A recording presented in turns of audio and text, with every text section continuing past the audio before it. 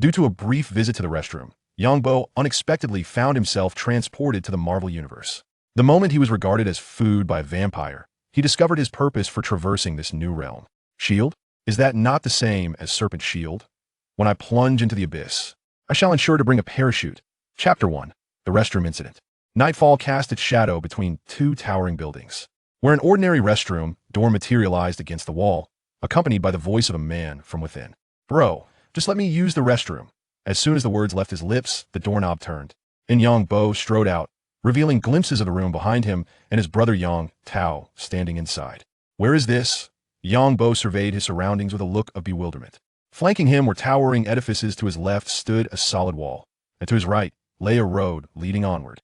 "Bro," he instinctively reached out, only to meet the cold, damp surface of the wall. Inhaling deeply, Yongbo's expression shifted dramatically.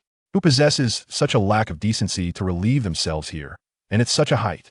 Gazing at the shadow on the wall, an unsettling feeling crept into his mind, and he instinctively recoiled, but the pressing urge to relieve himself left him hesitating. Surely, a living man cannot succumb to the agony of a full bladder if others can relieve themselves. So can I. A screeching halt pierced the air, prompting Yongbo to glance over, where a black van had come to a stop at the alley's mouth. Two burly men emerged from the vehicle and approached him directly.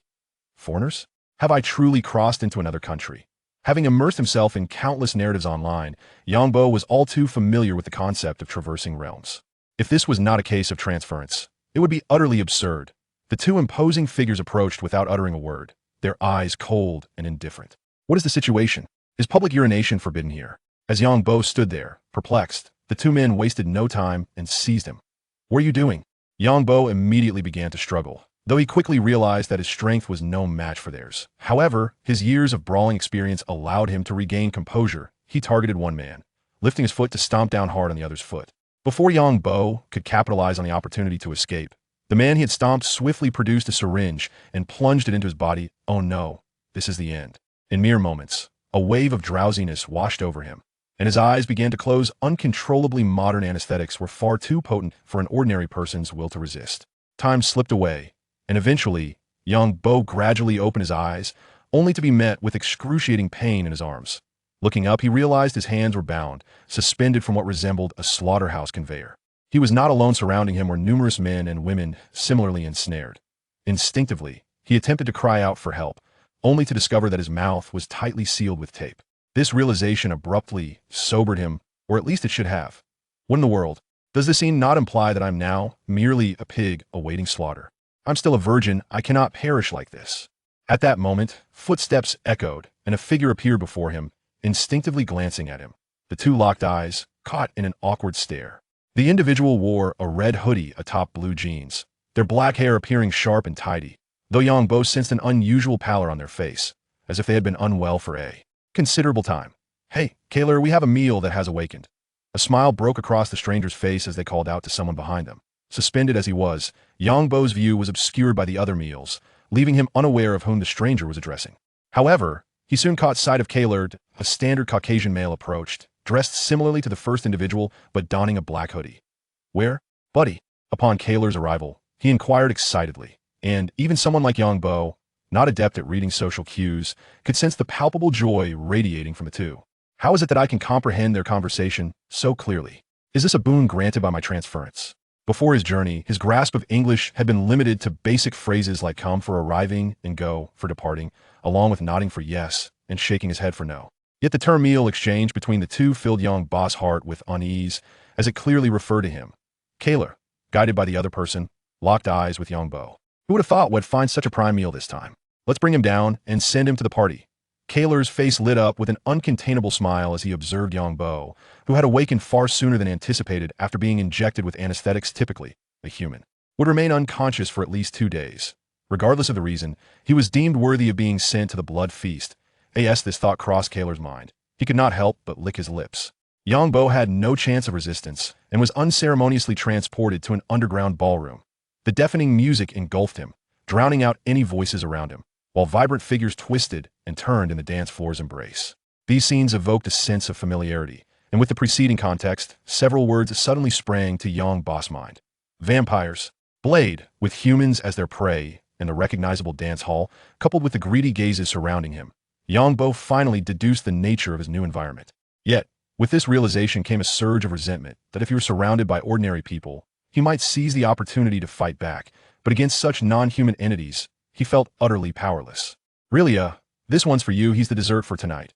A provocatively dressed woman approached, and upon hearing Kaler's words, she extended her hand to take Yongbo, smiling alluringly as she said, I never expected such a delightful. Fine this time. As she caressed Yongbo's face, a smile graced her lips. Ah, handsome, today is surely a day you shall never forget. The tape binding Yongbo's mouth had loosened over the course of the day. With a gentle twist of his head, he freed himself and calmly gazed at the woman before him, uttering softly, Beauty, before I meet my end, could you allow me to shed my virginity? Chapter 2. The Ballroom Incident. Regrettably, the alluring and seductive vampire did not acquiesce to Yongbo's request. The reason was simple. Just as humans would not indulge in a delectable dish of fragrant stir-fried pork at their fingertips, she was solely interested in Yongbo's blood. And whether or not he was a virgin was of no concern to her. The music in the underground ballroom grew increasingly deafening, the atmosphere gradually reaching a fever pitch. Cast aside on the sofa, Yongbo coldly observed the throng in the dance floor, momentarily ignoring the opportunistic female vampire beside him. One could only wonder how many others among this crowd were akin to him, mere sustenance. At that moment, a pungent scent of rust infiltrated Yongbo's nostrils, causing him to instinctively furrow his brow. A deluge of liquid cascaded from the ceiling of the ballroom. Yet the frenzied humans in the dimly lit environment remained oblivious to the unfolding anomaly, their eyes closed as they reveled in their final moments of ecstasy. The scent of blood stirred the repressed instincts of the disguised vampires, who could no longer contain their primal urges, baring their fangs. Here it comes. Yongbo cast a glance at the beauty beside him, who also revealed her fangs, a flicker of madness dancing in his eyes. Oh, my dear beauty, how I wish to curse you. Of course, I do not mean that literally. Seizing the moment when the vampire, Reimagined, was momentarily distracted, Yongbo sprang from the sofa, his head colliding forcefully with her face, a blinding dizziness threatening to engulf him. Damn it, the physical prowess of vampires surpasses that of humans. Even with Yongbo's intent to perish together, he merely succeeded in transforming her nose into something reminiscent of Voldemort's. With a resounding thud, Yongbo was flung backward, a searing pain radiating from his abdomen as he was effortlessly kicked away.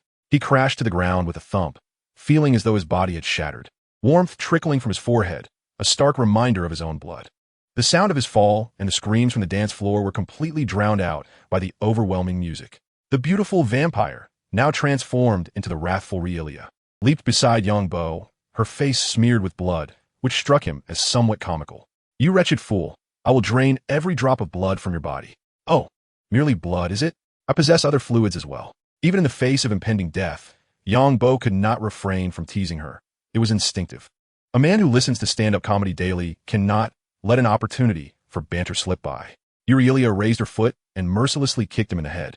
A buzzing sound enveloped him, and he found himself engulfed in darkness, the ensuing pain overwhelming him. Food, you have truly enraged me, Reimagined growled, seizing Yongbo and hoisting him from the ground, her eyes fixed intently upon him. Come on, hurry, while it's still warm.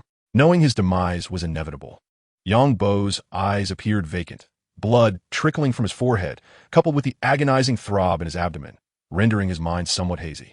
All he desired now was to surrender to sleep. A chilling sensation coursed through his neck, and he realized he had been bitten. Weakness enveloped him, yet he summoned the last of his strength to open his eyes. Before him, he beheld the shimmering golden hair and alabaster cheeks of his assailant, along with their charmingly animated ears. With his remaining vigor, he whispered into their ear, to speak the truth, you are indeed quite beautiful. Without a moment's hesitation, he sank his teeth into the delicate flesh of their ear. The human bite force typically ranges from 23 to 68 kilograms, and although Yongbo felt somewhat feeble, the adrenaline surged within him, enabling him to bite down on the ear. Blood filled his mouth, and he savored the taste of a lovely ear. If you seek my life, huh? Lying on the cold floor, he sensed the temperature around him plummeting, an overwhelming drowsiness washed over him, and he faintly heard a thud, reminiscent of someone kicking down a door. Yet, none of it mattered to him anymore. All he wanted was to relieve himself. Moments later, Yongbo suddenly opened his eyes wide, gasping for warm air, the environment around him evoking a sense of familiarity. Turning his head, he spotted the mottled wall bearing the marks he had left behind. Isn't this the place I originally traversed to? Am I resurrected? The taste of blood and the sharp pangs of pain felt all too real to be a mere dream. Just then, an electronic synthetic voice echoed in his mind. Vampire and Hunter module loading. Loading successful. Please choose a profession. Vampire, Vampire Hunter. Is this the cheat code activating? Without hesitation, Yongbo prepared to select Vampire Hunter. He never wished to feel like prey again. System, are you there? No matter how much he called out, there was no reply. He silently declared, I choose Vampire Hunter. Vampire Hunter class change successful. To change profession, please collect the corresponding materials. A wave of warmth surged through his body, as if something within him had transformed, though he could not pinpoint the exact nature of the change. Is that it? This seems rather perfunctory. After turning over every possibility, he found no discernible changes in his abilities, leaving him somewhat disheartened.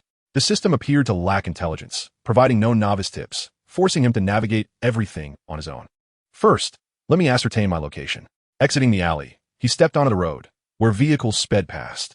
In that moment, he felt fortunate to have traversed in a modern society.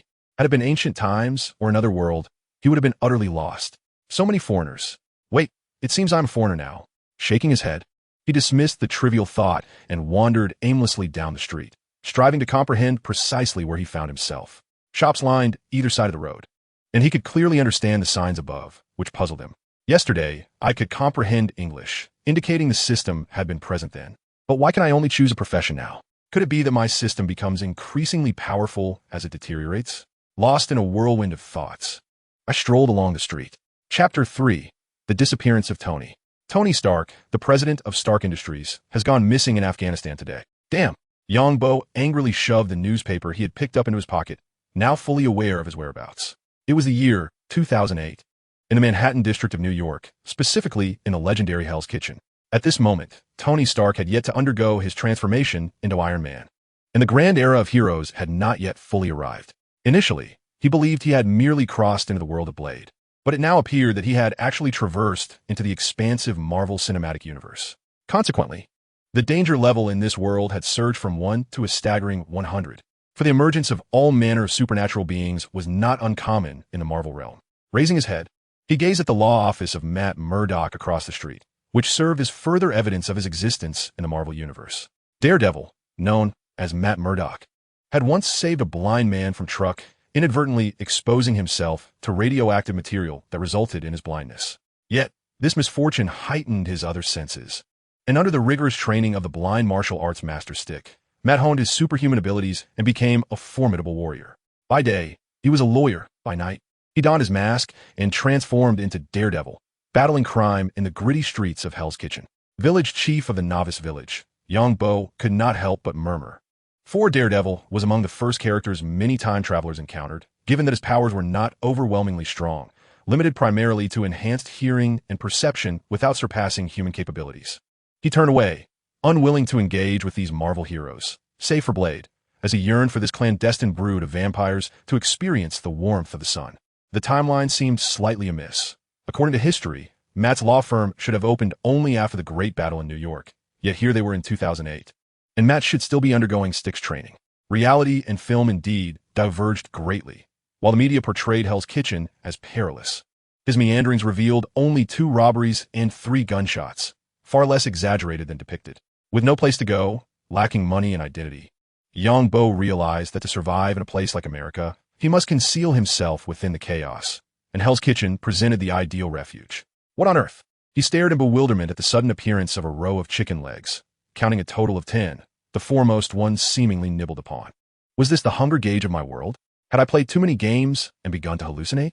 This notion was fleeting, for whether he closed his eyes or shifted his gaze, the array of chicken legs remained conspicuously in his line of sight, while passers-by exhibited no awareness of any anomaly, indicating that this peculiar sight was visible only to him. Could it be that my cheat is not a system, but rather my world? If he has indeed transformed into a real-life Steve, then everything begins to make sense. The miraculous resurrection, the vampire mod, the line of chicken legs before me, and the utterly unresponsive system.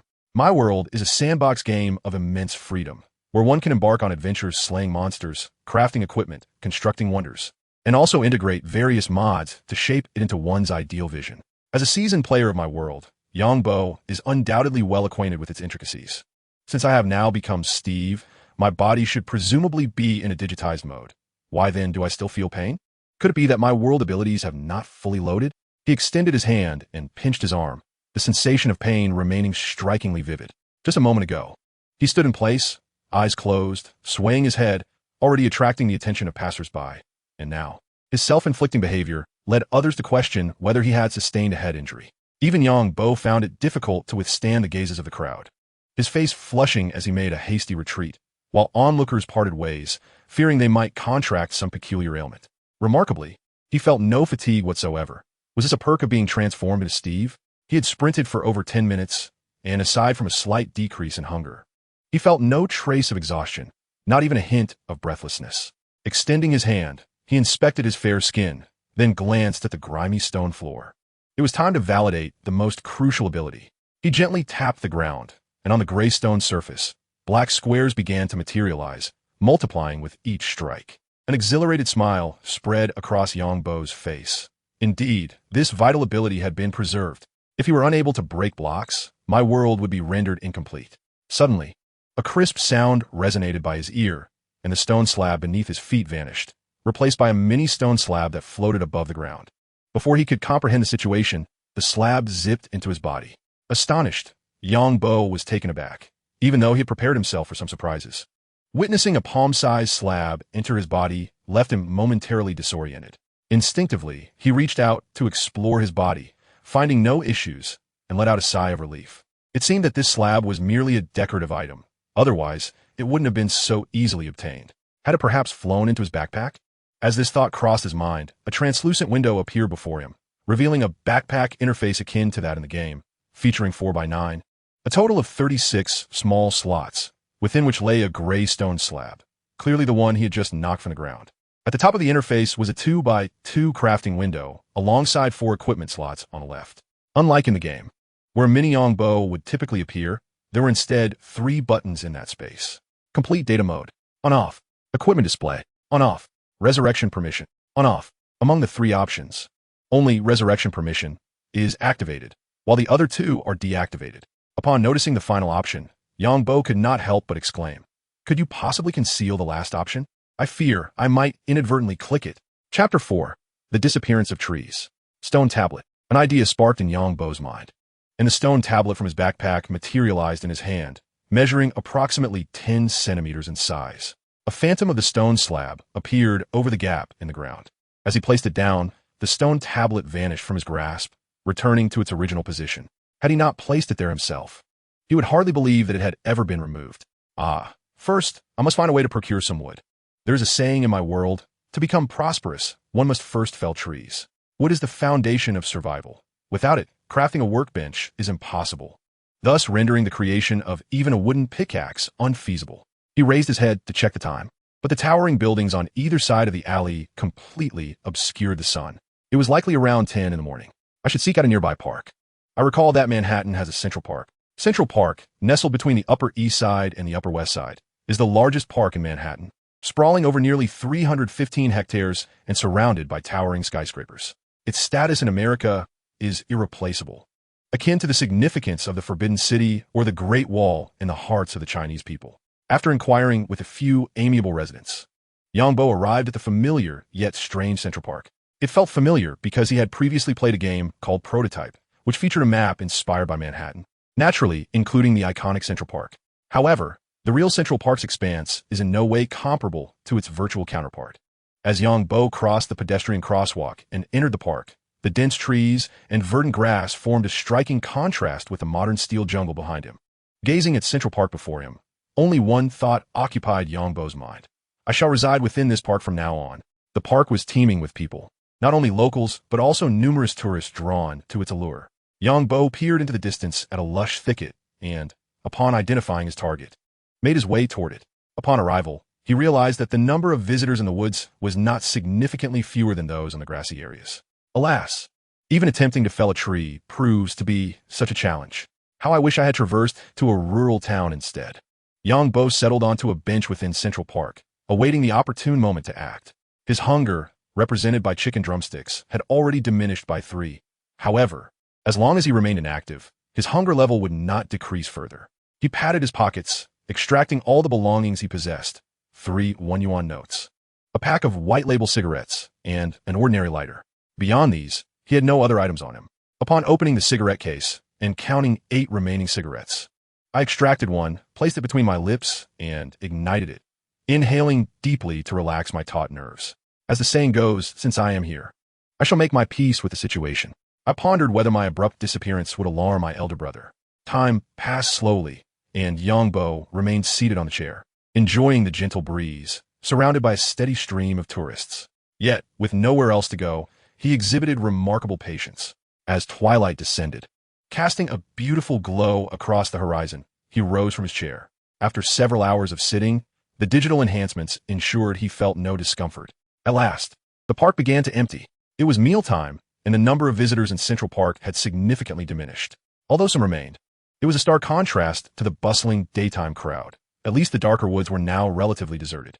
Venturing into the woods, Yangbo approached a massive tree, its trunk thick enough to require 2 people to encircle it. He worried that a thinner tree would not yield the necessary planks. Knock, knock, knock.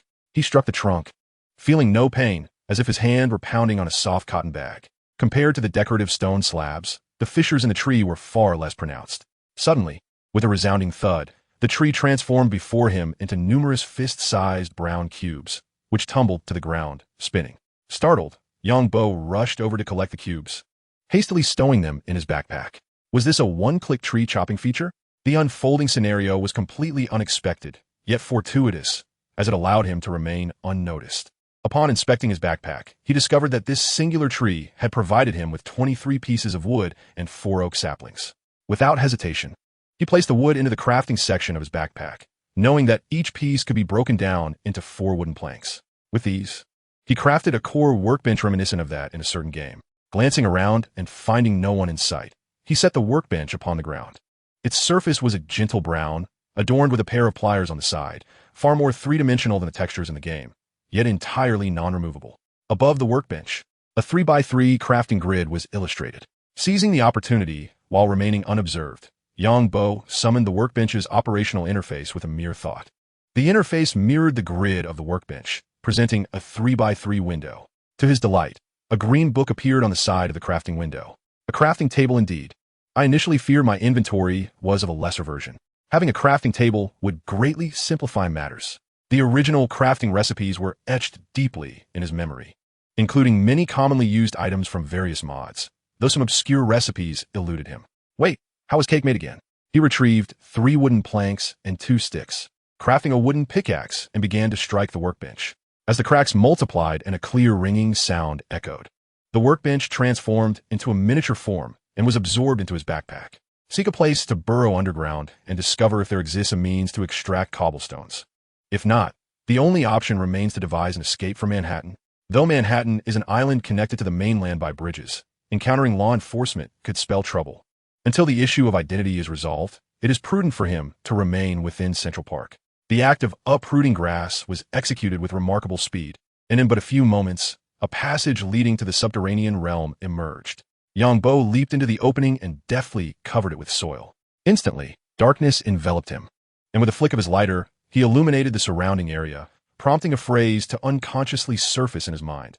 Resting in upright graves, our ancestors surely thrive. Chapter 5, Survival in the Cavern. The faint glow of the lighter was a precious beacon within the cave. Observing the earth around him, thick with various roots, Yangbo remained still, acutely aware that this was the tangible world, and he feared suffocating as he delved deeper underground. Releasing the lighter, he stood motionless for approximately 10 minutes, experiencing no sensation of asphyxiation or discomfort.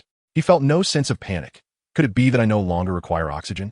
Inhaling deeply the earthy scented air, a smile crept across Yangbo's face.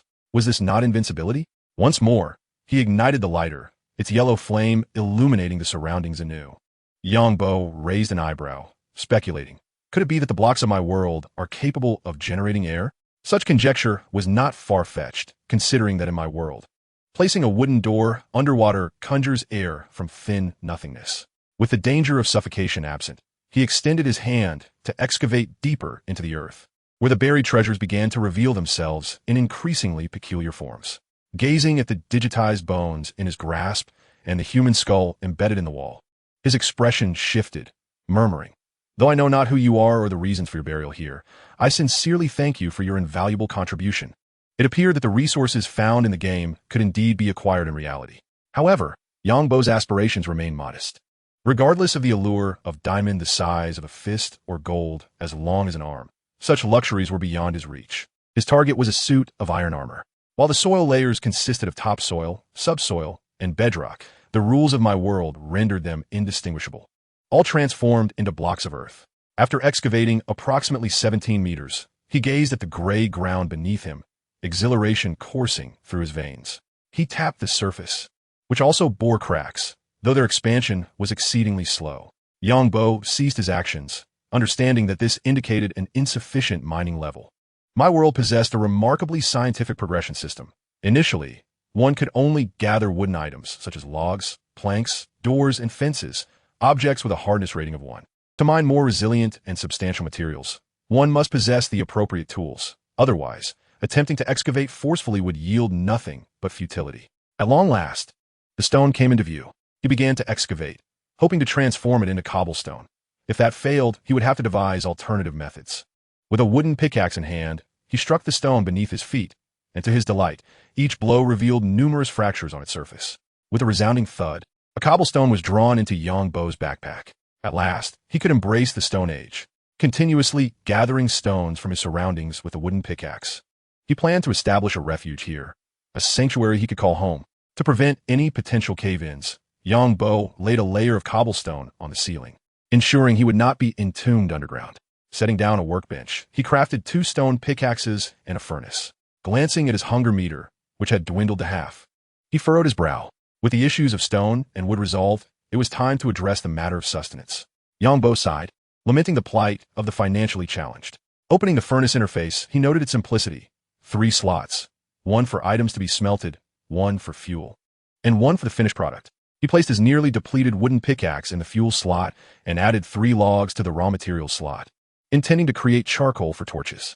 The moment he placed the logs inside, the furnace ignited, flames flickering from its window. In contrast to the game, the flames in reality appeared far more vivid, illuminating the modest space around him. Under normal circumstances, the furnace required 10 seconds to smelt each item. For Yangbo, that duration was but the blink of an eye. He retrieved the charcoal from the furnace, combining it with sticks to craft 12 torches. They would suffice for now, as he had no immediate need to mine. In reality, minerals were not ubiquitous.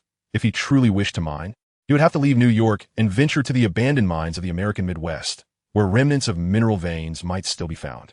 Crafting a complete set of stone tools from cobblestone, he wielded the stone sword with ease, expanding his room slightly and selecting a suitable spot to raise the ceiling a bit higher. He took the saplings he had previously collected and planted them in the soil. Satisfied with the height above him, he nodded approvingly. It was time to test if they could grow underground. From his backpack, he retrieved the bones contributed by an unnamed volunteer, using the crafting table to convert them into bone meal. In the world he inhabited, bone meal acted as a fertilizer for plants, capable of accelerating their growth when applied. With the crumbled white powder in hand, resembling a mosaic of sorts, he aimed it at the sapling, silently wishing for its activation. A multitude of green particles appeared, merging into the sapling, yet this time, the bone meal failed to hasten its growth. If one attempt was insufficient, he would simply try again. After expending 4 bone meal, a block-formed oak tree manifested in the basement, which had previously felt somewhat spacious, but now seemed rather cramped.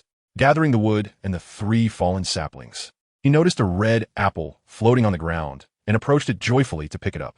Finally, there was something to eat. He extracted the vibrant apple and, without a moment's hesitation, bit into it. The crisp texture combined with its delightful sweetness made Yangbo feel it was the most delectable apple he had ever tasted.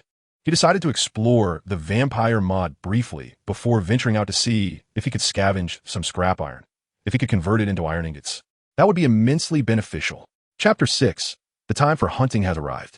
He also needed to devise a way to acquire bones, as the growth rate of plants without bone meal was agonizingly slow, and he was uncertain of the location of the American Baobao Mountain.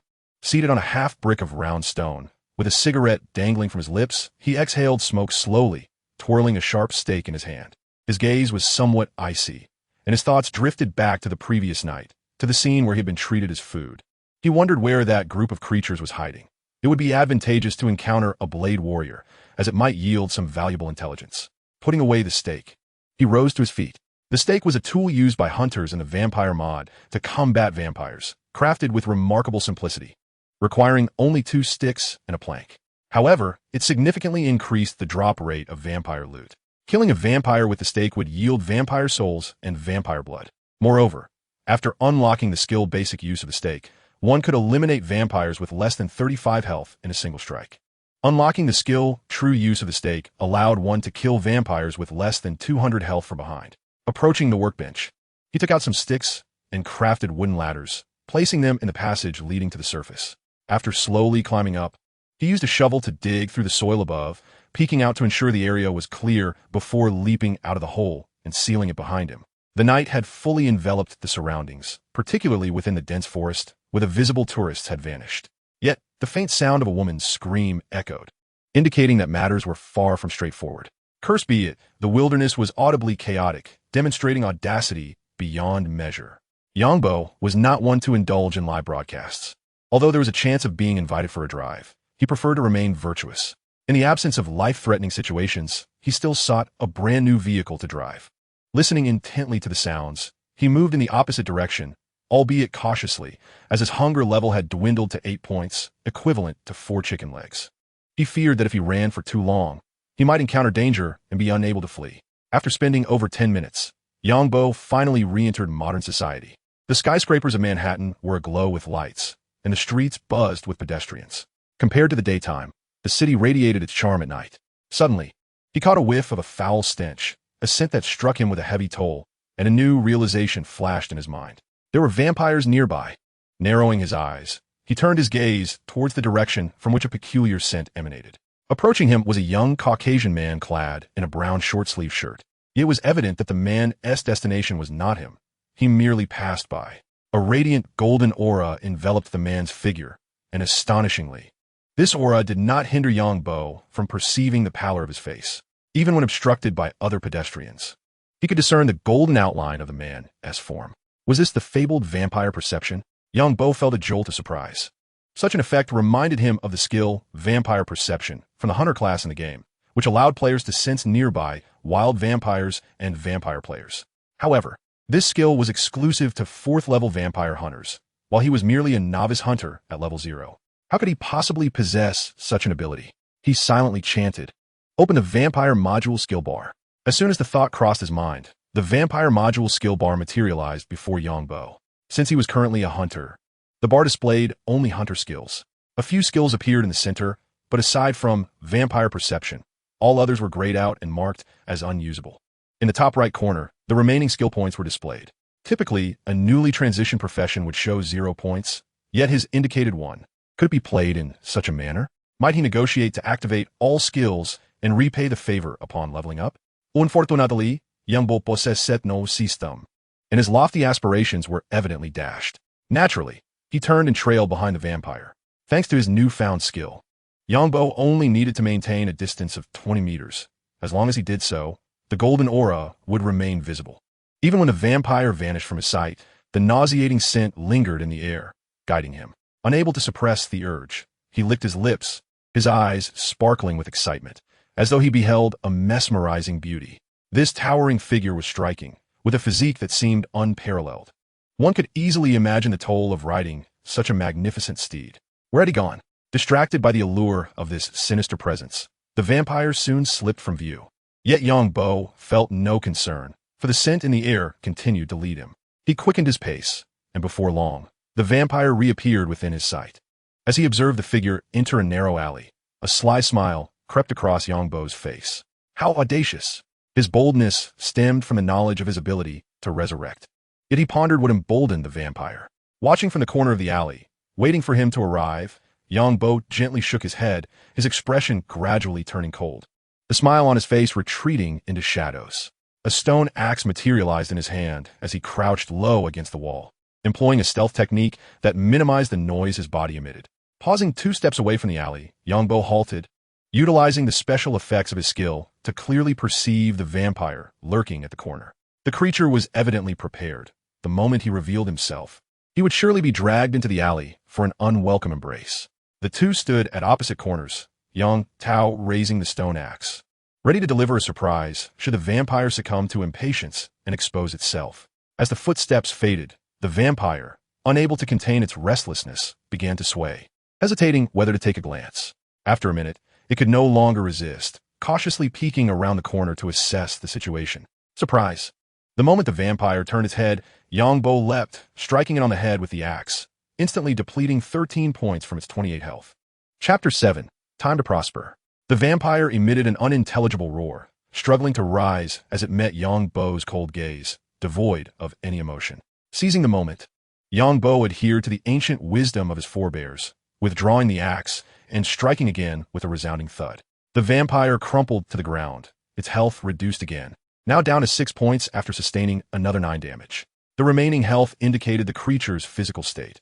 Even with its monstrous resilience, the vampire could only endure so much. Recognizing its critical condition, Yang Bo's axe vanished, replaced by a specialized stake for hunting vampires. Without a hint of compassion, he raised the wooden stake high and plunged it into the creature's back. The heart, he presumed, lay to the left. Yet, the sharp stake failed to penetrate its defenses. And noticing the number 1 hovering above the vampire's head, Yang Bo felt a twinge of frustration. The vampire's health had not dipped below the 15 threshold, rendering his stake merely a symbolic gesture, inflicting a mandatory 1 point of damage. Undeterred, he pressed on, the speed of his attacks with the stake far surpassing that of the axe. As the vampire's health dwindled to 4 points, the stake pierced effortlessly. And with a piercing scream, the vampire's body ignited from within, ultimately disintegrating into a pile of black ash. Surprised by the loot that fell from the vampire, Yang Bo's previously icy demeanor thawed momentarily. He stepped forward, collecting the fallen items into his backpack. Indeed, treasures could be garnered. Yang Bo cast a glance around, noticing that several windows had illuminated, clearly drawn by the final, anguished cries of the vampire. He dispersed the ashes left behind by the creature with his foot, only to be surprised by the discovery of numerous metallic objects kicked forth from the remnants. To his astonishment, it seemed some items had indeed survived. After all, if the natural temperature at the vampire's demise could reduce clothing to mere ash, it would be quite extraordinary for all metals to vaporize as depicted in films. They would then be no longer vampires, but rather walking self-destructing vehicles. He picked up a gleaming necklace from the ground and turned to leave, unable to suppress a disdainful spit as he did so. Popper. His hands trembled slightly with excitement, barely under his control. Approaching a bench placed by the roadside, he settled down and opened his backpack to inspect the spoils he had acquired. Vampire Fawn 1, Vampire Blood 1. Luck was on his side. The very first vampire had dropped vampire blood. The vampire blood was a crucial ingredient for crafting blood potions, which would provide players with at least 3 different random status effects. Though the efficacy of such potions relied on fortune, humanity has always held an enigmatic confidence in luck. And Yang Bo was no exception. Sitting on the bench, he steadied his emotions before rising once more to stroll along the path. Knowing he could sense the presence of nearby vampires and that they dropped materials, it would be remiss not to seek out solitary vampires and demonstrate his fervor, especially considering the gratitude owed for having been drained of life essence. Yang Bo was indifferent to the vampire's lair. Currently, he was ill-equipped to confront multiple vampires. Even if he knew their stronghold's location, his strength was insufficient to breach it, which was why he had refrained from inquiring about the information the earlier vampire possessed. After wandering for over 10 minutes, a familiar scent wafted through the air once more, igniting Yang Bo's excitement. He turned to see a strikingly attractive black woman sauntering down the street, her tall and alluring figure captivating the gaze of the surrounding men. In stark contrast to the previous pale vampire, her complexion bore no hint of pallor. Rather, her exposed skin glistened as if coated in a layer of oil, reflecting the ambient light in a manner that beckoned one to reach out and explore whether her voluptuous form was indeed as enticing as it appeared. Without hesitation, Yang Bo trailed behind her again, but soon sensed something amiss. He realized he was not the only one following her. A few men, dressed like thugs, were also in pursuit. Has Manhattan become this competitive? Must one now queue to hunt vampires? Observing the 3 men ahead as they walked and paused, he deliberately moved closer and strained to overhear their conversation. Hey, let's stick with this girl. Once we're in a secluded spot, we'll have quite the time. That figure is simply divine. Garcia, you're absolutely right. Oh, look at that ample backside. I swear she could drain you dry. The lascivious voices of the 3 ruffians echoed, leaving Yang Bo speechless as he gazed with pity upon these miscreants, all ensnared by the allure of a vampire. Under the cloak of night, the vampire emerged from her hiding place, seeking suitable prey. Not far ahead of Yangbo, the vampire Eva similarly sought her next meal. Casting a discreet glance over her shoulder at the quartet behind her, a satisfied smile gracing her lips. How splendid it is to have meals delivered to one's doorstep every day, she mused, instinctively licking her lips. With a catch already in her net, Eva began to sway her hips toward the secluded spot. Yangbo could not help but scoff at the scene, pondering if all these vampires hailed from the same school of seduction, employing the same tired tactics. Despite his internal mockery, Yangbo did not hesitate to follow the trio of would-be assailants, observing the vampire who occasionally glanced back at them. As the flow of pedestrians thinned, the three ruffians hastened their pace, encircling their target. The leader, wearing a lascivious grin, called out, "Hey there, sweetheart. Care to join us for some fun?" "Yes, you'll enjoy yourself." The African vampire, unperturbed, smiled at the encroaching trio, exuding an air of confidence. "Oh, all three of you are interested?" Then, casting a glance at Yangbo, who stood cheerfully at a distance, the vampire added, "How about you join us too?" "Why not?" Yangbo replied without a moment's hesitation, grinning as he stepped closer to the group. Chapter 8. The five of us. Yangbo's unexpected participation did not elicit any disdain from the three ruffians. Rather, it ignited their peculiar interest, heightening their excitement. "You go first." No, you big brother, go ahead. Or perhaps let our new brother take the lead." They exchanged pleasantries as they followed the vampire to a corner, and Yangbo, observing the camaraderie, couldn't help but marvel at the genuine bonds that existed in the world. "Then allow me to go first," he chuckled, stepping forward to face the African vampire. They exchanged glances, both revealing expressions of satisfaction. A handsome Asian lad, how delightful. In an unexpected turn, before the vampire's seductive gaze could fade, Yangbo sprang forward, delivering a swift blow that sent her crashing to the ground. The sudden shift left the three ruffians momentarily stunned. "Oh shit." They hastily drew their firearms, aiming them at Yangbo. One of the Mexican fellows nervously warned, "Hey, friend, don't move, or I won't hesitate to send a bullet your way." His words were abruptly cut off by a howl as the downed female vampire sprang back to her feet, propelled by rage, lunging at an unsuspecting ruffian. "Help me!"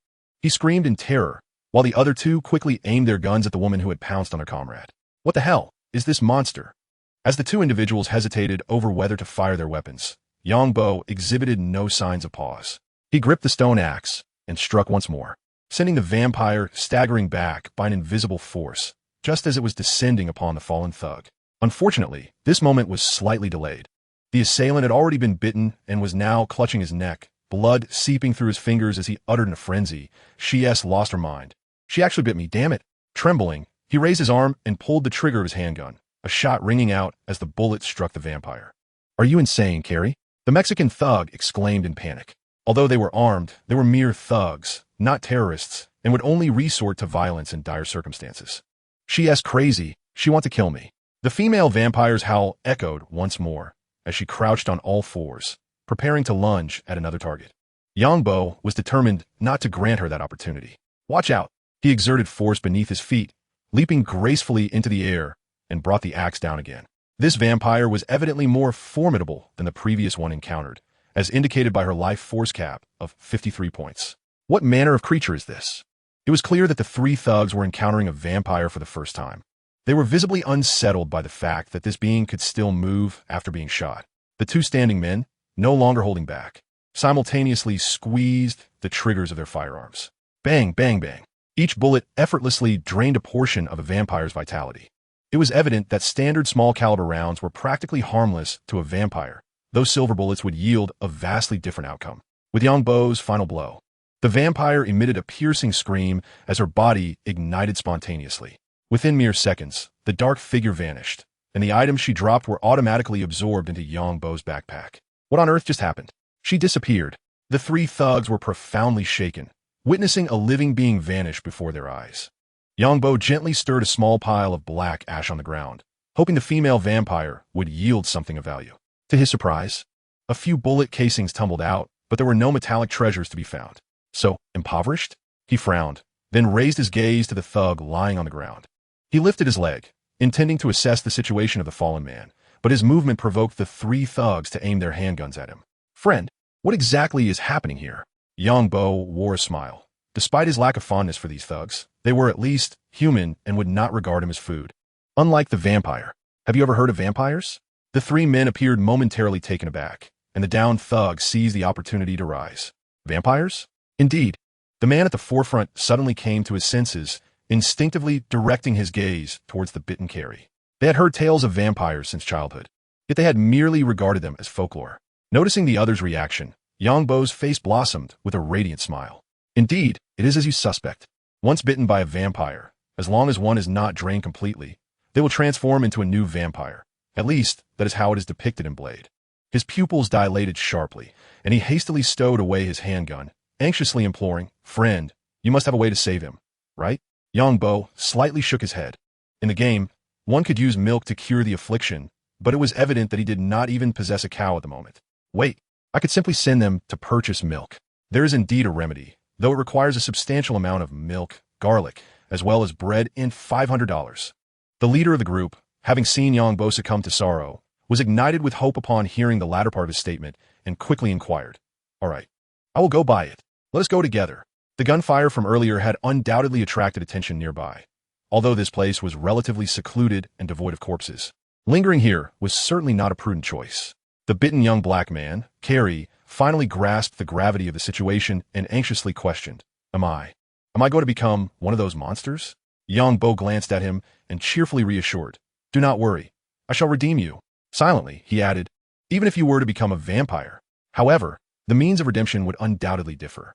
As they traversed the tranquil path, the leader and another companion supported the weak-kneed Carrie, suddenly inquiring, "Are you a hunter of those monsters?" "Indeed, I am a vampire hunter," Yangbo declared earnestly. "I will ensure that these creatures, who feast upon humans, learn who the true hunter is." Chapter 9. Even hunters must eat. Yangbo sat in a flamboyant automobile, possessing little knowledge of its brand. For him, as long as it kept him dry in the rain, it was a good car. Before his journey, he had never even owned a vehicle, leaving him unacquainted with this particular model. The car belonged to Leo, the Mexican leader of their trio. He is starting to show symptoms. Is there any rope in the car? Let's tie him up to prevent any harm. Yangbo, seated in the passenger seat, observed Carrie, who was half reclining in the back seat, his eyes tightly shut, his forehead beaded with sweat, and his gray sweatshirt thoroughly drenched. Hearing this, Leo quickly nodded. "There are tow ropes in the trunk. I will fetch one. That will suffice."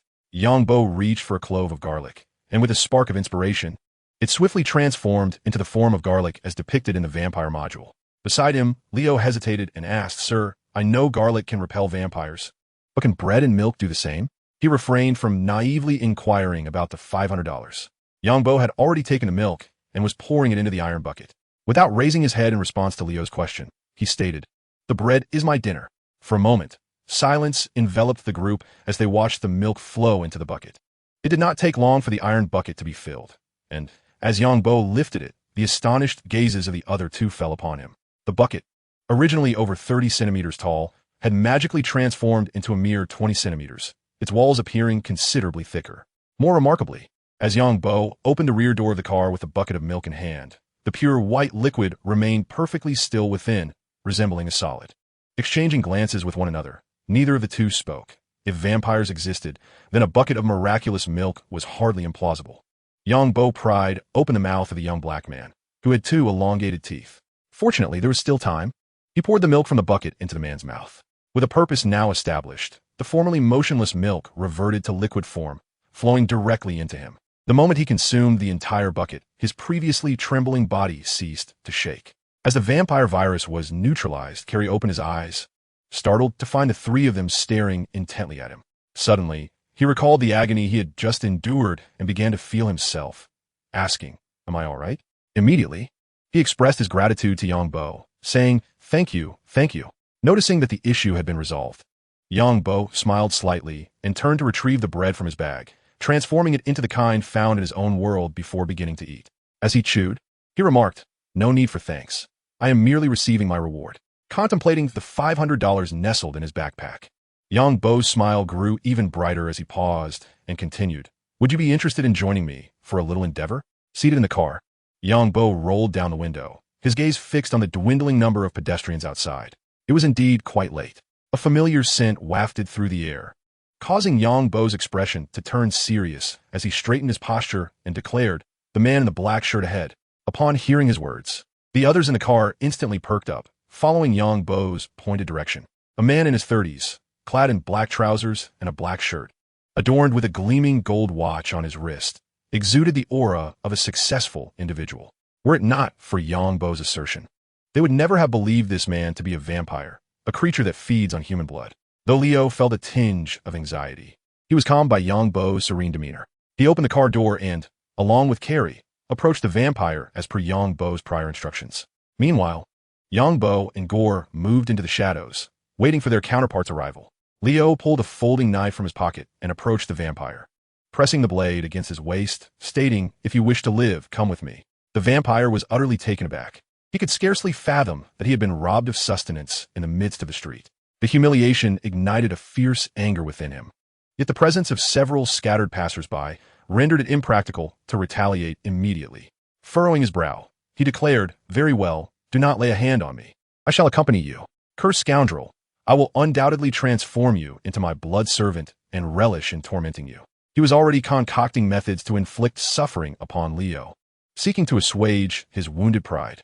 Vampires exist in a hierarchy, and he, being a prominent figure among them, seldom had the need to forage for food. Today's misfortune was merely due to his vehicle encountering mechanical issues, leading him to wander the streets. Yet, he never anticipated such an ordeal. As he stepped into the shadows, his rage became unbearable, and he immediately began to transform. His eyes glowed a vivid crimson, and his mouth revealed two sharp fangs. "Cursed scoundrels, I shall ensure you suffer." Before he could finish his threat, a stone axe magnified before his eyes, and with a resounding thud, he was felled in a single blow. Witnessing Yong's strike, the other three did not remain idle. They swiftly brandished silver knives, aiming them at the vampire's form. The lethal potency of the silver weapons was evidently greater than that of Yang's axe. The skin surrounding the punctured areas turned ashen, resembling decay. Yang watched as the vampire's life force, once robust, diminished by half in the blink of an eye. Raising his axe again, he struck the vampire's mouth, abruptly silencing its cries. He retrieved a wooden stake and plunged it into the vampire, utilizing the unique properties of the game to repel the foe, leaving no opportunity for retaliation. Hurry, act swiftly. Upon hearing this, the three men rushed to search for spoils around the vampire, now pinned against the wall by Yang. 2 minutes later, the four men observed as the vampire ignited silently, transforming into ash that dissipated into the air. Thus, they hoped for a fruitful collaboration in the future. Yang gazed at the smoldering remains with a satisfied smile. Chapter 10. Harvest and Return. The dawn's light lifted the veil of night, unleashing a brutal morning radiance. Heralding a new day, Yang sat in the car, a cigarette perched at the corner of his mouth, exhaling a wisp of smoke as he glanced at his companions within the vehicle. "Let us depart. Take me to Central Park. This group will not emerge during the day. Ordinary vampires in the Marvel Universe cannot withstand direct sunlight. By day, they retreat into shadowy corners." After a night's endeavor, they had dispatched 7 vampires, a figure far less than Yang had anticipated. Casually flicking the cigarette, but in an arc onto the road, the car set forth towards Central Park. A little over 10 minutes later, the vehicle came to a steady halt beside the park. Leo, the driver, inquired, "Sir, shall we return tonight?" Leo and the others had now tasted success, having contributed to the demise of 6 vampires, yielding a significant reward. Yongbo cast a glance at Leo, smiled, and remarked, "Of course, please take care of what you acquired last night. Come here to fetch me in the evening, and also find a way to procure a phone card for me." With that, he opened the car door, stepped out, and proceeded toward the depths of the park. While Leo and his companions drove away, the sun had only just begun to rise, and a chill of dawn enveloped the park. Occasionally, a few nameless birds flitted across the sky. Yongbo surveyed the lush green grass around him. Had it not been for the dew glistening upon it, he would have longed to lie down and indulge in a peaceful slumber. Despite a night devoid of sleep, and having activated the data process, he felt no fatigue.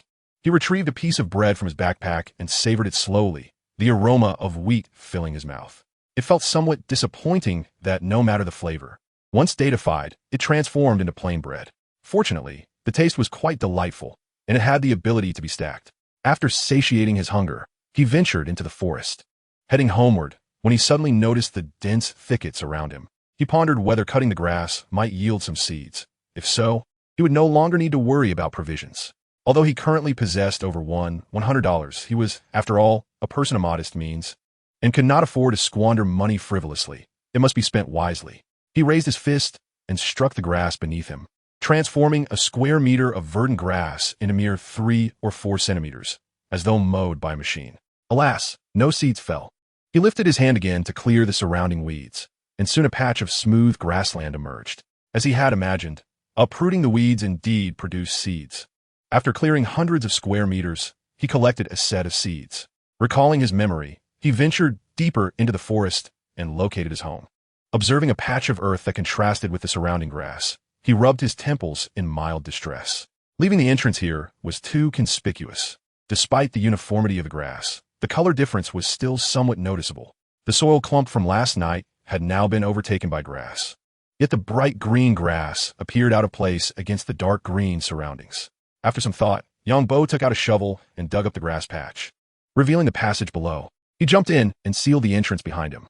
Today he planned to expand his home and plant some wheat, leaving the entrance issue for another time. If necessary, he could always excavate a tunnel leading to the sewer outside. After all, the residents of New York sewers would not miss him. He first cut down the fully grown oak trees, further extending the boundaries of his forest, thus alleviating concerns about insufficient timber. The iron ingots posed a dilemma. Did he truly need to order them from a steel mill? Yangbo scratched his head in frustration. Purchasing steel would be exorbitantly expensive, and the meager amount he had earned from slaying vampires was insufficient. Just then, he was startled by the sound of footsteps nearby. He swiftly turned to see a hunter from the vampire module wandering aimlessly at the edge of the forest. Dressed in an elegant black tailcoat topped with a hat and adorned with a dashing cape, he remained, regrettably, a mere block figure. Upon spotting his counterpart, Yangbo's previously anxious demeanor transformed into exhilaration as he dashed forward, gazing at the vampire hunter before him, who stood approximately 6 feet tall. The opportunity to refresh the vampire hunter and elevate his hunter rank was indeed a remarkable prospect. Leveling up before reaching level 5 was relatively straightforward. One merely needed to locate the newly spawned vampire hunters in the wilderness, engage in dialogue, and submit the required items to enhance their professional standing and acquire skill points for new abilities. Upon accessing the operational interface, he noticed a solitary box with a prominent inscription above it. To train, please submit 1 vial of vampire blood. Without a moment's hesitation, Yangbo retrieved a vial of vampire blood from his inventory and placed it in the box. After confirming the submission, the text transformed. To train you, please pay 5 vials of vampire blood. Yangbo glanced at the 2 remaining vials in his inventory and sighed in resignation.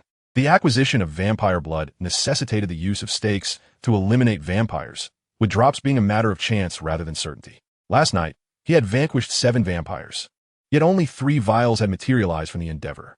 He would need to devise a strategy to locate the vampires' congregation sites. Lacking the means to level up, Yangbo decided to expand his home first and explore materials that could be converted into iron ingots. After more than an hour of dedicated effort, his abode had undergone a remarkable transformation. The previously cramped and dim basement had been reimagined into a spacious 2-level layout, banishing any remnants of its former gloom. Clapping his hands together, Yangbo beamed at his creation, nodding in satisfaction. He resolved to venture out to procure some items, starting with a single bed. After all, sitting on the floor daily was hardly ideal. Ascending the ladder, he listened intently, detecting no other sounds. He excavated the grassy blocks above the tunnel and leaped out. Phew! No one was in sight. Exhaling deeply, Yangbo sealed the entrance and made his way towards the outskirts of Central Park. Opting for a different exit felt far safer. This method was simply too cumbersome. Chapter 11. A Chance Encounter with the Blade Warrior. Upon exiting the bustling furniture store, Yangbo's expression soured, his lips murmuring incessantly. A double bed sells for $2,000? You earn money faster than I can loot. Initially, he had believed that the over $1,000 in his pocket would suffice for some furnishings. However, upon entering the store, he realized they could rob you blind while still offering a few pieces of furniture. For a moment, he found himself perplexed. Should the streetlights display capitalists or vampires? It felt as though they were 2 distinct species, yet their hearts beat in unison. As he strolled along, he soon arrived at the bustling Times Square. Surrounded by colossal billboards and thriving shops, the throngs of people overwhelming his senses. Oh, my heavens! As Yangbo conformed to local customs, he exclaimed in astonishment, embodying the naivete of a country bumpkin. Having lived in a small 3rd-tier city prior to his journey, he had never encountered such high society. He had never even ventured to the bustling metropolises of Beijing, Shanghai, Guangzhou, or Shenzhen. It was the height of summer, and the surrounding scenery was resplendent. Goodness, that woman seems far from virtuous, he thought, observing a woman passing by, her attire revealing much to the breeze. In America, there is no such thing as the detestable safety shorts, and with no dowry to pay, having viewed nearly everything, he considered it a significant gain. It appeared that the concept of dowries did not exist abroad. For a moment, Yang Bo found himself reluctant to depart. Sitting on a bench and ostentatiously extracting a bottle of milk, left over from the previous night as purchased by Gore. He gulped it down heartily, but suddenly furrowed his brow, sensing the presence of a vampire. Was a vampire sunbathing in broad daylight?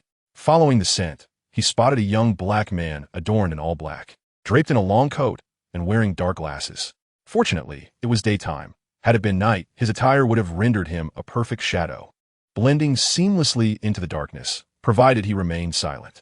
Upon seeing the figure, Yang Bo sprang to his feet, eyes alight with excitement. "Blade!" he exclaimed.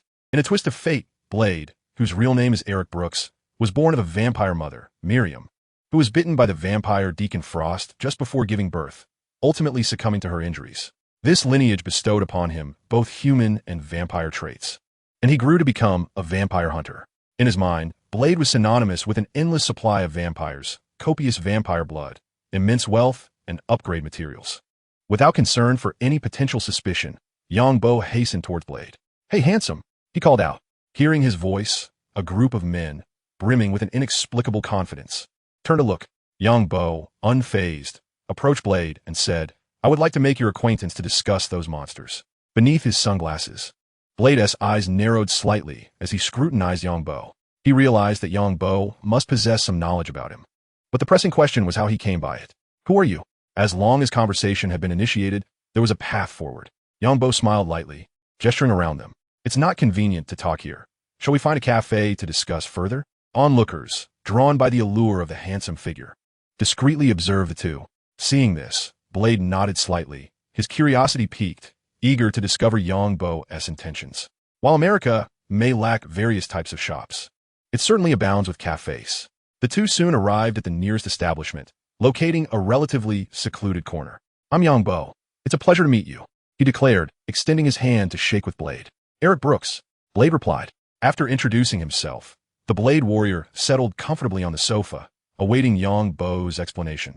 Sensing that Yang Bo was in need of his assistance, Yang Bo gazed at the Blade warrior, lightly tapping his fingers on the table as he organized his thoughts, stating, "I require information about the strongholds of those monsters. I can assist you in eliminating them." "Why?" In the Blade warrior's perception, Yang Bo appeared to be an ordinary human, without any distinguishing characteristics. He felt no surprise at how Yang Bo came to know him. Anyone familiar with vampires would undoubtedly be aware of his identity. Upon hearing the Blade warrior's words, Yang Bo's smile faded, and he looked earnestly at his counterpart, saying, "Why? You wouldn't comprehend the sensation of being suspended in a processing workshop, akin to a pig awaiting slaughter.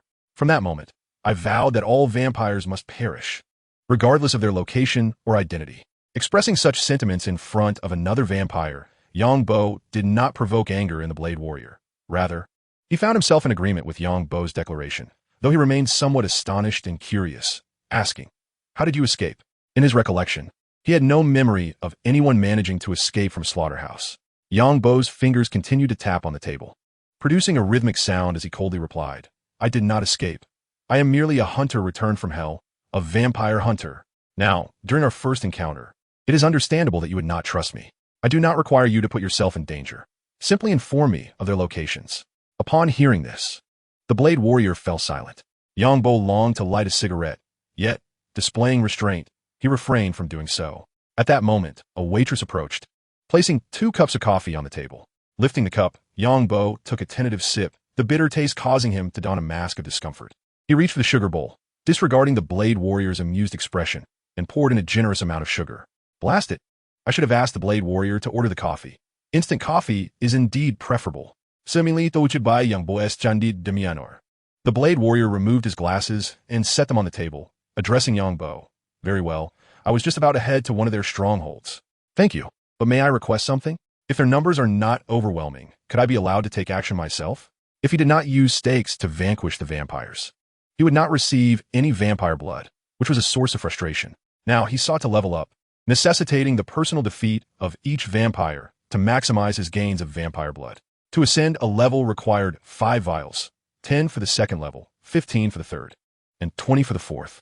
Even if the drop rate for vampire blood was 50%, he would need to slay at least 100, not accounting for the fees owed to the hunter NPC prior to each upgrade. Sighing, he pondered how it seemed that the number of vampires was not as plentiful as he had initially thought.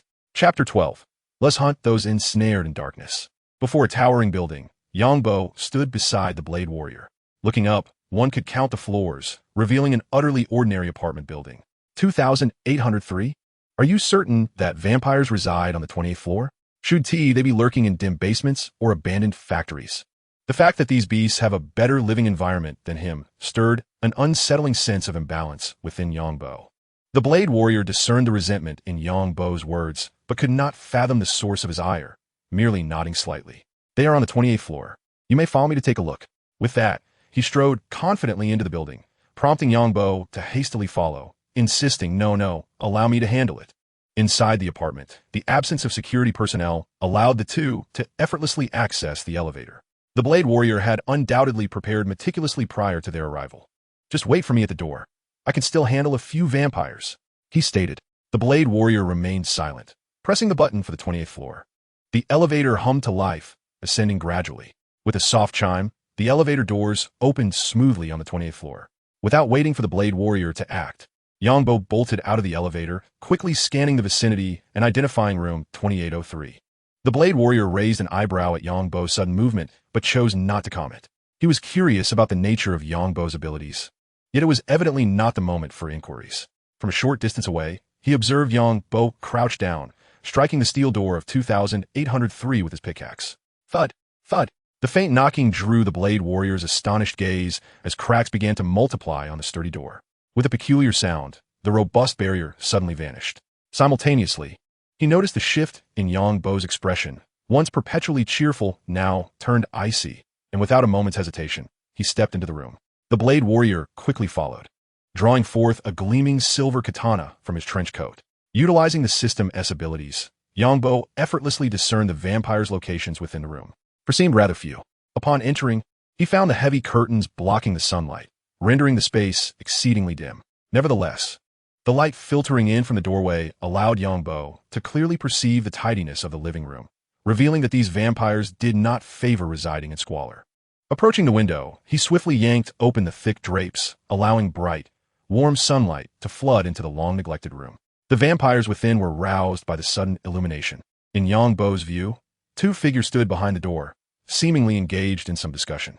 Ignoring them, he tightened his grip on the pickaxe and began methodically collecting the furniture and appliances within the living room, stuffing them into his backpack. Ah, the allure of free furnishings.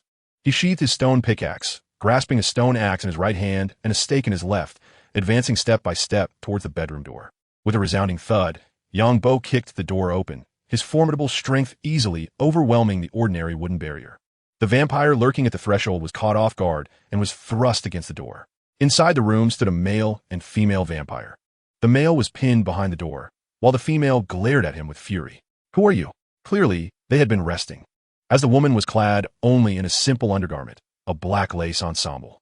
Hearing her question, Yongbo raised his stone axe and retorted, I am your father. He leaped forward with a light bound, devoid of any intention of mercy, swinging the axe towards her. The female vampire reacted swiftly, baring her sharp fangs and letting out a growl as she stepped back to evade his strike. Taking a bold step forward, he forcefully thrust the stake into her mouth. Hold this properly, he commanded. Raising the stone axe once more, he brought it down mercilessly upon her head. All of this transpired in a blink of an eye. The male vampire, finally reacting from behind the door, charged out and lunged at Yongbo. He sidestepped the attack, adhering to the principle of inflicting a grievous wound rather than a minor one, and swung the axe once again at the female vampire. A flurry of strikes had already reduced her health to below 15%. You shall be purified, Yongbo uttered softly, quoting a line from Vayne, the Night Hunter in League of Legends, feeling it perfectly suited the current scenario. The stake plunged into the female vampire's back, and due to her throat being previously injured, she could not emit a shriek but instead transformed into ashes, her face contorted in agony. The male vampire, clearly deeply connected to the deceased female, likely a lover, screamed, I will tear you apart. His eyes ablaze with rage, he charged at Yongbo, moving faster than before. Yongbo maintained his composure, evading the attack. and seized the moment of the male vampire's momentary stiffness to thrust the stake forward. His choice of weapon was simple. It was swift, compact, and he needed the enemy to be forcibly repelled, as time was of the essence. The other two vampires had already burst from their room, rushing towards the bedroom. With a crash, the male vampire collided uncontrollably against the wall. Yang Bo leapt slightly, bringing down his stone axe, triggering a critical hit. In his world, critical strikes were easily activated. Simply jumping and striking before landing would deal 15 times the damage. After spending considerable time in his world, he had developed an instinctive tendency to jump while attacking. Don't rush. I shall send you to her. Using both hands, Yang Bo no longer cared about the intervals between attacks, continuously leaping and striking. The male vampire was left helplessly pressed against the wall, seething with rage. Just as he attempted to step forward, he was forcefully slammed back against the wall by an overwhelming force.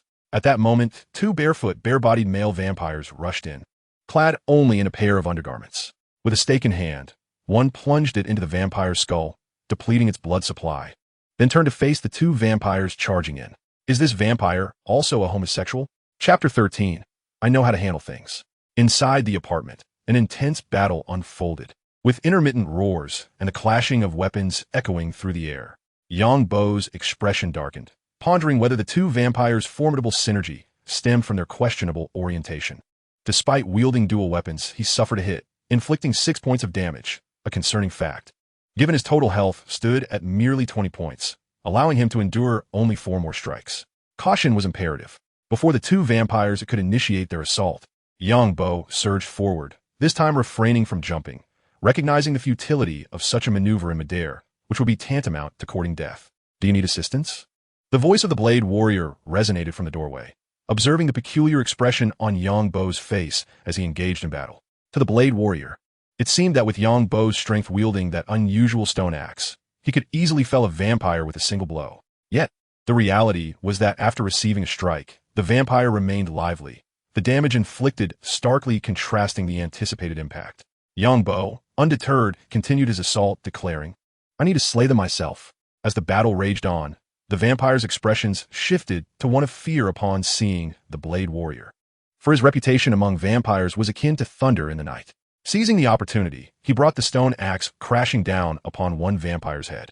Although lacking any critical hit to amplify damage, the blow was sufficient to render the vampire momentarily disoriented. Under the Blade Warrior's intimidating presence, Yang Bo managed to eliminate both vampires while sustaining only a single hit. He collected the spoils from the ground, stowing the stone axe away with a sigh of relief, a smile forming on his face. At last, I can level up. Fortune smiled upon him, as 4 vampires had dropped 3 vials of vampire blood, and with the 2 already in his backpack, he was poised to ascend a level. Turning to the Blade Warrior standing at the doorway, Yang Bo remarked, Allow me to tidy up the scene. Please hold on a moment. The Blade Warrior, prepared to caution Yang Bo about the impending arrival of the police, could only watch as Yang Bo wielded the stone axe, demolishing the various furnishings in the room. In the blink of an eye, all the furniture had vanished. Surveying the assortment of items in his backpack, Yang Bo approached the door and stated, All set, let us depart. Do you have information on any other vampires? Since I have some time today, I can offer my assistance free of charge. Even the seasoned Blade Warrior, accustomed to tumultuous encounters, couldn't help but exclaim upon witnessing Yang Bo's words in the now desolate room. Truly shameless. For the time being, there is no new information regarding vampires. Typically, once I acquire such intel, I promptly address the situation. If you had not summoned me today, the vampires here would not see the nightfall. The principle of the Blade Warrior concerning vampires is to eradicate them entirely. Only the deceased vampires can be deemed harmless. Yang Bo felt neither surprise nor disappointment at this. He merely nodded gently, gazing at the bright sunlight outside the window, then turned to the Blade Warrior and said, Could you please share your phone number? I would like to befriend you. Certainly. The Blade Warrior readily agreed. He harbored no aversion towards Yang Bo, who shared a similar goal. Rather, he was intrigued by Yang Bo's unique abilities. Having known him for merely a day, he refrained from probing further, respecting the fact that everyone possesses their own secrets. Upon exiting the building, a police car, sirens blaring, halted at the entrance of the apartment. The commotion they had caused upstairs had undoubtedly drawn the attention of the neighboring residents. Yang Bo walked alongside the Blade Warrior, chuckling, Fortunately, this is America. If it were in China, the neighbors would have flocked over to see the spectacle by now. The Blade Warrior paused momentarily before inquiring, Are you of Chinese descent? Yang Bo shrugged, feeling no need to conceal the truth. Of course. He then produced a loaf of bread and cheerfully offered, "Care for some bread?" "No, thank you." After an intense battle, Yangbo's hunger had significantly depleted. In the mechanics of my world, the more vigorous the activity, the faster the hunger diminishes. After consuming 2 loaves of bread to replenish his hunger, he noticed a taxi approaching and waved, saying, "I shall take my leave now. See you in the evening." "Wow, these folks are quite affluent," Yangbo exclaimed, his eyes widening as he retrieved a stack of cash from the nightstand, amounting to at least $7,000 or $8,000. It is known that foreigners here seldom use cash, often relying on credit cards, making this windfall a pleasant surprise. The drawer also contained various pieces of jewelry, seemingly belonging to the female vampire. After organizing the items, he gazed at the disarray of clothes and bed linen strewn about the floor, feeling somewhat exasperated. If only I had some lava, I could simply toss everything in. A block of iron would suffice as well. Crafting flint and igniting a fire would incinerate it all. Speaking of fire, Yangbo's gaze drifted towards the furnace nearby, and suddenly recalled the I-beam in his backpack. If this item cannot be directly transformed, it might be possible to melt it down into iron pellets or ingots through the furnace. The thought excited him. If this method proved viable, the source of iron ingots would no longer be a concern. Approaching the furnace, he opened the operational interface and nervously placed the I-beam inside. Watching the burning icon appear, Yangbo leapt in exhilaration. It truly can be melted. With this, he could forge a set of iron equipment, significantly enhancing his strength. Chapter 14. Capitalizing on Capitalism. Fixated on the I-beams being forged within the furnace, 10 seconds swiftly elapsed. The I-beams that had previously occupied the upper grid vanished, replaced by 3 gleaming ingots of iron. After some contemplation, Yangbo decided to temporarily abandon his plans to visit the construction site during the day. With guards present, he realized that if he were to take too much, it would undoubtedly attract the attention of certain authorities. As he pondered this, an epiphany struck him. Did New York not have abandoned subway stations? Perhaps he could acquire some tracks from there. He would wait for Leo and his companions to arrive in the evening. Being locals, they might possess superior strategies. Navigating New York was foreign terrain for him, but with these 3 individuals leading the way, the endeavor would undoubtedly be much more manageable. Moreover, matters that could be resolved with money were hardly matters at all. First, he resolved to fell all the overgrown oak trees and replant saplings. The wheat in the planting area had grown considerably, yet it was far from ripe. Yangbo merely glanced at it before dismissing it from his mind and hurried over to the vampire hunter. He opened the hunter's upgrade interface and placed 5 vials of vampire blood from his backpack onto the screen, clicking the training button above. Was that all there was to it? Although he had prepared himself mentally, he felt no physical change after clicking the training button, leaving him with a tinge of disappointment. Alas, a special effect would have been nice. He did not expect anything grandiose, but at the very least, a fleeting shimmer would suffice. After a brief moment of lamentation, Yangbo accessed the hunter's skill panel and was astonished to see his skill points in the upper right corner increase from 1 to 1. He rubbed his eyes in disbelief. Was it true? Gaining 2 skill points per level? Was he not invincible? Normally, a hunter acquired 1 skill point per level, with a maximum level of 15, allowing for a total of 15 skill points. The hunter's skills amounted to 25, and players typically chose 1 or 2 skill paths.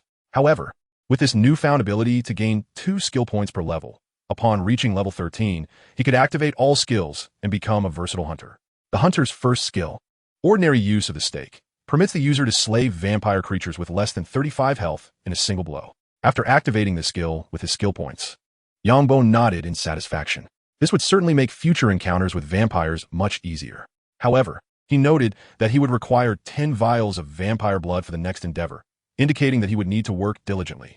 Now that he had iron ingots, Yangbo retrieved the flint he had obtained during the expansion of his home to craft a fire starter. Approaching the refuse, he aimed it at the ground and silently intoned the command to use it. With a click, a flame spontaneously ignited, consuming all refuse that came into contact with it. Yangbo was exceedingly pleased with this outcome. The flames and lava in his world could effectively eliminate useless debris while remaining environmentally friendly and leaving no trace behind. After organizing his belongings, he pulled out a map of New York purchased from a newsstand and located his current position. Recently, the new subway line has been established to the north, although its actual distance remains uncertain. Nonetheless, one must commence with the excavation. Yangbo intends to seize the opportunity of having some free time to dig an exit leading to the subway tunnel. For one can never be too cautious against the possibility of being cornered at home by some deranged superhero or villain. Thus, preparation is essential. Armed with his tools, He directed his efforts towards the northern wall, swiftly commencing his excavation. To prevent any collapses, he also removed the blocks overhead. As time passed, it was nearly time to ascend. He pondered whether Leo and the others had arrived yet. Rising from his comfortable sofa, he languidly stretched, content that after a long afternoon's labor, his abode could finally be regarded as well-connected. Not only had he successfully created an exit to the northern subway tunnel, but he had also established an exit in the lake at Central Park, thanks to the presence of a wooden door. The water was restrained by the rules of his world, preventing any flow through the exit. Via the original tunnel, young Bo climbed through to the surface, emerging amidst a tangle of shrubs, a location seldom frequented by others, thus considerably safer than the previous entrance. Stepping out of his home, he glanced at his wristwatch. Noting it was already 8 o'clock in the evening, he retrieved a cigarette, mimicking a crow's manner, placing it between his lips, and using the kerosene lighter he had acquired earlier, he ignited it, gradually making his way towards the place where he had parted ways with the trio that morning. After a 10-minute stroll, Yang Bo spotted a flamboyant car parked at the park entrance, a sight not easily handled by the average individual. Lao, who had been attentively monitoring the situation, immediately opened the car door upon seeing Yang Bo and stepped out. "Sir, you have arrived." Yang Bo chuckled, nodding in acknowledgement. "There is no need for such formality. Since you are willing to join me against those creatures, we are friends. You may call me by my name." "No need for sir. It sounds somewhat awkward. How was your day off?" "No issues for the evening, I hope?" Yang Bo inquired as he joined Leo in the car. Upon hearing Yang Bo's words, Leo appeared quite exhilarated. The prospect of befriending someone with unique abilities like Yang Bo filled him with secret delight. "The three of us have taken a day off without any concerns, and we have also prepared some special items to deal with those monsters." Leo turned to the young black man seated in the back, instructing Carrie, "Bring out the baseball bat." Carrie promptly retrieved a wooden baseball bat from beneath his seat, which was adorned with silver chains intricately woven together. A closer inspection revealed that these chains were fashioned from silver necklaces, and the bat was studded with nails to ensure the chains remained intact. Yang Bo received the bat, astonished, and praised Leo, "You are truly a genius." Their intention was to restrain the vampires, facilitating the retrieval of treasures, hence the choice of the baseball bat. If the goal were to eliminate vampires outright, a silver blade would have been the most prudent choice. Leo chuckled, "We cannot afford custom silver bullets, but I have arranged for some silver crossbow bolts, though they will require some time to prepare. You have performed admirably. Tonight, Leo, we should expand our scope or venture into areas with a higher population of the homeless. I sense that the yield there will be considerably greater." The memories of his own encounters resurfaced in Yang Bo's mind. This group of vampires finds the homeless to be the most opportune targets, for their deaths or disappearances rarely elicit significant reactions. Chapter 15, The Black Business Vehicle. Accompanied by a chorus of anguished cries, a vampire fell at the feet of the four. In contrast to the initial tension and chaos, Yang Bo and his companions had become quite adept at this. Through the trials of the evening, Yang Bo discovered that upon leveling up as a hunter, it was not merely skill points that were gained. His perception range had also increased, although it was only by 5 meters. It was sufficient to make him anticipate reaching level 15, at which point he would become a walking vampire radar.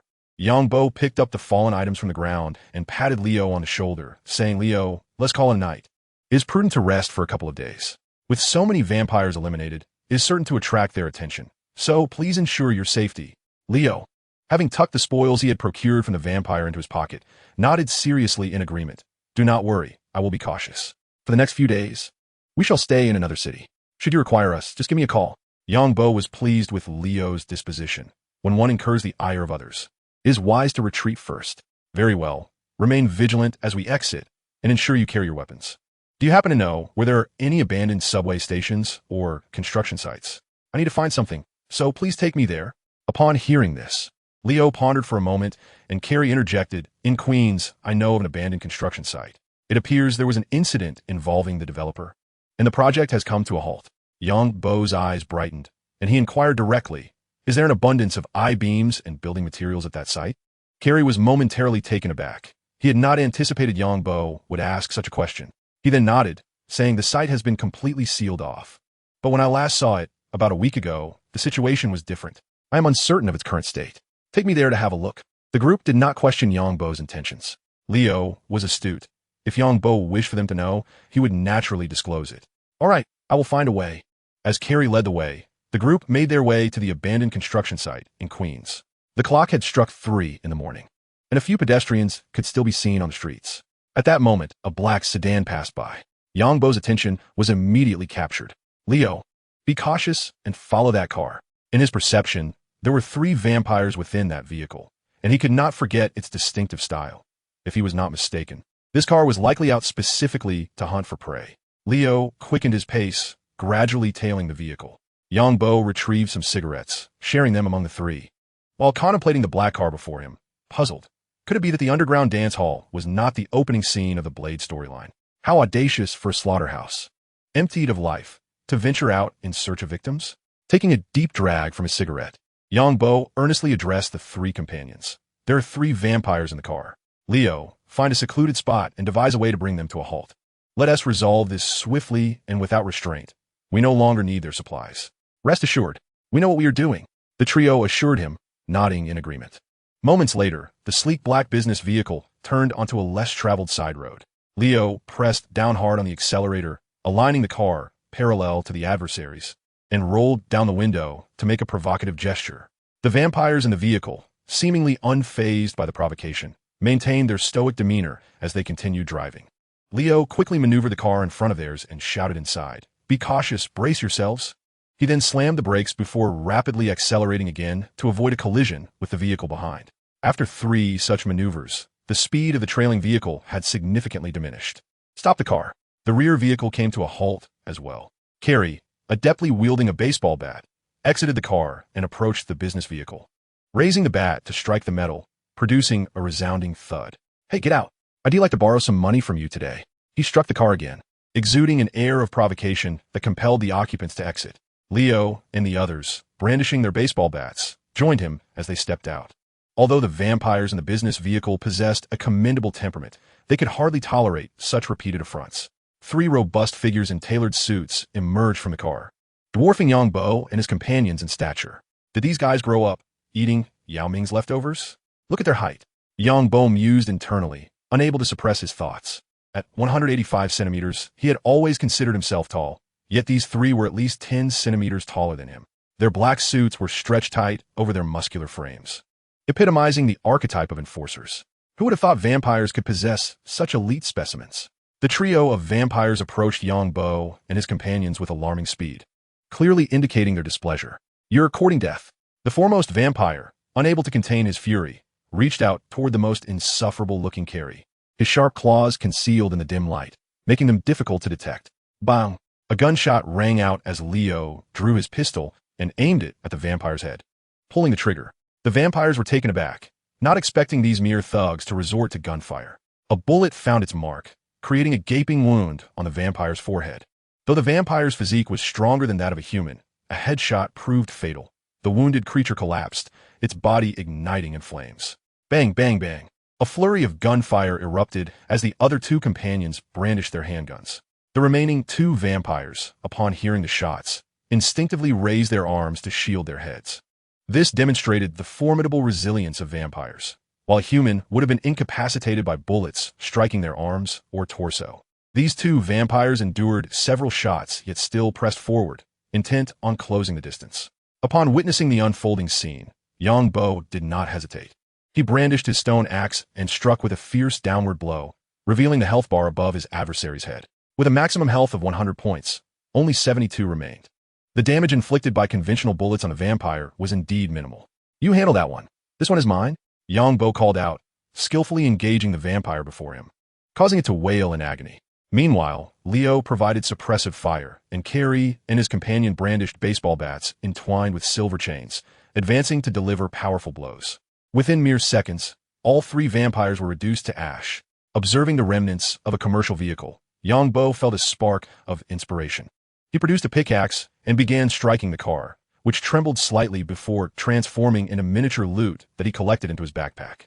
2 figures then appeared at the spot where the vehicle had vanished. Chapter 16, From Birdshot to Cannons. It was Leo's first encounter with Yongbo's extraordinary abilities. Initially, he believed Yongbo could merely conceal his weapons, but now it was evident that Yongbo's power surpassed his expectations. Demonstrating his prowess before Leo was a deliberate act.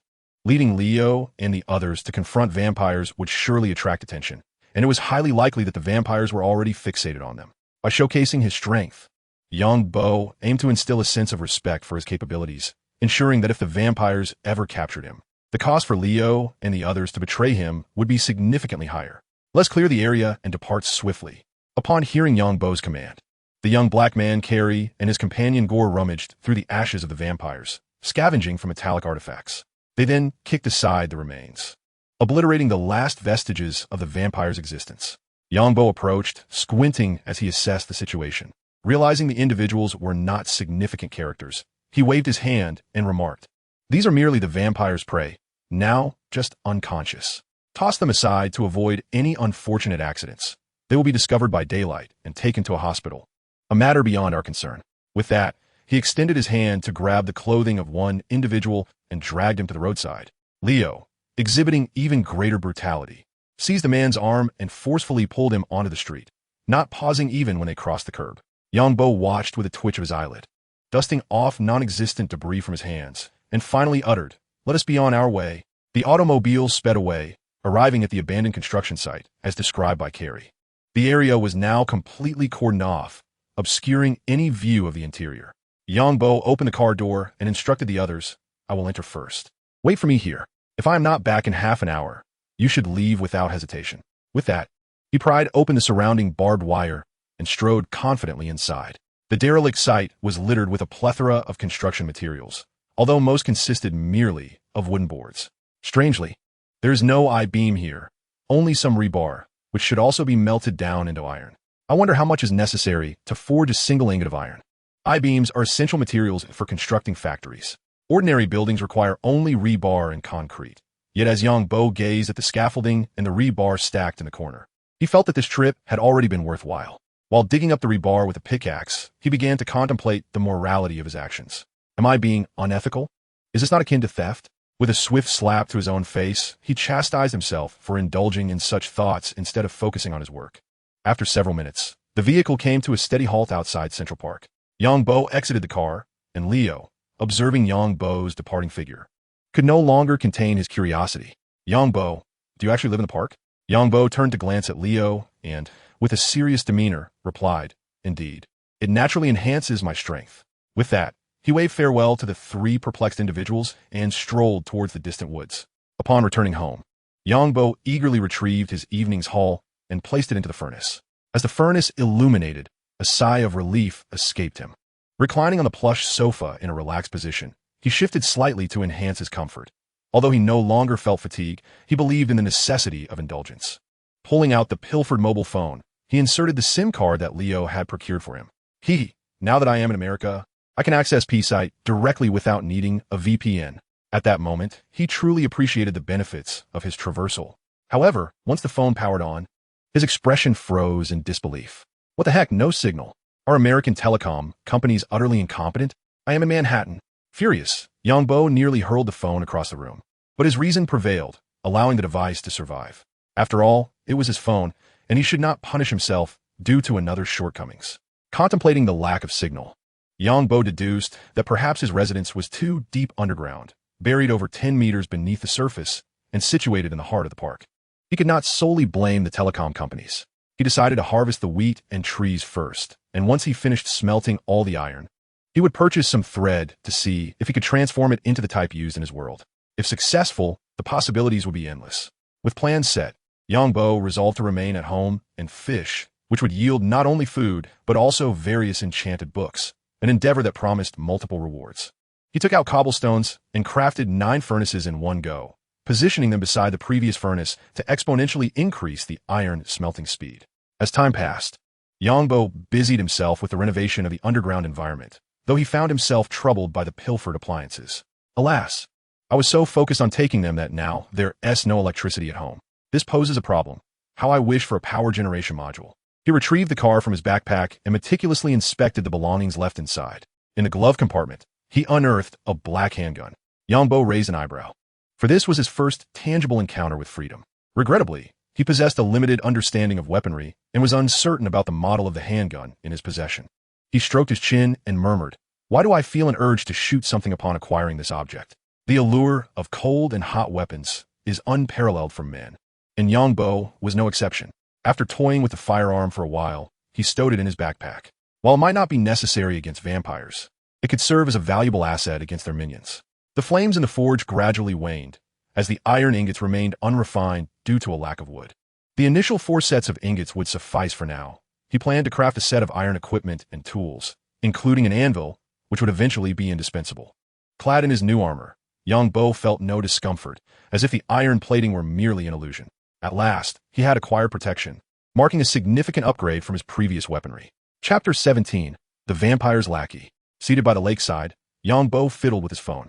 The good news was that he finally had a signal. The bad news was that he lacked identification, rendering him incapable of utilizing certain registration-required services.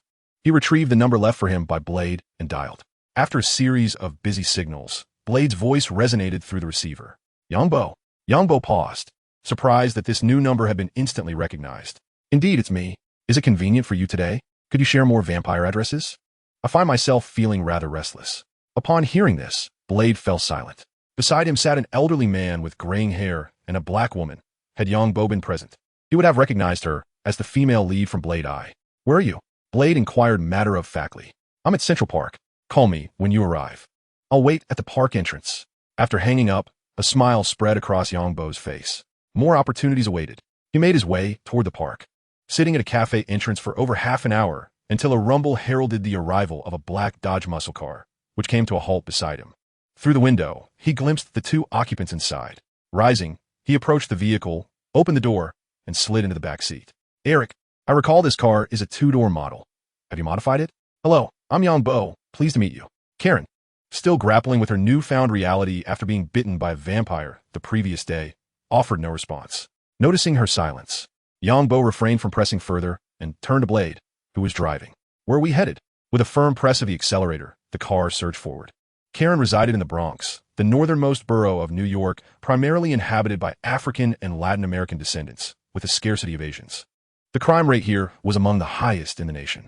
For reasons unknown, young Bo felt a greater sense of comfort in this environment compared to the bustling streets of Manhattan. With a soft screech, the car came to a steady halt before an apartment building. Young Bo furrowed his brow slightly as he gazed at the edifice, sensing the presence of a vampire within a room on the 2nd floor. Karen opened the car door and stepped out, while Blade, with utmost seriousness, cautioned her, do not forget what we have told you. Keep your eyes wide open. They are everywhere. After imparting this warning, Blade drove off, leaving behind Karen's frustrated cry. But it's daytime. Seated in the back of the car, young Bo chuckled. What's this? Are you preparing to find a partner? Karen bore a striking resemblance to Blade's mother. Perhaps a reflection of Blade's fondness for her stemming from the loss of his own mother at a young age. This was undoubtedly the reason he had intervened to save her. After circling the apartment, Blade parked the car once more at the entrance. Young Bo cast a glance at a police car parked nearby and followed Blade into the building. Once inside the elevator, he inquired, what do you think of those who idolize vampires? They're troublesome. After all, they are still human. The two ascended to Karen's floor, where they spotted a man in police uniform entering her room. Exchanging a glance, they sprinted towards the door. Blade, faster than young Bo, rushed inside and tackled the officer, who was attempting to draw his firearm to the ground. Grabbing the man by the collar, he hoisted him up and declared to Karen, he is an accomplice. He seeks to become a vampire. With each revelation, Blade delivered a punishing blow to the officer. If his loyalty is proven and his capabilities demonstrated, perhaps his master will elevate him to the status of a new vampire. At this point, Karen finally grasped the situation, her expression darkening as she exclaimed, wait, are you using me as bait? Do not flatter yourself, Blade retorted, slamming the accomplice onto the table with force. Young Bo then entered the room, observing the battered accomplice, and retrieved a wooden stake. Had it not been necessary for him to lead them to the vampire's lair, he would have brandished a brand new iron axe instead. Eric, do you require my assistance? I sense your approach may not yield the desired results. Rest assured, when it comes to punishment, no one among the Chinese dares claim to be second. He then turned to Karen and asked, beautiful lady, could you kindly assist me in finding a needle? Furrowing her brow, Karen replied, what do you intend to do? He is a police officer. With a grin, young Bo approached the accomplice, gripping his neck from behind and pressing down firmly to reveal the brand upon his skin, explaining, this is the vampire's mark. It indicates that this officer is the private property of a vampire. Should any other vampire wish to harm him, they must seek their master's consent. Blade, attentively examining the mark on the accomplice's neck, remarked, this is the sigil of Deacon Frost, We have been tracking him for quite some time. Yongbo then added, in my eyes, he is no longer human, but rather a weapon wielded by the vampires against us. Do you comprehend? With a swift motion, he forcefully brought the officer down to the ground. The blade warrior crouched beside him, beginning to search through his belongings, deftly removing the watch from the officer's wrist and stowing it in his pocket. Yongbo observed the blade's skilled actions and couldn't help but remark, Eric, as a renowned blade warrior and daywalker, must you be so proficient in robbery? Unperturbed, the blade retorted with conviction, what do you think I rely on for my livelihood? I cannot solicit funds from the public. After completing the theft, he yanked the officer up from the ground and asked Officer Krieg, will you obediently play the role of a bloodhound? Chapter 18, Officer Krieg. Why didn't I think of that excuse? Yongbo exclaimed, his expression reflecting a sense of loss, as he stepped forward to join the search, slipping the officer's handgun into his own pocket. Just because the blade dismissed it didn't mean he had to. He was indifferent to whether it was a police firearm. Karen, hearing the blade's words, opened her mouth to retort, but ultimately remained silent, recognizing the validity of his reasoning. Damn it, a counterfeit! The furious blade exclaimed, delivering a punch to Officer Krieg's face and angrily tossing the watch onto him. Yongbo merely chuckled without commenting, as the blade seized the officer by the collar and headed for the exit, with Karen closely following behind. Upon reaching the elevator, Yongbo pressed the button for the second floor, prompting a puzzled inquiry from the blade. What is your business? There's a vampire on the second floor. I need to deal with it. Ding. The elevator doors slowly opened, and Yongbo stepped out, utilizing his vampire hunter's perception to see through the walls, spotting the vampire hiding within the room. The blade, having heard Yongbo's words, dragged Officer Krieg out of the elevator, frowning as he asked, how did you know there was a vampire here? Yongbo retrieved a newly crafted iron axe from his backpack. Although its damage was equivalent to that of stone axe at 9 points, the iron axe boasted significantly higher durability. To avoid encountering weapon degradation during combat, he opted for the iron axe. He raised his foot and forcefully kicked the wooden door, noting that the apartment's condition was far inferior to the previous one they had visited. The flimsy wooden door stood no chance against such an assault, and with a resounding bang, it burst open. A familiar scene unfolded before Yongbo as he beheld the tightly drawn curtains, allowing not a sliver of sunlight to penetrate. The room's furnishings exuded a vintage charm, leaving him to ponder how long this vampire had resided here. Who are you? A middle-aged Caucasian man, clad in a gray pajamas, rose from the sofa upon hearing the door being kicked, glaring at Yongbo, the unwelcome guest.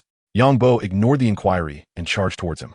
The vampire reacted swiftly, retrieving a handgun from beneath the sofa cushions and aiming it directly at Yongbo, pulling the trigger without hesitation. With a resounding gunshot, a bullet hurtled towards Yongbo's body. An invisible barrier emerged, momentarily thwarting the bullet's force before it struck him, causing him to stagger back uncontrollably. In an instant, one of Yongbo's 10 hearts diminished. Without hesitation, he drew a handgun from his backpack and aimed it at the vampire, pulling the trigger repeatedly. Although he had never fired a gun before, he understood the principle of a straight line. A series of gunshots erupted, prompting the officer outside, knife edge, to drop his weapon and swiftly enter the room with his own gun drawn. A barrage of bullets erupted from Yongbo's handgun, and by sheer chance, one struck the vampire's armed arm. Seizing the opportunity, Yongbo leaped onto the sofa, his pistol transforming into an iron axe that he brought down upon the vampire's head. At that moment, knife edge burst in, with a sharp crack. A silver bullet infused with concentrated garlic pierced the vampire's skull. Witnessing the vampire turn to ash before him, Yongbo turned to knife edge and remarked with a hint of exasperation, should I commend your marksmanship or lament your taking my kill? Approaching the window, he pulled back the curtain to let the sunlight flood in.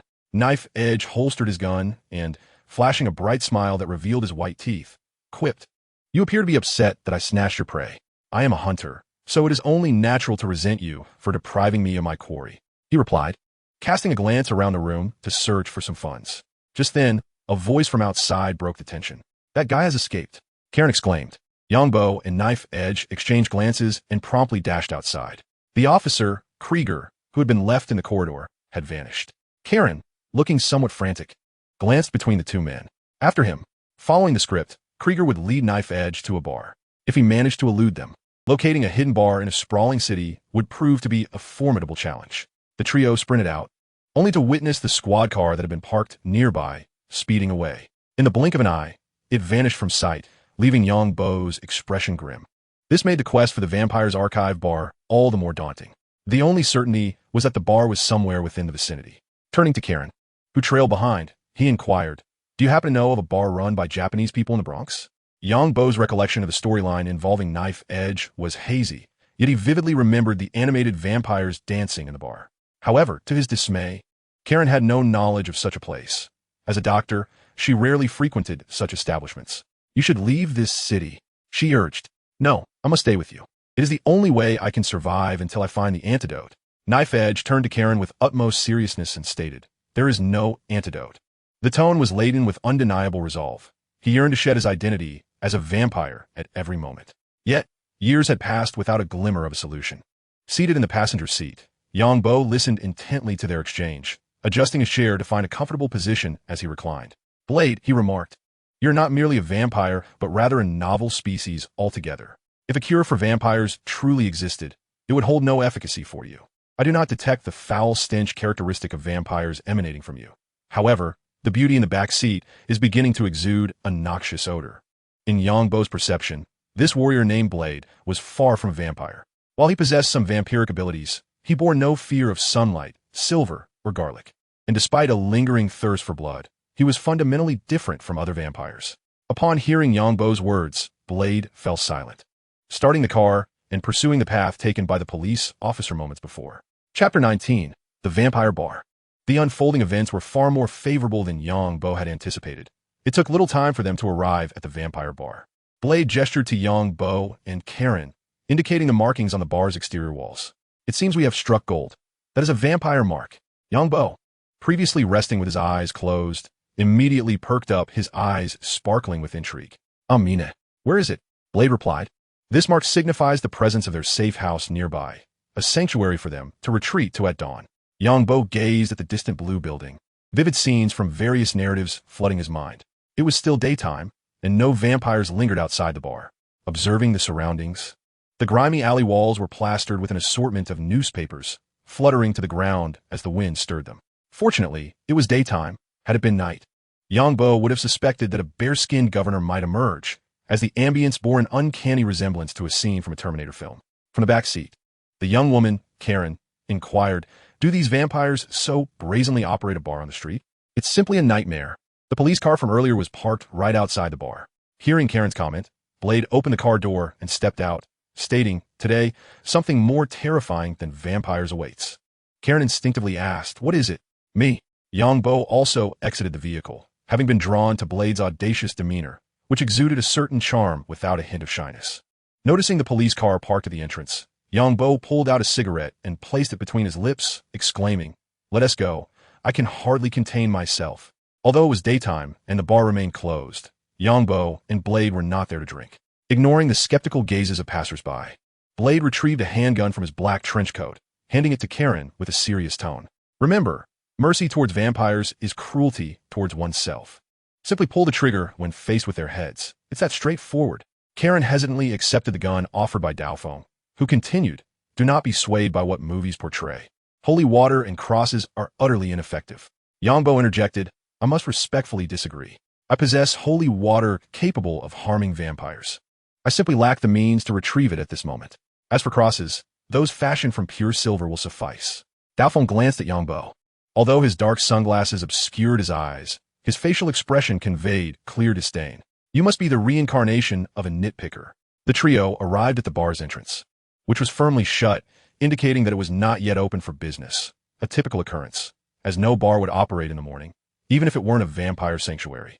Through the thick walls, Yang Bo discerned the interior activity. A multitude of vampires congregated within, seemingly at rest, with no signs of movement. Yang Bo felt his adrenaline surge. Contemplating, with so many vampires, even a mere 30% drop rate would elevate me to a level 2 hunter, thus granting me 2 new skills. Turning to Daofeng, he proposed, why not let me handle this alone? I can clear them out gradually. Daofeng removed his sunglasses and tucked them into his pocket, responding earnestly. The number of vampires here is certainly vast. You cannot manage them by yourself. Unbeknownst to him, Yang Bo possessed the ability to resurrect. While he did have some extraordinary skills, Daofeng perceived his close combat prowess as merely average, capable of handling a couple of ordinary vampires, but overwhelmed by a dozen. Sighing, Yang Bo took a deep drag from his cigarette and remarked, in that case, please leave me as many vampires as possible to engage. I feel restless without slaying a few. Daofeng nodded silently, then forcefully pushed against the heavy bar door, his expression grim. It was far too thick to breach without a vehicle or explosives. "Fear not. We shall enter from the side. I have a method." Yangbo flashed an enticing smile. With the powers of his world at his disposal, barriers such as walls and doors were mere trifles to him. Observing the layout of the vampires within, he led his companions to a vampire-free area and produced a pickaxe, striking the blue wall of the bar. The sudden appearance of the pickaxe startled Karen momentarily, but she quickly adjusted. After all, if legendary vampires were manifesting, Yangbo conjuring a pickaxe seemed entirely reasonable. As cracks spread across the wall, Daofeng and Karen watched in disbelief as it seemingly vanished from their view. "Do you possess such abilities as well?" Karen inquired curiously, glancing at Daofeng. Blade gazed at the gaping wall, drawing forth his specially crafted long knife, performing a flourish as he declared, "My power lies in sending vampires straight to hell." With that, he boldly stepped into the bar. Yangbo, similarly brandishing his iron axe, followed closely, cautioning Blade, "Do not kill these vampires outright. Merely sever their limbs. And leave the rest to me." Within the dimly lit bar hall, only a handful of vampires lounged on the sofas, oblivious to the arrival of Yangbo and his companions. Blade, utilizing his night vision abilities inherent to vampires, was undeterred by the surrounding gloom as he advanced with his long knife.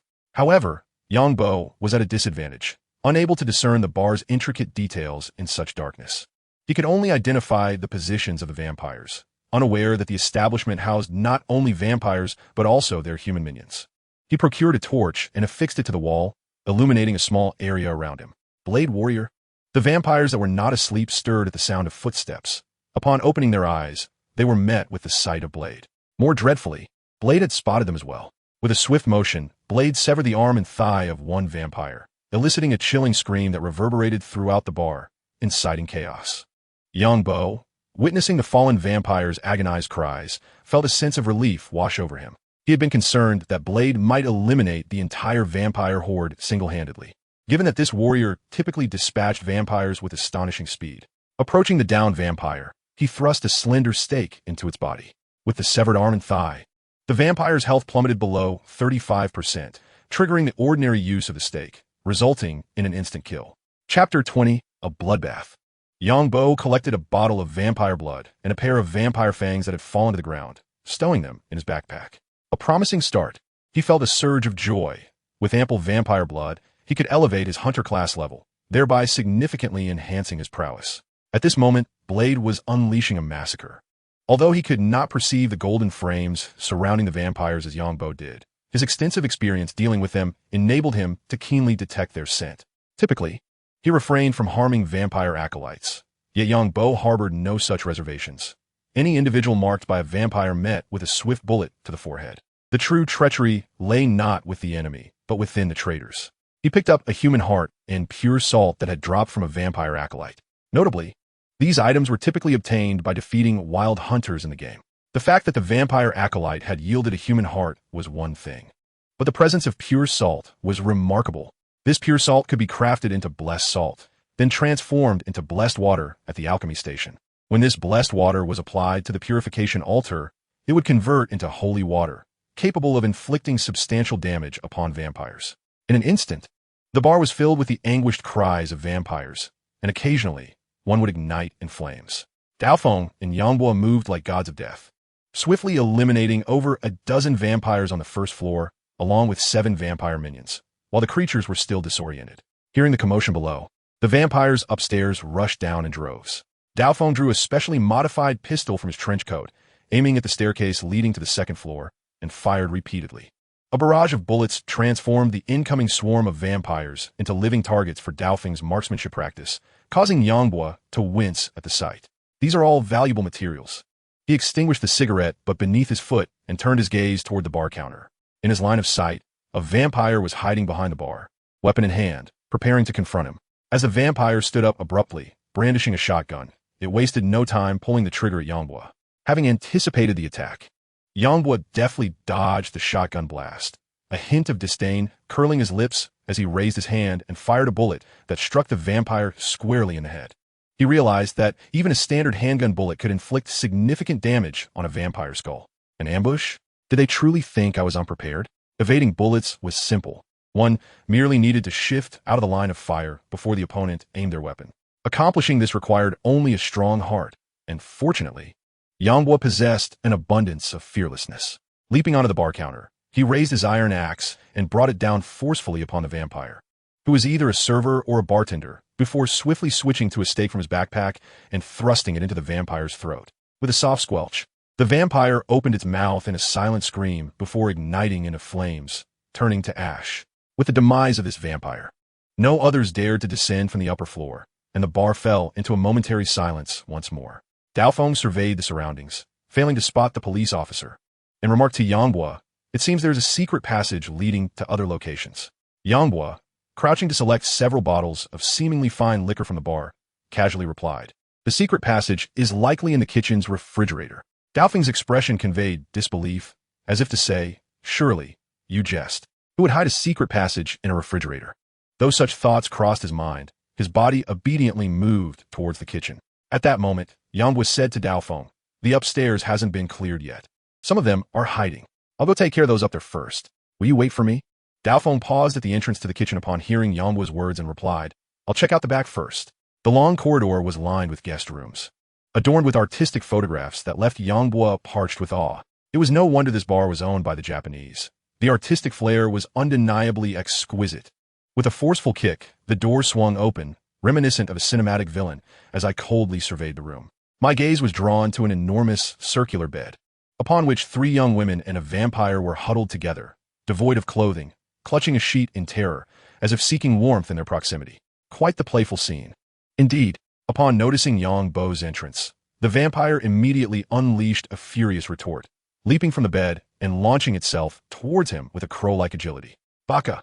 Just as Yangbo was about to draw his firearm, the familiar voice prompted him to retract the pistol, opting instead for the silver-plated baseball bat left by Leo.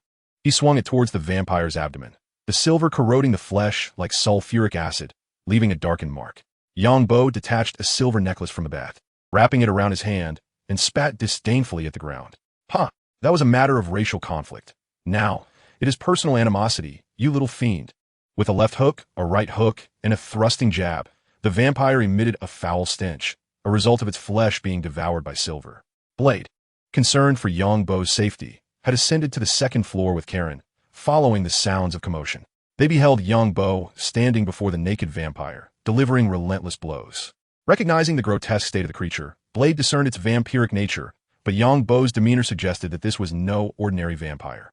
Casting a glance at the vampire's diminishing health, Yangbo stowed the silver necklace in his backpack and retrieved a stake, plunging it into the vampire's abdomen. Observing the creature's burning form, he muttered with dissatisfaction, "What a pity." He then turned to the trembling figures of the 3 anime girls on the bed, commanding, "Sing Chin Chin for me, and I may spare you." He recalled the profound impression that particular song had left on him while watching Blade, Trinity. Chapter 21, The Archivist. Accompanied by a lively soundtrack, Yangbo successfully eradicated all vampires on the second floor. Although a few followers remained hidden, he lamented his inability to locate them. With a disappointed expression, he made his way toward the bar's kitchen. Karen, noticing Yangbo's discontent, softly inquired, "What troubles you? Were the vampires not fully dealt with?"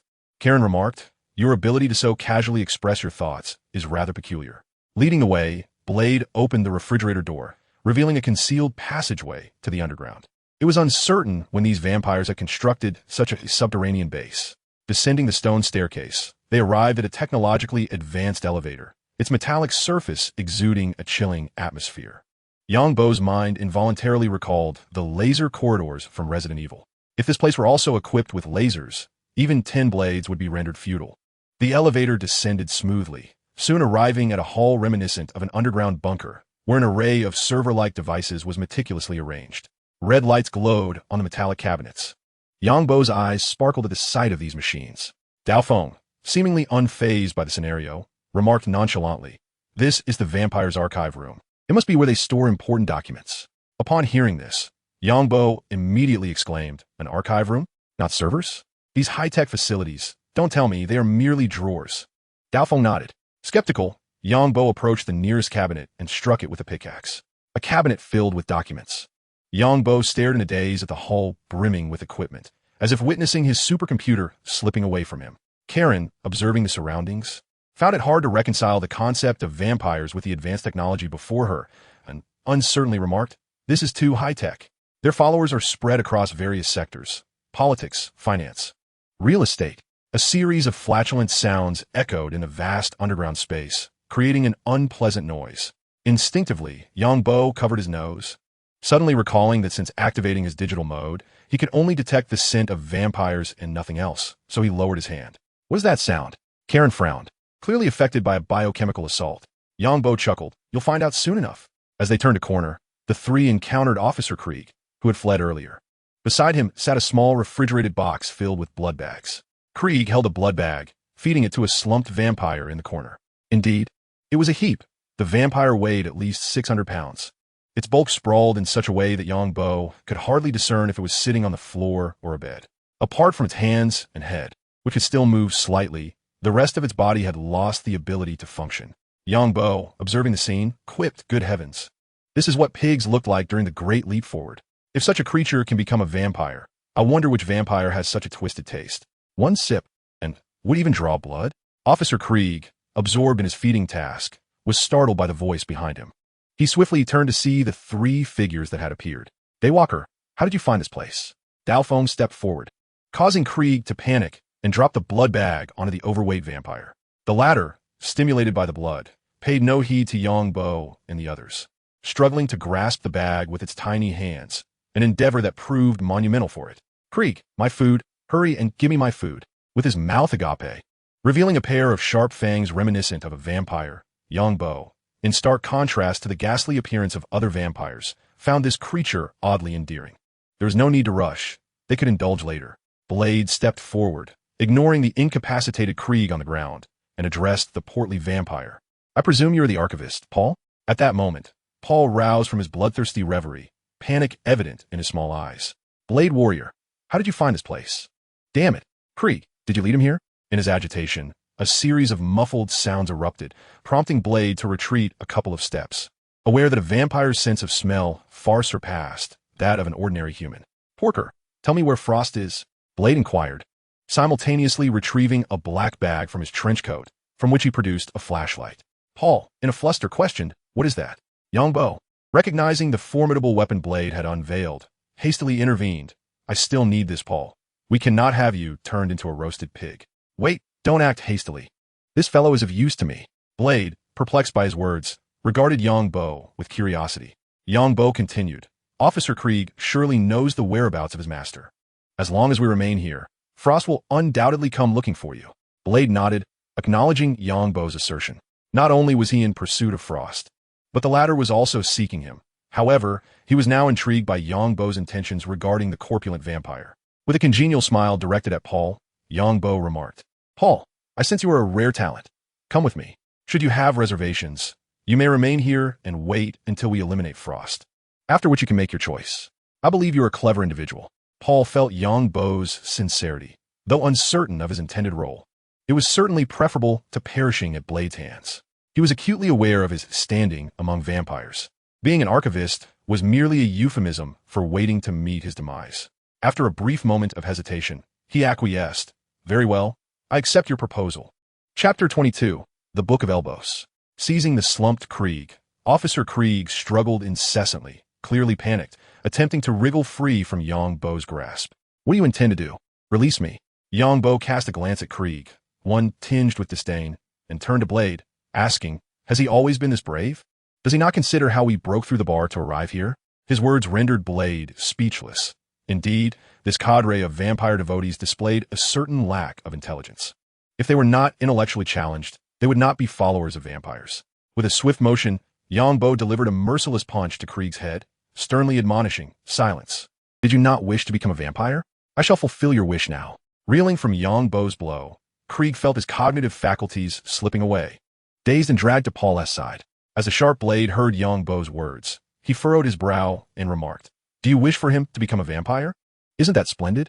Isn't his desire to become a vampire? Then I shall fulfill his wish." Yangbo, with a beaming smile that suggested he was considering Krieg's best interests, reached out and grasped Krieg's hair, forcefully yanking it back to expose his neck, placing it near Boar's mouth. "Hey, Boar, now is your moment to shine." Boar gazed at the alluring neck before him, uncontrollably salivating, having not satisfied his hunger earlier. However, the dread of Frost suppressed his desires, and he nervously replied, "No, he is a follower of Frost. If I were to convert him into a vampire, Frost would not spare me." Before Boar could finish, Yongbo interrupted him, stating bluntly, "It seems you have misunderstood your situation. Perhaps my previous leniency led you to believe you could negotiate with me." With narrowed eyes, Yongbo spoke deliberately to Boar now. "Either you transform him into a vampire, or I shall dispose of you. 10, 9, 3, I will bite." Boar stammered. "But shouldn't there be an 8 after 9? Observing Boar's submissive demeanor, Yongbo raised an eyebrow and casually remarked, "What? Do you take issue with my mathematics?" Boar waved his small hands in haste, exclaiming, "No, no." Witnessing Yongbo lift Krieg from the ground and present his neck to him, he had no choice but to open his mouth and bite into Krieg's fair neck. Krieg let out a piercing scream. Although he had always yearned to become a vampire, he had never anticipated that the bite would be so excruciating. Moments later, Boar released his grip, licking his lips with satisfaction. Typically, he subsisted on blood bags, yet nothing could compare to the taste of fresh blood. He had long forgotten how long it had been since he had savored such vitality after being cast aside here. Now, we must wait. As long as he survives, he can transform into a vampire. Yongbo tossed the pale Krieg to the ground, and Karen, who had remained silent, approached and squatted down to assess his condition. This transformation held great allure for her, as a blood expert, but it was regrettable that there was no suitable equipment available. "Observing Kernes Fojused de Manor, Yongbo Kindly Chautionet. My dear, you are in considerable danger. It would be wise to bind him." Karen paused for a moment before realizing the truth of his words. She promptly removed her outer garment, revealing a form-fitting black tank top beneath, her alluring figure unmistakable. Two whistles echoed in the subterranean space as Yongbo and the blade exchanged knowing glances, sharing a smile understood only among men. Karen, noticing their expressions, rolled her eyes in exasperation. At that moment, Boar's voice interrupted their silent exchange. Do you need me to tell you Frost's address?"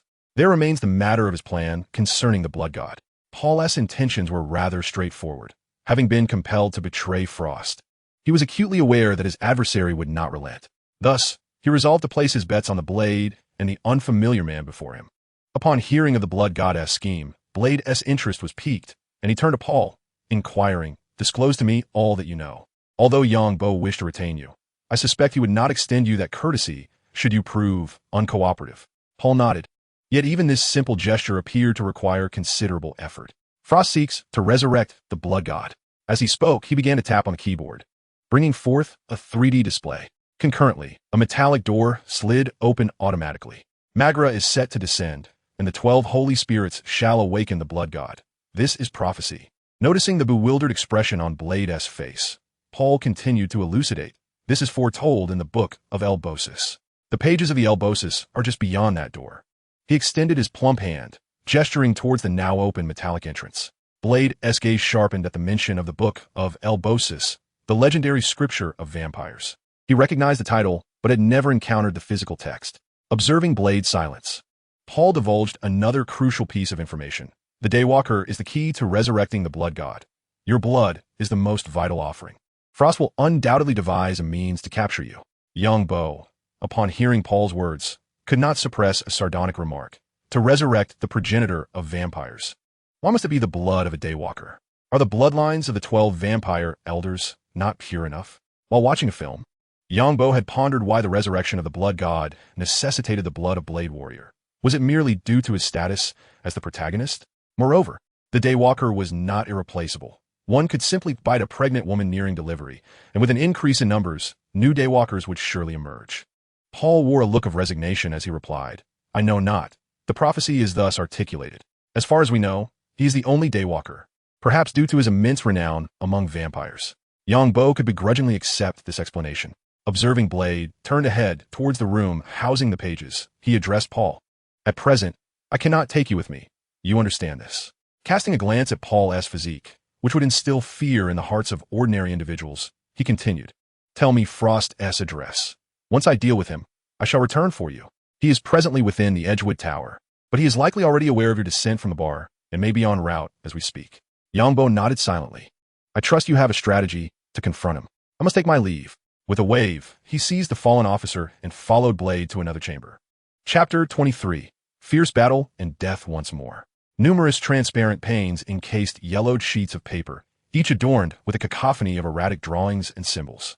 These are the inner pages of the vampire scripture, exuding significant archaeological value. Grasping the unconscious police officer, Yang Bo hastily followed Daofeng, stating, "Frost will arrive shortly. You best make your exit. Their numbers are certainly not." Yang Bo's words trailed off as he halted, for within his line of sight, a throng of vampires surged from an adjacent corridor, their numbers exceeding 100 at first glance. "Be cautious, they are approaching." Upon hearing this, Daofeng promptly unsheathed his katana, preparing for battle. As the sole female, Karen expressed her anxiety. "What should I do?" Yang Bo cast a glance at the black woman and addressed Daofeng. "Given that the vampires are targeting you, engaging them head-on is unwise." He then declared resolutely, "We must find another way." Daofeng, holding his katana, pondered briefly before responding to Yang Bo. "Let's depart together." He was not foolish. Since Frost dared to come, he surely had a plan.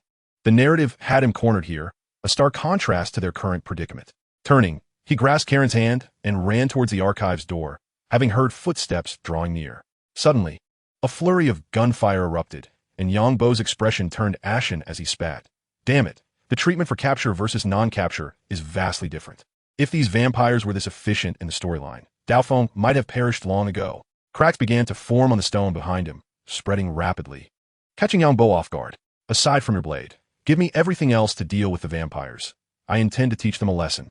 Daofeng, upon hearing this, swiftly removed his trench coat and tossed it to Yang Bo, the bulk of his gear contained within. Without a moment's hesitation, he took Karen and made his exit. He bore no concern for Yang Bo, knowing if Yang Bo sought to prove his worth recklessly, there was little he could do. As Daofeng departed, Yang Bo's demeanor turned serious. He glanced at the discarded Krieger and murmured, "Alas, time is of the essence." Without further hesitation, he swung his axe down, the intense pain jolting Krieger awake with a cry. Yang Bo showed no mercy, delivering 3 decisive blows that depleted Krieger's life points entirely. Surprised, he picked up the vampire Fong that had fallen to the ground. Has the transformation succeeded? Yang Bo pondered, astonished that merely 20 minutes had passed, and Krieger was deemed a vampire. Had he known, he would have dispatched him with a stake. The gunfire from behind the wall ceased, no matter how extravagant the enemy. They could not fire through a wall. With the absence of bullets, the cracks in the stone began to slowly mend, albeit at a sluggish pace, taking at least a minute. Noticing the vampires' positions, Yang Bo chose a relatively concealed spot to burrow into. However, the sound of his digging resonated clearly in the basement, drawing the attention of the entire group of vampires. The moment he breached the opening, Yang Bo hesitated not. He drew the specially crafted handgun left by Daofeng and aimed it at the gathering vampires, pulling the trigger with resolve. In that instant, he cared not for the potential loss of items. His sole intention was to eradicate this horde of vampires. With silver bullets infused with concentrated garlic juice, these vampires ignite upon impact, turning to ash in mere moments. 7 or 8 were reduced to cinders with a single shot. The enemy's counterattack was swift. Despite Yang Bo's rapid attempts to seal the breach, he was struck 4 times, forcing him back several paces. Observing his dwindling health, he retrieved a loaf of bread and began to eat. Damn, the firepower is quite fierce. This group of vampires showed no mercy, immediately employing firearms upon spotting him, contrasting sharply with their earlier attempts to capture him alive. Before Yang Bo could fully comprehend the situation, a resounding explosion shattered the boulder at the entrance into a shower of debris. A horde of vampires surged in. "There he is. Eliminate that damned fiend. Watch out for the Blade Warriors." Bang, bang. Yang Bo swiftly performed a roll, narrowly avoiding a barrage of bullets that struck his previous position. The vampires moved with remarkable agility, advancing under heavy fire without granting Yang Bo a moment to catch his breath. "To hell with it, I'll fight back." He swiftly dodged, pulling the trigger on his special ammunition, striking the fastest vampire amongst them. Their anguished cries echoed as he too felt the sting of several bullets, his health plummeting from 20 points to a mere 3. Taking refuge behind another support pillar, his face grew pale. He had underestimated the firepower and prowess of these vampires. In the original narrative, they appeared both ruthless and timid, leading Yang Bo to perceive them as weak. Yet, confronting them collectively proved daunting. They offered no resources. Suddenly, a green orb entered his line of sight, and time seemed to slow around him. Unable to restrain himself, he muttered a curse. "Damn, grenades too." Boom! The overwhelming force obliterated Yang Bo's body. Death without item loss activated. Yang Bo felt a darkness envelop him, only to awaken abruptly, gazing at the familiar stone ceiling of his home. Was this a revival point?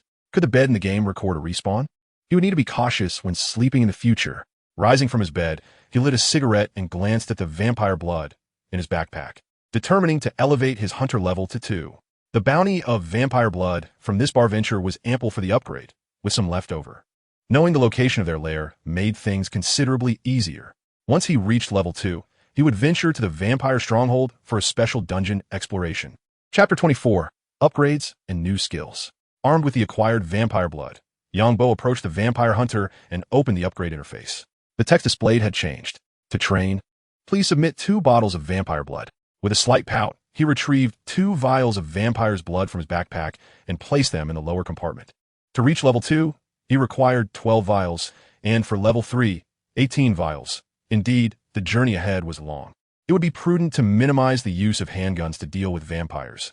Although convenient, the absence of dropped materials posed a dilemma. By placing 10 vials of vampire's blood, his hunter level ascended from 2 to 3, consequently transforming his skill points from 0 to 2. Presently, there was only one skill tree available, thus alleviating any fear of decision paralysis. The skills, increase attack speed and camouflage, were straightforward. Upon witnessing the illumination of the skills, he extracted his stake from the backpack and swung it through the air, discovering that the attack interval had been halved. Indeed, leveling up and acquiring skills was the true path to success. Delighted, he stowed the stake away. However, he could not yet test the camouflage skill, as he still saw himself when he mentally invoked it. Camouflage permits the user to become invisible before monsters, making it challenging for them to detect the user. During the skill's activation, the user is unable to engage in melee attacks, destroy blocks, place blocks, or consume food, but may still attack at range with a crossbow. Zombies and vampires would detect the player from approximately 10 meters away, while skeletons and creepers would remain oblivious.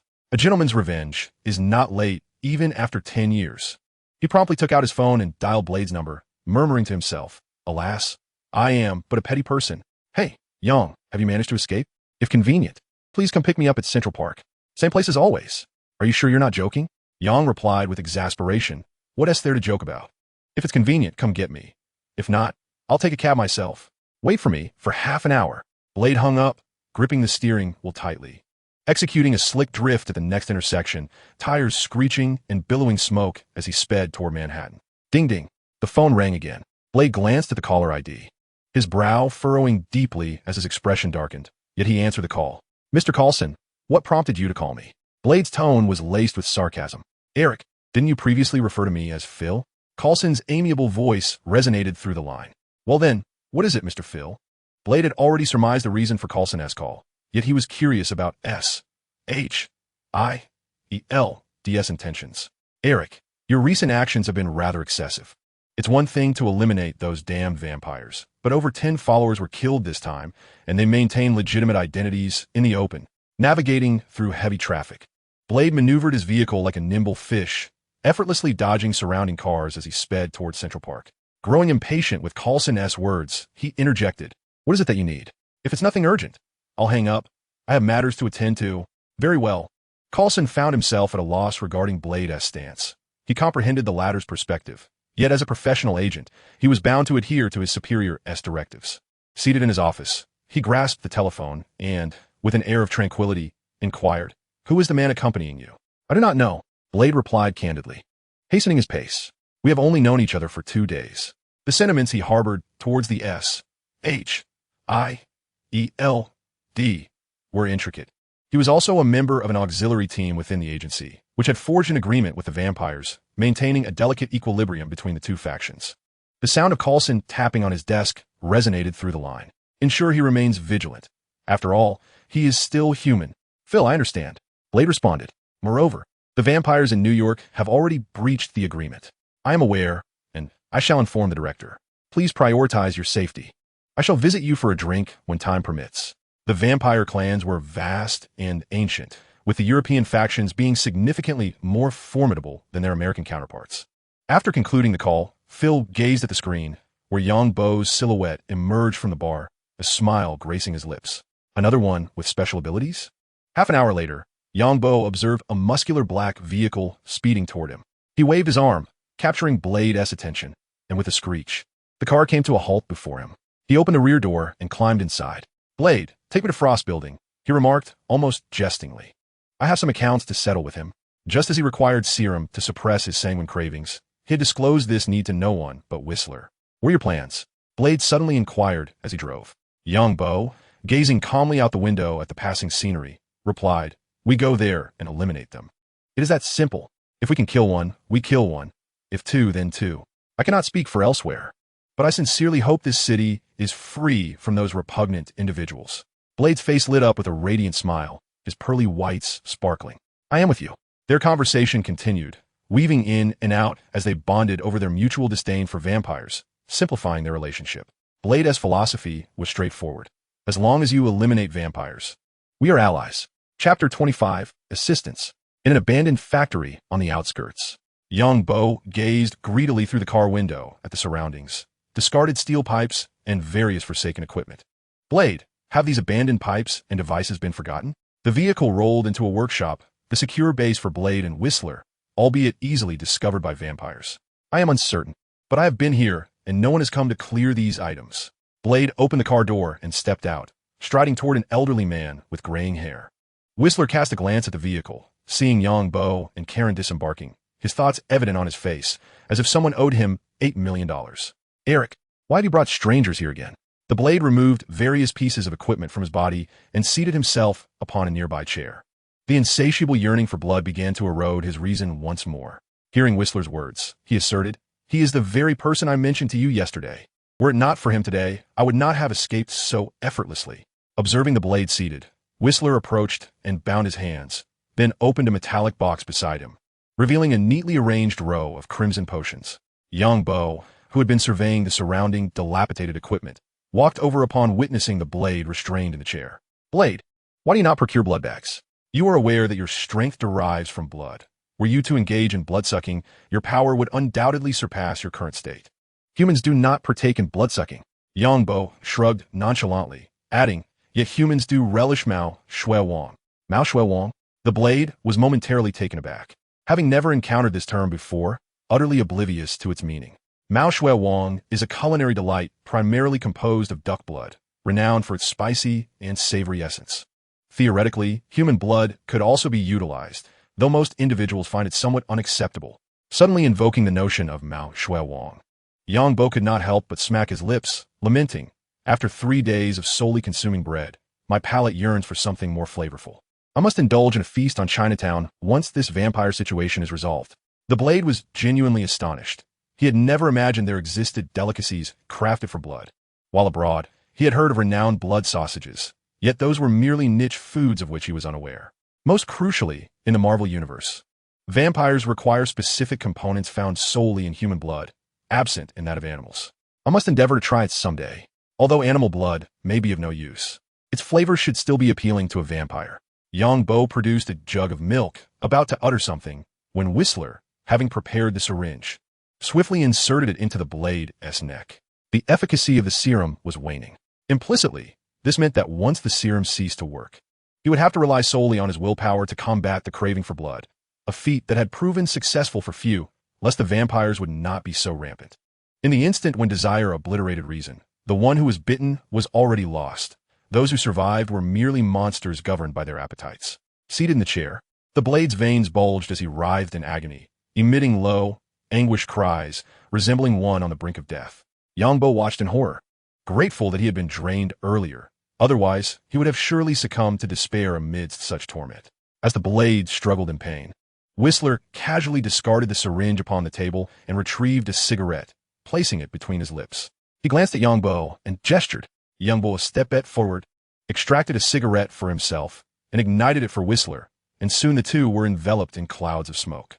"You are rather impressive." Young Bo smiled and remarked, "You are quite impressive. By the way, are those dilapidated devices around us still of any use? If not, may I take some scrap metal?" "Indeed, just a bit. I shall cease when the furnace breaks down." Unaware of Young Bo's intentions, Huisi casually replied, "None of these things belong to me. If you need them, feel free." That is precisely the affirmation I sought. Young Bo was about to grasp a pickaxe to assist Dao Feng and Huisi in tidying up the chaotic surroundings when Dao Feng, having recovered from the effects of the serum, stood up, his bare torso glistening with sweat. He released the bindings from his wrists and, as he flexed them, inquired of Yangbo, "What do you need that scrap metal for? And did you not just produce a metal canister? This is no mere scrap metal when in my possession." Yangbo chuckled warmly at Dao Feng and then retrieved a canister of milk from his backpack, explaining, "This is a can of milk, but it possesses extraordinary abilities." As he inverted the canister, he exclaimed, "Behold, this miraculous milk cannot be spilled even when turned upside down." Dao Feng and Huisi exchanged glances, Dao Feng raising an eyebrow, while Huisi remained indifferent, muttering, "Not the least bit humorous. This milk can eliminate all detrimental statuses." Dao Feng, "Have you ever played any games?" "Ah, forget I asked. Your greatest leisure seems to involve slaying vampires." Yangbo continued, "I was going to have you test whether this would have any effect on you, but your partner's reflexes are simply too swift for such a conceptual item." Neither Dao Feng nor the well-informed Huisi grasped the meaning of Yangbo's claim regarding the removal of all statuses. Both displayed expressions of confusion, particularly Dao Feng, whose visage reminded Yangbo of a widely circulated image of a bewildered individual. Observing their reactions, Yangbo drew an analogy, pointing toward Karen, who was engrossed in her research, and said, "Just like her, who, after being bitten by a vampire, is undergoing transformation. Yet in my view, she is merely poisoned. A rather peculiar toxin that can be neutralized by consuming this can of milk. May I take a look?" To be candid, Huisi had little faith in the milk's capabilities. As Yangbo handed the canister to him, he noticed that upon closer inspection, it appeared to be composed of numerous small, square segments. Approaching a microscope, he attempted to sample the contents, only to discover that no matter how he tried, he could not extract even a drop of milk. Even reaching inside yielded no result. Dao Feng, observing the now utterly silent Huisi at the experiment station, could not suppress his curiosity, asking, "Can this transform me from a half-vampire into a human?" With sincerity as his weapon, Yangbo shook his head and candidly replied, "You are a half-vampire, so this milk will have no effect on you. However, it should mitigate your thirst for blood. The specifics elude me. Initially, I merely intended to use you as a test subject." Chapter 26. The Release from the Bloodthirst of Blade. In this moment, Blade was utterly indifferent to whether he had become a mere guinea pig. His sole desire now was to ascertain if this milk could truly quell his insatiable thirst for blood. If it indeed had such an effect, then apart from gaining some strength, heightened senses, and improved recovery, he would hardly differ from an ordinary human. "Yang, may I have a taste? What do you require?" Initially, Yangbo sought to comprehend whether the milk in his possession could possess the absurdity akin to that in video games. Blade's current demeanor resembled that of a lamb, frolicking before a wolf, playfully declaring, "Help yourself, no limits." However, Yangbo reconsidered. It appeared that this superhero had little to his name, relying on the funds acquired from slaying vampires and looting their remains, while he held little interest in other possessions. Contemplating this, a smile graced his face as he said, "Blade, if you happen upon a solitary vampire in the future, could you bring it to me? Rest assured, as long as there are no unusual circumstances, the vampire you deliver shall not survive a day in my hands." This arrangement posed no conflict with Blade's interests. Aside from a slight inconvenience, he readily nodded in agreement. "No problem, but solitary vampires are scarce. If I capture too many, they will undoubtedly band together." Yangbo generously waved his hand with a chuckle. "That's trivial. Whatever you catch is fine. By the way, before drinking the milk, I have a delightful item. Let us see if you're interested." He produced a somewhat pixelated human heart, which in the game served as sustenance for vampires, akin to Yangbo consuming bread. Vampires could consume it to replenish their blood supply, filling their empty vials to capacity, and it could also be used at the potion altar for upgrades. Yet, upon seeing this pixelated human heart, Blade scrutinized it several times, failing to discern its nature. "What is this? Why do I feel such a strong allure towards it? This is a human heart. Don't ask me why it looks like this, for I am equally perplexed." Blade chuckled, gently shaking his head. "Your description is rather fitting." Yangbo replied, "If this is indeed a human heart, then individuals with such hearts must resemble blocks." Yangbo's eyes widened at Blade, internally exclaiming, "Oh my, the prophet has spoken." Unbeknownst to him, in unwittingly revealing the truth, Blade reached out and accepted the human heart from Yangbo, gently sniffing it, his brow furrowing. While it was inconceivable that this could be a human heart, the aroma it exuded stirred the cravings within him. Had he not just injected the serum, he would have succumbed to the urge to consume it. "Yangbo, could you enlighten me on the origin of this item?" Yangbo gazed at Blade, hoping he would consume the heart to see if it could enhance his powers, thus deciding to weave a benevolent lie. "To be honest, you might find it hard to believe, but I stumbled upon this item. I possess a unique ability that allows me to acquire certain extraordinary objects upon the demise of a vampire, such as this vampire's heart. Dao Feng was convinced by Yang Bo's words, which also elucidated why Yang Bo had personally slain the vampire. However, he lifted his gaze to Yang Bo and inquired, "What do you gain from killing the followers? Is it that obvious?" Yang Bo fell silent once more. Indeed, as an ordinary individual, how could he possibly deceive Dao Feng, a man who grapples with death on a daily basis? Perhaps he had already discerned many truths, but simply chose not to voice them. Contemplating this, Yang Bo's expression became clear, free from chaotic thoughts, as he stated directly, "I confess I lied. This is a drop from the followers. Vampires yield their fangs. I wish for you to sample this vampire heart. I know you have not tasted human blood in quite some time, and your full potential remains untapped. We are about to confront a multitude of vampires who may very well arrive this evening. Surely, you do not believe your base is entirely concealed. You might escape. But what of him?"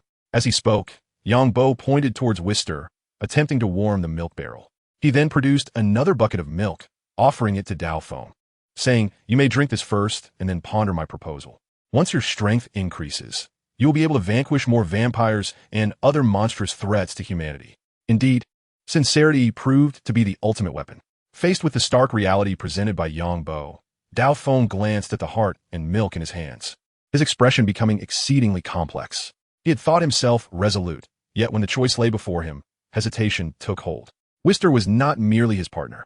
He was also his mentor and guardian, having adopted him at a young age and imparted various survival skills. The thought of losing Wister to unforeseen misfortune was unbearable.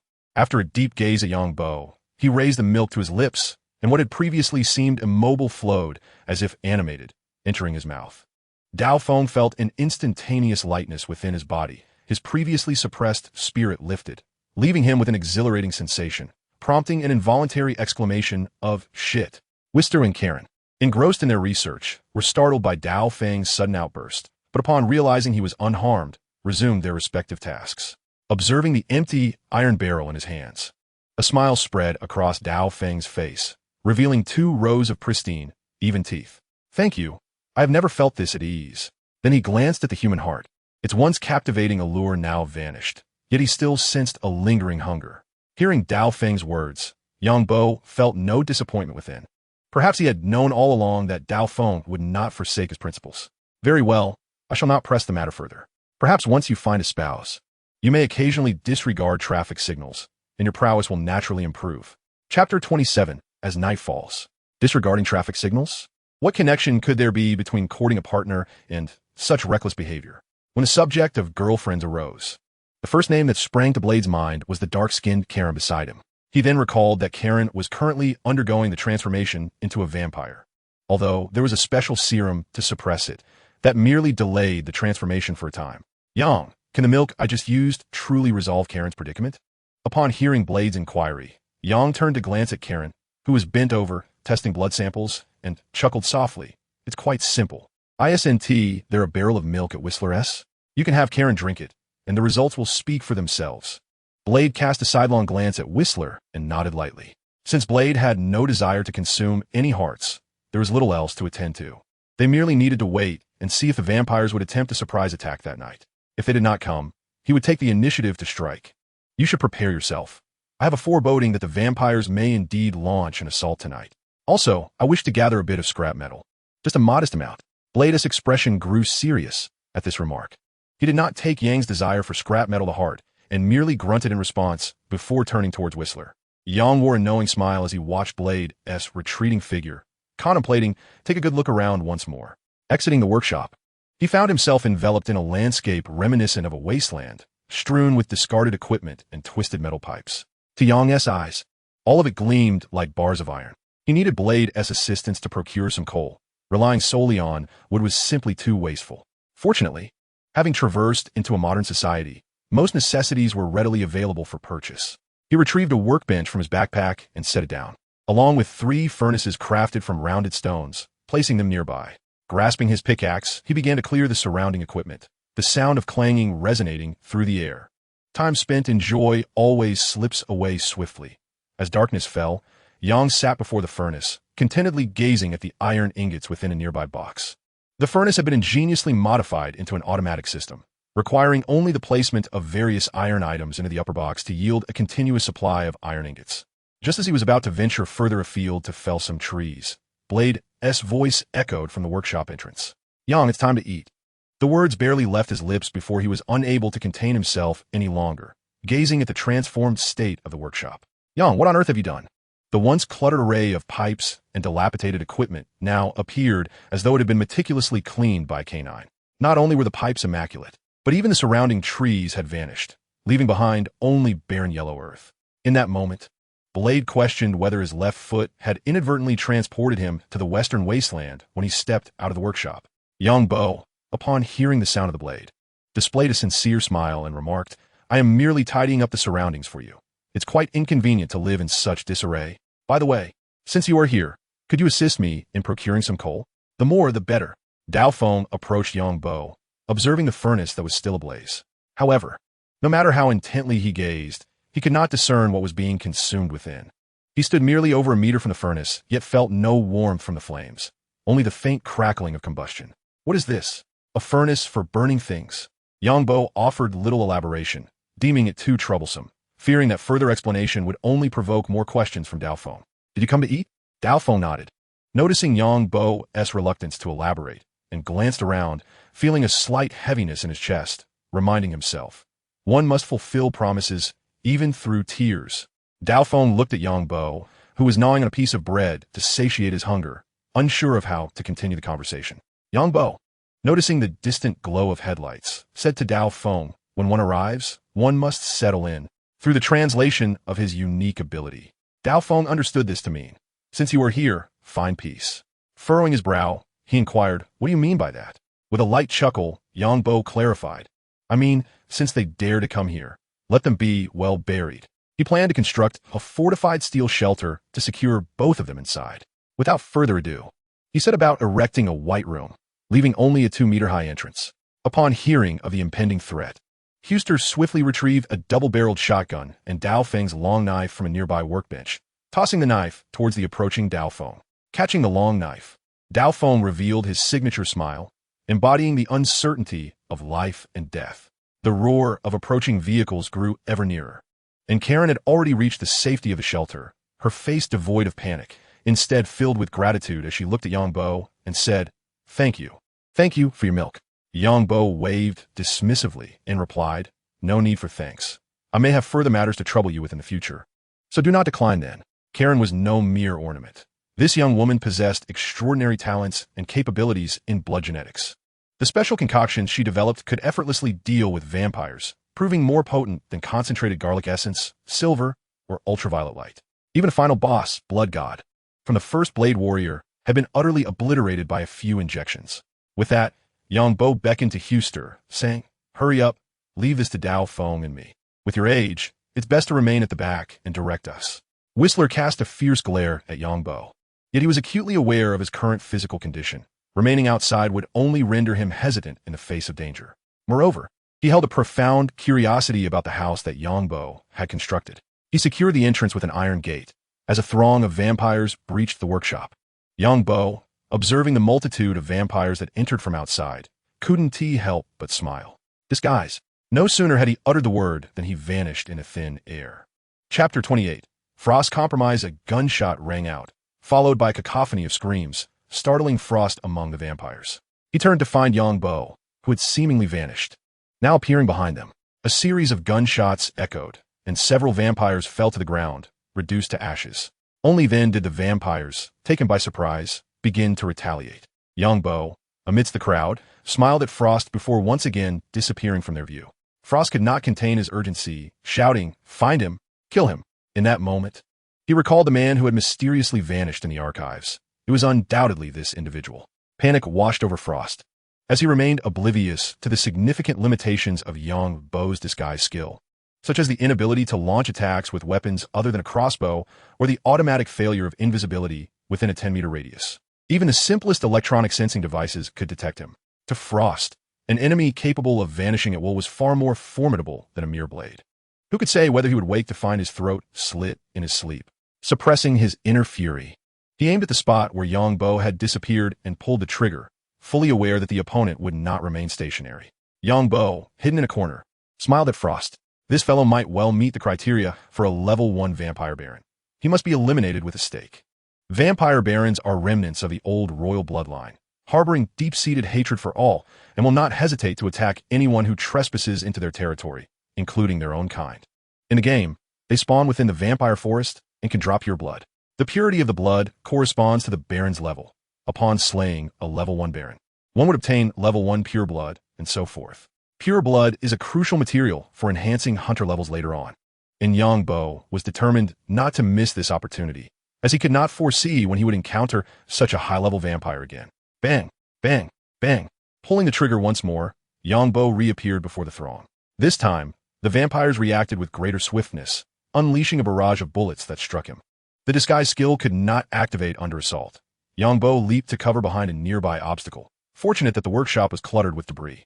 He dashed forward as a command was issued, and the vampires, seemingly bereft of reason, lunged toward Yongbo's concealed location. Another volley of gunfire erupted, reminding Frost and the others that the Blade Warrior was still among them.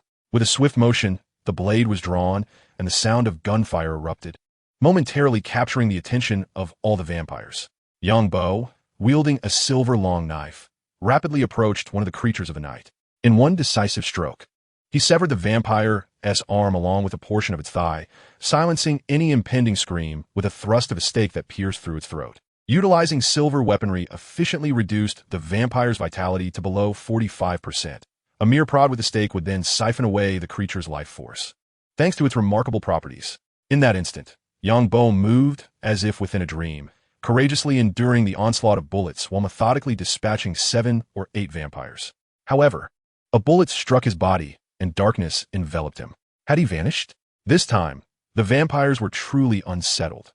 Unlike before, Yongbo had absorbed their attacks and disappeared right before their eyes, an act far beyond mere invisibility.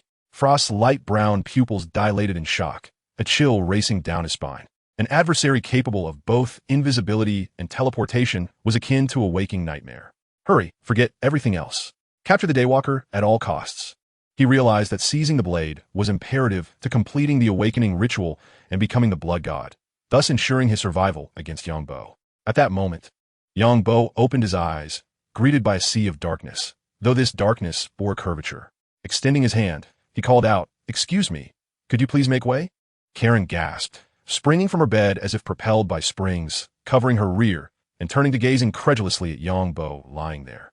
"Weren't you outside?" Though the angle prevented her from witnessing Yongbo in battle, the cacophony of gunfire and the furious roars of vampires resonated in her ears. "Wister, step aside. I'll join those little cuties momentarily." A stone button was affixed to the wall, and Yongbo instructed the two within the room, "Whatever you do, don't press that button." Just before exiting, he flashed a mischievous grin at Karen, saying, "My dear, the sensation is quite delightful." Upon pressing the button, the iron door swung open with a resounding bang, and Yongbo strode forth, leaving Karen flustered and Wister deep in thought. Outside, the vampires, upon spotting Yongbo, ceased their reckless bravado, raising their weapons yet refraining from pulling the triggers. Frost approached, his expression a mixture of complexity and unease, declaring, "Stranger, this is our grievance with the blade. We have no wish to make you our enemy. As long as you do not interfere, I can offer you what you desire, be it wealth, power, or even eternal life." In that moment, he was compelled to concede. No one wished to confront an adversary of such formidable prowess. Yongbo regarded Frost with a calm demeanor. Truth be told, aside from their aversion to sunlight, the vampire race possessed certain admirable qualities. The act of feeding? It was hardly an issue, akin to humanity's need for sustenance. The most significant aspect was their prolonged existence. If they were to harness their prolonged lifespans to study and rectify genetic defects, thereby becoming an immortal race, it would not be an impossibility. However, they must never, under any circumstances, regard themselves as sustenance. The silver blade he wielded glided gently across the ground. "Eternal life? Huh." Yongbo chuckled, saying, "Savor the final moments of your existence, Frost." With that, he disregarded Frost's grim countenance, and his figure vanished once more before them. Chapter 29. The Accident. The disappearance of Yongbo signified the collapse of negotiations, and he could only find amusement in the conditions presented by Frost. The Marvel Universe was on the brink of an era of grandeur. How audacious for mere vampires to speak of power. setting aside the other superheroes and supervillains. Even the Inhumans residing on the moon were beyond the current vampire's capacity to contend with. Withdraw. Frost regretted coming here, realizing that Daywalkers were not limited to Blade alone. Although the others remained concealed, they would not encounter an adversary like Yongbo. The vampires surrounding Frost, upon hearing his command, fled in haste, only to be met with a terrifying sight. Yongbo appeared beside their vehicle, wielding a white pickaxe. With a few gentle taps on the car, it vanished without a trace. Damn it! What manner of monster is this? They thought. We must confront him. He must be eliminated. As Yongbo observed the group raise their weapons, he activated his disguise skill, disappearing from their sight. Seeing Yongbo vanish, Frost immediately instructed, "Forget him. Leave this place." At his words, the vampires snapped out of their fury, realizing that they would perish if they lingered. Yongbo, unable to conceal himself any longer, recognized that the vampire's speed was excessively swift. Once they exited the workshop, if they scattered, he would have no means to pursue them. Brandishing his long blade, he targeted the last fleeing vampire, avoiding vital areas, knowing that silver was particularly lethal to them. A careless strike could result in instant death. The group of vampires pursuing Blade suddenly became aware of the unfolding situation, witnessing their leader Frost in a state of confusion. Aren't we here to capture Blade? Why does it seem like our boss is running away? As they saw Yongbo relentlessly pursuing, the vampires redirected their charge toward him. Yongbo furrowed his brow and dodged bullets whizzing past him. Watching Frost's figure grow increasingly distant was vexing. Ordinary vampires were merely time-consuming to track down. But Frost was different. The title of Vampire Baron gleamed above him. Regardless of his rank, even the lowest was significant. With a series of sharp sounds, bullets struck nearby objects around Yongbo, while a stray shot fortuitously struck his head, causing him to lose a portion of his vitality. Alas, such misfortune is unparalleled. Hearing the footsteps behind me drawing ever closer, I was poised to confront some vampires with unwavering resolve when the relentless Blade warrior, who had been pursuing me, arrived, wielding a submachine gun and firing mercilessly. Indeed, two are far superior to one. Yongbo, munching on bread, leapt from behind cover and swiftly charged at the vampires, brandishing a stake. The moment he spotted a vampire with health below 45%, he dashed forth to claim another head. In that fleeting instant, Yongbo was struck by 4 or 5 bullets. Fortunately, clad in iron armor, the bullets inflicted merely 2 points of damage, while the submachine gun dealt 3. Grasping a vampire to shield himself, Yongbo watched in disbelief as its health bar plummeted from 70 to a mere 20 points in the blink of an eye. Relieved that the vampire wielded no silver bullets, dragging his captive, he surged towards the next victim, disregarding the terror etched upon the creature's face. Dispatching the vampire in hand and swiftly acquiring a fresh meat shield. Something is amiss. Despite being hit multiple times, this vampire seemed unfazed. The leader has fled. We must retreat. In that moment, the vampires were thrown into a panic, realizing why Frost had abruptly departed. Yet, Yongbo was resolute. He would not relinquish these unwitting prey easily. Shielding himself with the vampire, he charged at them, his stake transforming into a lethal weapon. Blade soon followed suit, aiding Yongbo in eliminating the remaining vampires. "Yang, are you all right?" Blade inquired, concern evident in his voice. Yongbo rolled his eyes at Blade, who was unscathed. "Damn it, I must eliminate Frost tonight. I've already died once, all because I needed to capture the Daywalker, and you lot haven't even fired a single bullet at him. Have you? Blade, fetch the car. We shall pursue that scoundrel Frost." Upon hearing Yongbo's command, Blade glanced at the fleeing vampires, contemplated for a moment, then nodded and dashed towards his vehicle. Yongbo rummaged through his backpack, pulling out more bread, his expression sour as he stuffed it into his mouth. Due to his insufficient health, his hunger level remained equally unsatisfied. If only he had the right crossbow bolts, he would not find himself in such a plight. From a distance, he could easily dispatch these vampires, who possessed less than 100 health. The roar of an engine filled the air as Blade arrived in his sleek black car, halting beside Yongbo. Without hesitation, Yongbo opened the door and slid inside. Clearly invigorated by the prospect of collaboration with Yongbo, promising an exhilarating night. With the screech of tires against the pavement, a powerful thrust propelled the car forward. Akin to a released arrow, the vampires, swift as they were, paled in comparison to the speed of the automobile, and soon Yongbo caught sight of the fleeing creatures. "Blade, disregard them. We must locate Frost. These fiends are but minions. We can deal with them later." "Understood, no problem." The car did not decelerate, continuing its forward course. In a matter of moments, within the dimly lit and dilapidated factory area, Yongbo discerned a striking banner amidst the throng of vampires. Vampire Baron. Blade, that scoundrel, was right ahead. Accelerate and crash through. The engine's roar captured Frost's attention. He initially believed it to be one of his subordinates. Yet, before he could revel in the thought, the black vehicle expanded rapidly within his line of sight. With a resounding crash, it became evident that the physically formidable Frost was still no match for steel, as the immense impact transformed him into an airborne figure. Blade, splendidly executed. Chapter 30, Master. Need a ride? It must be acknowledged that the constitution of vampires is indeed formidable, particularly against blunt force trauma. The so-called internal injuries posed little concern for beings endowed with exceptional regenerative abilities. Frost soared through the air, performing a mid-air rotation before crashing down with a thud. His resilient physique bounced twice upon impact. Had he been an ordinary human, he would have undoubtedly sustained grave injuries, unable to rise again. Yet, Frost merely paled a shade further before rising nonchalantly from the ground. Yongbo swiftly flung open the car door and leapt out, lunging towards the nearest vampire, his long blade and stake brandished. As the adage goes, it is unwise to pursue a desperate foe. However, Yongbo could not perceive any signs of poverty among this band of vampires. The luxury cars nestled in his backpack attested to their wealth. Thus, he resolved to eradicate them completely. A flurry of bullets rained down upon Yongbo, but his 20-plus years of singlehood had honed his reflexes. He swiftly retrieved a shield. His earlier reluctance to wield it stemmed from concerns that it would impede his killing momentum. However, should he inadvertently meet his demise, reviving only to find these vampires vanished would be a tragedy. This shield proved quite effective, though its durability diminished all too rapidly. Assuming a defensive stance, his agility waned significantly, further dissuading him from employing the shield. After regaining his footing, Frost observed Yongbo brandishing a wooden shield to deflect the onslaught from his minions and shouted urgently, "Eliminate them, and dispose of the Daywalker as well." Yongbo, watching Frost's retreating figure, felt a surge of anxiety. A cooked duck must not take flight. Crouching behind the shield, he drew his pistol, aiming it at the vampire, only to be taken aback by the sound of clicking. No bullets left? This pistol had been left to him by Blade.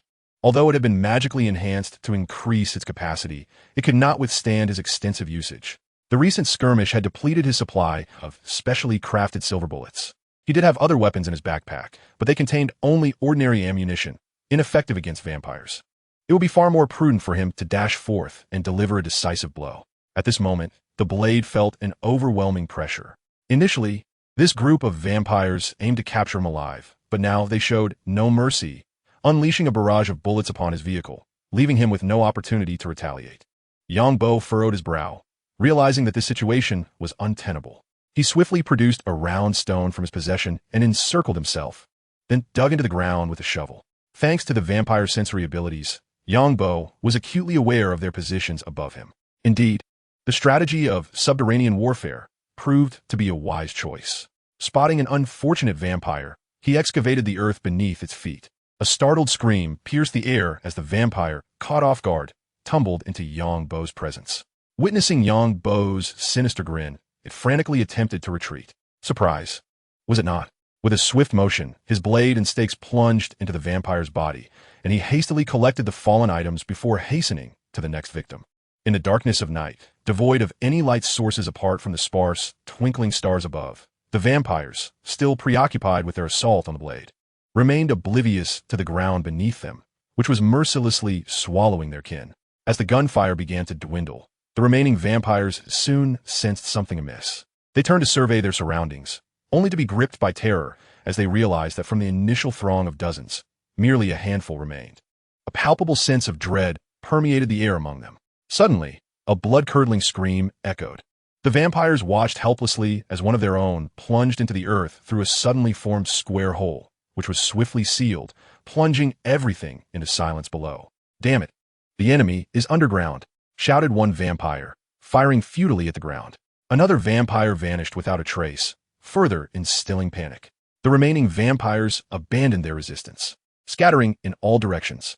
Having just questioned Yongbo, the Blade noticed that the tire on the side of the car was completely deflated. Even if the engine were functional, it would be of no use. With a grimace, he yanked the door of the driver's seat, and with a creak, the entire door was torn off. With a frown, the Blade lamented the loss of a vehicle that had served him faithfully for several years. He stepped into the driver's seat and turned the key, but the engine showed no signs of life, not even a tremor.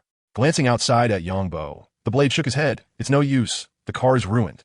In frustration, he slammed his hand against the steering wheel, lamenting that this was the closest he had been to eliminating Frost.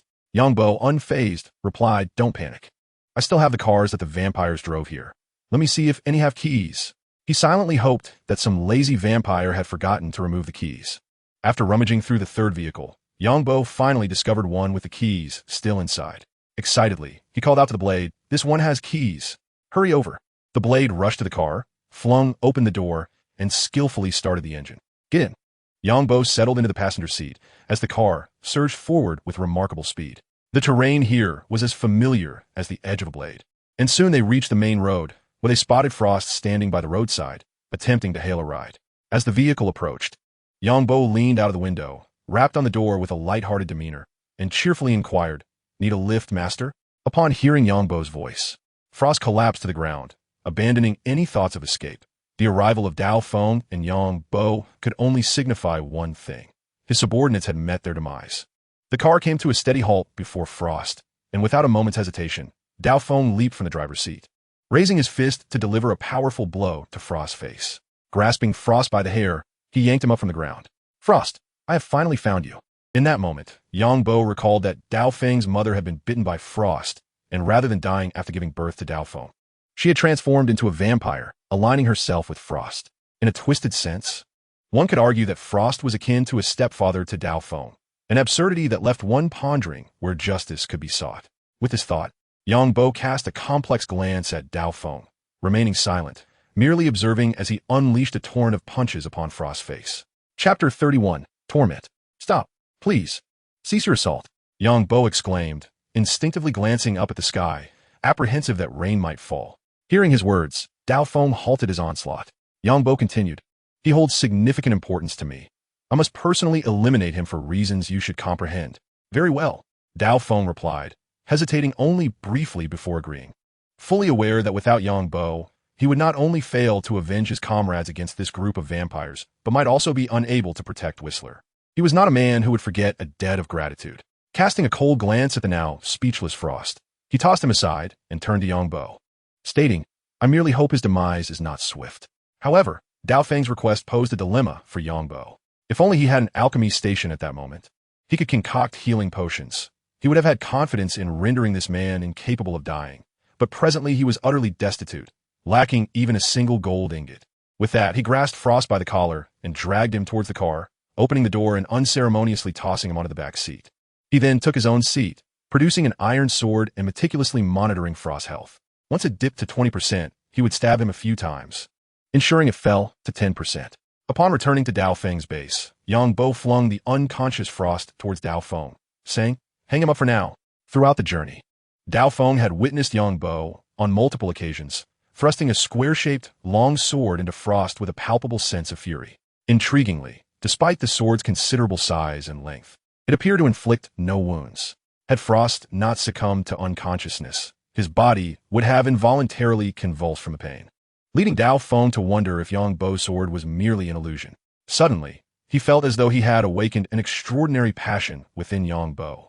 That Yongbo, I now find I harbor less animosity towards him. Otherwise, would you prefer to eliminate him outright?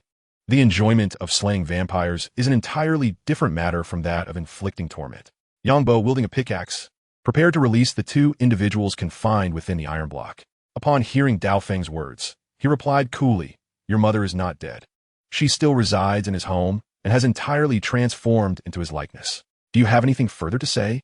It had been previously stated that once one becomes a vampire, they cannot resist the insatiable thirst for blood and will ultimately become a monster. Their thoughts completely assimilated. Dao Feng stood frozen, digesting Yongbo's revelations, his eyes filled with confusion. The sound of a hammering broke his reverie, and upon seeing Huisite and Chiron emerge from the White Room, his expression soured. He turned to Yongbo and asked, "Yongbo, may I borrow your sword for a moment?" No sooner had he spoken than an iron sword whirled and embedded itself beside him. Yongbo continued his task of dismantling the iron block without pause, merely stating, "Fine, but only up to 7 strikes. The 8th will surely be fatal. I intend to conduct some experiments on him."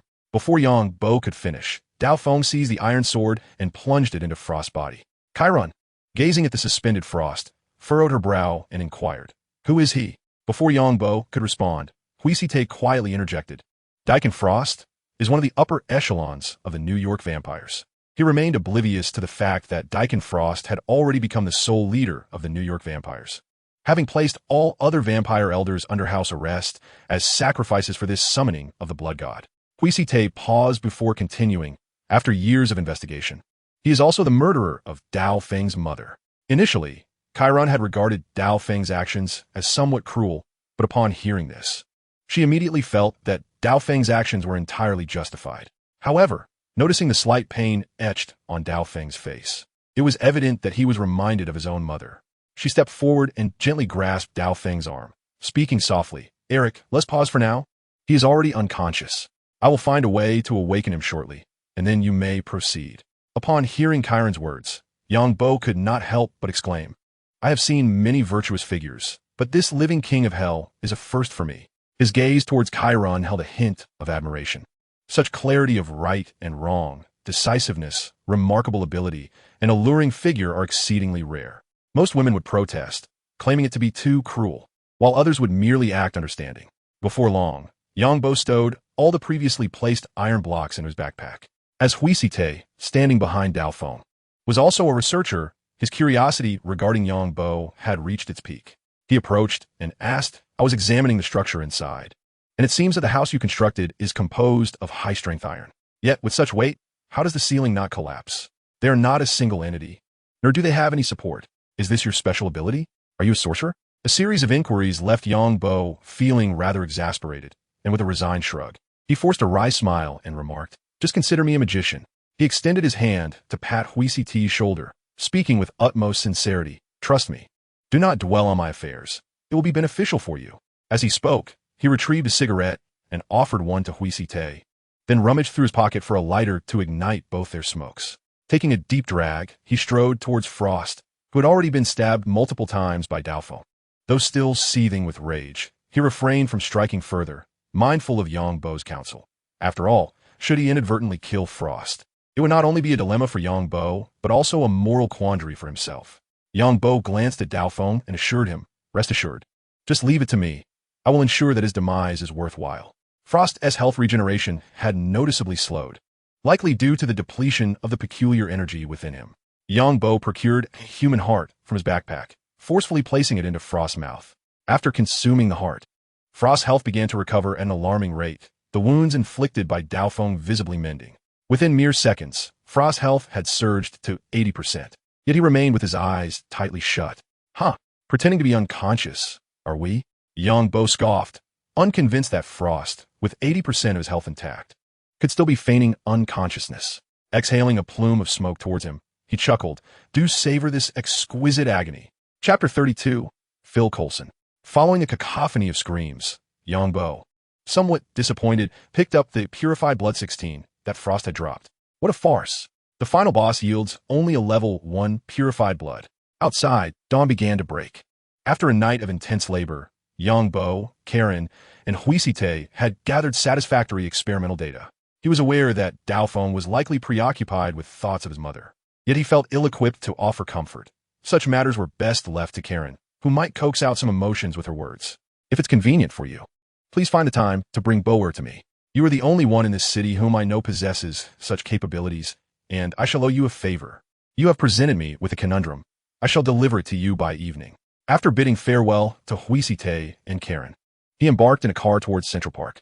As he gazed at the rising sun, the warm rays enveloped him, elevating his spirits after a sleepless night. He couldn't resist stretching, suddenly recalling the vampire acolytes, and addressed Dao Feng, "You ought to relocate. Your position has been compromised, and those vampire hounds are sure to trouble you." In response to Yang Bo's words, Dao Feng's expression remained unchanged, his tone flat as he replied, "Fear not. As long as I do not provoke those creatures, they will not dare to trouble me. However, you should exercise caution. They will undoubtedly seek you out." "Dare not?" Yang Bo was somewhat taken aback. Dao Feng had said dare rather than cannot, which piqued his curiosity. Their relationship had grown closer. After all, they were brothers in arms. He risked his life, while Dao Feng expended bullets. Certain questions could therefore be posed without excessive caution. He asked directly, why do they not dare? Dao Feng smiled and explained, I am a half-vampire, and the extermination of vampires is a matter pertinent to our kind. They would not resort to using humans against me. The crux of the matter is if vampire cultists were to confront me, the nature of the situation would change entirely. Yang Bo recalled the plot of Blade, Trinity, where the vampire cultists masqueraded as vampires, only to be slain by Dao Feng, an event that had been recorded in its entirety by the vampires, which explained why the authorities were compelled to hunt Dao Feng down. However, one point eluded him. Why would the vampires be wary of Dao Feng and refrain from leveraging official power against him? Unless Dao Feng had backing from official forces that were stronger than the vampires, which could elucidate why Dao Feng had previously assaulted that police officer without hesitation, and why he seemed unfazed when witnessing Yang Bo eliminate the adversary, considering that assaulting an officer is a grave offense in any nation. Dao Feng, would you be so kind as to disclose who stands behind you? Dao Feng, with one hand gripping the steering wheel, reached into his jacket and retrieved a small black notebook, tossing it to Yang Bo. Yang Bo caught it and noticed the emblem of a steel eagle emblazoned on the cover, immediately associating it with Marvel's most renowned organization, S.H.I.E.L.D. Although it had likely not yet undergone a name change, its full title being the Department of Homeland Strategic Defense, Assault and Logistics. Upon opening it, he found a photograph of Dao Feng alongside some pertinent information. Eric Brooks, Level 8. Yang Bo mused. In the comics, Blade had once been a member of S.H.I.E.L.D's Howling Commandos and held the same rank as Director Nick Fury, a Level 10 agent. He, as a vampire hunter, daywalker, dealt with various supernatural occurrences, including the extermination of non-human monstrosities like vampires. However, Yang Bo had never perused the comics, thus he was oblivious to Dao Feng's affiliation with S.H.I.E.L.D. and his status as a Level 8 agent. Dao Feng, could you enlighten me as to how you came to possess such an impressive background? He inquired, returning the credentials to Dao Feng. Dao Feng replied, I merely hold a nominal position. My primary responsibility is to assist S.H.I.E.L.D. in eliminating certain non-human creatures. They help me with various official matters, but for the most part, I operate independently. Yang Bo nodded, reclining in his seat in silence. S.H.I.E.L.D. Camartage and the realms of the Marvel Universe were becoming increasingly intriguing. He pondered whether the Ancient One had taken note of his uninvited presence. Moreover, he wondered if there existed a spear of destiny agency within this Marvel Universe. Upon entering the Golden Arches, he ordered a selection of hamburgers and snacks, then chose a window-side seat. A fiery red convertible pulled up to the entrance, and a man clad in a black suit emerged from the vehicle. Sensing Yang Bo's gaze, he looked up, offering a slight nod and a warm smile. Upon seeing the other party, Yang Bo's expression turned playful. Phil Coulson, an agent of S.H.I.E.L.D., had not come here to seek him out, and Yang Bo would never believe such a notion. As Yang Bo had surmised, Coulson walked straight to his side without hesitation. Hello, Mr. Yang Bo. Allow me to introduce myself. I am Phil Coulson. It is a pleasure to meet you. With that, he extended his hand towards Yang Bo. Yang Bo harbored no aversion towards Coulson, one of the few amiable agents within S.H.I.E.L.D. The moment he laid eyes on Coulson, a thought sprang to his mind. It would be a disservice to himself not to capitalize on this opportunity. In his realm, certain materials were exceedingly difficult to procure. However, establishing a partnership with S.H.I.E.L.D.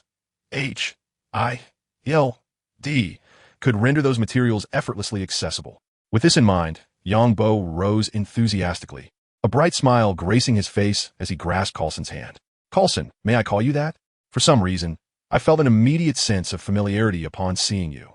Coulson was momentarily taken aback by the unexpected warmth, yet his years as an agent enabled him to maintain a composed expression.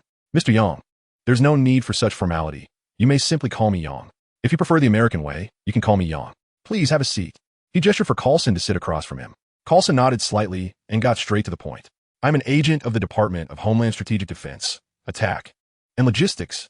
I am here specifically to get acquainted with you. I'm quite curious about your background, if you would be so kind as to share. Yang Bo internally scoffed at the lengthy name of the organization, but looked at Coulson earnestly and replied, I genuinely do not know how I ended up here. I am merely an ordinary citizen of Huagua. Years of experience told Coulson that Yang Bo was not lying, but he was certainly concealing certain truths. Raising his arms, he placed both hands on the table. Are you interested in joining us? Individuals with special abilities like yours are very welcome. Upon hearing Coulson's invitation, Yongbo leaned back lazily in his chair, tapping the table thoughtfully, his expression contemplative. S.H.I.E.L.D. Huh. The Hydra shield would be more accurate. Joining them now would only lead to being devoured by Hydra operatives. Yongbo was acutely aware of his own intellect. While he could handle a few vampires in a moment of impulse, associating with those who thrived on conspiracy would only invite unnecessary trouble. With a hint of regret, he addressed Coulson. I apologize, but I must respectfully decline your offer to join your Department of Homeland Strategic Defense, Attack, and Logistics. At present, I simply wish to live quietly as a vampire hunter. Coulson, upon hearing Yongbo's refusal, felt no disappointment. After all, the two had yet to truly understand one another, and the earlier inquiry had merely served as a probe. No problem. However, a friendly reminder, the influence of vampires is not as simplistic as it appears. Their primary stronghold lies in Europe, and they do not place significant importance on their kin across America. Yet, they are all descendants of Dracula. Yongbo nodded slightly, recognizing that Coulson's words were a friendly overture. After a moment of contemplation, he replied, Thank you for the reminder. At that moment, his fast food was ready. Yongbo stood up with a smile and said, Please wait a moment. I will retrieve my breakfast lunch. With that, he walked toward the service counter. As he turned his back to Coulson, Yongbo's brow furrowed. He wished to enlist the assistance of S.H.I.E.L.D. to gather some materials. But at present, he had nothing of value to offer in return, making it impossible to broker a deal. The only currency he possessed was information. Yet the tidbits he could provide were derived solely from films. These revelations were of paramount importance. Should he divulge them, they would undoubtedly attract the attention of S.H.I.E.L.D. or Hydra. Observing Yongbo's troubled expression, Coulson kindly inquired, Yong, you seem to be burdened by something. If you wish to share, perhaps I can assist you. Yongbo regarded Coulson's amiable demeanor. Although he was aware that Coulson was an agent, and this was part of his duty, he felt a genuine affinity towards him. With a bittersweet smile, he shook his head and said, I am contemplating how to obtain a modicum of assistance without joining your ranks. Coulson's smile broadened, appreciating Yongbo's forthright nature, which caught him off guard compared to his previous encounters. However, he found it refreshing. After all, mutual assistance fosters friendship. You may share your concerns, he encouraged. Though he did not immediately agree, he contemplated that if the matter were not too troublesome, he would acquiesce. I seek a volcano, one that is currently erupting. I require some lava, Yongbo stated. Is that all? Coulson responded with enthusiasm. No problem. If it is convenient for you, I can arrange a visit to the nearest volcanic site. He had already set his sights on the Hawaiian Volcano National Park, having recently seen news reports about its renewed activity, with lava nearly flowing onto the roads. Seeing Coulson's swift agreement to his request, Yongbo appeared somewhat taken aback. He scrutinized Coulson and suddenly smiled. I genuinely wish to befriend you. Would it be convenient for you to share your phone number? He placed his phone on the table, sliding it toward Coulson. Yongbo found Coulson to be quite amiable. Although he seemed to have a certain interest in him, that was merely part of the agent's role, was it not? Coulson picked up the phone, entered his number, and upon hearing the ring, he promptly hung up and returned the device to Yongbo. He then grabbed a burger from the table and began to eat. Perhaps due to Steve's influence, Yongbo devoured 3 burgers along with various snacks within a minute. In a moment of astonishment, Coulson jested, Yong, thank goodness you didn't join us, or the director would surely have me dismissed. After pondering for a moment, he chuckled. If it won't take too long, I can wait here for you.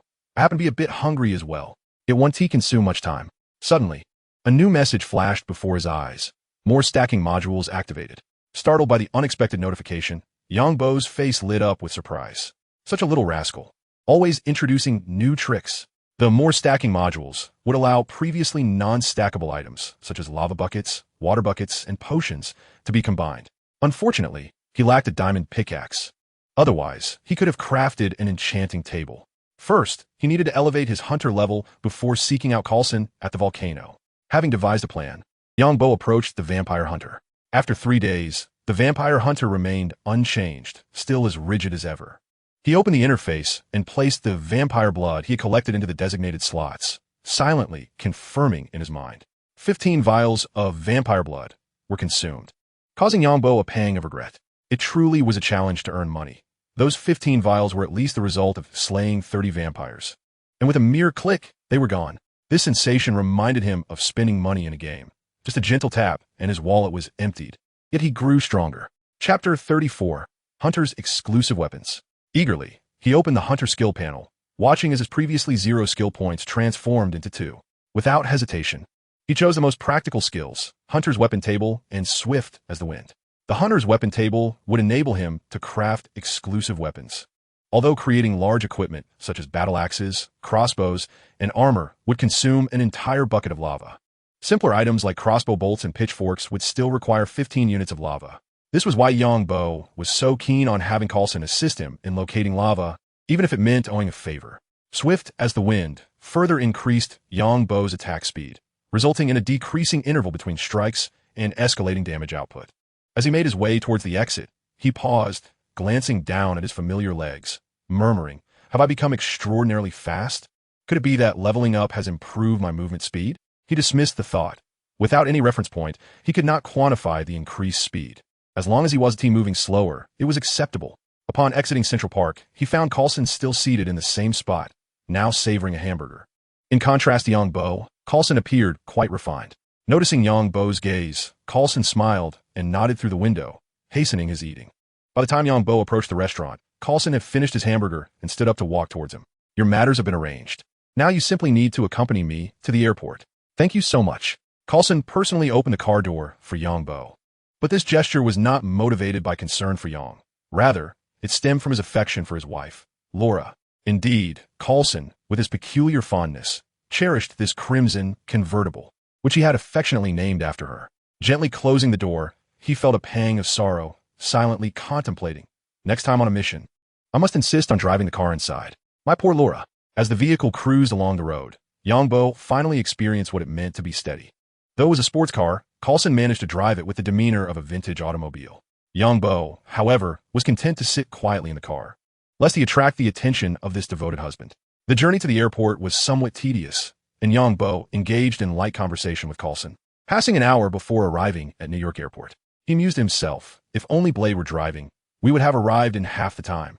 After parking, Coulson escorted Yongbo to a tarmac, where a sleek, black Quinjet gleamed with a metallic sheen, exuding an aura of advanced technology, as if it were adorned with the words black technology. Was it true that S.H.I.E.L.D had access to Quinjet technology this early on? It was undeniable that S.H.I.E.L.D was a formidable global organization. While their technology might not rival that of Wakanda, it certainly possessed capabilities that could surpass contemporary innovations. The crew on the aircraft was already prepared. As soon as Yongbo and Coulson boarded, the boarding door closed, and the turbine engines, resembling electric fans, whirred to life. The planes swiftly ascended, heading toward Hawaii. Yongbo, like a country bumpkin entering the city, gazed in awe at the aircraft's interior decor. Eventually, they arrived at a lounge. Once seated, Coulson smiled and asked, "So what do you think? Do you like it? Join us, and you'll have the chance to fly on this plane regularly." Yongbo rolled his eyes at Coulson and quipped, "I prefer beautiful women. Do you offer those as well?" To his surprise, Coulson nodded. "Our organization has many outstanding female members selected from various countries.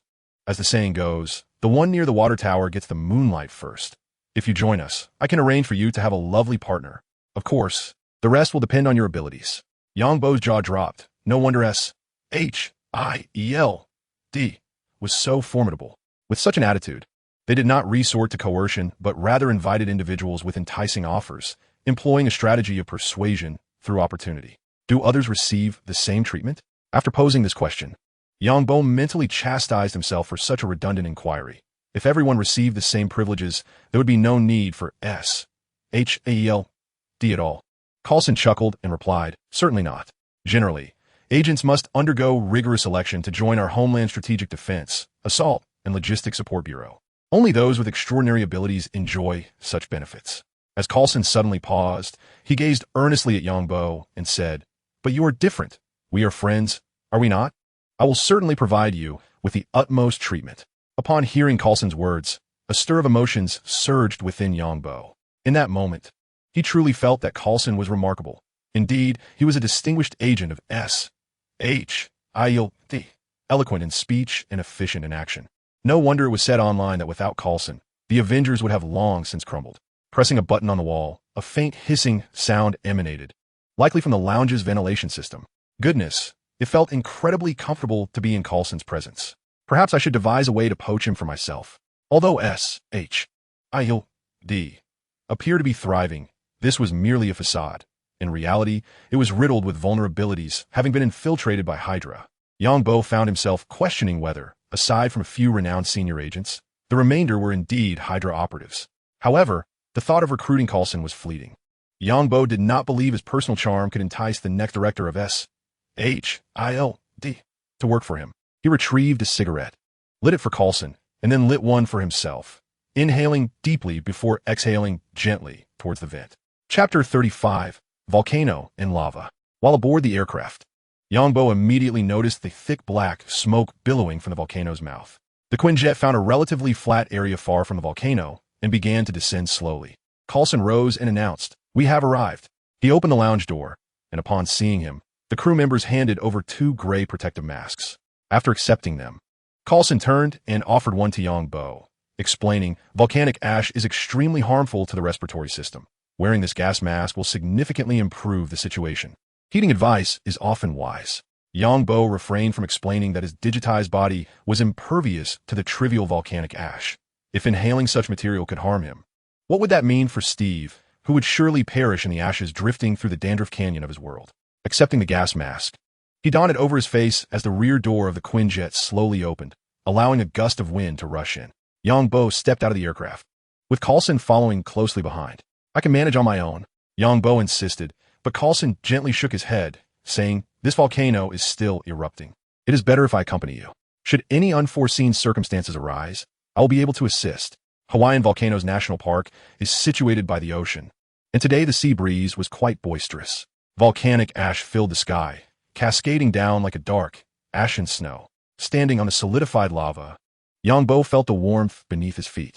He retrieved a bucket from his backpack, aimed it at the black lava below, and attempted to scoop some up. Alas, it seemed there was no opportunity for a moment of laziness. The warm, solidified lava remained utterly unyielding, prompting Yangbo to display a look of resignation as he glanced at the distant, flowing molten rock. With no choice but to continue onward, he pressed ahead. Beside him, Coulson gazed at the iron bucket that abruptly appeared and vanished in Yangbo's hand, his eyes narrowing in astonishment. Although he had gleaned from surveillance and various sources that Yangbo possessed an ability akin to spatial storage, witnessing it firsthand was still quite shocking. In the Marvel Cinematic Universe of 2008, they had not yet reached the chaotic state of rampant superpowers. Even as a senior agent of S.H.I.E.L.D., Coulson had encountered only a limited number of extraordinary phenomena during this period. However, the forthcoming events would soon keep him exceedingly busy. As they drew nearer to the lava, the surrounding temperature escalated, and suddenly, a charred scent wafted through the air. Yangbo sniffed, turning to investigate the source of the odor, only to find that a faint wisp of white smoke was emanating from Coulson's polished shoes. Unable to stifle a laugh, he teased, "Coulson, don't move. If you linger any longer, you'll melt away." Yangbo glanced down at his own sneakers, which showed no signs of damage whatsoever.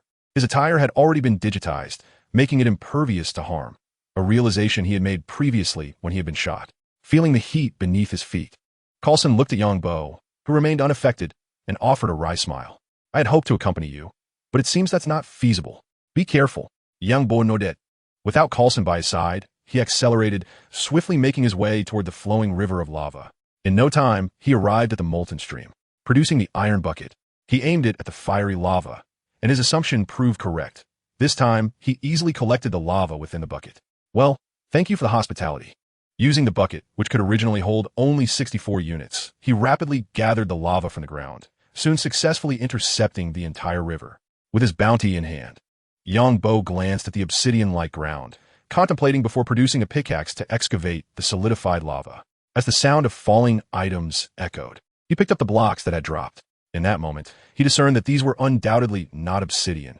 Otherwise, they would not be so easily excavated with a pickaxe. Solidified volcanic lava 1. Should I inform Coulson about Captain America's whereabouts in advance? Consider a reward?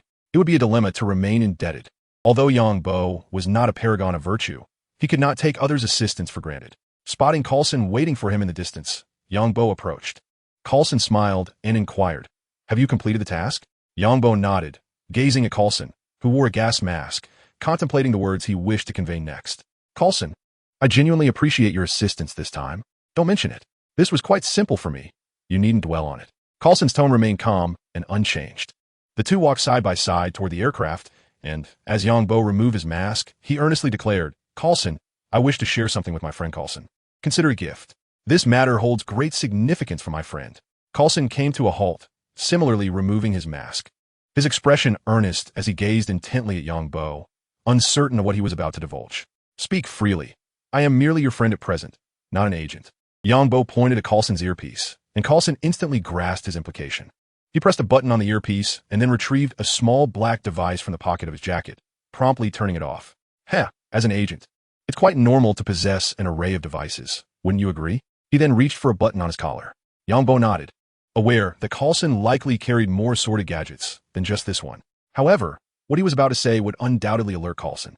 Leaning closer to Coulson's ear, he whispered, "Captain America is not dead, and the Department of Homeland Strategic Defense and Logistics is not secure internally." At this revelation, Coulson was utterly taken aback, nearly stumbling to the ground. His eyes widened in disbelief, and a frozen smile lingered on his face. The two pieces of information Yongbo had imparted rendered his mind momentarily blank, a feat almost inconceivable for an agent of his caliber. Coulson suddenly felt parched, unsure if it was the environment or the shocking news that had left him so unsettled. He yanked a button from his jacket and tossed it to the ground, stomping on it until the electronic components were exposed. He then retrieved a small black object from the heel of his shoe and hurled it into the distance.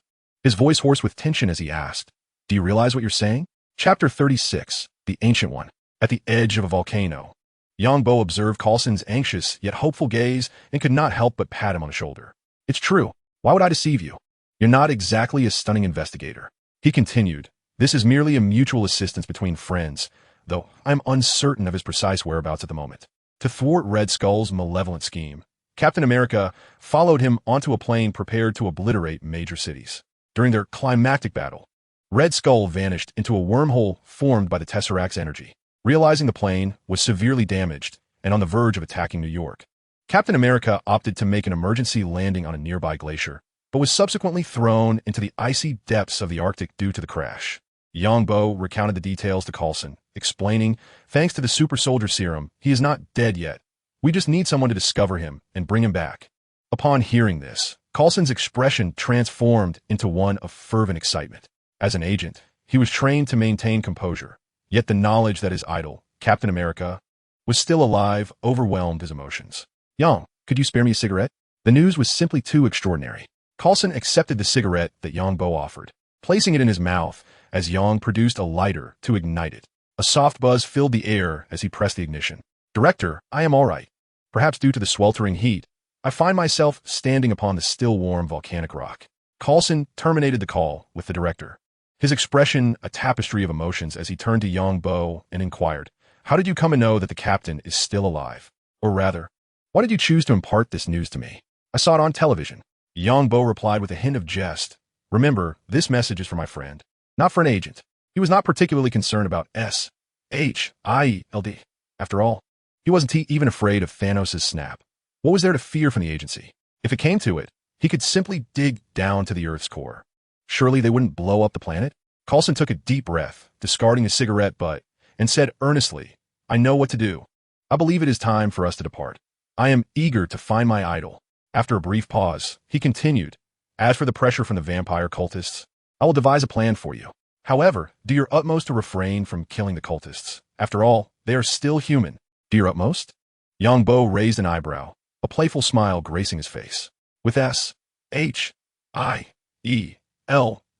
covering for him, he felt emboldened to act more freely in the face of vampires.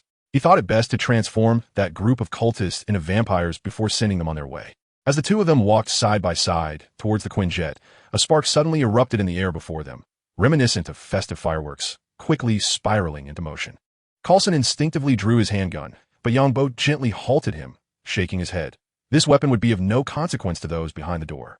The spark swiftly coalesced into a portal, revealing a quaint, antiquated bedroom. There stood a bald figure clad in a beige robe, exuding an air of calm composure, gazing at them with a serene smile. It was none other than the Ancient One from the Marvel Universe. She stepped forward gracefully from the portal, emanating a sense of tranquility, and softly inquired, "Greetings, visitors from another realm." "Hello, Supreme Sorceress," Yongbo responded. The Ancient One displayed no surprise, her gentle smile unwavering as she took another step forward, causing the portal behind her to silently close. She scrutinized Yongbo intently, then inquired softly, "You are quite enigmatic. I cannot discern your future, nor your past. Might you reveal your purpose for being here, young man?" Faced with the Ancient One, Yongbo felt a considerable weight of pressure, though he was unafraid of death. Still, what if she ensnared him in the mirror dimension? Wait, the mirror dimension? Perhaps there was a way to excavate it. He must certainly try at some point.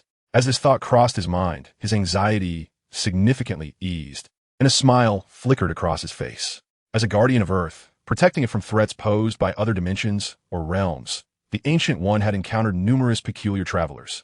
Yet someone as shrouded in mystery as Yongbo was a first. Ancient One shook his head and replied, "I am truly sorry, but I cannot ascertain your latitude or your origins. If not for the timely appearance of Captain America, I might have remained oblivious to your existence." Yongbo felt a twinge of disappointment, simultaneously realizing the reason why the Ancient One had not sought him out initially. What could this formidable figure possibly desire? Does he intend to eliminate me, an interdimensional visitor? "Master, may I inquire as to your purpose for summoning me?" The Ancient One spoke earnestly. "Your arrival has altered the world line, diverging from the sacred timeline, which poses a significant threat." Yongbo paused, astonished that the Ancient One was aware of the sacred timeline, a concept he had only encountered in the films he had watched. To disrupt the sacred timeline essentially means to distort the narrative. However, Yongbo understood that the current timeline had long since descended into chaos. Otherwise, the first entity he would have encountered upon his arrival would have been the Time Management Bureau. The dialogue between them left Agent Coulson, who stood nearby, utterly bewildered. Stepping forward, he softly introduced himself. "Greetings, I am Agent Coulson from Strategic Homeland Intervention, Enforcement, and Logistics Division. May I ask your identity?" The Ancient One offered a polite smile and replied, "Hello, Agent Coulson. I am the Ancient One." Chapter 37. The Tea That Cannot Be Refilled Indefinitely. Kamartaj, a secluded village nestled within the Himalayas, serves as a sanctuary of the magical realm. Yongbo sat upon a stool, gazing out the window at the howling snowstorm. A steaming cup of tea before him. The Supreme Sorcerer, the Ancient One, sat opposite him, her gaze distant as she peered into the future through the glowing green eye of Agamotto that hung around her neck. This state of contemplation had persisted for some time. Upon arriving at Kamartaj and engaging in conversation, the Ancient One had begun to utilize the time stone to glimpse what lay ahead. He lifted the teacup to his lips, and a fragrant essence filled his mouth. Even as someone who seldom indulged in tea, he recognized that this brew was unparalleled. He had accepted the Ancient One's invitation to visit Kamartaj, intrigued by the portal magic. Should he master the technique of creating portals, he would no longer need to dread the prospect of unexpectedly traversing dimensions when he sought a restroom. Days had passed, yet the memory of his previous restroom incident lingered ominously, a shadow in his mind. "I cannot see." The Ancient One's voice suddenly pierced through Yongbo's thoughts as he pondered how to broach the subject of learning the portal technique. Startled, he hastily set down his cup and inquired, "What do you mean you cannot see?" With a gaze that conveyed a myriad of complexities, the Ancient One replied, "In the future timelines, your presence is absent. Even though you stand before me, your essence surpasses that of the Eye of Agamotto. The Eye of Agamotto, a vessel for the Time Stone, possesses nearly limitless power within this universe, enabling the Ancient One to observe the future of the cosmos. However, no matter how she looked, she could not perceive the image of Yongbo in the future, not even in the next moment. The room was solely filled with her own silhouette and a teacup suspended in midair. She had never encountered such a situation and was uncertain whether it was good or bad. Yongbo, upon hearing Gu Yi's words, was momentarily bewildered. What did it mean to be invisible to her? Was the time stone malfunctioning? He did not dwell much on the fact that Gu Yi could not see him in the future. After all, he was not a native of the Marvel Universe. And perhaps the time stone simply did not concern itself with him. At that moment, he was solely focused on learning the portal spell. After pondering for a moment, he addressed the sorceress, saying, "Master Gu Yi, may I learn the portal spell?" Gu Yi, upon hearing Yongbo's inquiry, nodded slightly and replied, "Anyone with talent can learn. If you wish to master spells, you must first meditate, connecting your mental energy with the otherworldly deities. You must earn their recognition and sign the corresponding contract to wield their magic." Yongbo was taken aback and, feeling somewhat disheartened, asked, "Is it absolutely necessary to borrow the power of the deities? Can't I achieve it through my own cultivation?" The deities in the Marvel Universe were notoriously difficult to deal with. Everything had a predetermined cost, especially when it came to signing contracts, which could potentially bind him in unthinkable ways. Why should he repay energy that he borrowed through his own merit? Of course, it is possible. However, as a typical apprentice sorcerer, you would need approximately 5 years to rely solely on your own abilities to cast a portal. If you are willing, I can arrange for someone to teach you right now. Gu-Yi stated this with an air of nonchalance, as if 5 years were merely a fleeting moment to her. Upon hearing this, Yangbo felt a pang of disappointment. This was merely for the basic casting of the portal. Whether he could achieve long-distance teleportation remained uncertain. Was he truly destined to spend 10 or 8 years merely to relieve himself? If you wish to accelerate your learning of spells, I can assist you in observing the multiverse, Gu-Yi suddenly proclaimed, standing up and swiftly striking Yangbo on the chest with her hand, propelling him backward with a surge of energy. In Yangbo's perception, everything around him seemed to slow down, including her movements. This was his first experience of such a peculiar sensation. In that moment, he understood what Gu-Yi meant by observing the multiverse. In the films, Doctor Strange had been struck in a similar manner by Gu-Yi, allowing his soul to traverse into a strange realm. Suddenly, the surrounding time returned to normal, and Yangbo found himself sitting on the ground, glancing at his health points, which had diminished by 1.5 hearts, leaving him somewhat astonished. Wow, was that gentle tap more potent than an ordinary handgun? After dusting himself off and rising to his feet, he regarded Gu-Yi with eyes that reflected a mix of awe and fear, as though he were staring at a formidable weapon. Gu-Yi, with a gaze equally complex, looked at Yangbo, causing him to feel a chill run down his spine, prompting him to ask, "Master Gu-Yi, what is it? Did you not say you would let me observe the multiverse? Your soul and body are inseparably intertwined. Your body is your soul, and your soul is your flesh. The notion that you cannot learn the spells of Camartage is utterly unacceptable." Despite hearing Ancient One's words, he felt no significant concern regarding his physical condition. After all, he possesses the ability to resurrect, making the peculiarities of his body and soul seem entirely normal. Yet, the inability to master the portal spell was an insurmountable obstacle. Ancient One, observing him with keen interest, was filled with curiosity about Yangbo's unique nature. She had never encountered a being like him, where flesh and spirit were so exquisitely harmonized. If only she could achieve such a state, perhaps her own physical form would not succumb to decay. "Do not lose heart. I believe you possess your own path," she encouraged. Upon hearing her words, Yangbo experienced a sudden epiphany. He was, after all, someone with a golden finger. Why would he covet something as trivial as a mere portal spell? Should he someday acquire a travel map module imbued with teleportation capabilities, he would journey wherever his heart desired. With this newfound clarity, Yangbo felt invigorated, the previous frustration over his inability to learn spells dissipating like mist. 2 days later, his journey to Camartage had proven immensely fruitful, culminating in a backpack brimming with an array of items. This was an inevitable outcome, as Ancient One was eager to comprehend his extraordinary abilities. Turning to the somewhat displeased Ancient One, who appeared somewhat miffed by the sparks of the portal, he waved his hand, causing the portal to vanish into thin air. "How stingy of you, Ancient One! Was it not your curiosity about my abilities that prompted the excavation of vintage-style furniture?" Upon returning home, Yangbo promptly retrieved his cherished Zeton wood tea table from his backpack, complete with an exquisite tea set. Remarkably, the items retained their essence whether stored or displayed, and the tea was still steaming. Savoring a delicate sip, he exclaimed, "Ah, this is the essence of life." Chapter 38, The Lower Realm. Yangbo placed lava into the cauldron of the hunter's weapon station and procured the prepared materials to craft 2 exclusive weapons, a crossbow and a hunter's battle axe. He subsequently produced a substantial quantity of crossbow bolts, the sole silver lining being that feathers were not required. Otherwise, he would have been unable to create any ammunition at all. He wielded the newly crafted ordinary hunter's battle axe, swinging it lightly to gauge its feel. It was satisfactory, though the base damage was somewhat lacking. However, it dealt an additional 10 damage to vampires and boasted a built-in knockback attribute of 2. Next, he set about constructing the portal to the lower realm, eager to discover if passage was possible. If successful, acquiring diamonds and obsidian would be a matter of mere simplicity. The chests within the lower realm fortresses were known to yield numerous items from the overworld, most importantly the blaze rods, which would enable him to craft a brewing stand and bid farewell to the days of self-inflicted recovery. Equipped with a bucket of water and lava, Yangbo moved to the corner of his room, sealing it off with cobblestones, leaving only a narrow passage for one to traverse. Placing water above the portal frame, Yangbo retrieved an iron bucket filled with lava from his backpack. Utilizing the mechanism where a lava source block contacts water to transform into obsidian, He spent a brief moment crafting a nether portal of size 2 by 3. Gazing at the deep purple obsidian frame, he fervently prayed, "May Notch grant his blessing. Let this portal open."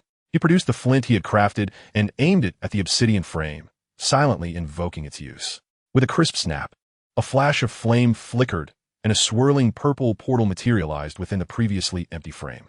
Listening carefully, Yangbo discerned eerie whispers and other unsettling sounds emanating from the portal, which also emitted particles resembling purple snowflakes, as if some unseen entity was escaping from within. A smile of exhilaration spread across Yangbo's face as he beheld the purple portal. "This is my chance. Diamonds, netherite, ender pearls. I shall claim them all." Without hesitation, he stepped into the nether portal. Standing within, everything around him seemed to be veiled in a purple haze, and the whispers grew slightly clearer. Suddenly, Yangbo felt the world around him begin to twist and blur. Moments later, the scene shifted, revealing his silhouette amidst a forest dominated by deep blues and greens. An eerie forest? He instinctively lowered his gaze. After all, this place spawns the formidable Endermen. Their attacks and health are alarmingly high, and they possess the ability to teleport, often appearing behind players after being provoked. Given the iron armor he donned, he felt as fragile as paper before such foes. Quickly, he retrieved cobblestone from his backpack and constructed a 3 by 3 platform overhead, allowing him to breathe a sigh of relief and take stock of his surroundings. The ground of the eerie forest was primarily composed of strange mushroom rocks, interspersed with nether rock and warped wart blocks. Scattered across the terrain were warped fungi, nether sprouts, and twisting vines. Tall, dark figures moved stealthily through the forest, and Yangbo instinctively turned his gaze towards one shadowy form, locking eyes with a pair of violet orbs. "How do I navigate this?" he mused. In the game, one need only avoid aiming at an Enderman's head to prevent provoking it. But how does one apply that in reality? Who wouldn't he glance at a shadow darting past? Another furious scream echoed, and Yangbo cursed himself, realizing he had just angered another Enderman. He had no choice but to ready his iron axe against the Enderman's impending teleportation.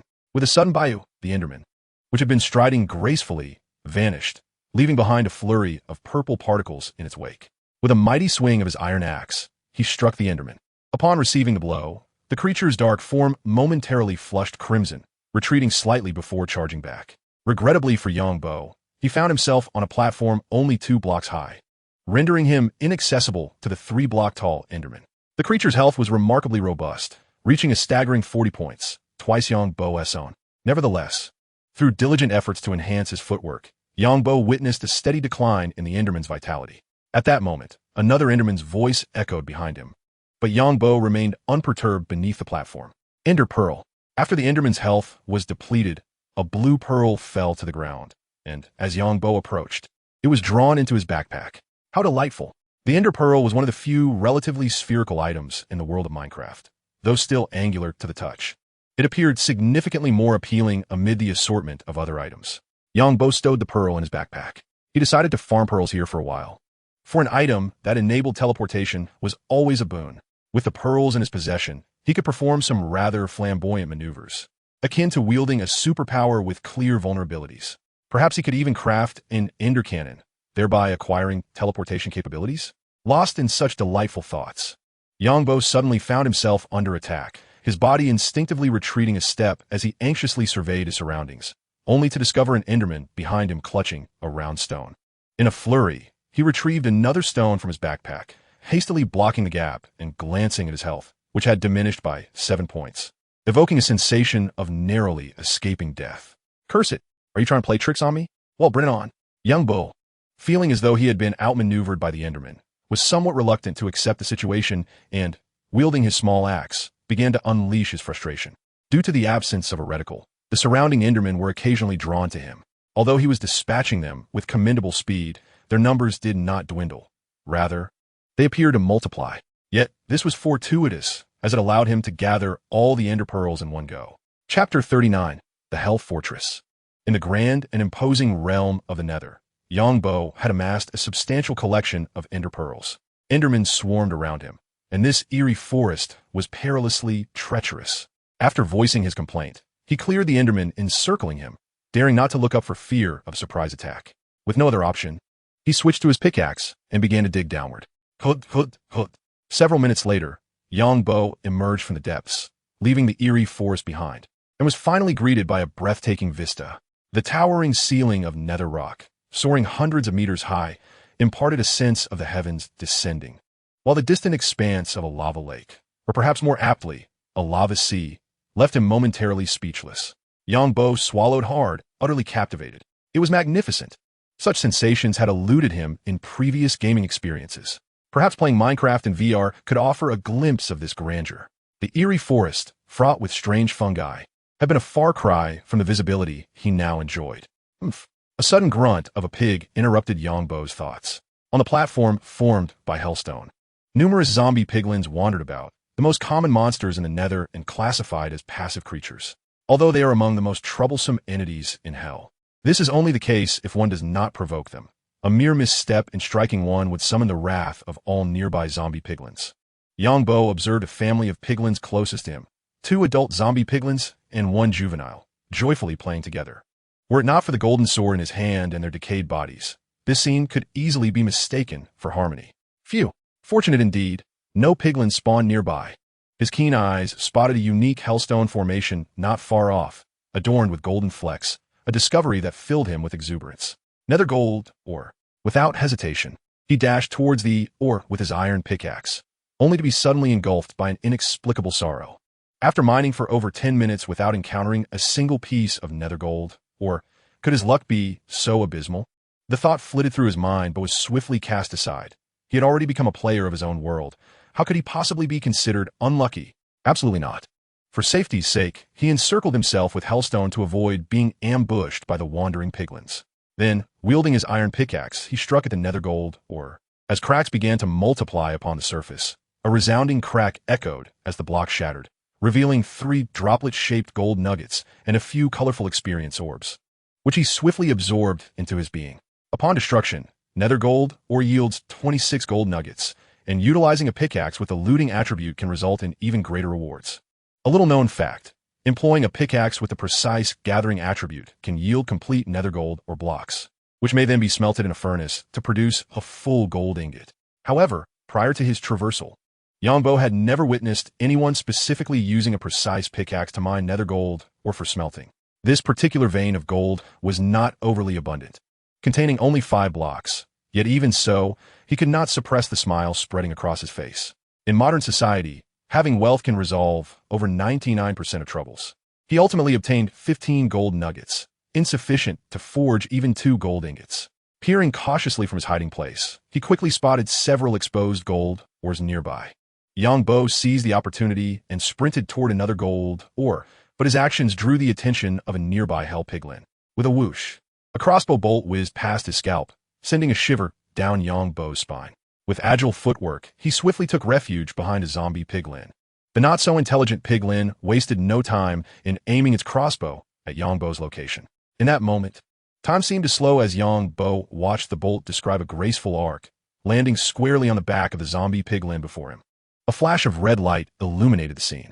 Oomph! The surrounding zombie piglins erupted in a frenzied rush towards the archer piglin, and the unfortunate creature was swiftly torn apart by the horde, dissipating into a cloud of smoke. Ah, indeed, they are merely surface brethren. Though they may appear harmonious and affectionate, they become relentless foes when provoked. Yangbo, with a sense of satisfaction, approached a nearby gold ore, retrieved his pickaxe, and began to excavate, collecting every fallen gold nugget.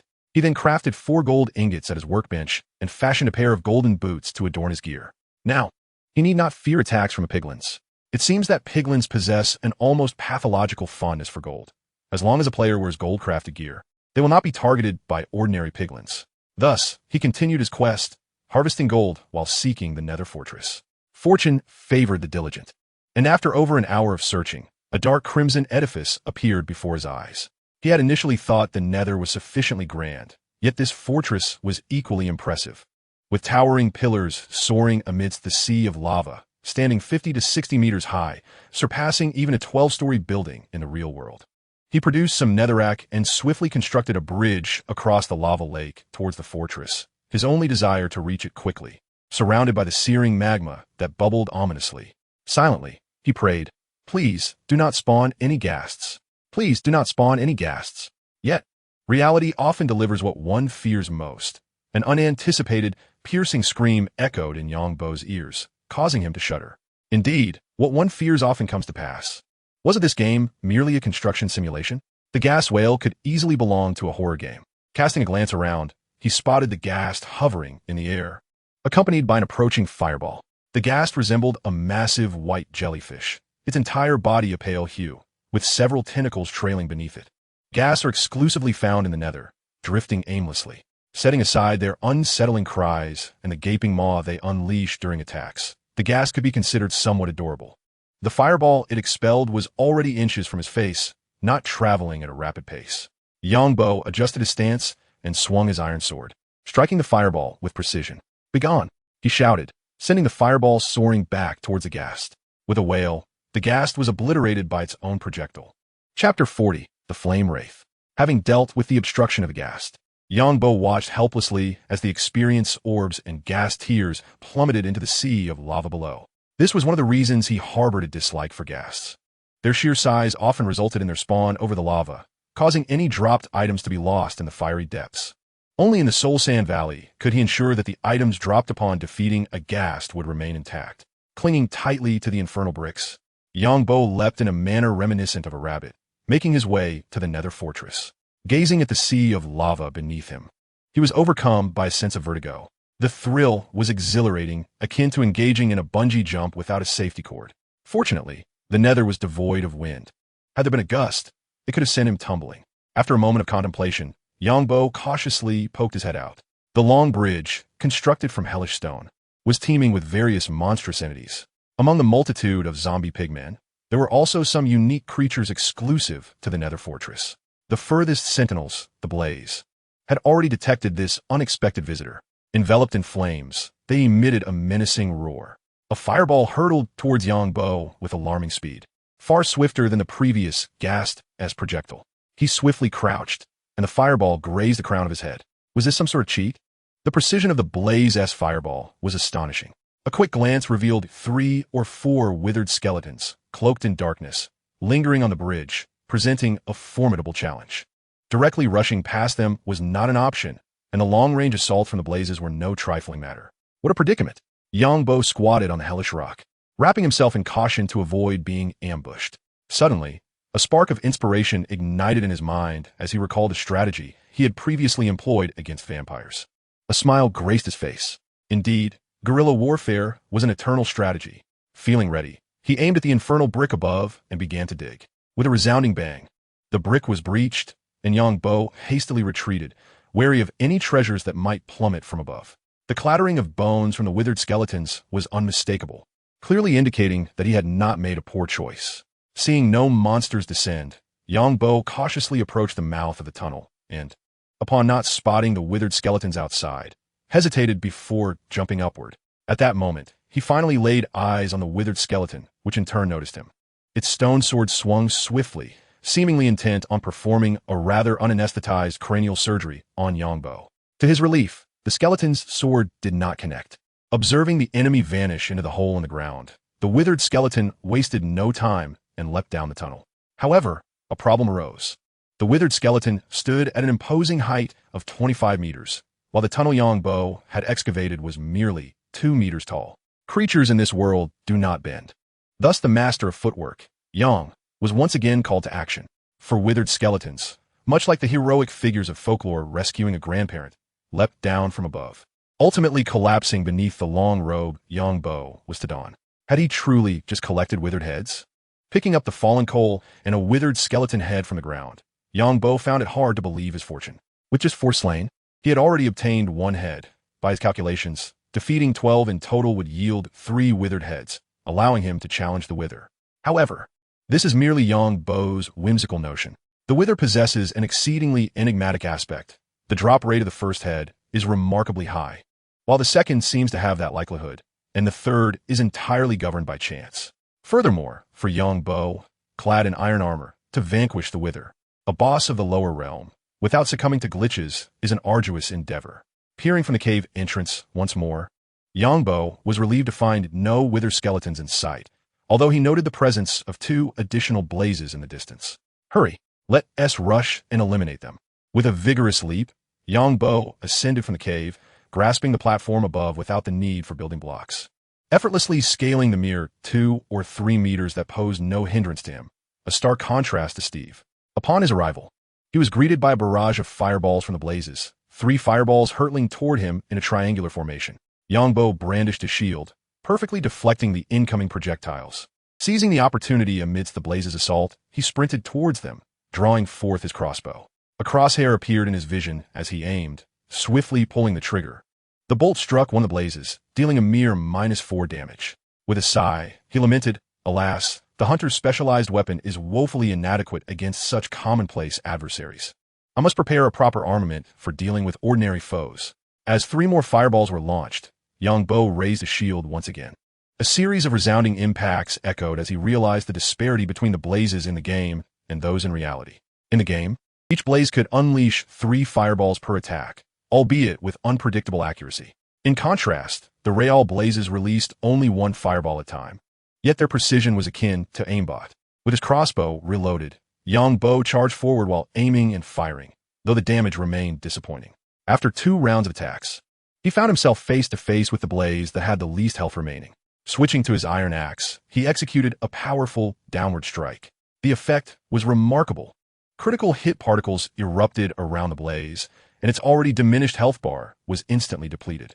Collecting the blaze rod that had dropped, he was suddenly struck by a fireball. In an instant, 2.5 hearts vanished, and he was afflicted with a burning status effect, losing 1 health point per second. With only 20 health points remaining, this single blow reduced his vitality by 9. Yongbo raised his crossbow and fired at the now airborne blaze, successfully hitting it before hastily constructing a makeshift barrier around himself with blocks. Secure at last, the blaze's attacks were painfully potent, even against his iron armor.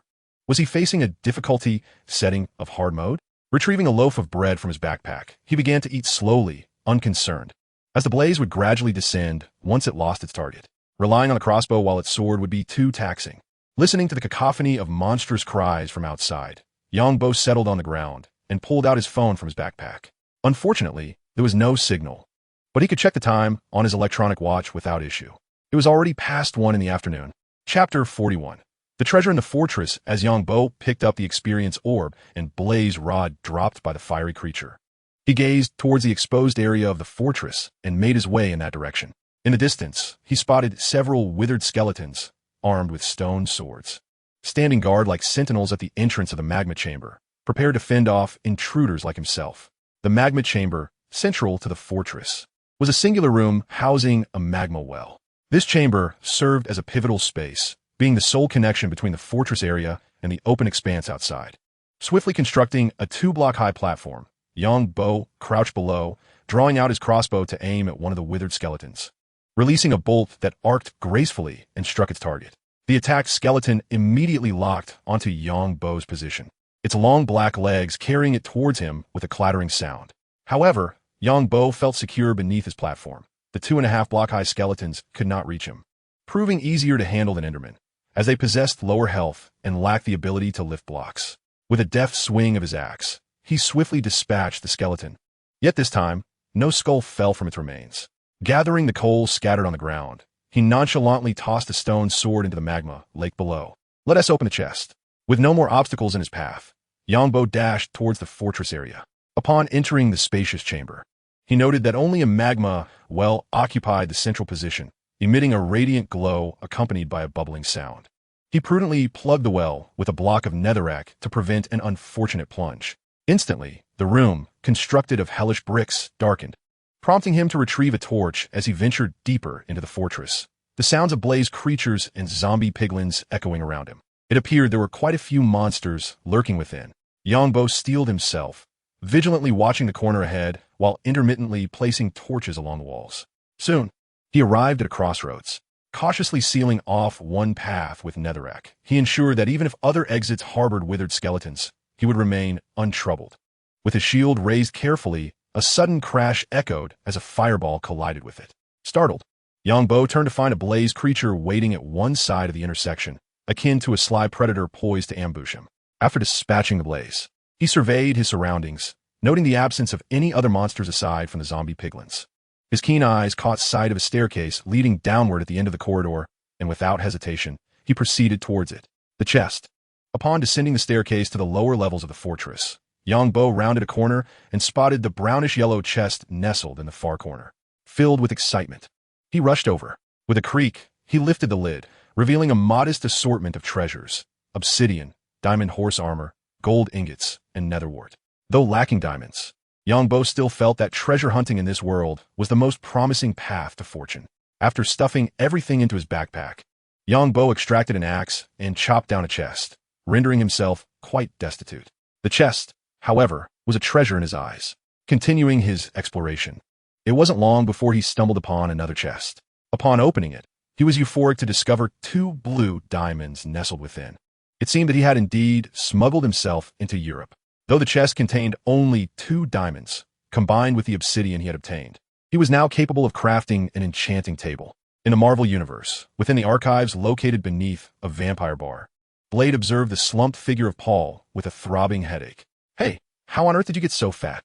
Paul, greedily consuming a blood bag, looked up with a pair of innocent eyes upon hearing Blade's mildly reproachful inquiry. "I was once a sumo wrestler. After becoming a vampire, I was abandoned here and have only grown fatter." Blade felt a headache coming on. Yongbo had indeed presented him with a formidable challenge.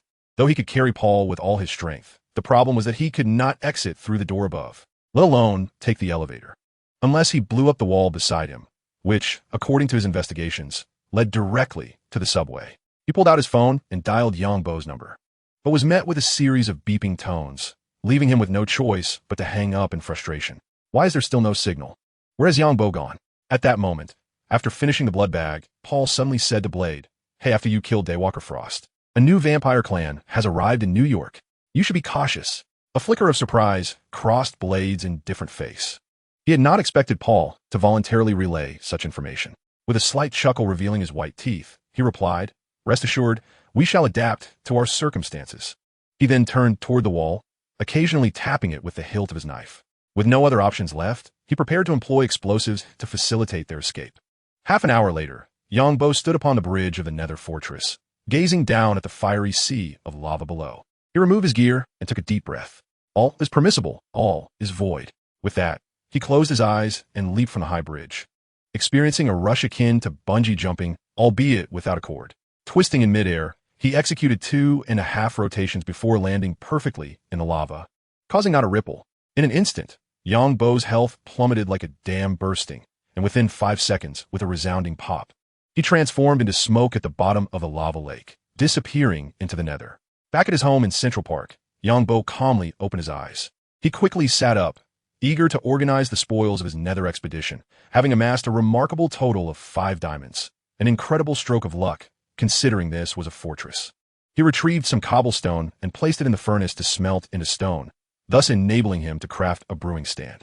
However, the smelting process would take some time, so Yongbo reclined comfortably on a nearby sofa. At last, it seems I have finally embarked on a more structured path. Soon, I shall visit the bookstore to acquire some volumes, along with a few sugar canes to cultivate myself, for they shall prove useful in enchanting books later on. As I retrieved my phone from my bag, it appeared to tremble momentarily, inundating my senses with a cacophony of notifications. What on earth is happening? An overwhelming number of missed calls and messages awaited my attention, prompting me to scrutinize them closely. What could be the matter with Blade and Coulson? Has something gone awry? Chapter 42. Is something amiss? Naturally, I must consult Coulson. A small cargo truck crawled along the highways of New York at a snail's pace. Perhaps due to his unfamiliarity with driving such a vehicle, Blade found himself unable to unleash his wild side, observing the traffic jam ahead, resembling an elongated train. Even Blade's typically composed demeanor began to fray with irritation. As he rolled down the window, the cacophony of honking horns assailed his ears. "Damn it!"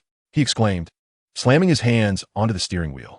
Fortunately, the wheel was of sturdy craftsmanship. Otherwise, it might have succumbed to Blade's extraordinary strength. Suddenly, the phone rang. Upon glancing at the caller ID, Blade's expression shifted from surprise to a broad smile. He pressed the answer button, and Yongbo's voice resonated from the other end. "Eric, what's going on? I went on an adventure today, and there was no mobile signal. I blew up an entire wall." Yongbo's voice drifted into a murmur on the other end. "Bore?" It was filled with confusion and uncertainty.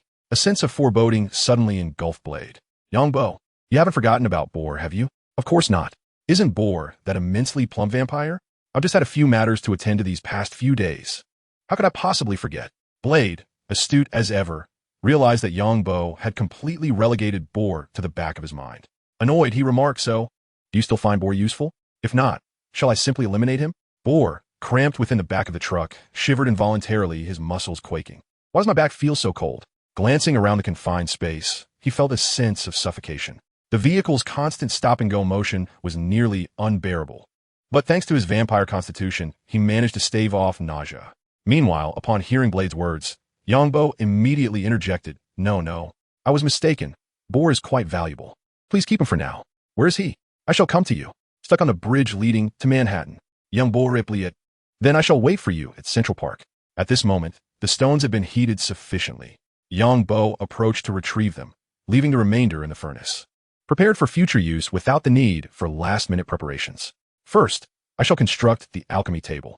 While I may not be able to concoct elixirs, crafting potions will undoubtedly serve me well. As Yongbo contemplated the art of alchemy, he was suddenly reminded of the cultivation mod in Minecraft. A thought crossed his mind. If only he could acquire the cultivation mod, for although its expressiveness in the game was rather limited, it embodied the essence of cultivation. Yet, the means to obtain new mods seemed shrouded in mystery. Sighing, Yongbo opened the operational interface of the nearby workbench, procured the necessary materials, and crafted an alchemical table. It would be prudent to create one first, lest he waste resources. After all, time was abundant. He almost lost his train of thought, recalling the brainwashing songs from before his transmigration, which now echoed in his mind at the mere utterance of a phrase. He placed the alchemical table atop the furnace, but realized he lacked the materials to concoct potions. Thus, he retrieved some borrowed currency from his chest and left his abode. His intention was to procure carrots, books, sugar, glass bottles, and watermelons. It hadn't occurred to him earlier, but now, upon reflection, the list of items he needed was quite extensive. Truth be told, had he been in his previous life, acquiring these items would have taken little time. The convenience of the local convenience store could have satisfied 70% of his needs, with the remainder merely a matter of ordering online via his phone. However, he was now in the America of 2008. Reflecting on this, Yongbo decided to contact Coulson. He retrieved his phone, found Coulson's number, and dialed. The call connected swiftly, and Coulson's somewhat excited voice resonated through the receiver. After a moment of rare hesitation, Coulson mentioned, "I'm currently in the recovery room. We've located the captain, and we're in the process of thawing him out. You know, when he was excavated from the ice, he resembled nothing more than frozen fish from a supermarket." Upon hearing Coulson's words, Yongbo couldn't help but burst into laughter, rising to his feet. Are you sure the captain is your idol?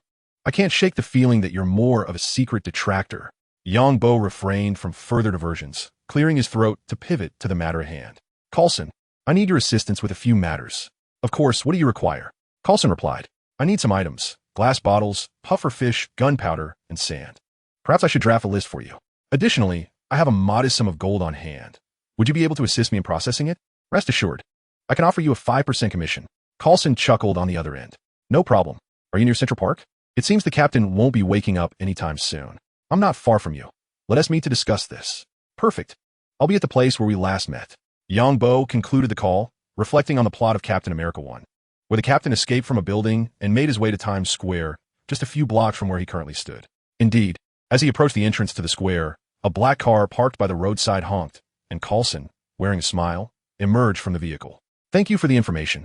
Coulson approached Yongbo and extended his hand, speaking sincerely. "There's no need for formality. It is your skill that has made this possible. While I am aware of his location, finding him alone would be a nearly impossible task. Without your assistance, he would remain eternally ensconced in ice like a frozen fish." Yongbo clasped Coulson's hand and replied with a smile, then gestured toward a bench in Central Park. "Let's wait over there. Blade is coming to deliver something for me." Chapter 43. It's truly difficult not to spoil anything. On the park bench, Yongbo and Coulson sat together. Passers-by watched the peculiar pair with unabashed curiosity. Yongbo retrieved a cigarette from his pocket, offering one to Coulson while lighting one for himself. "Coulson, next time you come to see me, could you please wear something more casual? That black suit of yours is far too conspicuous. One might think you're filming a scene from Men in Black." Coulson, upon receiving the cigarette, paused to glance down at his black suit, then surveyed the surrounding tourists. "Yes, I shall prepare a different outfit next time. By the way, you mentioned needing something earlier? I primarily require some sand. Glass bottles would suffice as well. I'll compile a list of other items later. They're not particularly rare. I just find it bothersome." Coulson nodded, refraining from inquiring about Yang Bo's intentions for these items, mentally noting the request. Coulson, could you assist me in handling some gold I have? It's truly hellish to be without funds in America. You need money? I can offer you 200,000 up front. Coulson did not directly acquiesce to Yang Bo's request, but rather proposed to gift him the sum, not as a loan, but as a present. Hearing this, Yang Bo shook his head. I'm not particularly short on cash. It's merely that I lack avenues for selling gold here. He then produced a nugget of gold from his backpack, tossing it in his hand. Its golden hue immediately captivated Coulson's attention. The nugget, the size of an infant's fist, left Coulson momentarily stunned, not due to its quantity, but rather Yang Bo's nonchalant attitude toward the gold. Is this truly gold? Yang Bo nodded, tossing the nugget to Coulson while casually remarking, I don't have much of it at the moment. Merely a few hundred pieces. I'll seek more when I have the time. He hoped to elicit a look of astonishment from Coulson, but was disappointed to find only a serious expression in return as Coulson asked, Can you actually conjure gold? In that instant, Coulson's mind raced with thoughts of alchemy and the fabled ability to turn stone into gold. The proliferation of such wealth could serve as a silent weapon capable of obliterating a nation's financial system, especially in countries bound by the gold standard. Well, it's not like that. I have painstakingly extracted these myself. Coulson recalled the footage displaying the effortless manner in which Yang Bo had breached walls, nodding slightly, a sense of relief washing over him. However, what he remained oblivious to was the nature of the world where Yang Bo was excavating gold. Had he been aware, his composure would certainly have faltered. Coulson suddenly recalled Yang Bo's words from their time in Hawaii and quietly inquired, Yang, what did you mean when you mentioned that the Homeland Strategic Defense Attack and Logistics Support Agency is not secure? Given Yang Bo's ability to divulge information about Captain America, Coulson placed great importance on his other statements, particularly those pertaining to S.H.I.E.L.D. Upon hearing Coulson's question, Yang Bo arched an eyebrow, a knowing smile gracing his face. He was indeed eager to share what he knew, akin to the thrill of a spoiler, providing a peculiar sense of gratification that was dangerously addictive. However, considering the current state of S.H.I.E.L.D., he shook his head. There were far too many infiltrators within the agency, or rather, too few in the organization he referred to as the Snake Shield. Yang Bo was only aware of a handful, such as Nick Fury, Black Widow Natasha Romanoff, Hawkeye, and Maria Hill. Now is not the time, Coulson. When a moment comes that I feel inclined to divulge, I shall do so. Otherwise, I fear you might unexpectedly sacrifice yourself for the organization. Yang Bo shrugged nonchalantly. Yet Coulson felt a weight in his heart. Although his expression remained largely unchanged, the smile that had adorned his face vanished. There are villains among the masses. Yang Bo's words pierced his heart like a nail, leaving him at a loss for words. Afu, Yang Bo, observing Coulson's plight, remarked with a tinge of schadenfreude, Coulson, you Americans are truly pitiable. You can't even utter a curse. The phrase remained untranslated, yet Coulson understood the teasing undertone. Ignoring the sting of his burned fingers, Coulson managed a wry smile and replied, No, I'm afraid that if I say anything, you'll be even more restless. Yang Bo chuckled and shook his head. At that moment, the phone rang. Glancing at the caller ID, he addressed Coulson, Wait, it's Blade. After answering the call, Blade's voice came through, I've arrived. Where are you? Yang Bo turned to see a truck parked at the park entrance, instantly recognizing it as Blade's.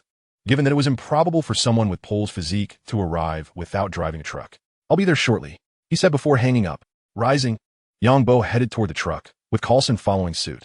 Upon opening the door, Blade jumped down and immediately complained, That group of vegetable eaters is protesting again today. I don't understand what significance it holds. They've completely blocked the roads. Yang Bo found himself both amused and exasperated.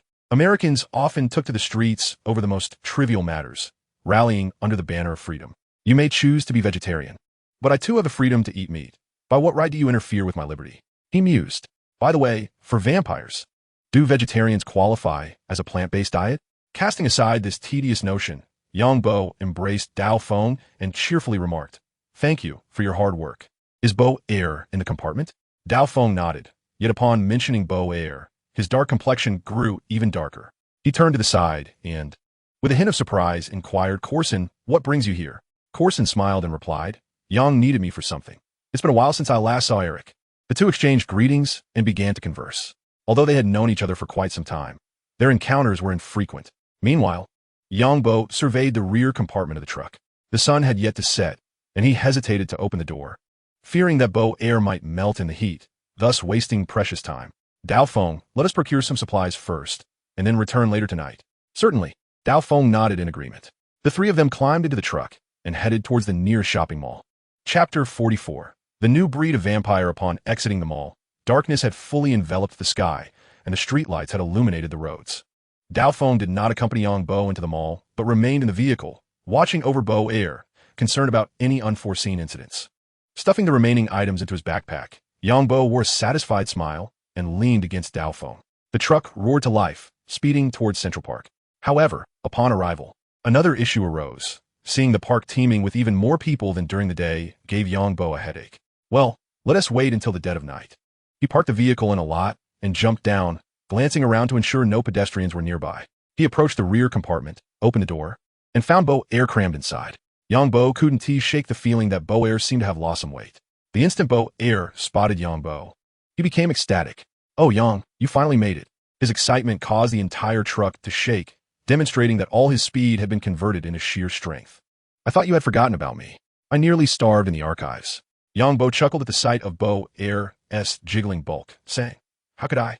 I'm counting on you to help me, but you really should lose a bit of weight." Saying this, he pulled out 2 dark red human hearts from his backpack and tossed them to Bo Air, who sniffed the aroma and immediately devoured them. "These are delectable. My goodness." Yang Bo merely smiled. For him, as a vampire hunter, such things held no value as he did not consume them. Beside them, Corson looked on in astonishment. It was his first encounter with Bo Air, and it left a profoundly memorable impression. In a hushed tone, he whispered to Dao Feng, "Is a vampire diet this extravagant nowadays?" Dao Feng gently shook his head, replying, "This is my first experience of such a situation as well." As Yang Bo contemplated the vampire fangs in his backpack, a bold idea emerged in his mind. If only Bo Air could transform into a vampire in my world, it would be incredibly convenient. With that thought, Yang Bo gazed eagerly at Bo Air, who shivered slightly and, bewildered, asked, "What are you planning?" "Let me make it clear beforehand. I am willing to assist you in any endeavor, but I cannot relinquish my corporeal form." Yang Bo exclaimed, "Huh, I could practically swim in the excess fat adorning your body." He merely wished to inquire if Bol desired to become stronger. A glimmer of eagerness flickered in Bol's eyes. Who among us does not yearn for strength? Naturally, he did not wish to languish in helplessness, reliant on others for sustenance, only to be forgotten and left to starve in silence. "Of course I wanna." At that moment, Blade and Coulson exchanged glances, remaining silent yet attentive to Yang Bo's forthcoming actions. Yang Bo leaped onto the cart, extracting a vampire fang. Within the game, using this item would induce a 3-second poisoning effect and grant the status of bloodsucking affliction. This affliction, lasting a mere 20 minutes in-game, would transform the player into a vampire. Ordinarily, vampires could not utilize this item, as the system would prompt, "You are already a vampire." Yang Bo aimed the vampire fang at Bol and silently invoked its use. Instantly, the item was consumed, and Bol's corpulent form morphed into a sickly green hue, with green particles swirling away from him. "I feel so unwell," Bol lamented, experiencing a profound weakness and a surge of pain within. The 3 seconds of poisoning passed in the blink of an eye, and before he could ponder further, his body began to stabilize. "I feel odd. That sensation has vanished." Had it not been for the lingering injuries within him, he might have believed the earlier discomfort was merely an illusion. Yang Bo approached to assess Bol's condition and was taken aback to discover he could view Bol's status bar. Blood-sucking affliction. It indicated an infinite duration, though in reality, it would only last for 20 minutes. Feeling perplexed, Bol inquired, "Have I truly become stronger? Why do I not feel any different?" Yang Bo rolled his eyes and retorted, "You are overthinking it. It is not that simple. Just wait here for me." With that, Yang Bo leaped down from the cart, retrieving materials from his backpack to craft an invigorating altar. Unfortunately, he lacked glass, and a glance around revealed no construction sites nearby. Blade and Coulson observed as Yang Bo produced a peculiar item from his backpack and placed it on the ground, their expressions shifting to one of concern. Instantly recognizing he had encountered a dilemma. "Yang, were your earlier words sincere? Can you truly enhance Bol's abilities?" Coulson asked. "However, I am currently lacking sand, which is essential for the continuation of the experiment." Upon hearing this, Coulson promptly responded, "I can assist with that. How much do you require?" He pulled out his phone. "Well, a considerable amount, but for now, just some for emergencies." For Yang Bo, glass was entirely consumable, needed in vast quantities. Hundreds of cubic units would not suffice. However, His immediate priority was to produce the 3 pieces of glass needed for the invigorating altar. Coulson nodded and promptly dialed the number for the logistics department of S.H.I.E.L.D. I require a substantial quantity of sand to be delivered to the parking lot west of Central Park. Understood. The person on the other end did not inquire about the reason. Coulson's authority to requisition such resources was a mere formality, requiring no further reporting. After putting on a show of confidence, Coulson hung up the phone with a smile and remarked to Yongbo, "It seems we may have to wait for a while." Yongbo, filled with admiration, nodded, wishing he could make requests with a mere phone call as well. With nothing else to occupy his time, he retrieved the watermelon he had purchased from his backpack, opting not to transform it directly into the Game-S version of watermelon, but instead slicing it into numerous pieces, thereby significantly increasing the quantity he could acquire through the conversion. Truly, I am a man who knows how to enjoy life. Chapter 45. Vampire Hunters Vampire Coulson and Blade, appearing like country folk in the big city, gazed intently at Yongbo's actions, brimming with curiosity. The gold and watermelon placed upon the block, known as the workbench, astonishingly fused into gleaming watermelon slices. "Yong, what purpose does this serve?" Coulson inquired, pointing at the radiant slice in Yongbo's hand. It appeared utterly unscientific. However, upon reflection, Yongbo's unique abilities were themselves beyond the realm of modern scientific explanation. "You mean this shimmering watermelon slice? It's merely an alchemical ingredient, capable of producing healing potions. Just like this." As he spoke, Yongbo retrieved materials from his backpack and crafted an alchemy table, setting it atop the workbench. Coulson and Blade leaned in with keen interest, attentively observing Yongbo's subsequent actions. He excavated a hole in the ground, filled it with water from a bucket, and transformed the purchased glass bottles into their game equivalents, filling 3 with water from the source block. He first inserted blaze powder into the alchemy table as fuel, then placed the 3 filled bottles into the designated slots. Next, he produced the nether wart and glowstone he had acquired from the nether. After a few moments of meticulous effort, 3 bottles of pink healing potions emerged. Though Coulson and Blade watched in astonishment, they remained skeptical, questioning whether they were experiencing an illusion. What transpired in a mere 10 minutes seemed to promise a lifetime of healing. "Impossible! How can this be?" they exclaimed, bewildered by the transformation into pink. Observing their incredulous expressions, Yongbo chuckled, waving the healing potion in his hand. "Coulson, would you care to give it a try?" Coulson immediately nodded. For him, a few injuries were inconsequential, but he was eager to discover the effects of the potion Yongbo held. "Certainly. What must I do?" Noting Coulson's earnest demeanor, Yongbo chuckled and shook his head. "No need to rush. There will be ample opportunity for experimentation."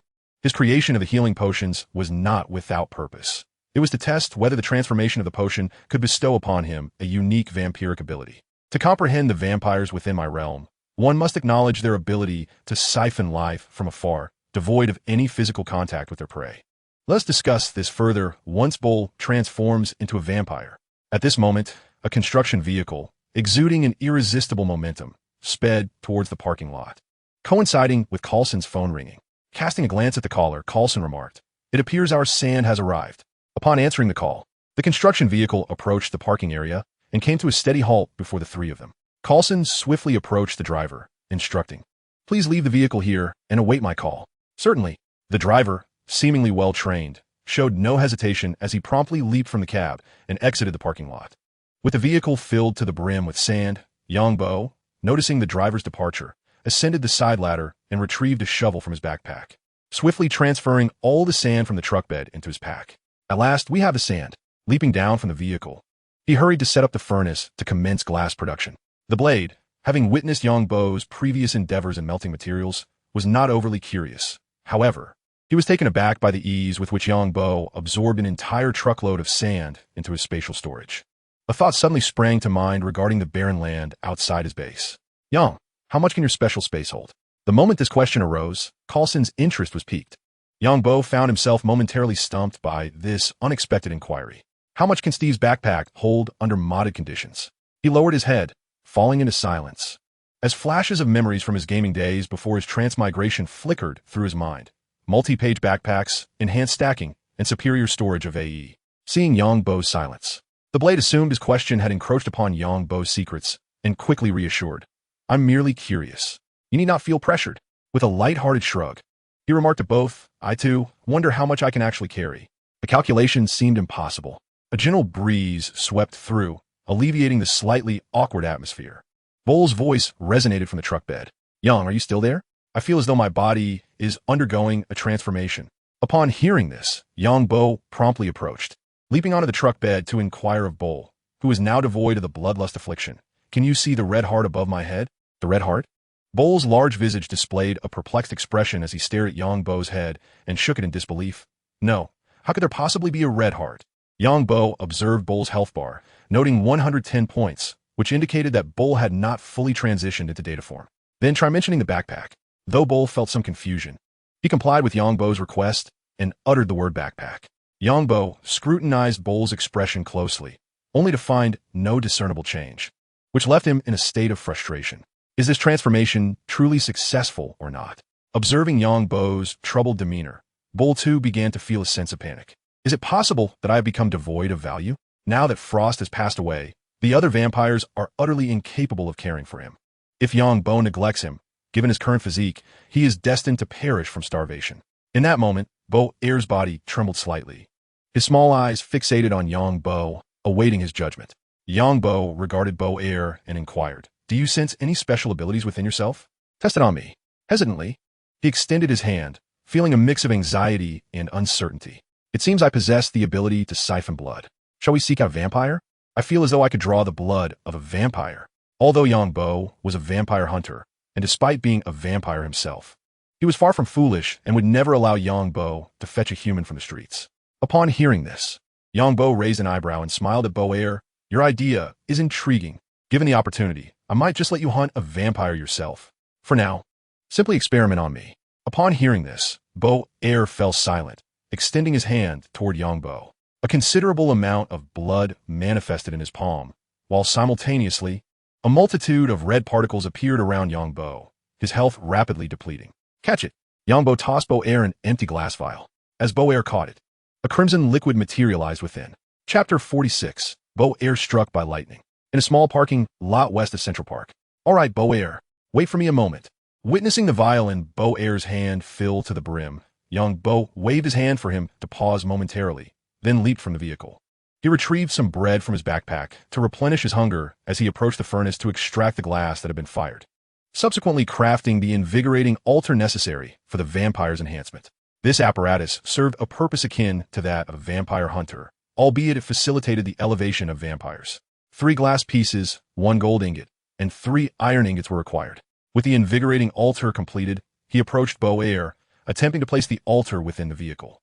To his delight, it could be positioned as effortlessly as if it were on the ground. This discovery ignited Yang Bo's excitement. If this is the case, could it not mean that in the future, beacons and tide surge cores could also be installed on special devices for easy transport? The thought of the aerial mothership within S.H.I.E.L.D. flashed through his mind, provoking a scheme.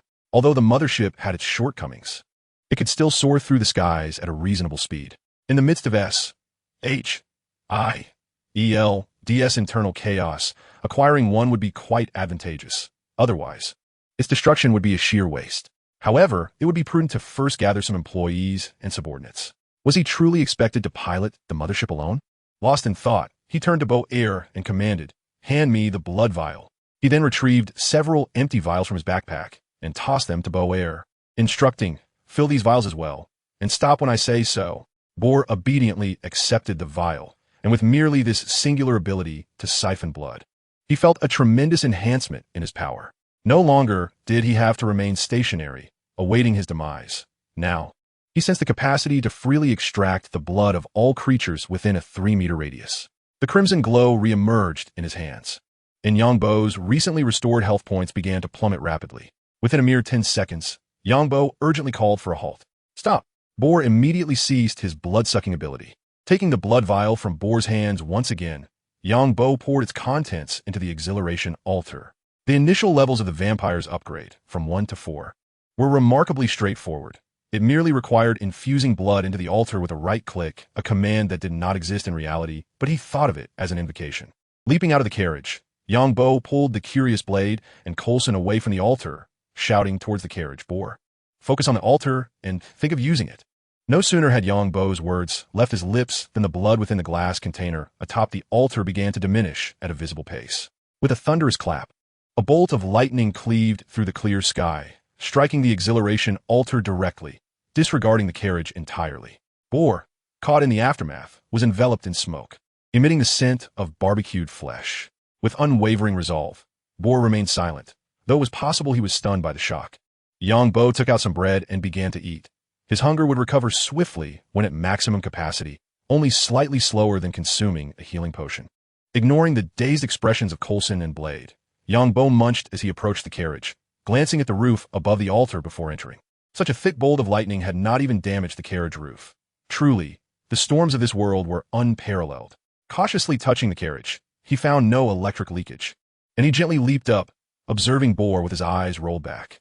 Yangbo sheepishly scratched his head. This cannot be blamed on me. Your physique suggests you couldn't escape. Fortunately, Boar had already succumbed to unconsciousness. Otherwise, he would surely have mentally cursed Yangbo.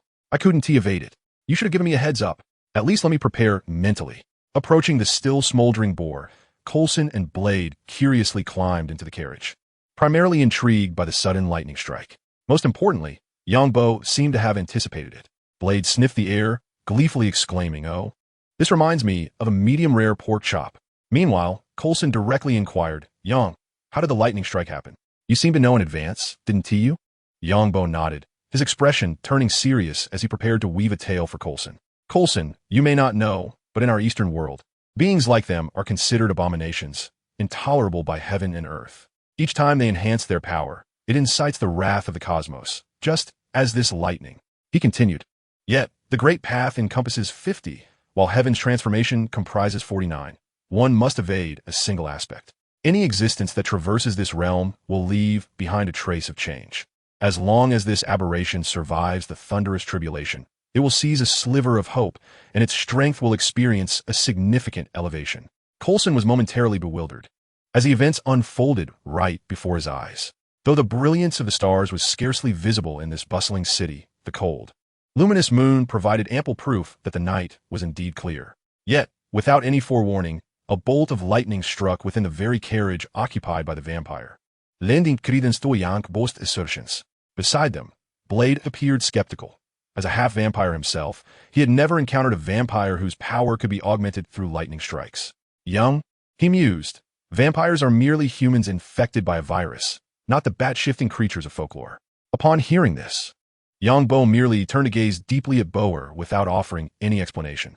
He then retrieved a human heart from his backpack and unceremoniously placed it in Boer's mouth.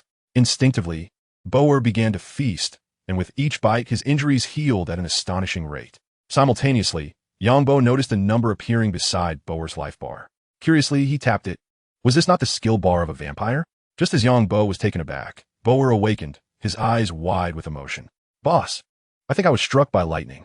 Yangbo patted the excess flesh on Boer's body with a grin, saying, "Not think, you were indeed struck by lightning. And there's more to come." Boer was left speechless. Minutes later, the blood within the altar surged once more to meet the requirements for enhancement, prompting Yangbo to leap from the carriage, with Coulson and Blade clumsily following suit. A resounding crack echoed as another powerful bolt of lightning descended from above, enveloping Boer's body in a tantalizing aroma, now at about 40% potency. This time, both Coulson and Blade were visibly agitated. Once could be a coincidence, but twice surely could not. "Did you speak the truth just now?" Blade inquired earnestly, a hint of eagerness in his tone. If being struck could indeed enhance one's strength, it would be rather appealing. Yangbo chuckled. "Of course, I was merely teasing you. You too must be at least 40, and you believe this? If you had paid attention, the lightning struck the altar, not Boer." Chapter 47. The portly bat of legend. Wake up. Wake up. Slap. Yangbo vigorously slapped Boa. As expected, received the treatment he adored. Slowly, Boer regained consciousness, gazing at Yangbo with a look of confusion. "Where am I?" Observing Boer enjoying his meal, Yangbo pondered aloud. Could being struck by lightning actually lead to weight loss? I feel as though Boer has slimmed down. However, upon seeing the layers of flesh adorning Boer's form, he promptly quashed that notion. "How do you feel? Any changes?" Boer, reflecting on his body sensations, replied earnestly, "I think I feel a bit stronger. Other than that, nothing much has changed. Now, silently invoke your skills." A few moments later, Boer shook his head and remarked, "I feel nothing." Yangbo gazed at the plus sign beside Boer's health bar, pondering whether he alone could enhance skills. If that were the case, it would be exceedingly convenient, he need not worry about Boar harboring any rebellious thoughts. He could elevate him to level 3 first and observe his performance later. With this thought, a joyful smile broke upon Yongbo's face as he activated Boar's skill panel. Boar, there may be changes shortly. Do not be alarmed. Upon seeing Boar nod, Yongbo examined the skill points in the panel. Like him, Boar would receive 2 skill points upon leveling up. The first skill available for the vampire was Night Vision, a highly practical ability, as vampires are predominantly active during the night. With no hesitation, he allocated the points directly. Boar's expression shifted from surprise to awe, his mouth agape, as everything around him appeared as bright as day. However, recalling Yongbo's earlier words, he remained silent, his gaze towards Yongbo growing increasingly respectful. Next was the skill, Regeneration, an active ability that grants the user 19 seconds of life recovery and 19 seconds of bloodthirst. Bloodthirst is akin to hunger, accelerating the consumption of satiety. Yet, like hunger, it incurs no depletion as long as one remains still. Following this was the skill Yongbo envied the most, Transform into Bat. Upon activation, it allows one to morph into a bat, albeit with the automatic reversion in sunlight or water within the main world. The fourth skill, Summon Bats. When employed in bat mode, releases a swarm of bats around the user, creating a disturbance for enemies. Having expended all 4 skill points, Yongbo clapped his hands and said earnestly, I have bestowed upon you special abilities. Make sure to test them well.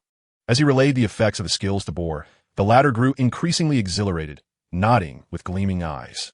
Thank you, my lord. Yongbo waved his hand dismissively. He found the title awkward, having been raised as an exemplary youth under the red banner, not a feudal lord. Boar, you may simply call me Yongbo. Your recognition means more than any title. Yes, please transform into a bat for me to see. Boar eagerly nodded and, following Yongbo's guidance, summoned the thought of transformation.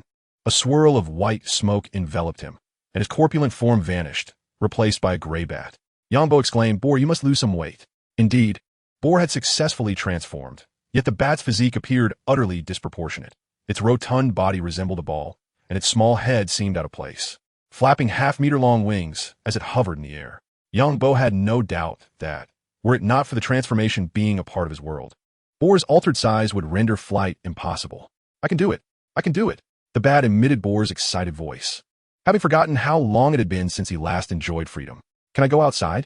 Yongbo nodded and said, You shall soar through the skies, trailing behind me, as I lead you to our future dwelling.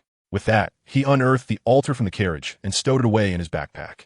Both Blade and Coulson were now utterly captivated by the imposing silhouette of the fat bat, particularly for Blade, who was half vampire.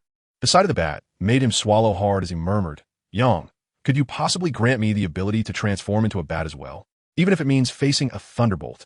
The allure of flight is a universal desire, and even Blade, endowed with extraordinary physical prowess, was no exception.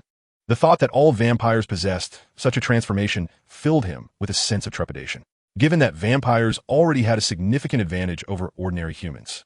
The ability to metamorphose into a bat, thereby gaining unparalleled agility and concealment, would render even trained operatives like them vulnerable to ambush.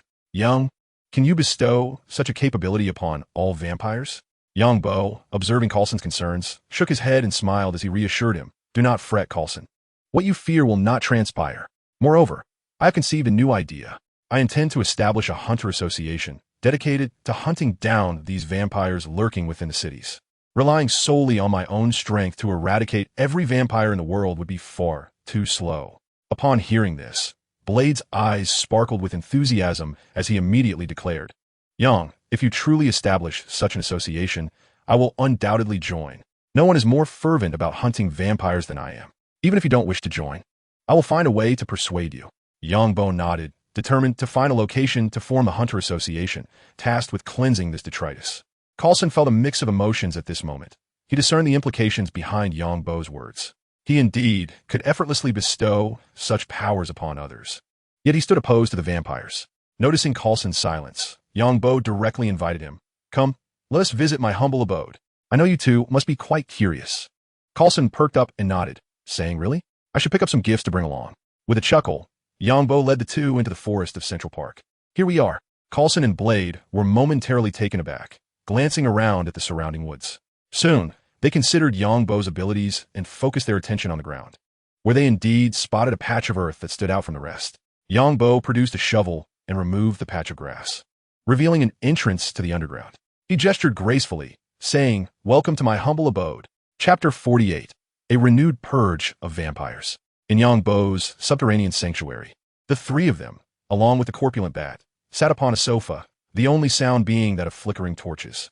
Yangbo retrieved 2 bottles of cola and gently placed them on the coffee table before Blade and Coulson. "There are no other beverages at home. I hope you won't mind."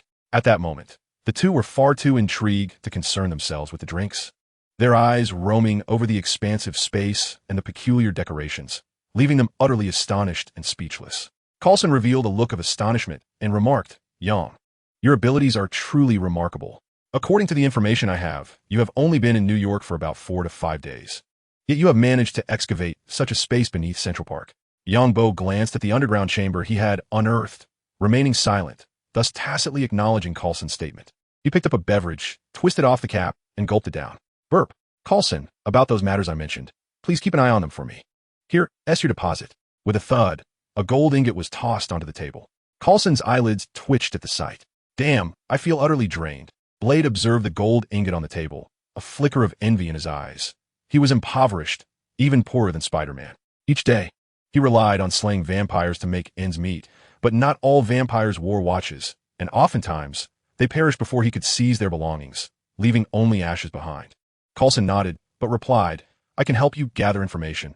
However, I do not require payment in money. Can we settle this with information instead?" His intuition told him that Yangbo possessed numerous vital insights unknown to him. Seeing this, a smile appeared on Coulson's face as he pulled out an unopened pack of cigarettes from his pocket, opened it, and handed it to Yangbo. "They've been with me for 2 days." Yangbo, his eyes gleaming, accepted the cigarettes along with the exquisite lighter. He was but a simple man, easily charmed by such ostentatious possessions. After lighting a cigarette and taking a puff, he said, "I know what you wish to inquire about, brother. You are not psychologically prepared for it yet." Coulson chuckled. "Knowing sooner is surely better than knowing later, isn't it?" Yangbo nodded, reflecting that this was indeed true. But he needed to wait, at least until Captain America had grown stronger before divulging any information, for Captain America held considerable esteem in the United States. "There's no rush. Rest assured, Coulson, I do possess certain information, but your offer is insufficient. Of course, if you consider me a friend, I would advise you to leave S.H.I.E.L.D. and join my Hunter Association." As he spoke, a look of delight spread across Yangbo's face, continuing, "If the Hunter Association becomes formidable in the future, you could become a founding member." Coulson felt as though he were a civil servant performing admirably, only to be suddenly urged to resign and pick up litter instead. Though he understood that Yangbo's organization might not be lacking in potential, the disparity between it and a global entity like S.H.I.E.L.D. was undeniably vast. The pressing matter at hand was how to deal with the vampires. Casting a discreet glance at the hefty bat lounging on the sofa, Yangbo continued, "We don't need too many people at the outset. About 10 will suffice. We must eradicate all the vampires in New York. And should vampires from other regions attempt to extend their reach into New York, we shall cut them down." Blade wholeheartedly agreed with Yangbo's assessment. Currently, the vampires in New York were disorganized, merely a collection of insignificant minions. The two individuals agreed on a detailed plan, with Coulson quietly observing from the side. An hour later, the intense solo debate concluded, and it was evident from the nodding of Daofeng that Yangbo had effortlessly swayed some of his opinions. Yangbo stroked his chin and said, "Daofeng, find a suitable location for our base. It need not be conspicuous. Just leave it to me." Daofeng flashed a bright smile, as if a light had flickered through him. Through his discussions with Yangbo, he had finally glimpsed the hope of eradicating vampires entirely. He had also witnessed Yangbo's formidable financial prowess, embodying the attitude of someone determined to obliterate vampires with sheer monetary might. How delightful it is to possess wealth. This was the most genuine thought that crossed his mind that evening. The trio, accompanied by a bat, departed from Yangbo's underground mansion. As they bid farewell to Coulson, Yangbo and Daofeng commenced their hunting expedition for the night. They drove the truck directly toward Frost Building when Yangbo's attention was drawn to a man, appearing somewhat like a vagrant, standing by the roadside. Even in the shadows, the golden frames on his attire were conspicuous. "Stop the vehicle. There's a vampire by the roadside." The screeching of brakes echoed as Boar, in bat form, was unable to steady himself, crashing against the windshield with a loud thud. Yangbo seized Boar and hurled him out the window. "Go for it." Dazed and somewhat disoriented, Boar had yet to comprehend the situation when Yangbo flung him toward the vampire by the roadside. With a resounding thud, Boar collided with the vampire, leaving both momentarily bewildered. Boar was the first to regain his senses. Having never engaged in combat before, panic surged within him as he flapped his wings frantically, attempting to distance himself from the vampire. At that moment, the vampire also reacted, grasping Boar's wings firmly. A bat? Upon uttering this, the vampire's gaze shifted to the truck, locking eyes with Yongbo, whose expression bore a semblance of a smirk. Boar transformed back. At the command of his trainer, Yongbo, Boar finally came to his senses. A muffled scream escaped from beneath Boar, whose terrified form was pinned under the substantial weight of the vampire. Despite the vampire's robust constitution, it was unable to move under the burden of several hundred pounds of fat. Suck it! Blood-red light materialized in Boar's hands, and the screams grew fainter. Unlike the extraction of Yongbo's blood, the vampire's lifeblood was genuinely being drawn out, coalescing in Boar's grasp. Yongbo emerged from the truck, approaching to hand Boar several glass vials for collection. With the vampire's blood fully drained, an unusual phenomenon occurred. Instead of igniting, the vampire transformed into a substance akin to powder, disintegrating into a fine dust. Well done. Upon receiving praise, coupled with the fact that it was Boar's first encounter with combat, he became engulfed in a fervor, his small eyes gleaming with eagerness. Longing to find another vampire to test his skills, transforming back into a bat, he suddenly spotted the fallen, vampire fangs and vampire blood on the ground, and promptly fluttered his wings to retrieve them. Beneath me, a curious object materialized. Yongbo extended his palm to receive the fallen item grasped by Bo-Air, a hint of astonishment gracing his features. To his surprise, Bo-Air was able to perceive the dropped item. Typically, the spoils from slain monsters were visible only to him. Unless he picked them up and retrieved them from his backpack, others would remain oblivious. Chapter 49. I have fallen in love with this feeling. Thud. The earth seemed to tremble momentarily. Ah. Bo-Air's maniacal laughter echoed through the grand hall. Yongbo exchanged glances with Dao Feng, both wearing expressions of resignation. Yang, I feel this fellow has lost his mind. Indeed, I concur. Yongbo nodded in agreement, acknowledging Dao Feng's assessment. Ever since Bo-Air had vanquished the vampire, he had succumbed to an exceedingly abnormal frenzy. A sanguine glow emanated from Bo-Air's hands, and in a brief span, the vampire beneath him lay motionless. Haha, let this be a lesson to you who mocked me. With that, he transformed into a bat once more, flapping his wings as a horde of vampires, armed and menacing, descended from the elevator. Yongbo brandished his shield and crossbow, while Dao Feng drew his long blade from behind. Observing this, Bo-Air soared above the vampires, reverting to his original form. Several hundred pounds of flesh plummeted from the sky, granting the vampires no chance to react as 3 were crushed beneath him, while the others were left dazed and disoriented. Bo-Air, what the hell do you want, you fat pig? It seemed the vampire community was not vast, as many recognized Bo-Air, primarily due to his unforgettable physique. Upon hearing the term fat pig, Bo-Air's expression darkened, eyes blazing with hatred as he fixed his gaze on the vampire who had insulted him. Bick, what do I want? I intend to slay you. His vampiric abilities activated. A torrent of blood erupted from the vampire named Bick, merging with Bo-Air's form, who upon being attacked, immediately cried out in panic. Damn it, take him down. The first to raise his weapon, he pulled the trigger aimed at Bo-Air without the need for precision. The sheer size of Bo-Air made it nearly impossible to miss. Bang, bang, bang. A series of bullets penetrated Bo-Air's body, yet he remained unfazed. A flesh-bound warrior undeterred, and a formidable shield in his vampiric form. At the moment the gunfire erupted, a crossbow bolt flew through the air, striking a vampire, accompanied by Yongbo's chilling voice. He intends to slay you. Why not simply allow him to do so? The other vampires, surely. It's not you who will be slaughtered. Another bolt was launched, repelling yet another vampire, while their attacks were effortlessly blocked by a wooden shield. A shadow darted from the side, wielding a silver blade, leaping into the throng of vampires. After a flurry of strikes, 4 or 5 vampires fell, and the remaining ones, upon spotting Dao Feng, appeared as though they had seen a ghost. It's the Blade Warrior. Run! Since Blade eliminated Frost, his reputation among vampires in New York has become legendary, to the extent that mere photographs of him can ward off evil in the homes of ordinary people. Blade, you claimed another head. I want to be joining you again. Yongbo lamented as he sheathed his weapon and retrieved some fallen vampire fangs from the ground. With over a dozen vampires now reduced to merely 4, Yongbo felt a sense of helplessness. Blade was the vampire's nemesis, dispatching them with such swiftness that he never afforded Yongbo the opportunity to land a finishing blow. unless they had coordinated beforehand. Boar, how are you? Boar. Seeing the returned Bick wore an expression of sheer exhilaration. I feel fantastic, better than ever. Well then, I'll leave these few to you.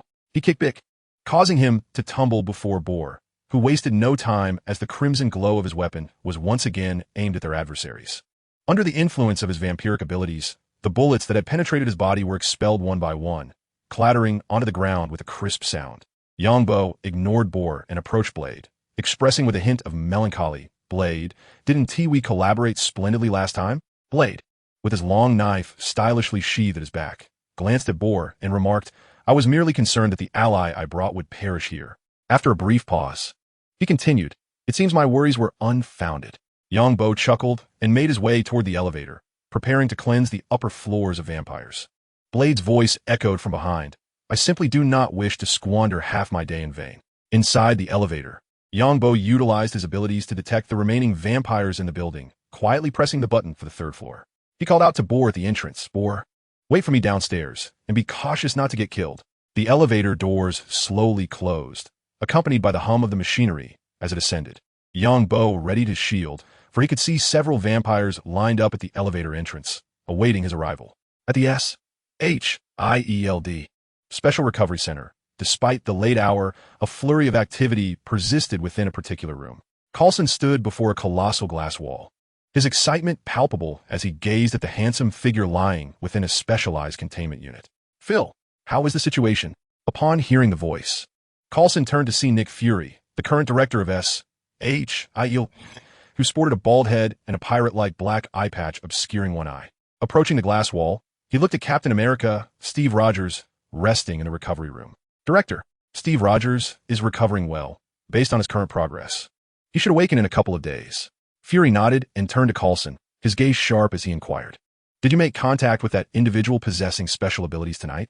What are your impressions? Coulson nodded slightly, responding earnestly, he is incredibly enigmatic. He possesses remarkable abilities, and I sense he holds knowledge of many things we are unaware of.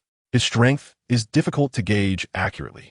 Nick Fury lowered his head in contemplation upon hearing this, then inquired, prepare a report for me. With that, he turned his gaze back to Captain America, as the notion of assembling a special task force grew ever more compelling in his mind. Chapter 50. The American posterior. The following day, radiant sunlight cascaded upon Yongbo, enveloping him in a warm embrace that instilled a profound sense of comfort. Despite having toiled through the night, fatigue eluded him, and the gentle warmth of the sun kindled a desire for slumber within him.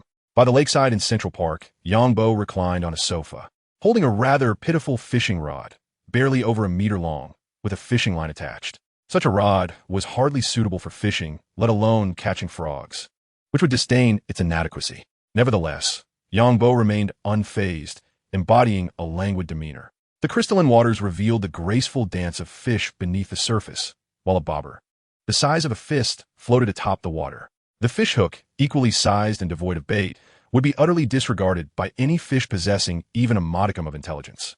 In reality, lapis lazuli was outrageously expensive, priced at over $20 per gram.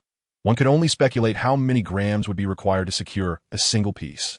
Yongbo idly searched online for lapis lazuli, the exorbitant prices causing him a twinge of discomfort. It wasn't that he couldn't afford it. The gold he possessed would suffice. If all else failed, he could resort to fishing for sustenance. Fishing could also yield enchanted books, albeit with some effort. Yet, given enough time, he was certain he could reel in the coveted tomes. Just then, the tranquil lake's surface rippled, as if a fish were swiftly approaching the bobber. Yongbo's eyes brightened, his focus sharpening. Here it comes. As the bobber sank, he yanked the line with vigor, and a fishing rod identical to his own leaped from the water, landing in his backpack. A fishing rod? Yongbo eagerly unzipped his backpack, disbelief washing over him as his mouth fell agape and his eyes blazed with fervor. Goodness. Bait. 3. Seize favor. 3. Experience repair. My divine rod. Overwhelmed with emotion, Yongbo stood, gazing at the rod in his hands. Although he had acquired countless such rods in the game, this was a tangible reality. This rod was merely one attribute away from being the most formidable rod in the original game. Bored with the old, Yongbo cast aside his former fishing rod and settled onto the sofa with the newly acquired 3 attribute enchanted rod. It proved remarkably effective. Within moments, another ripple emerged on the water's surface. With a decisive tug, A pair of leather boots soared from the depths. A dull thud resounded, and Yangbo's body was uncontrollably propelled into the water. Cursing under his breath, he dove beneath the surface, swimming straight to the lake's bottom. From his backpack, he retrieved a wooden door and positioned it at the lake's floor, the powerful force of the rules expelling all water within its vicinity. Damn it, who is it? Yangbo's face was etched with fury as he glanced at his dwindling health, incredulous that, even clad in iron armor, he had lost half of it. It must have been a heavy sniper rifle. Who could possibly wish for his demise? Could it be a vampire? If such were the case, only those who called themselves the Underworld Clan would dare to act in broad daylight. Yet, Yangbo found it difficult to believe that vampires were behind this. For if they truly sought to employ their followers against him, summoning the police would have been the most prudent course of action. The heavy sniper rifle was clearly intended to take his life. Seated at the lake's bottom, indifferent to the murky sludge, he munched on bread while pondering who he might have offended. The underwater realm was eerily quiet, save for the soft sounds of flowing water. All other noises stifled by the lake. From his submerged vantage point, he could faintly discern 3 or 4 indistinct figures on the shore, narrowing his eyes. He muttered to himself, "Today, I shall discover who it is. If it is indeed a vampire, so be it. After all, there is no turning back. But if it is someone else..." A flicker of resolve flashed in his eyes, and he vowed that whoever it was would pay dearly. Casting a glance at his health bar, which had returned to full capacity, Yangbo resolved to retrieve his phone from his backpack and set it to recording mode. In his hands, the device would transform into a digital format, impervious to water damage.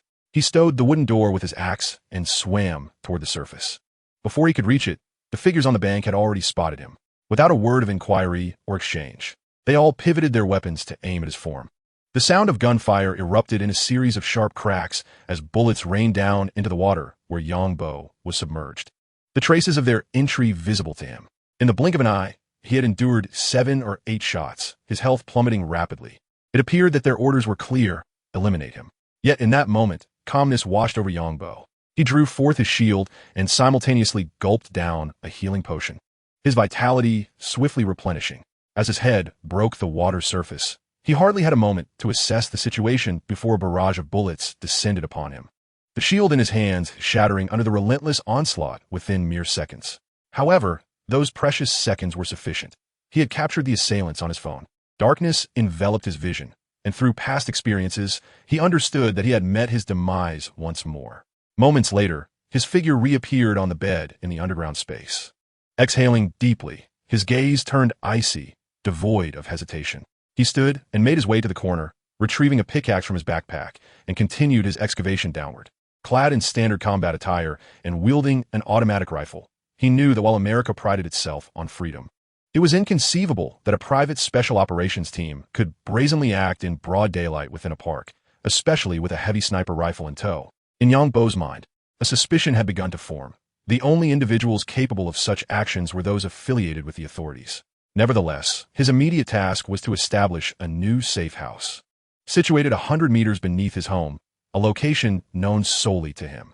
As the sound of excavation echoed around him, the temperature began to rise. Glancing upward at the depth, he declared, "This will suffice." He proceeded to expand the space laterally, and before long, a small area of over 50 square meters was unearthed, encircled with stone bricks. It appeared he would need to venture into the nether to seek diamonds. At the very least, to forge a diamond pickaxe and mine some obsidian to bolster his defenses. He laid down a bed to set a respawn point, then placed a chest to store essential materials, ensuring that he could restart should any challenges arise. Swiftly constructing a portal to the nether, Yangbo stepped through, finding himself amidst the familiar surroundings, a smile gracing his face. It seemed that the group of adversaries had yet to depart. Chapter 51, The Hydra's Assault. Within the underground space, Yangbo sprinted through a passage leading to a lake. He retrieved his phone from his pocket and dial blade. After 2 rings, the call connected, and the weight on his chest lifted, confirming his thoughts. "Yang, don't you need to sleep? I just drifted off, you were correct. I indeed do not require sleep, nor does my phantom wing recharge. I've been attacked." Upon hearing this, Blade, who had been sounding somewhat lethargic, instantly snapped to attention. Leaping from his bed and grabbing his weapon, ready to head out. "Where are you?" "I'm on my way." Karen, engrossed in studying vampire blood, observed Blade's swift movements and couldn't help but inquire, "Where are you going?" "Yang has been attacked. I must go." With that, he hopped into the recently repaired black car and sped out of the abandoned factory. Karen stood speechless, watching the vehicle disappear through the factory's entrance. Meanwhile, Yang Bo continued to race through the tunnel, his singular thought focused on confronting and eliminating an enemy. Hearing Blade's voice, he managed a faint smile and said, "Blade, there's no need for you to come. I called to check if you were attacked, but it seems they are specifically targeting me. Rest assured, I'm not in grave danger. If these are indeed vampires' henchmen, you would likely face an assault as well, for my renown among vampires pales in comparison to yours. Where are you?" Blade disregarded Yang Bo's reassurances and pressed on for his location. Yang Bo wished to spare Blade from peril. The opposing force wielded heavy sniper rifles. Given Blade's physique, he might evade an attack, but should he be struck, even with enhanced resilience, the consequences would be dire. "I am en route to Washington. You cannot reach me in time. I require your assistance. Naturally, I shall contact you." Yang Bo spoke untruths, for he understood that if he admitted to being at home, that rascal Daofeng would undoubtedly come rushing over.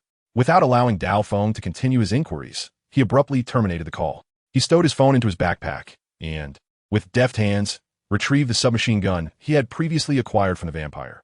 As for the spoils of this group, Yang Bo was solely intent on eliminating them. Soon, he arrived at the tunnel's end, where a wooden door stood before him, its barrier magically preventing the lake's waters from breaching.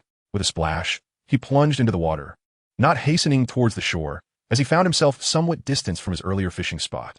Peering above the surface, he caught sight of those clad in combat attire in the distance. They had not retreated, believing instead that he had concealed himself beneath the water surface. However, it wasn't long before they discerned his silhouette, turning their gazes towards him. Damn, there are definitely observers in the distance, and not just one. Yang Bo hastened towards the shore. Should he become ensnared in the water, it would spell trouble, for the open expanse would render him a mere target.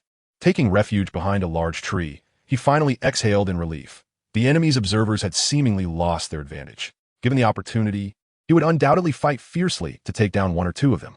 As for more than that, Yang Bo held no such lofty expectations. After all, they were trained professionals, whereas he was merely an unemployed youth, relying on his audacity and shield to confront them. Drawing forth his newly crafted shield, Yang Bo listened intently to the footsteps echoing in the distance. Though he did not possess the same penetrating vision as when hunting vampires, his skills as a hunter had sharpened his hearing significantly. Unbeknownst to him, the elite task force members, equipped with thermal imaging, approached the very tree where he was concealed without a shred of hesitation.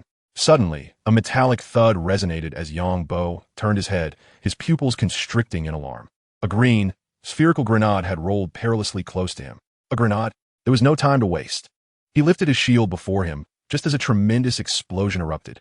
Before he could fully comprehend the situation, a barrage of gunfire erupted from behind the tree. Realizing he had been compromised, Yang Bo understood that ignorance of his exposure was no longer a mere matter of inexperience. He had no choice but to raise his submachine gun and aim at the group, pulling the trigger without aiming, relying purely on chance. Perhaps fortune smiled upon him that day, as he inadvertently struck two unfortunate souls after emptying his magazine. Yang Bo's counterattack tempered the reckless bravado of the group, compelling them to take cover behind trees, occasionally peeking out to fire a few rounds. Their coordination was remarkably tight, leaving him momentarily overwhelmed and unsure of whom to target. It was challenging to strike the living. He resolved to first eliminate the two fallen adversaries. Two individuals lay sprawled on the ground, utterly oblivious to the fact that they had become synonymous with death. Yang Bo, having acquired a new weapon, aimed it at the fallen figures and pulled the trigger once more. The bulletproof vests they wore proved futile against the relentless barrage of ammunition. The overwhelming force effortlessly ushered them into the realm of the departed. Witnessing their life bars deplete, Yang Bo, shield in hand, charged forward as a cacophony of gunfire erupted once again, accompanied by the sound of grenades being hurled by some unscrupulous foes. However, from the front, none could breach the sanctuary of his shield. Reaching the corpses, he extended his hand to grasp their garments, stowing them away in his backpack. Success. Indeed, it was possible to stow away bodies.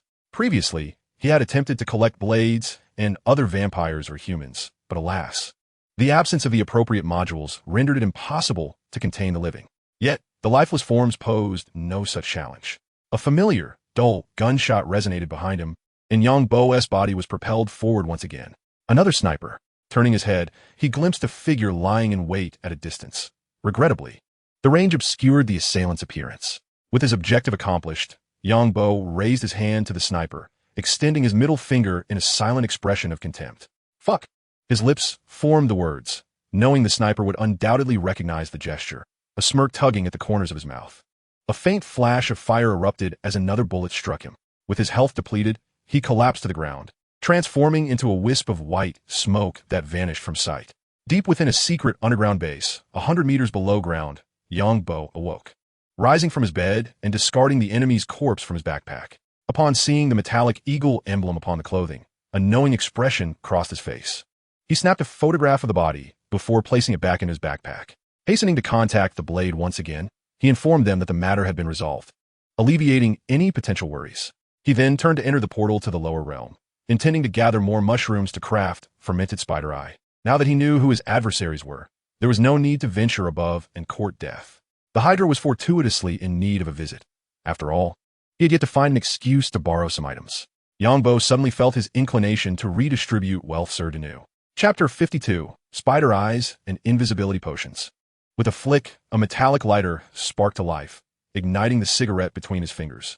As he gazed at the lighter, memories of Coulson surfaced, and with them, recollections of the group from earlier that day. Being gunned down in such a chaotic manner was hardly a pleasant experience.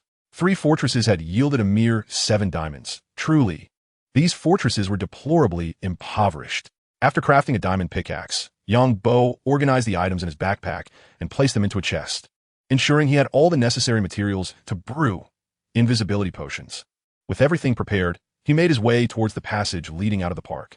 Despite the passage of time, Yongbo remained perplexed as to why Hydra would choose to eliminate him directly. Could it be due to Captain America? Or had they struck some form of agreement with the vampires?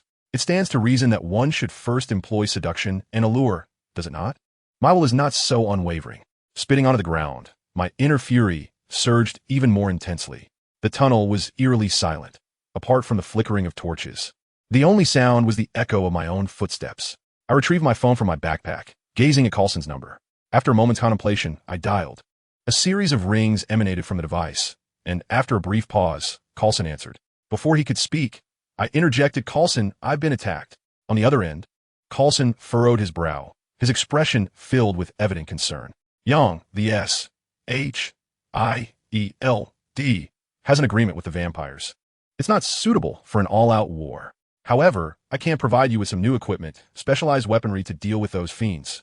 I chuckled, realizing he had misunderstood. He thought I had been assaulted by vampires. I clarified I was attacked by S.H.I.E.L.D.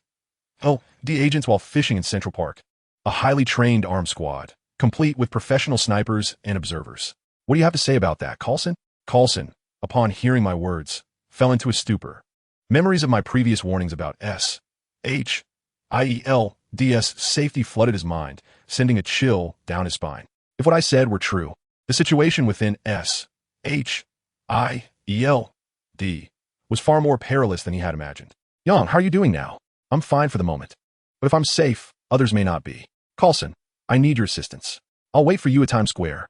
I strolled leisurely through the tunnel, as if I were merely window shopping. "All right." Coulson hung up, his gaze complex. He had always been the one to interact with me, and just this morning, he had organized my information and uploaded it to the headquarters database. He hoped this was merely a misunderstanding. The thought of internal issues within S.H.I.E.L.D. was too daunting to contemplate. It seemed my day off was now a lost cause. Donning his suit, Coulson left his home, driving his Laura toward Times Square. Meanwhile, I was in no rush. Instead, I was searching for the presence of spiders in the dimly lit sewer. Was a New York sewer truly this clean? I reached out and seized a spider that was busy on the web, applying pressure to swiftly crush it, silently invoking transformation. What was once a spider the size of a fingertip instantly morphed into a red-eyed creature the size of an infant's fist, transitioning from a normal appearance to one reminiscent of Cthulhu. Fortunately, this spider eye was not damp. Otherwise, I would have certainly discarded it. As I continued my search for more spiders, the number of spider eyes in my backpack steadily increased, though my expression darkened with discontent. With 8 eyes per spider, transforming it yielded only 1 spider eye. Such a raw deal. I made an effort to disregard the fact that a single transformed spider eye could equate to nearly 100 spiders. Forget about Coulson. I connected the call. "Where are you?" "I've arrived at Times Square." I'm in the sewer. I don't quite know where exactly." "Please hold on." Yongbo glanced at the recent exit, climbed up the ladder against the wall, and listened for the absence of car sounds above before cautiously pushing the manhole cover overhead. He had no desire to emerge directly onto the street, only to be whisked away by passing vehicles. Ignoring the astonished or mocking gazes of pedestrians as he emerged from the roadside sewer, he brushed himself off and turned to leave. Aware of his surroundings, he was pleasantly surprised to find himself in a familiar place. Speaking into the phone, he addressed Coulson. "I'm at the roadside of that mall from last time." "All right, I'll be there shortly." Through his mobile device, Yongbo could clearly hear the roar of Coulson's car, indicating that Coulson was genuinely anxious this time. Otherwise, he wouldn't treat his Laura in such a manner. A few minutes later, Coulson arrived in his vibrant red convertible, pulling up alongside Yongbo. He opened the passenger door, and as Yongbo took his seat, he urged Coulson, "Find a secure location." After giving Yongbo a thorough once-over, Coulson, relieved to see no visible injuries despite knowing of Yongbo's healing abilities, relaxed. Every agent typically possesses their own safe house, and Coulson was no exception. As they drove, Coulson kept both hands firmly on the steering wheel, his gaze unwaveringly fixed ahead. "Yang, how did you ascertain that your assailants were agents of S.H.I.E.L.D.?" Yongbo, casually holding a cigarette, glanced at the stylish women by the roadside, occasionally admiring their appearance. Upon hearing Coulson's inquiry, he turned with a smile, replying, "Well, I brought their bodies with me. Would you like me to retrieve them?" Coulson, momentarily taken aback, was not unfamiliar with Yongbo's convenient capabilities. "No need. We'll reach my safe house shortly." Yongbo nodded, tossing his mobile phone from his pocket into his backpack, relieved that it would prevent Hydra from tracking his location. He realized he would need to find the brilliant hacker Sky. Otherwise, he would be at a significant technological disadvantage. With Sky's assistance, locating Hydra would become considerably easier. A glance at the milk in his backpack reminded him of the brainwashed Hydra members, eliciting a cold smile from Yongbo. Chapter 53. "You must be joking." Before long, the towering buildings around them diminished, and Coulson guided Yongbo into a residential area of New York. Although they had departed from the bustling center of the city, the environment here felt far more pleasant than living amidst a jungle of steel. Coulson maneuvered the vehicle into a quaint three-story villa, and as they approached the garage, the pristine white garage door automatically lifted. Inside was a rather ordinary American-style garage, neatly organized with an array of tools. Truth be told, Yongbo found himself quite fond of the house's aesthetic. Casting a teasing glance at Coulson, he remarked with a smirk, "Coulson, this place is perfect for hiding a mistress. Have you ever brought a woman here for some fun?" Yongbo's words pierced through Coulson's lungs like a sharp blade. He chuckled bitterly, shaking his head. If it weren't for his good temper, he would have tossed Yongbo out. With no girlfriend to speak of, what could he possibly hide? "Young, let us refrain from jesting. The foremost task at hand is to ascertain the identity of those who attacked you." "Very well." Yongbo opened the car door and stepped out, glancing at the cramped garage. "Are we to discuss matters here? Follow me." Coulson led Yongbo towards the staircase, ascending to the second floor. But instead of ascending, they veered towards a small room beneath the stairs. Much like Harry Potter's dwelling at his uncle's, Coulson opened a small door and produced a remote, pressing a button that caused the floor of the compartment to unfold, revealing a passage leading underground. Yongbo, amused, remarked from behind, "As expected, no one can escape the fate of dwelling in the depths." Coulson, recalling Yongbo's residence, nodded slightly in agreement. The underground space was modest, hardly comparable to Yongbo's home, roughly the size of a living room. Yongbo stepped into the central area and extracted 2 corpses from his backpack, discarding them onto the ground. Coulson immediately approached, kneeling to examine them. As he inspected, his expression grew increasingly grim. Finally, he removed the mask from the faces of the deceased, revealing features reminiscent of fury. "Young, they are members of the S.H.I.E.L.D. Special Operations Team. I recognize them, given the vast number of S.H.I.E.L.D. personnel and the multitude of divisions." It was impressive that he could recall the faces of nameless soldiers he had encountered briefly. Looking up at Yongbo, who was busy concocting potions, he stated, "I have no knowledge of their operations." As he stuffed the completed invisibility potion into his backpack and prepared new materials for further concoction, he continued, "I understand this does not concern you, but I am curious about the location of your S.H.I.E.L.D. headquarters. What do you need the address of S.H.I.E.L.D. headquarters for?" Yongbo replied nonchalantly, "Merely to seek retribution." Coulson was taken aback, struggling to follow Yongbo's line of thought, primarily because he had never considered that someone might impulsively seek vengeance at the S.H.I.E.L.D. headquarters. Shouldn't a rational person be inclined to hide and avoid detection by S.H.I.E.L.D.? Coulson aimed to calm Yongbo, hoping to dissuade him from such a perilous notion. As a S.H.I.E.L.D. agent, he understood well the formidable challenge outsiders faced in attempting to breach S.H.I.E.L.D. I am not jesting. Yongbo inserted the synthesized fermented spider eye into the alchemical station, transforming the night vision potion into an invisibility potion. He gestured to Coulson with an air of mystery, saying, Come, let me share a secret. One could only imagine Coulson's expression upon discovering that S.H.I.E.L.D. was in truth Hydra. Regrettably, Yongbo's phone was undoubtedly being tracked. Otherwise, he would have captured the upcoming scene. Seeing Yongbo's enigmatic demeanor, Coulson approached him. Hail Hydra! Yongbo leaned closer to Coulson's ear and whispered softly. Coulson's reaction was one of displeasure as he swiftly drew his pistol from his waistband, aiming it at Yongbo's forehead. No, it can't be. Yongbo, you are one of Hydra's operatives? As an agent of S.H.I.E.L.D. Coulson was acutely aware of Hydra's existence and the peril it posed. Gazing at Yongbo with a complex expression, he honestly never considered that Yongbo belonged to another organization. After their interactions, Yongbo struck him as an ordinary individual who had unexpectedly acquired extraordinary abilities, albeit a rather petty, ordinary individual. Yongbo, observing the chameleon-like shift in Coulson's demeanor, allowed a chuckle. I was merely jesting, Coulson. However, the ensuing tale pertains to Hydra. If you wish to hear it, take a seat. For a moment, Coulson was uncertain whether to trust Yongbo's words, but he knew one thing for certain. In a one-on-one confrontation, he was no match for Yongbo. After a brief contemplation, he lowered his weapon. This story is lengthy. It begins with World War II. Yongbo adopted the demeanor of one about to recount an epic saga, yet the subsequent revelation caught Coulson off guard. I tend to avoid complications, so I'll be succinct. After Germany's defeat in World War II, Hydra, under the command of the Red Skull, was dismantled. However, during that time, the precursor to S.H.I.E.L.D., the Strategic Scientific Reserve, had just begun its operations and, due to a lack of personnel, fully assimilated the scientists left behind by Hydra. Yet, Hydra's motto was to sever one head and spawn two more. At this juncture, Yongbo shrugged playfully and added, however, I can confirm that Hydra operatives do die when shot. They do not sprout additional heads. Those loyal to Hydra's ideology seize the opportunity to infiltrate S.H.I.E.L.D., using the organization as a shield to expand their influence. Right up to the present day, Yongbo approached the two corpses, giving them a couple of kicks, remarking, These are Hydra's people. Coulson's mind surged with tumultuous thoughts, his mouth slightly agape. Although he was aware that Yongbo might possess some hidden knowledge, he never anticipated such a monumental revelation. Suddenly feeling parched, Coulson struggled to articulate, Who are Hydra's operatives?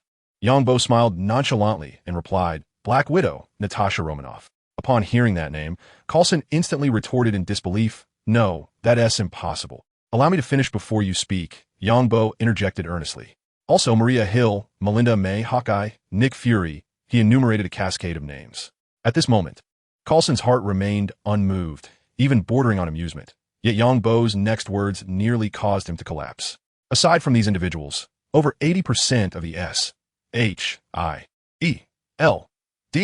agents you're acquainted with are Hydra operatives. For instance, John Garrett, known as the Clairvoyant, and his protege Grant Ward, the head of the strike team, Brock Rumlow, Jasper Sitwell, and, let us not forget the former director of S.H.I.E.L.D., Alexander Pierce. As he spoke, Yongbo wore a sincere smile, utterly unconcerned about the profound shock his words would inflict upon Coulson. Chapter 54. A traitor emerges from our S.H.I.E.L.D. agency. Are you jesting? Certainly not. Such news is beyond even the comprehension of the trained agent Coulson, leaving him momentarily at a loss as to what action to take. If Yongbo is not joking, then the former director of S.H.I.E.L.D., Pierce, was indeed an agent of Hydra. How can one proceed under such circumstances? The atmosphere in the safe house grew tense, yet Yongbo remained unperturbed, aware that such shocking revelations required time for Coulson to process. After a span of more than 10 minutes, Yongbo continued his tireless endeavor in concocting potions, producing not only invisibility potions, but also those for speed, strength, and healing. Had he not been limited by the number of glass vials, he would have aimed to complete his entire life's work of potions that very day. Young, do you possess any evidence to substantiate your claims? Coulson's inner turmoil was palpable, although reluctant to believe Yongbo's assertions. The lifeless bodies strewn across the floor were irrefutable evidence. They were indeed members of a S.H.I.E.L.D. task force, and more critically, they had fallen at Yang Bo's hands. As the one responsible for managing Yang Bo's interactions, his ignorance of such vital information clearly indicated that someone within S.H.I.E.L.D. wished to keep him in the dark, and that individual held considerable authority. I have no evidence. S.H.I.E.L.D. is beyond salvation. It would be more accurate to refer to it as Hydra S.H.I.E.L.D. I share this information with you solely because I regard you as a friend. It is as simple as that. Now, I wish to know the location of the Nexus. Rest assured, I shall not place you in a difficult position. Should you find it inconvenient to disclose, I can seek it out myself at a leisurely pace. The Nexus is one of the 3 primary bases of S.H.I.E.L.D., predominantly because it is situated in New York, relatively close to him. Yang Bo maintained an air of indifference, fully aware that Coulson would inevitably seek to understand the matter and would not choose to remain passive. May I inform Director Fury of this situation? You understand that I'm currently unable to make a definitive decision. Yang Bo refrained from further commentary, leaving the foreknowledge of the plot and its potential ramifications to the untroubled mind of the boiled egg. If things went awry, he could simply retreat into the lower realm, surfacing only occasionally. After all, he had no ties in this world, and where he lived was inconsequential. If solitude became unbearable, he could always seek companionship among others to join him in the lower realm. Just as Coulson finished speaking and was about to contact Director Egg, his phone rang, and the caller was indeed his superior, Director Egg. Coulson glanced at Yang Bo before answering the call. Director, Coulson, Tony Stark has been located. Cease your current tasks and prepare to make contact with him. This time, Coulson did not shield Yang Bo from the conversation, so Yang Bo also heard Furious's voice. Expressing surprise, wow, you found him so quickly? Has a new era dawned? He did not suppress his voice, and Fury on the other end equally heard his exclamation. Mr. Yang Bo. Fury promptly addressed him by name, exemplifying the acumen of S.H.I.E.L.D.'s director. Yang Bo stepped forward, drawing closer to the phone, and said, Director Fury, greetings. How is Coulson faring? Fury's first thought was that Coulson had been taken hostage by Yang Bo. His mind raced. Coulson was one of his most promising subordinates. How is he? Is he well? Coulson, care to say a few words? Coulson replied, Isn't it obvious that this is my superior? He engaged in casual banter with Fury, leaving others perplexed. However, Yang Bo understood that the two were communicating through a unique method, as the current state of S.H.I.E.L.D. was far from secure, and Coulson could not afford to be complacent. Minutes later, Coulson ended the call and turned to Yang Bo, saying, Director Fury will be sending someone over shortly. He wishes to speak with you. Not a problem. It's a minor issue. Yang Bo responded promptly, then added, Coulson, could you prepare some firearms for me? I would prefer heavy weaponry, including grenades and explosives. Having endured the punishment of a heavy sniper rifle, Yang Bo had developed a fondness for such high-caliber weapons. Upon hearing this, Coulson moved to a nearby cabinet and opened it, revealing not clothing, but a plethora of weapons and ammunition. Yang Bo's eyes lit up with excitement. Coulson, you always manage to surprise me. It was only natural for an agent to have weapons in their safe house. It would be absurd otherwise. Coulson struggled slightly to lift a sleek, black sniper rifle, which he handed to Yang Bo. I believe you'll find this to your liking. Yang Bo accepted the weapon, feeling no strain whatsoever. To him, items fell into 2 categories, those he could lift and those he could not. Exertion was not a concern. Observing Yang Bo's satisfaction. Coulson smiled and introduced the rifle. This is the AS-50 anti-material long-range sniper rifle, specifically designed by the British International Precision Company for the U.S. Special Forces, more precisely, for the Navy SEALs. It utilizes BMG 12 7mm x 99mm ammunition. It possesses formidable power. This is a personal collection of mine. I am certain it will meet your expectations. Yang Bo nodded rapidly, a satisfied smile gracing his face. If he were to be displeased with this rifle, then there was no weapon that could satisfy him. He pulled the bolt, producing a crisp sound, and accepted the additional parts and magazines that Coulson offered, stuffing them into his backpack. He then leaned forward to inspect Coulson's weapons cache further, but Coulson stopped him. No, Yang, I have nothing else of interest here. However, you may seek out Director Fury. I am sure he will be generous. Yang Bo shot a bemused glance at the seemingly stingy Coulson and turned to the alchemy table, storing the items in his backpack. After organizing everything and collecting the bodies on the ground, the two ascended from the underground safe space. Before long, the egg gave Yang Bo new instructions. Under Coulson's guidance, they arrived at a deserted clearing in the suburbs. A transport aircraft, familiar to Yongbo, descended slowly from the sky, its rear doors swinging open. Sitting in Coulson's vehicle, Yongbo looked at the S.H.I.E.L.D. members clad in combat attire and smiled. Chapter 55. Who is the undercover agent? The transport aircraft soared swiftly and smoothly to the S.H.I.E.L.D. hub in New York. Throughout the journey, Yongbo harbored no concerns that Hydra would attempt to eliminate him and Coulson. The 3 aircraft carriers of the Insight plan were yet to be constructed, and Hydra would certainly not reveal themselves. Under Coulson's guidance, Yongbo finally arrived at Fury's office, where he beheld the gleaming head of the director. Perhaps due to the realities of the world, the shine of Fury's head appeared more pronounced than in the films, and its texture seemed more appealing. "Hello, Director Fury," Yongbo greeted, unperturbed by Fury's piercing gaze, extending his hand for a cordial shake. Fury, with an expression resembling one owed 8 million, scrutinized Yongbo with a frown before reluctantly offering his hand in return. "Mr. Yang, your first appearance in Hell's Kitchen." According to my information, as Fury prepared to exert pressure, Yongbo abruptly interrupted him. "Enough with the briefing. This information is utterly useless. You wouldn't want to find yourself suddenly eliminated, would you?" Upon hearing Yongbo's unapologetic retort, Fury's expression darkened further, and after a moment's hesitation, he replied, "You're not the only one who possesses. Spare me the platitudes. I am well aware. As of now, they're Dr. Banner, the Inhumans, extraterrestrials, and your last resort, Carol Danvers. By the way, you might want to try the pager she left you, if it fails at a critical moment. You won't have time to weep." Fury finally lost his composure. While the other matters were manageable, only he and Danvers knew of the pager left by Captain Marvel. If Yongbo was privy to such information, it was evident that Hydra's intelligence was indisputable. "The last time I placed my trust in someone, I lost an eye. How dare you utter such words, Director? Are you certain you are entrusting your faith to a person and not a cat?" Yongbo's mockery continued unabated, leaving Coulson utterly bewildered. "Who am I? Where am I? What am I supposed to do? Is this truly something I can hear?" Fury's eyes were gouged out by a cat. "Goodness, I feel as though I am about to be silenced." In response, Fury forced a smile, fearful of any further dangerous remarks, casting a warning glance at Coulson. "Mr. Yang, what do you intend to do?" Humanity is perpetually wary of the unknown, and Yongbo's revelation of so many secrets had shattered Fury's defenses. He no longer regarded Yongbo as an easily manipulable soft target. Upon hearing Fury's inquiry, Yongbo raised an eyebrow and replied, "You ask me? Well, I am currently inclined to open the door, step outside, and eliminate every S.H.I.E.L.D. member within sight.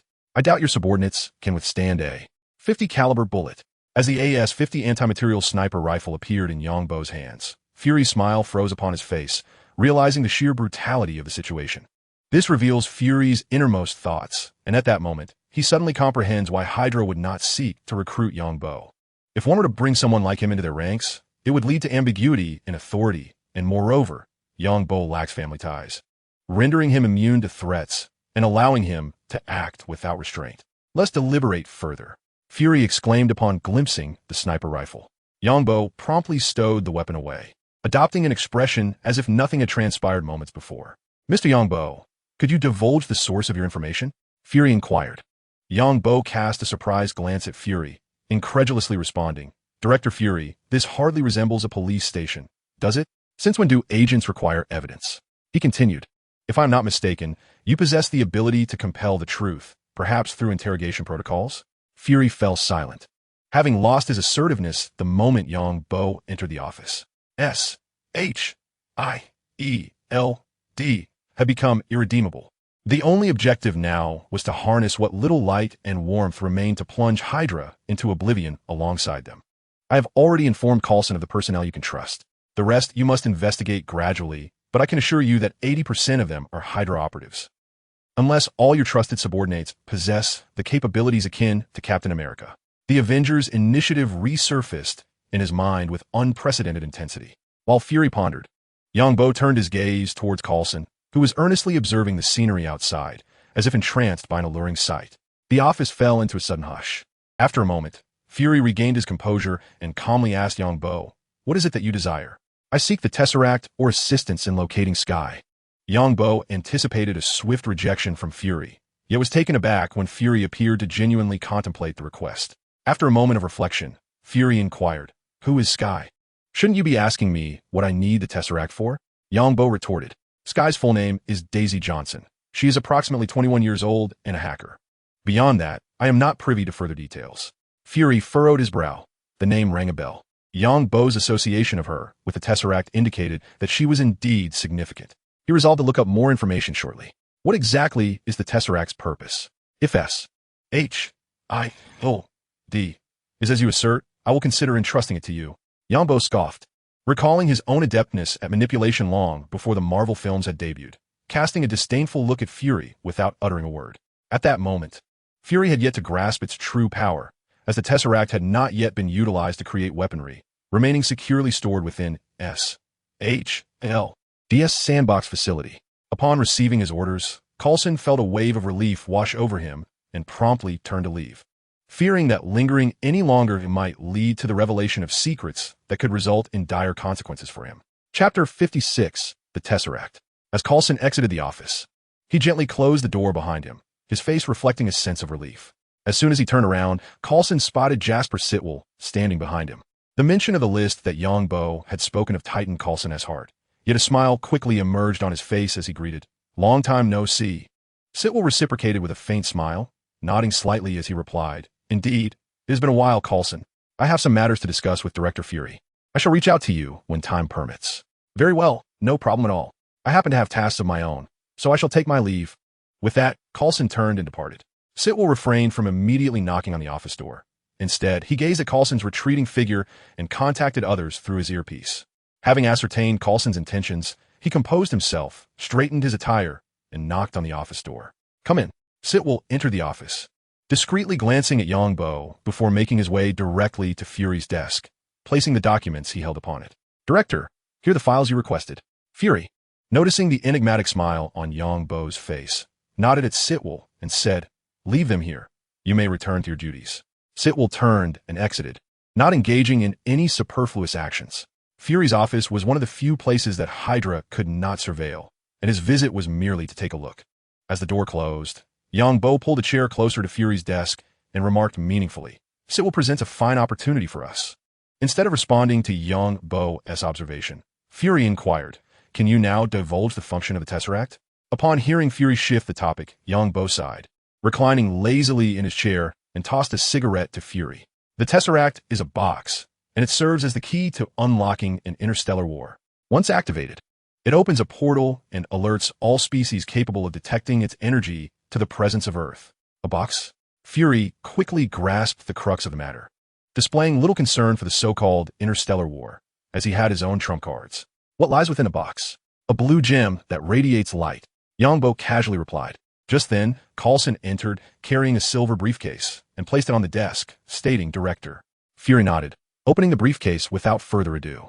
Inside lay a square, translucent cube, faintly illuminating the contents at its center with a blue glow. Yongbo could not resist leaning closer. After all, this was the Space Stone. Collecting 6 Infinity Stones could summon a dragon. Cough, cough, it could yield the power to snap one's fingers. Moreover, the square Tesseract struck a harmonious chord with Yongbo, as he felt that squares represented the essence of truth due to his world's influences. With eager eyes fixated on the Tesseract, he beamed, "Fury, this object is destined to be in my hands." Fury merely responded with a thoughtful silence. As Yongbo extended his hand to grasp the cosmic cube, I instinctively cautioned him, "Be careful this." However, upon witnessing Yongbo effortlessly hold the cosmic cube with bare hands, Fury fell into silence once more. Ordinary individuals are incapable of directly touching the cosmic cube, lest they be consumed by the energies it emanates. Yet, observing Yongbo's nonchalant demeanor, Fury chose to swallow his words. At that moment, Yongbo was wholly preoccupied. For the instant he seized the space gem, a long-dormant notification echoed in his mind. Travel map loading. Loading successful. A map materialized in his consciousness, illustrating a planar view of the area within 100 meters, adorned with numerous colored dots, white, green, and an abundance of red. Upon closer inspection, he swiftly discerned the meanings behind the colors. Green represented Coulson, denoting friendship. White signified Fury, indicating neutrality, while red, unmistakably, indicated those harboring hostility towards him. Yet after an exhaustive search, Yongbo failed to locate the teleportation function he desired. Was it merely an ordinary map? He reminded himself not to be greedy. Being able to distinguish allies from foes was already quite remarkable. With the map in hand, Bo felt a newfound convenience regarding his forthcoming actions. He then redirected his attention to the cosmic cube, which, aside from its icy chill, elicited no other sensations. Teleportation. The cosmic cube remained unresponsive. Fury, are you certain this is genuine? You wouldn't be attempting to deceive me with a fake, would you? Fury remained silent. Yet the unmistakable message in his singular eye conveyed that this was indeed the authentic cosmic cube. Now, Bo found himself in a predicament. This object held no utility for him. As he stowed it in his backpack, an introduction appeared. Cosmic cube. Unknown item. Module not loaded. With a deep sigh, Bo retrieved the cosmic cube from his backpack, scrutinizing it meticulously while experimenting with various manipulations. Yet the cube continued to exhibit an aloof demeanor, devoid of any response. Did it require the Infinity Gauntlet to unleash its power? That could not be right. Wasn't the time stone wielded by the Ancient One quite effective? Ultimately, in resignation, he turned to Fury and remarked, "This thing is of no use to me. Let us discuss the matter of Hydra instead. Initiate the Avengers initiative. Form a team composed of superhumans to counter Hydra. This is your chance to regain control of S.H.I.E.L.D. The plan sounded eerily familiar. Fury, listening to Bo articulate what was already in his mind, felt a sense of incredulity. He suspected that Bo possessed a prophetic ability and inquired, "Who do you think should be chosen to join this team?" Bo tossed the cosmic cube back in his backpack and lightly tapped his fingers on the table, stating, "Let us proceed according to your thoughts." Gazing at the crimson dot on the minimap, Bo could not help but break into a radiant smile. Chapter 57. Surprises always come unexpectedly. On a sunny day with a gentle breeze, by the lakeside of Central Park, a figure reclined on a sofa, leisurely fishing with a rod crafted from square segments. A ripple swiftly approached the bobber, and at the moment it made contact, the bobber plunged dramatically beneath the surface. Bo quickly raised his rod, and an enchanting book radiating a violet glow soared from the water, ultimately landing in his hands. At last, an enchanted book had emerged. Bo, brimming with excitement, opened his backpack, gazing at the captivating tome nestled within. Lacking lapis lazuli, he could only hope that his fishing would yield some enchanted books with desirable attributes. Fire arrow, I was acceptable. Glancing at the glistening sniper rifle polish to a sheen beside him, a bold idea sparked in his mind. He promptly retrieved the anvil he had crafted earlier from his backpack and placed it on the ground. First, he stowed the rifle back in his backpack, then opened the anvil interface, placing both the sniper rifle and the fire arrow enchantment book inside. Observing the requirement of 7 levels of experience sent his heart racing. This is truly incredible. No, I must inquire with Coulson and Fury about the most formidable individual weapon they can procure. If I managed to fish up a book of infinity, it would be sheer delight. Without hesitation, he spent the 7 levels of experience to enchant the sniper rifle with fire arrow. As he retrieved the rifle from the anvil, the once obsidian barrel was now enveloped in a resplendent violet glow, identical to the radiance emitted by the enchantment book. Gently pulling the bolt, a smile graced Bo's face, but it lasted only 2 seconds before transforming into a wry grin. After fishing for so long, could this group of Hydra agents be so inefficient? Bo found it hard to believe that Hydra would let him off the hook. There were only 2 possibilities. Either Hydra surveillance extended beyond the 100-meter range of the minimap, or the red that did not belong to them. However, the latter seemed exceedingly unlikely. Back to fishing, Bo cast his line into the water once more, patiently awaiting a bite. Moments later, ripples danced across the lake's surface again. With the addition of bait 3, his fishing speed had notably increased, although most often, he only reeled in an assortment of fish or miscellaneous debris, with the chance of snagging an enchanted book being quite slim. With a gentle tug, a fish swiftly leaped from the water. Time slipped by gradually, and as the sky was painted a fiery red by the setting sun, Bo remained at the lakeside, quietly fishing throughout the day, oblivious to the passage of time. Sighing, he reluctantly stood, stretching his limbs, and glanced up at the sky, murmuring to himself, "My backpack is full again." Patting his backside, he felt grateful for having activated data mode. Otherwise, if an ordinary person had sat like him for an entire day, their rear end would surely be numb. Glancing once more at the small map, he still saw no red dots. Discontentedly pursing his lips, he dove into the crystal-clear waters of the lake, swimming towards the entrance of his home. Upon returning, he organized the day's fishing haul into a chest. The number of enchantment books was woefully inadequate, barely filling a box in a day. He retrieved 2 books of Power 4 from within, merging them through an anvil into a single tome of Power V, enhanced with the infinite attribute, and applied it to his sniper rifle. A broad smile spread across Yongbo's face as he caressed the gun's body, akin to a lover's gentle touch. Boar, flapping his grand wings, flew over, though Yongbo chose not to disclose the recent attack. Now that night had fallen, it seemed the time had come for a hunt. Upon the mention of hunting, Boar's wing beats quickened noticeably. All right, I'll tidy up a bit first, then we shall venture forth. Yongbo decided to enchant the diamond sword in his possession, dismissing the notion of enchanting the iron armor he wore. Such adornments were beneath him. After spending some time, Yongbo acquired a sharp diamond sword with sharpness V, unbreaking 3, and looting 3, along with a diamond pickaxe boasting fortune 3, efficiency 4, and mending. He needed to devise a means to acquire more mending books. His strength had surged dramatically once more. As he prepared to depart with Boar, he instinctively glanced at the small map and was taken aback to see several red dots appearing above him. These red dots were scattered, and Yongbo squinted thoughtfully. Clearly, this hostile group was searching for his location. Realizing he bore a tracking device, the thought immediately sprang to mind, prompting him to check his body. He soon discovered a small, inconspicuous sticker affixed to his lower back. Just as he intended to stow it in his backpack, he reconsidered and beckoned to Boar. Come here. Boar. He then placed the tracker on Boar, instructing, fly towards the tunnel leading to the lakeside. Boar, displaying his intelligence, glanced at the device on him, and, without hesitation, soared into the tunnel. Yongbo fixated on the red dots on the map, and, as anticipated, they all came to a halt. Most of the individuals began to follow Boar's lead towards the lakeside, though 2 remained behind, having noted Yongbo's prolonged presence at that location. I was just about to test the gun, and now you arrive? Traversing the tunnel, they emerged above ground. Yongbo retrieved an invisibility potion from his backpack and consumed it, carefully excavating the grass blocks overhead while keeping an eye on the 2 lingering enemies. The effects of the invisibility potion were more potent than in the game. Unlike in the game, where only the player becomes invisible, in reality, even the weapon in Yongbo's hand vanished from sight. The 2 casually dressed individuals leaned against a tree, maintaining a vigilant watch over their surroundings. If not for the red dots on the small map, one might easily mistake them for ordinary individuals at play. Yongbo found a suitable spot to crouch and set up his sniper rifle, eager to collect a little interest before the hunt began.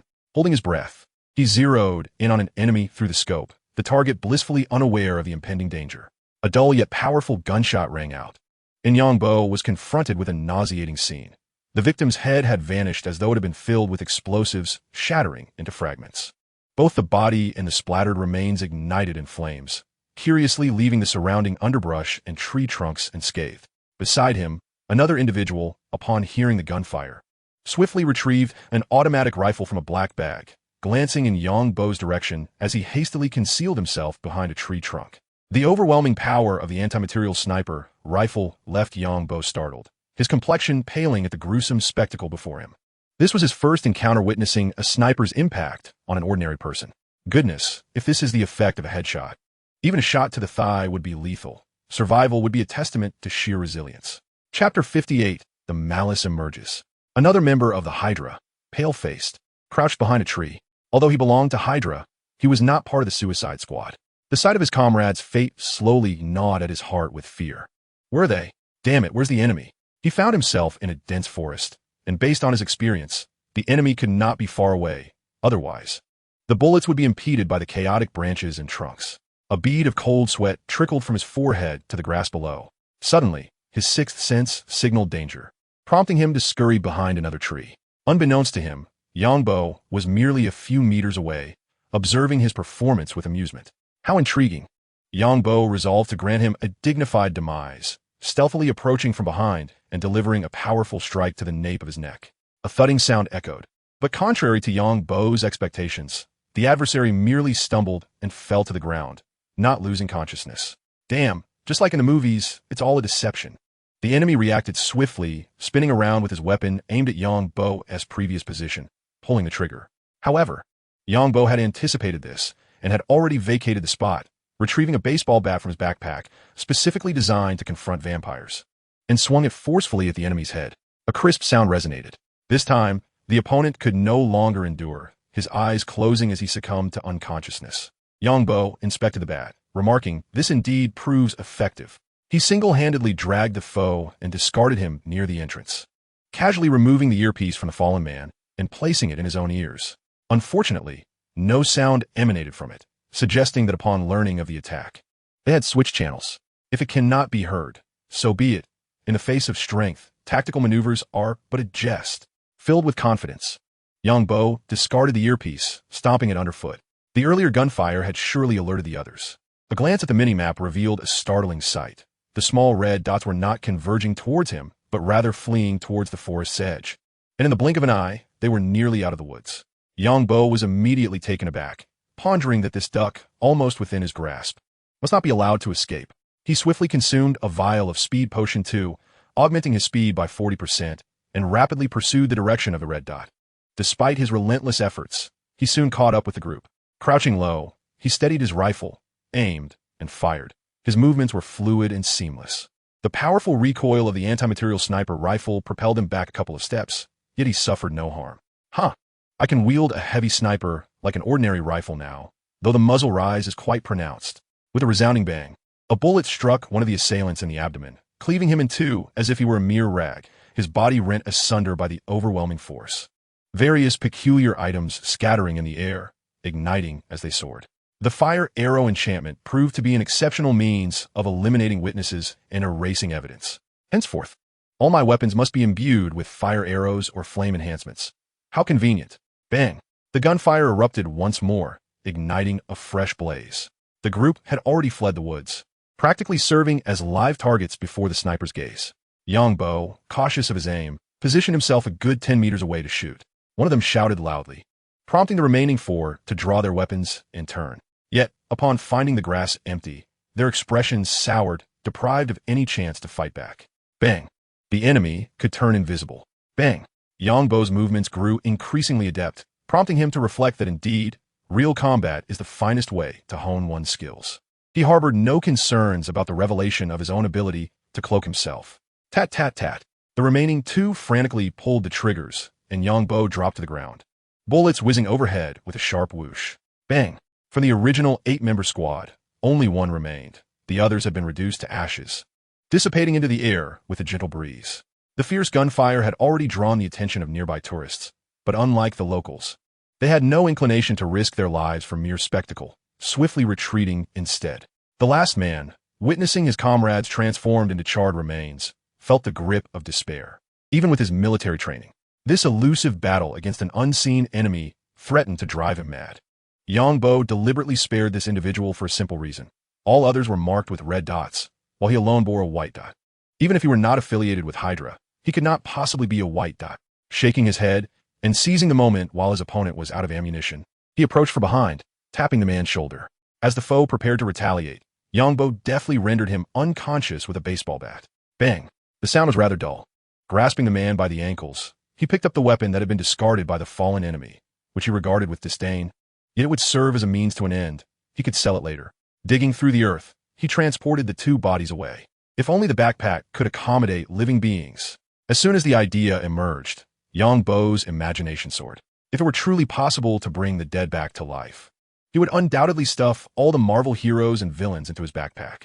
Or, he shouted, uncertain if the other party could hear him. However, the comatose agent on the ground regained consciousness. Upon opening his eyes, the first thing he did was reach for his waist, only to find that Yangbo had thoroughly relieved him of all his belongings. Not only had he lost his firearm, but even the buttons on his clothing had been discarded into the molten lava. The agent surveyed his surroundings and noticed that Yangbo's invisibility potion had expired, revealing a living man standing before him, armed with an AS-50 sniper rifle, its ominous barrel pressed against his forehead. I wish to pose a challenge. Who is swifter, you or I? Yangbo remarked with a playful grin. The man swallowed hard, as if he could see the grim reaper lifting his scythe, resting it upon his neck. And a cold sweat drenched his back in an instant. Seeing the terror in the man's eyes, Yangbo chuckled and said, from now on, I shall ask, and you shall respond. If you comprehend, nod your head. The man nodded vigorously, the fate of his former companions having shattered his mental defenses. Unlike the resilient protagonists of films, real people, like Yangbo, could easily succumb to the allure of a beautiful woman. Your name? Jerry.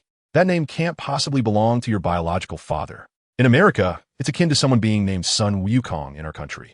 Gender, do not misinterpret this as a lack of respect. Be aware that in America, there are 112 recognized genders, each deserving protection from discrimination. Male. Chapter 59. Subverting New Subordinates. Jerry gazed at the enormous bat behind Yongbo, his eyes widening in astonishment. A bat over a meter in length was an extraordinary sight. Not all bats are as large as the Malayan flying fox, which can reach 2 meters. Bat. Yongbo had already sensed Boar's arrival. He was the only green dot in the vicinity. Boar immediately descended beside Yongbo, his vampiric instincts discerning that these two were merely ordinary humans, not vampires. Half reclined on the ground, Jerry's pupils dilated sharply. More astonishing than the giant bat was the fact that it could speak. Yongbo pointed to the still unconscious man on the ground and addressed Boar. He is a Hydra operative embedded within S.H.I.E.L.D. and has even attacked me. Boar, I entrust him to you. Transform him into a vampire. Oh, and check if he has any poison or similar substances in his mouth. I would prefer he does not perish so easily. Yongbo's words were also meant for Jerry's ears. Based on their earlier conversation, he had discerned that Jerry was not the fanatical type. If he truly were a member of Hydra, he would now be shouting "Hail, Hydra," and meeting his demise before them. "Hail, Hydra!" The agent who had been lying on the ground suddenly opened his eyes and shouted. Though it was unclear when he had awakened, the originally pallid complexion rapidly began to take on a bluish hue, unmistakably a sign of poisoning. Yongbo hastily retrieved some milk, his expression tense as he chose to administer it. "Are you trying to die? Did you consult me first?" He pinched the other man's mouth and poured the milk inside. The effect was immediate. The bluish pallor vanished almost at once. However, the milk could only alleviate the symptoms, not heal the damage caused by the potent toxin. This individual appeared to be in even greater agony than before, yet at least he was still alive. "Bull, he is yours." With a thud, Bull reverted to his massive form, landing on the ground with an excited grin, his small hands rubbing together incessantly. It was evident that he had indeed slimmed down. Previously, his 2 hands could not touch. With an awkward chuckle, he remarked, "Boss, can you toss him to me?" Yongbo bent down, seized the agent by the collar, and directly threw him to Bull. Bull wasted no time, sinking his teeth into the man's neck.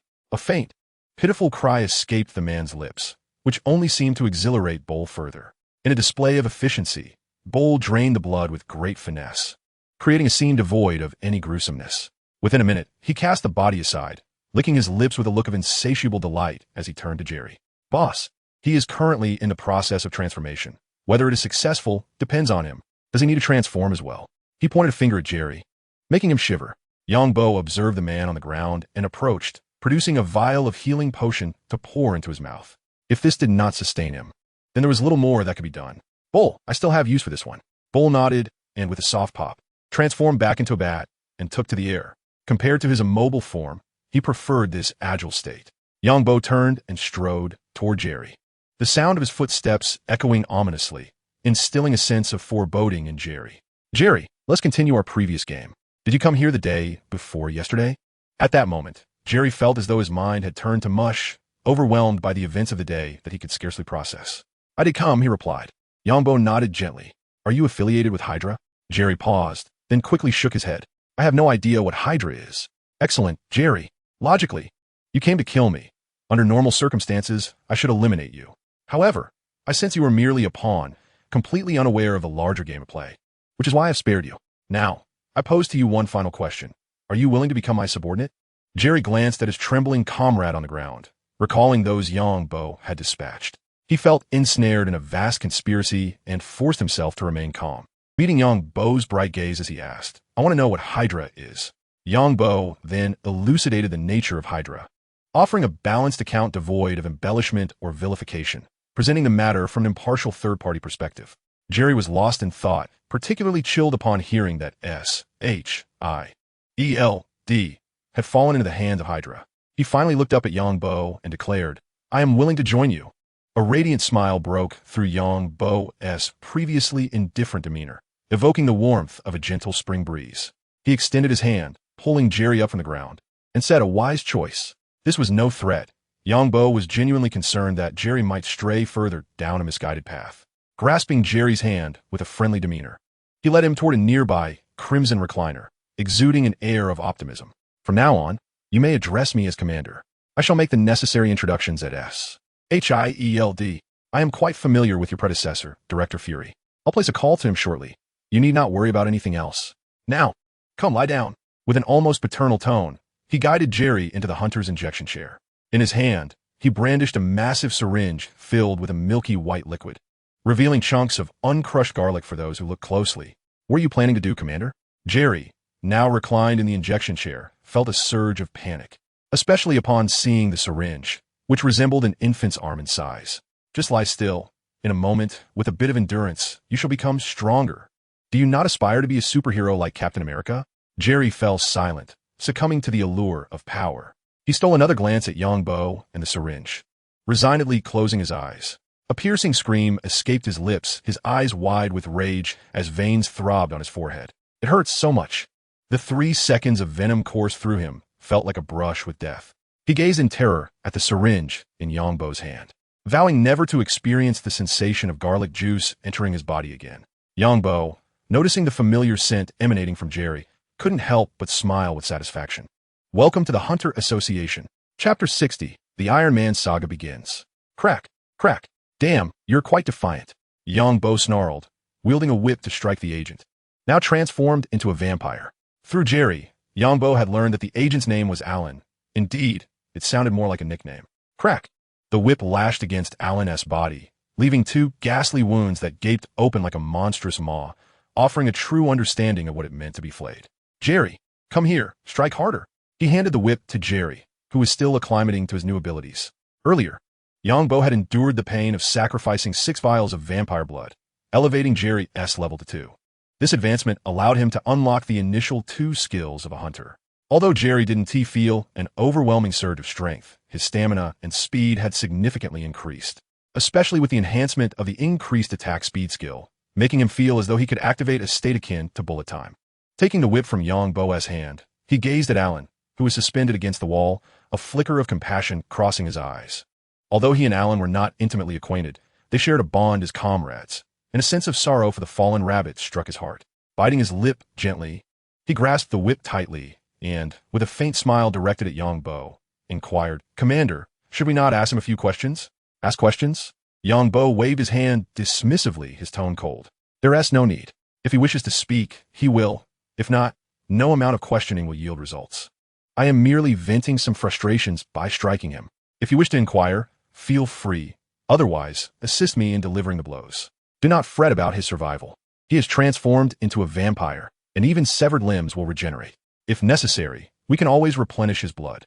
With that, he turned and sank into the nearby sofa. Casting a glance at the small map, no new red dots appeared, but a plethora of white dots had emerged, likely a result of the previous gunfire, drawing the attention of the police. Contemplating for a moment, he retrieved his phone from his backpack and dialed Carlson. Gesturing to the visibly conflicted Jerry, Jerry, if you find it hard to strike, take a moment to rest while I make a call. After all, he is not a complete villain. If you don't wish to hit him, we can postpone it. After a series of rings, a voice on the line, tinged with resignation, greeted him. Yang, hold on a moment. The call connected, and he could hear the sound of footsteps, indicating Carlson was likely in search of a secure location. After a brief pause, Carlson queried, What is up? What unfortunate news do you bring this time? Yang chuckled in response. Why do you assume I can only bring bad tidings?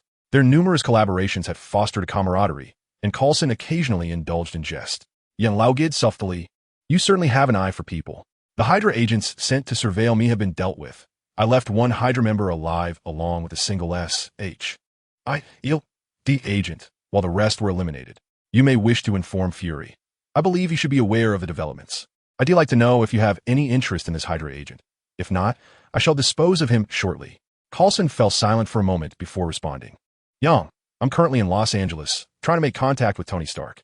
Due to your actions, Fury harbors considerable distrust towards the internal members of S.H.I.E.L.D, and as the only one privy to the details, I am swamped with responsibilities. I will also notify Director Fury about this matter. He is preparing to assign Agent Romanoff to take over my duties and liaise with you. Yang was taken aback at the mention of Natasha Romanoff. Born in 1984 in Stalingrad, former Soviet Union. Trained from a young age by Soviet operatives, her body had been enhanced by the former Soviet government, significantly slowing her aging process while bolstering her immune system and resilience. Alongside years of rigorous physical and psychological training, she had become a lethal Black Widow, having betrayed the Soviet operative organization known as the Red Room to join S.H.I.E.L.D. Although she is of considerable age, her captivating beauty, especially her well-trained physique, is undeniably enticing. Yangbo contemplated purchasing a vehicle for himself, yet occasionally hailing a taxi posed no significant inconvenience, did it? Moreover, in adherence to broadcasting standards, the cinematic portrayal of the Marvel Universe had not yet elevated Black Widow to the status of public transportation. Addressing Coulson on the other end of the line with utmost seriousness, he declared, "Let us refrain from further communication. I fear Natasha may misconstrue our exchanges." Coulson replied, "Please, Yang, do not jest with me. I must inquire whether you are aware of Tony Stark's recent disappearance." You're asking me? Do not tell me that S.H.I.E.L.D is incapable of investigating this matter adequately. If you truly cannot ascertain the facts, perhaps you should accompany Fury to the Chinese restaurant and wash some dishes. Coulson, momentarily taken aback by Yangbo's retort, struggled to formulate a response. After a few seconds, he resignedly stated, "We indeed have a suspect in mind. Obadiah Stane, a shareholder of Stark Industries. He has been clandestinely engaging in arms dealings with terrorists. It appears he may be entangled in the abduction of Tony." Not too shabby, I suppose. Coulson, I prefer not to discuss this matter further. Iron Man is currently in a pivotal phase of development, and I wish to avoid encountering an arrogant and loquacious Iron Man in the future. Hence, I do not wish to disrupt his narrative. As he pondered, Yangbo's thoughts drifted to Ivan Vanko, the antagonist from Iron Man 2. He was undeniably talented, far superior to the so-called scientists at Justin Hammer Industries. Most importantly, his father was likely still alive. Should he locate him, it would be a 2-for-1 deal. With this thought, Yangbo felt an urgent need to act. Although there remained ample time before the narrative of Iron Man 2 commenced, should Anton Vanko unexpectedly pass away prematurely, it would be a grave loss. Regarding the treatment of Anton Vanko's illness, Yangbo felt no pressure. A bucket of milk combined with medicinal elixirs should suffice, and, if that fails, he could simply transform him into a vampire. Coulson, since you are in Los Angeles, I shall not continue our conversation. Please provide me with Natasha's contact information. I have some serious matters to discuss with her. Coulson retorted, "Face forward, not backward." Chapter 61, A Bounty. Hell's Kitchen. Jerry navigated a black SUV through the chaotic streets, with Yangbo seated beside him. Above, a shadowy figure trailed the vehicle. The car moved at a sluggish pace, scarcely faster than a brisk jog, while sporadic gunfire echoed from the alleys. Yangbo inhaled deeply, exclaiming, "Jerry, as anticipated, the air in America is indeed sweet." Imbued with the scent of freedom upon hearing Yangbo's words, Jerry remained silent. Although Yangbo's statement seemed free of fault, Jerry sensed an undercurrent of sarcasm in his tone. Just then, a somewhat dilapidated motorcycle approached from behind, roaring with its engine. The rider, a black man, skidded to a halt beside the driver's window, leaving a long black tire mark on the pavement. "Hey, hand over the money. Don't move." A man brandished a pistol, aimed directly at Jerry's head, while another leapt from the motorcycle, rushing to the passenger seat with his gun trained on Yangbo. "Hey, if you don't want a hole in your head, hand over the cash." The African-American spoke, his eyes darting around restlessly, his body in constant motion, as if unable to remain still for even a moment. Indeed, it was Hell's Kitchen. Before he could finish his lament, the robust figure of Bohr descended like a bolt from the heavens, crashing onto the biker. Seizing the fleeting moment when the other assailant outside the window was momentarily dazed, Yangbo reached out and firmly grasped the man's arm, twisting it with great force. With a crack, a pain scream echoed, and Yangbo caught the falling handgun, tossing it onto the back seat. The rear of the vehicle was densely packed with at least 20 to 30 assorted weapons. He swung the car door into the thug's body and stepped out, unapologetically planting his foot on the man's chest. Turning to Bohr, he urged, "Hurry. Take care of this one, too." "All right, boss. Toss me another bottle. This blood vial is full." Bohr's eager voice rang out as Yangbo produced several glass bottles and hurled them over. Jerry also exited the driver's seat, deftly rummaging through the pockets of the two men. After all, one could not help but be skilled after rifling through dozens of small-time thugs and over a dozen vampires in a single night. Buzzing. The sound of a vibrating phone broke the tension. Yangbo reached into his pocket and retrieved the device, noting an unfamiliar number that instantly conjured the name of Black Widow in his mind. Upon answering, a sultry voice emerged. "Mr. Yangbo, is that you, Natasha?" "Indeed. I am Natasha Romanoff, a level 10 agent of S.H.I.E.L.D. I am now responsible for our liaison. I have arrived at Times Square in New York." Her voice was alluring, yet conveyed an unmistakable air of distance. "Then wait for me a moment." With that, Yangbo delivered a forceful kick to the head of the thug beneath his foot, silencing his scream abruptly. Upon hearing this, Boar transformed into his bat form, revealing the unflinching thug beneath him, whose heaving chest attested to his continued existence. That night, Boar did not take any lives. Instead, he drained the blood from their bodies. Leaving these scoundrels alive, whether they would be found by vagrants for some peculiar fate was not a concern for the group. Boar seized the blood vials and glass bottles, soaring to the car's roof, where he lay down obediently. The black SUV sped away, leaving behind merely a legend in Hell's Kitchen. 20 minutes later, he dismounted and extracted a pickaxe, stowing the car within his backpack. Although Jerry had witnessed Yang Bo retrieve the vehicle from the backpack before, seeing it again was still a mind-bending spectacle.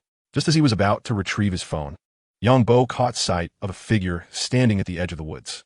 Clad in a form-fitting black outfit, the silhouette accentuated her graceful curves, alluring in every aspect. Her stern countenance bore no trace of a smile. At that moment, she was scrutinizing Yang Bo with a piercing gaze.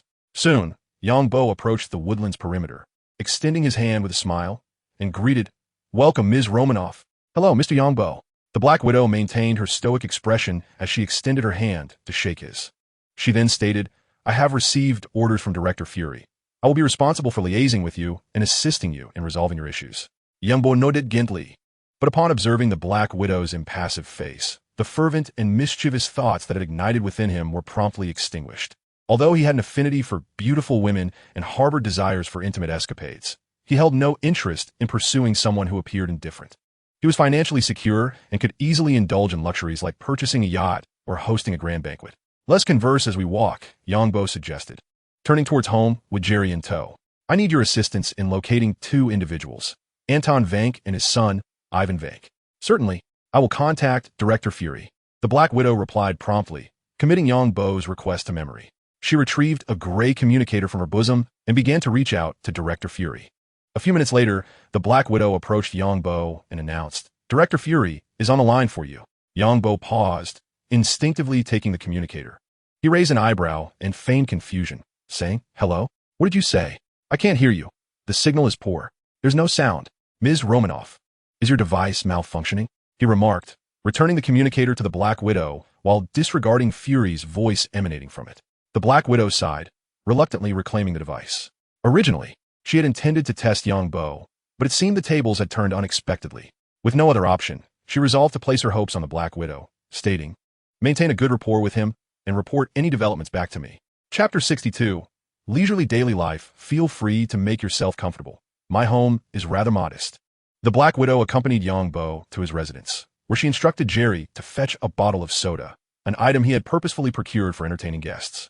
Yang Bo settled onto the sofa and remarked earnestly as he accepted the soda from Jerry, popping the cap and taking a sip. Regrettably, the beverage was not chilled. "No problem, Mr. Yang Bo. However, do you have any more detailed information? It would simplify the search for them," she inquired. Yang Bo shrugged and replied, "I don't have any more specifics. This is all I know. If I had their exact addresses, I wouldn't need your assistance." After a moment of contemplation, he continued speaking. "They are, after all, human beings, and even in seclusion, it is improbable that they would not inadvertently disclose any information. Be it through the internet, television, phone calls, or even shopping, traces of their existence will invariably remain. Furthermore, Anton Vank was previously a partner of Howard Stark, yet he was unjustly treated and expelled from the United States. This could serve as a starting point for your investigation." The Black Widow nodded, acknowledging that this information was sufficiently substantial. Should they fail to uncover more, it would render S.H.I.E.L.D. unworthy of existence. Upon hearing this, the Black Widow cast a knowing glance at Yang Bo and remarked, "I possess numerous interrogation techniques. Would you require my assistance?" Prior to her arrival, she had received intelligence from Fury, aware that Yang Bo held a traitor from S.H.I.E.L.D. in his grasp, which was one of the reasons for her personal visit. She needed to extract vital information from him to report back to Director Fury. Yang Bo feigned a look of surprise, rising to grasp the delicate, almost fragile hand of the Black Widow, exclaiming with excitement, "That sounds splendid. Please come with me." How could her hand, so frequently wielding weapons, remain so soft? Was it possible that S.H.I.E.L.D. had some special skincare regimen? He resolved to inquire with Coulson at a later time. Turning, he led the Black Widow toward the guest room, a luxurious suite specifically constructed for Hydra S. Arlen. The chamber was entirely fashioned from obsidian. its hardness exceeding Yongbo's expectations. Even when struck by his enchanted sniper rifle, it merely sustained minor cracks that would mend within 3 seconds. According to Yongbo's tests, it would require at least a dozen shots to breach the obsidian, effectively quelling any notions of escape. The iron door at the entrance was the weakest point. Yet for safety's sake, Yongbo had installed a double layer of iron. As the door stood ajar, he immediately spotted the rotund figure of Paul seated in the corner of the room, wielding a small whip and enthusiastically striking Arlen. Yongbo watched Paul's exuberance with a bemused expression and quickly interjected, "Paul, take a breather." It was not that he feared giving the Black Widow a poor impression. Rather, Paul's short arms flailing about lacked any semblance of intimidation. Reluctantly, Paul transformed into his bat form, as his untransformed self would have occupied more than half the space in the small room, leaving Yongbo little room to maneuver. "Boss, leave him to me. I can certainly make him divulge everything. Even if you wish to know how old he was when he first I can get him to confess." Yongbo rolled his eyes. "I am not a pervert. I couldn't care less about his age at that moment." He stepped aside to allow the Black Widow entry. She first reached out to caress the warm obsidian walls before turning her attention to Agent Arlen, suspended upon the wall. The combat attire had been thoroughly stripped away by Yongbo, leaving him clad only in a pair of underpants. His body marred with an array of purple bruises from whip marks, rapidly recovering under her slightly astonished gaze. A somewhat yellowed sock was stuffed into his mouth, his eyes devoid of any sparkle, numbly staring ahead. Even when the Black Widow approached, he exhibited little reaction. Could it be that I've broken him? Yongbo pondered, a sharp pang of concern gripping his heart. If he were indeed broken, it would necessitate capturing another, and with the transformation and training process demanding an additional 2 days, it would be exceedingly troublesome. Stepping forward, he gently patted the side of his face, and only then did a flicker of life return to his eyes. Now filled with terror as he regarded Yongbo spit out the sock. "I have a few questions for you." Yongbo had no desire to touch another's foul sock, especially one that appeared particularly odorous. Upon seeing no objections, Yongbo nodded in satisfaction, a smile gracing his lips. However, in Alan's eyes, that smile appeared grotesquely sinister, causing his body to tremble uncontrollably, yet he dared not utter a sound.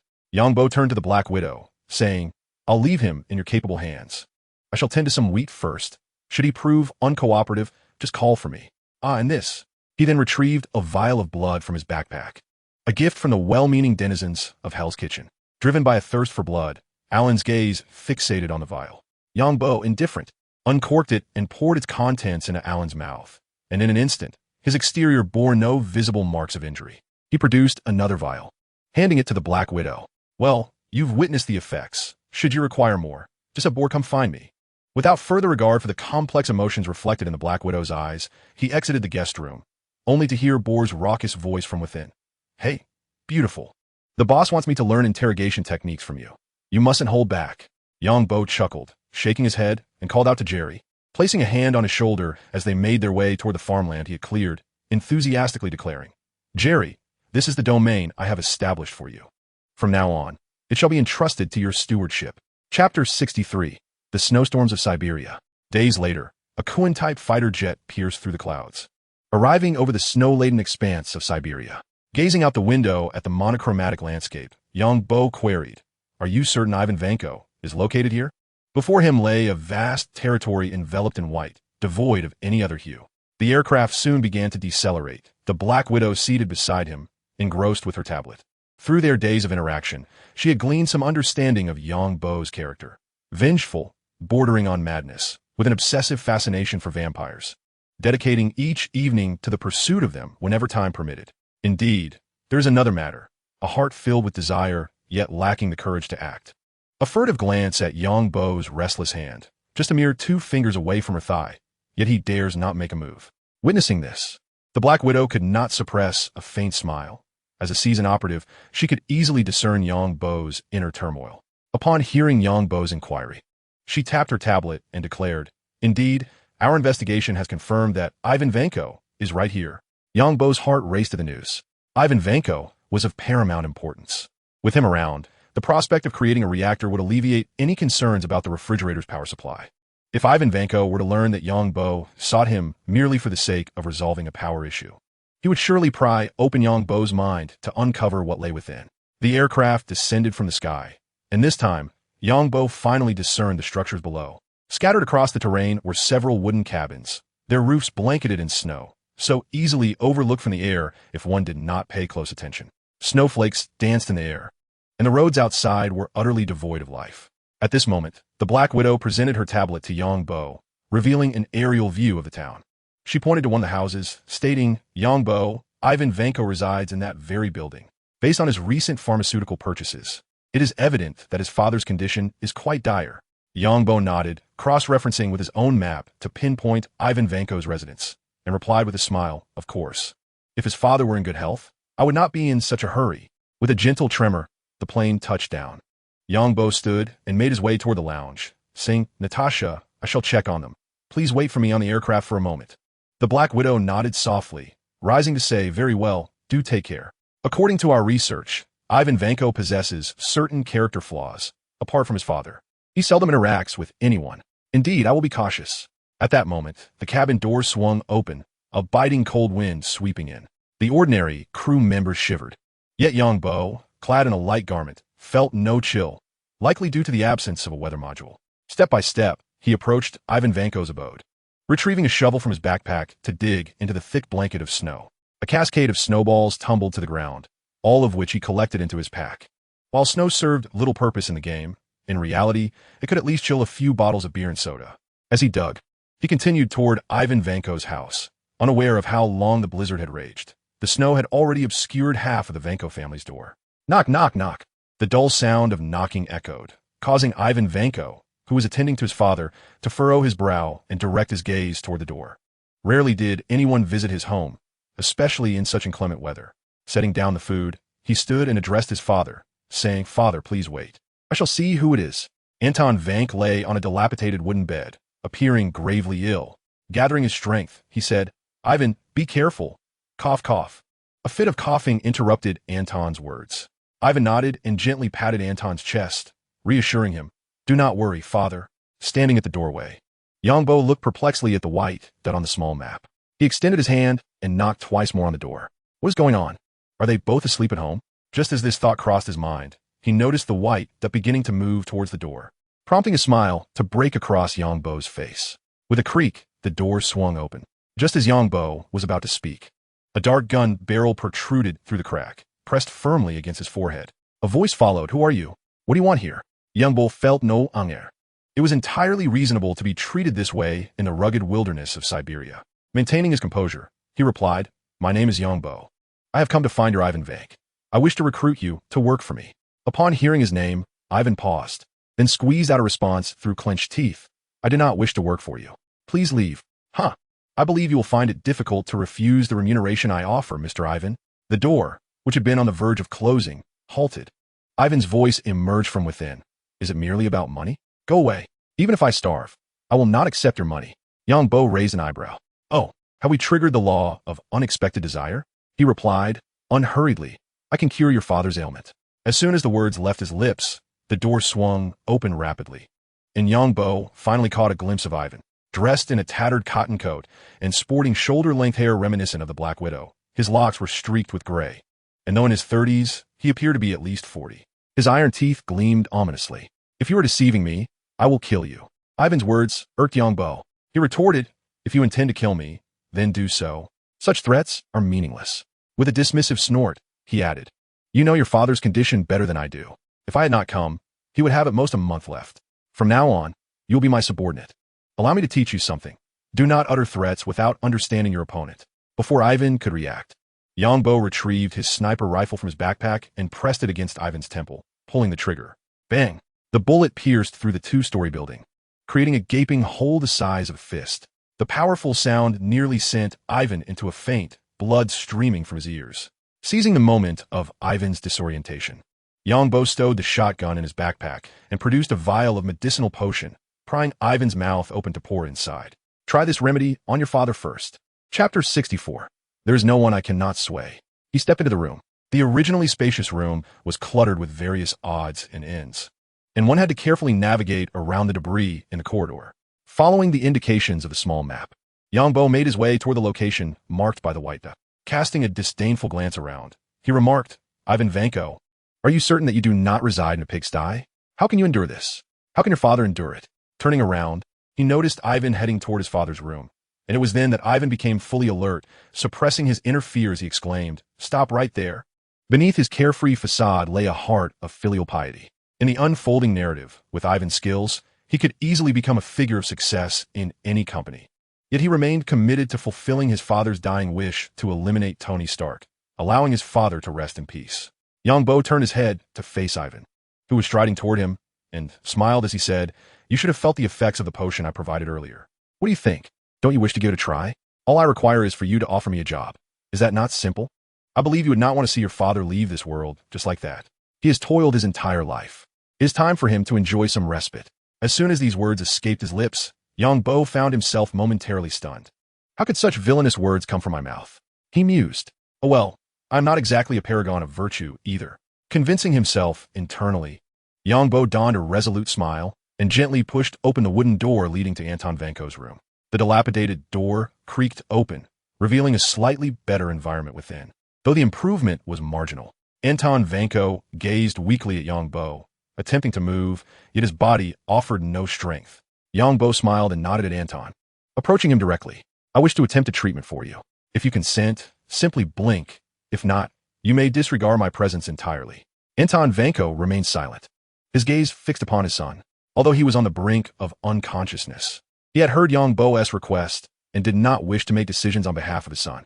"Very well, I accept your terms, provided you can restore my father to health." Ivan's voice resounded resolutely from behind Yongbo. He was adamant, but Yongbo understood that should he fail to heal Anton, he would become a far greater target for Ivan's wrath than even Tony himself. However, if Anton Vanko were not to be healed, it was certain that both he and his son would not survive the day. To cut the grass without uprooting it is to allow it to grow again with the spring breeze. Extracting a bottle of milk from his backpack, Yongbo poured it into Anton Vanko's mouth, followed by the healing potion. Under this milk and medicine regimen, Anton's complexion visibly reddened. Yongbo felt a wave of relief wash over him. "Your father is far too weak. Even if we cure his ailment, he will require time to recuperate." Before he could finish his thought, Anton Vanko threw off the once colorless blanket draped over him and sat up from the bed. A look of exhilaration graced his face. "I am well," as he felt the afflictions within his body dissipate. It was as if the previous agony had been nothing more than an illusion. Upon witnessing his father sit up in such a manner, Ivan nearly dropped his jaw in astonishment, rushing forth to embrace him. "Father!" The two of them, locked in an embrace, found no greater comfort than extending a hand to someone engulfed in despair. Anton Vanko released his son, his somewhat clouded eyes finally taking a serious measure of Yongbo, revealing a countenance filled with gratitude. "Thank you." Yongbo waved his hand with a smile, saying, "I have already expressed my terms. This is merely part of our transaction. No need for such formality." He approached a wall adorned with photographs and magazine covers of Tony Stark, reaching out to pull down one of the pictures, turning to address the father and son. "So, do you wish for vengeance? Now is the time to demonstrate sincerity. If sincerity fails to sway others, it is merely an indication that it is insufficient." He tossed the photograph of Tony aside. "Anton, you have left your son with nothing but knowledge and resentment. Work for me. I can provide the financial resources you require." Producing a gold ingot from his backpack and placing it upon the ground, the Vanko father and son, both scientists by trade, instantly recognized its significance. Honor. The television emitted sharp sounds as it displayed an interview featuring Tony Stark. "I can assist you in obtaining everything you desire. Come with me." Observing the white dots on the map representing the two of them, Yongbo remained undeterred. He lacked the imposing demeanor that compelled immediate submission. "No need to rush. We shall cultivate them gradually. Ultimately, all I need is for this duo to develop the microreactor." Ivan reached out to touch the gold Yongbo had produced, his expression a tapestry of complexity. While he did not place much value on money, the establishment of a laboratory and procurement of materials inevitably required financial backing. Money may not be paramount, but life will teach you that many endeavors necessitate it. Yongbo cast a glance at the various blueprints and equipment scattered across the table, inquiring, "Organize your things and accompany me to New York. We shall reside there from now on." Having concluded their business, he added, "I truly appreciate your help this time. Please inform Fury that I owe him a favor." After earnestly stating this, he led the Vanko father and son towards the lounge on the plane. In a fast food restaurant in New York, Ivan felt a twinge of regret, realizing that he had hastily agreed to Yongbo's terms. Initially, he believed Yang Bo's formidable presence and impressive claims hinted at a substantial backing, at least rivaling Stark Industries. Yet, they were devoid of a professional laboratory, lacking even a suitable facility. "Boss, what are our next steps?" Ivan's voice interrupted Yang Bo's daydreaming. Wiping the drool that had nearly escaped his lips, he turned with utmost seriousness, saying, "Rest assured, I've already enlisted the help of S.H.I.E.L.D. to secure a workshop in New York. The laboratory you desire is currently being established. Your task now is to collaborate with your father to create the small-scale reactor. As the saying goes, money can make the world go round." Yang Bo directly tossed 2 gold ingots onto the Kuan-style fighter jet, enlisting the assistance of Black Widow to procure a suitable factory and equipment in New York. Should additional funds be necessary, he instructed her to contact him. Ivan nodded in acknowledgement of Yang Bo's approach, recalling how Tony Stark was able to create a reactor in a cave with rudimentary tools. He too could achieve such feats, which was precisely why Yang Bo had sought him out in Siberia. Talent is the most precious treasure. The trio ambled leisurely through the streets of New York, making their way towards Central Park. Ivan, who had never visited New York before, was keenly observing his surroundings. Although a sense of excitement brewed within him, his expression remained impassive, as if all of this were merely mundane.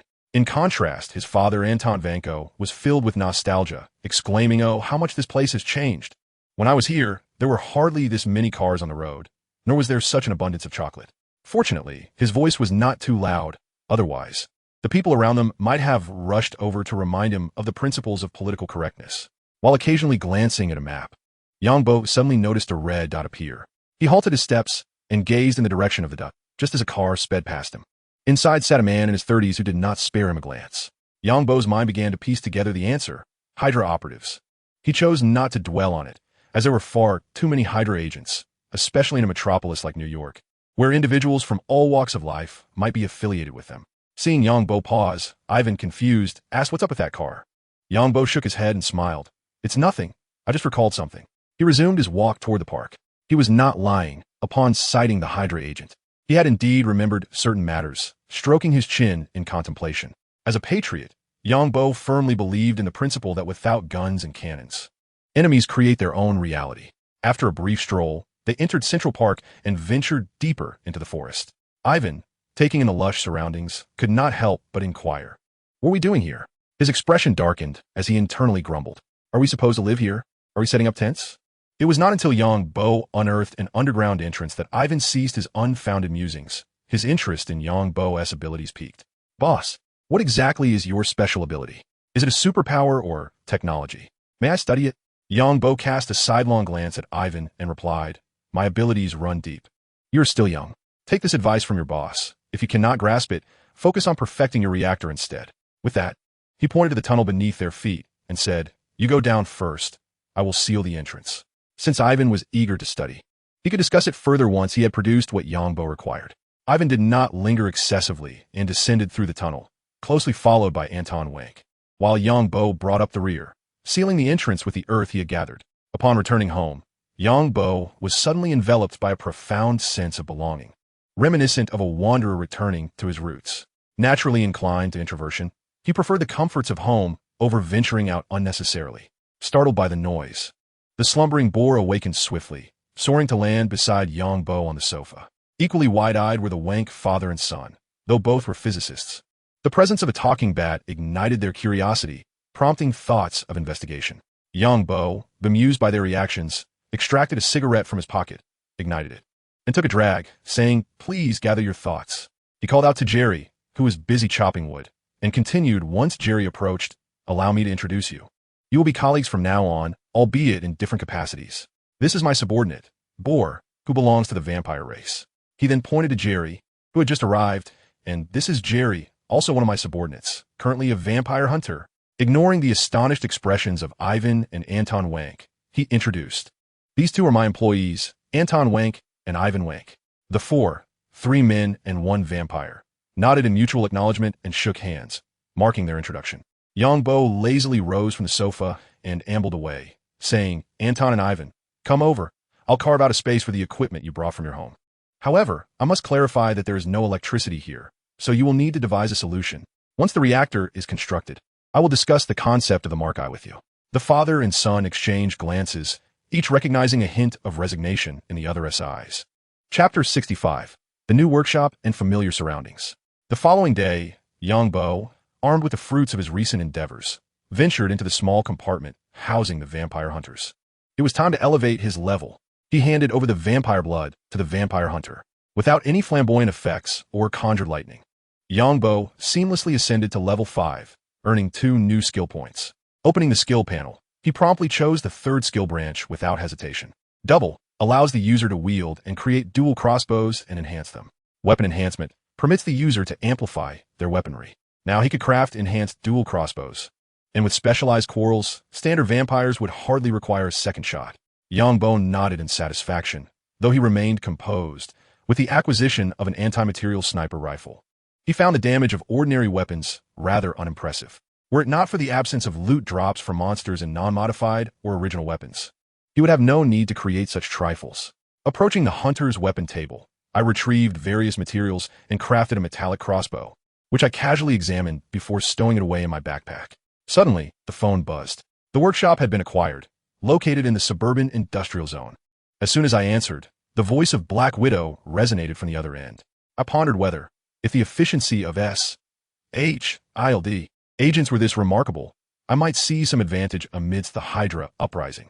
A seed of thought was sown in my mind, and I replied to the phone, "All right, I will head over immediately." Silently noting the address provided by Black Widow, I felt a vague sense of familiarity with the location. Yet I dismissed it and ended the call, seeking out the duo engrossed in reactor research. "Hold on a moment. The new workshop has been purchased. Let's go take a look." The Wank pair nodded slightly, setting aside the blueprints in hand. "Jerry, you drive us there." I called to Jerry, who was tending to the wheat crops. Although I had spent some time in New York, aside from Central Park, I was entirely unfamiliar with the city, wandering aimlessly at night without a clear destination. The 4 of us arrived at the location mentioned by Black Widow, and I stood before the workshop, a sense of dismay washing over me. Glancing at the desolate surroundings, reminiscent of a place licked clean by a dog, I realized it bore the marks of my past endeavors. No wonder this address feels somewhat familiar. Nearby was Blade's residence. The 2 workshops separated by little more than 100 meters. Just then, the sound of high heels clicking against the concrete floor echoed from within the workshop, and a striking figure emerged. My eyes widened at her attire, a quintessential urban office lady, clad in a fitted black blazer over a crisp white shirt, complemented by a form-fitting black pencil skirt, a mere 30 centimeters in length, suggesting that with a larger stride, a tantalizing view might be revealed. However, based on my extensive online browsing experience, I was almost certain this was a pair of trousers masquerading as a skirt. Clad in black stockings that embraced her long, elegant legs, she completed her ensemble with a striking pair of black and red-soled high heels. The visitor was none other than Black Widow, her face adorned with stylish black-rimmed glasses, holding a folder as she strode confidently towards me. My mind raced, a question forming. Is this a case of seduction? Is my weakness so glaringly apparent? Yet before I could articulate a response, Black Widow addressed me directly. "Here is the land procurement certificate and transfer agreement." Distracted, I accepted the documents and tossed them into my backpack. "Thank you for your assistance," I remarked, having only exchanged some gold with her. Without her intervention, I could only imagine how long it would have taken me to purchase the workshop. I then pointed towards Blade's workshop and inquired, "Do you know the situation regarding that facility over there?" Clearly, Black Widow had conducted her own investigation and was aware of the situation regarding Blade. She adjusted her non-lens black glasses and remarked, "Blade resides in a place they are renting." Upon receiving this information, Yangbo was not the least bit surprised. Given that Blade had resorted to robbing vampires and those so-called underworld beings, it was inconceivable that he possessed the means to purchase a property. A radiant smile spread across his face as he leaned closer to Black Widow and whispered, "Is there any chance we could acquire that place?" Black Widow paused for a moment, quickly grasping Yangbo's intention of becoming Blade's landlord, and found it somewhat amusing. "Certainly, the entire factory area is owned by a single proprietor who is eager to divest it, provided the price is right." Yangbo immediately donned the demeanor of a newly affluent individual, grinning as he replied, "In that case, let's procure as much as we can. We are not short on funds." With that, he led Ivan and his son, along with Jerry, into the factory. Inside the factory, the space was utterly vacant. Yangbo nodded in satisfaction.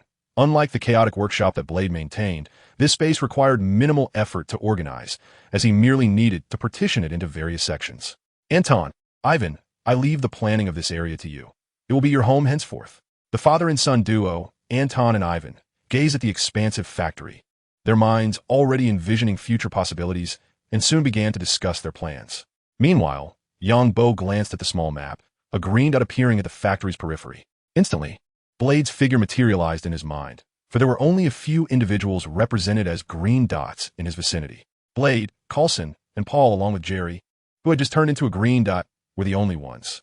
Coulson was in Los Angeles courting Tony, while Paul was at home sleeping during the day. Thus, only Blade could be present near the factory. As anticipated, Blade's silhouette leapt through an open window, approaching the group with a look of astonishment. "Jan, what brings you here?" he asked, turning to Black Widow with a puzzled expression. His instincts told him that this woman was extraordinary. Although he was also a member of S.H.I.E.L.D, he primarily dealt with specialized non-human incidents, akin to a guest expert. Coupled with Black Widow's attire, he found her familiar, yet could not place her identity. Upon Blade's arrival, Yangbo stepped forward, arms outstretched, and embraced him, exclaiming, "I have purchased this factory and plan to establish a laboratory. Henceforth, we shall be neighbors, and security will be your responsibility." He immediately assigned Blade a fitting role. Blade appeared bewildered, wondering why he was being thrust into such a position when he had merely come to assess the situation. "Yang, I need to travel out of town." This time, Yangbo was taken aback and quickly inquired, "Where are you going? Is something wrong?"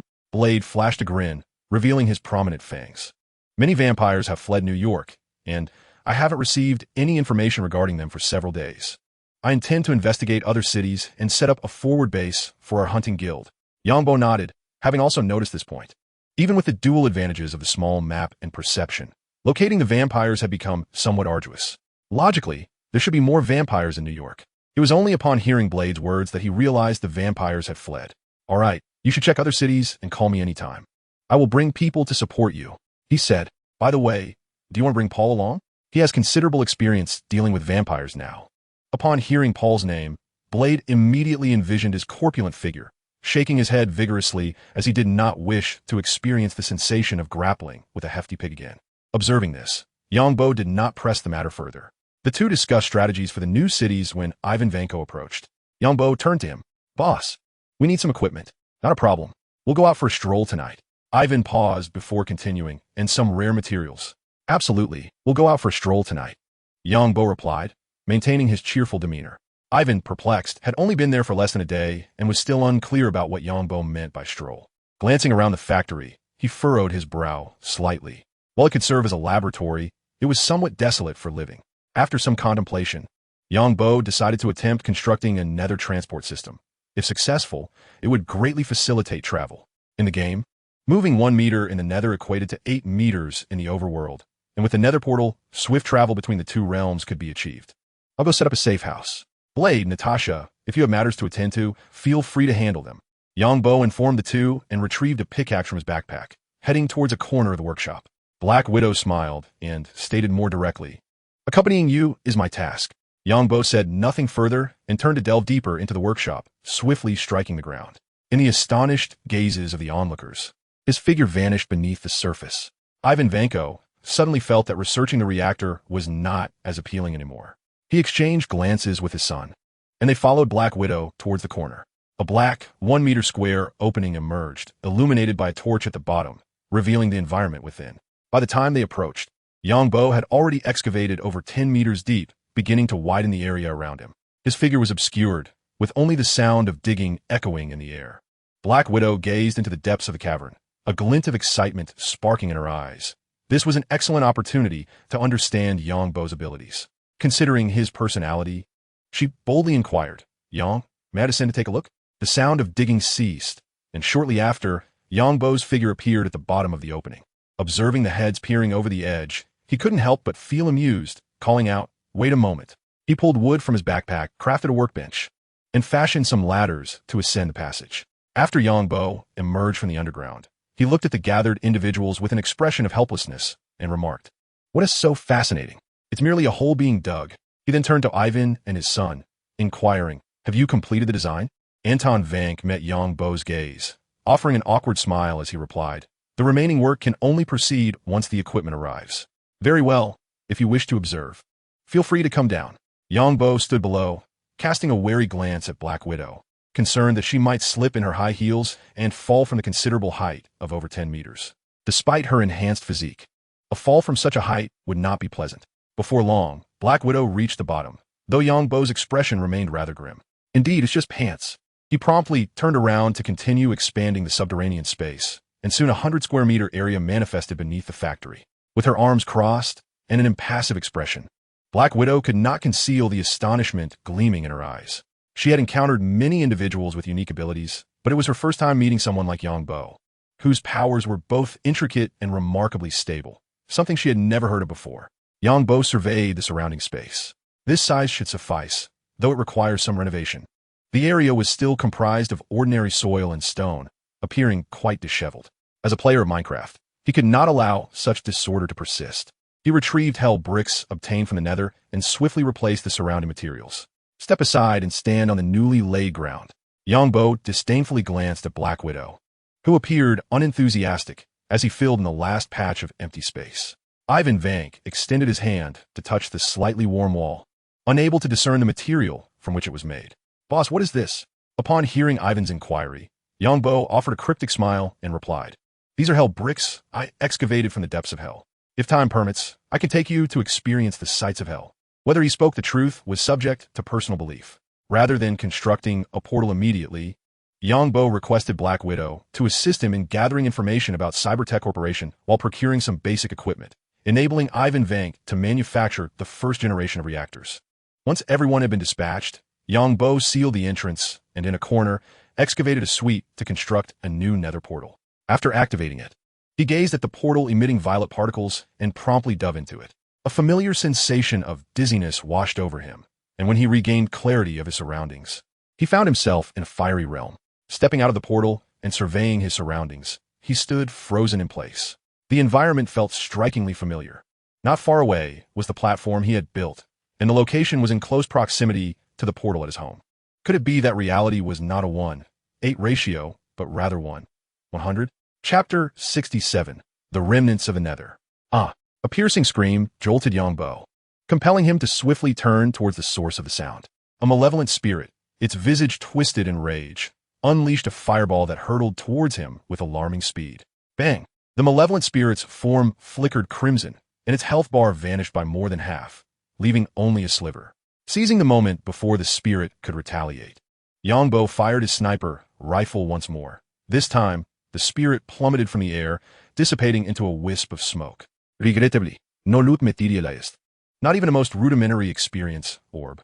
Having vanquished the spirit, Yongbo furrowed his brow as he surveyed the wandering zombie piglins and ordinary piglins surrounding him. Constructing a hellish transport network on the surface proved perilous. It was far safer to delve underground.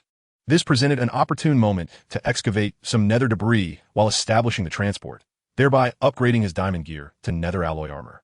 Previously, Yongbo had scoured numerous nether fortresses to gather enough diamonds to craft a complete set of diamond equipment, and now he could enhance it further by mining for remnants. He encircled the portal with nether bricks to shield himself from the spirit's gaze, then swiftly descended into the subterranean depths. Soon, he reached the 12th layer underground, consulting his mini-map to pinpoint his location before carving out a 33-block tunnel in the direction of home.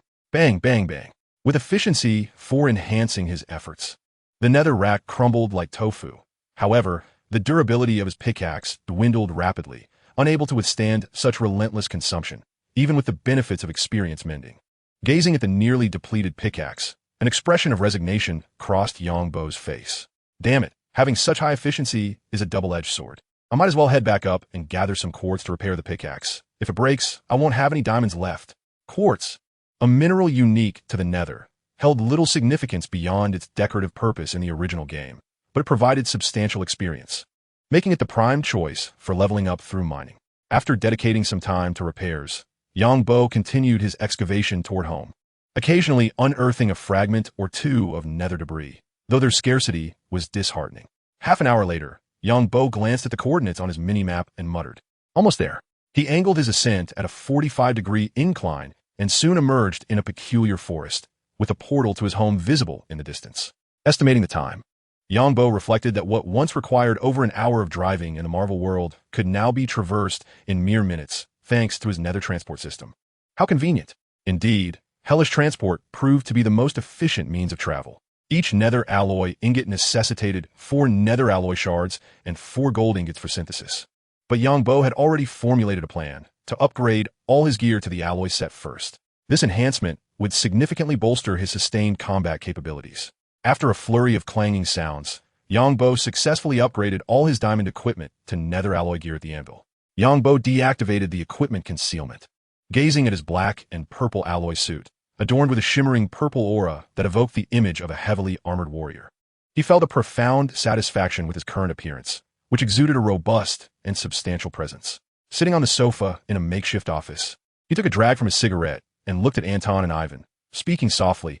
"You are aware that I require your assistance in constructing a reactor, but I do not merely need a power source akin to a refrigerator." Flicking ash into the ashtray, Yangbo sat up straight, fixing his serious gaze upon the two men. "I need you to create a set of combat armor powered by the reactor's energy. A suit capable of traversing both sky and sea. Given the ample materials and equipment at our disposal, this should not pose a significant challenge for you." Ivan Vanko, seated opposite Yangbo, nodded slightly at his words. Although the task was somewhat troublesome, it was merely an inconvenience for him, as he had previously contemplated various applications for the reactor, albeit not in the realm of battle armor. "This is not a problem," Ivan declared, grabbing the food Yangbo had prepared from the table and devouring it, revealing a mouthful of steel teeth. Beside him, Anton Vanko appeared considerably more refined, lounging on the sofa like Yangbo, a cigarette in hand as he exhaled clouds of smoke. After arriving in America, Anton gradually relinquished decision-making authority to his son, increasingly resembling a pure scientist. Yangbo felt a sense of satisfaction at Ivan's prompt agreement to his request. "I understand that you may not fully trust me yet, but I can assure you that there is no better boss to be found in this world." He continued, Ivan, besides the mech, I also entrust you with the electrical supply issues at home. Don't think that just because you are the boss, you can have your way. If you bring up household appliances again, I might just have to turn against you," Ivan retorted, albeit only in his thoughts. The impression Yangbo left on him during their first meeting was indelibly strong, and after all, Yangbo was his father's savior. Thus, he would not let trivial matters drive a wedge between them. Following this, Yangbo retrieved a detailed dossier on the cyber technology company from his backpack and began to examine it intently.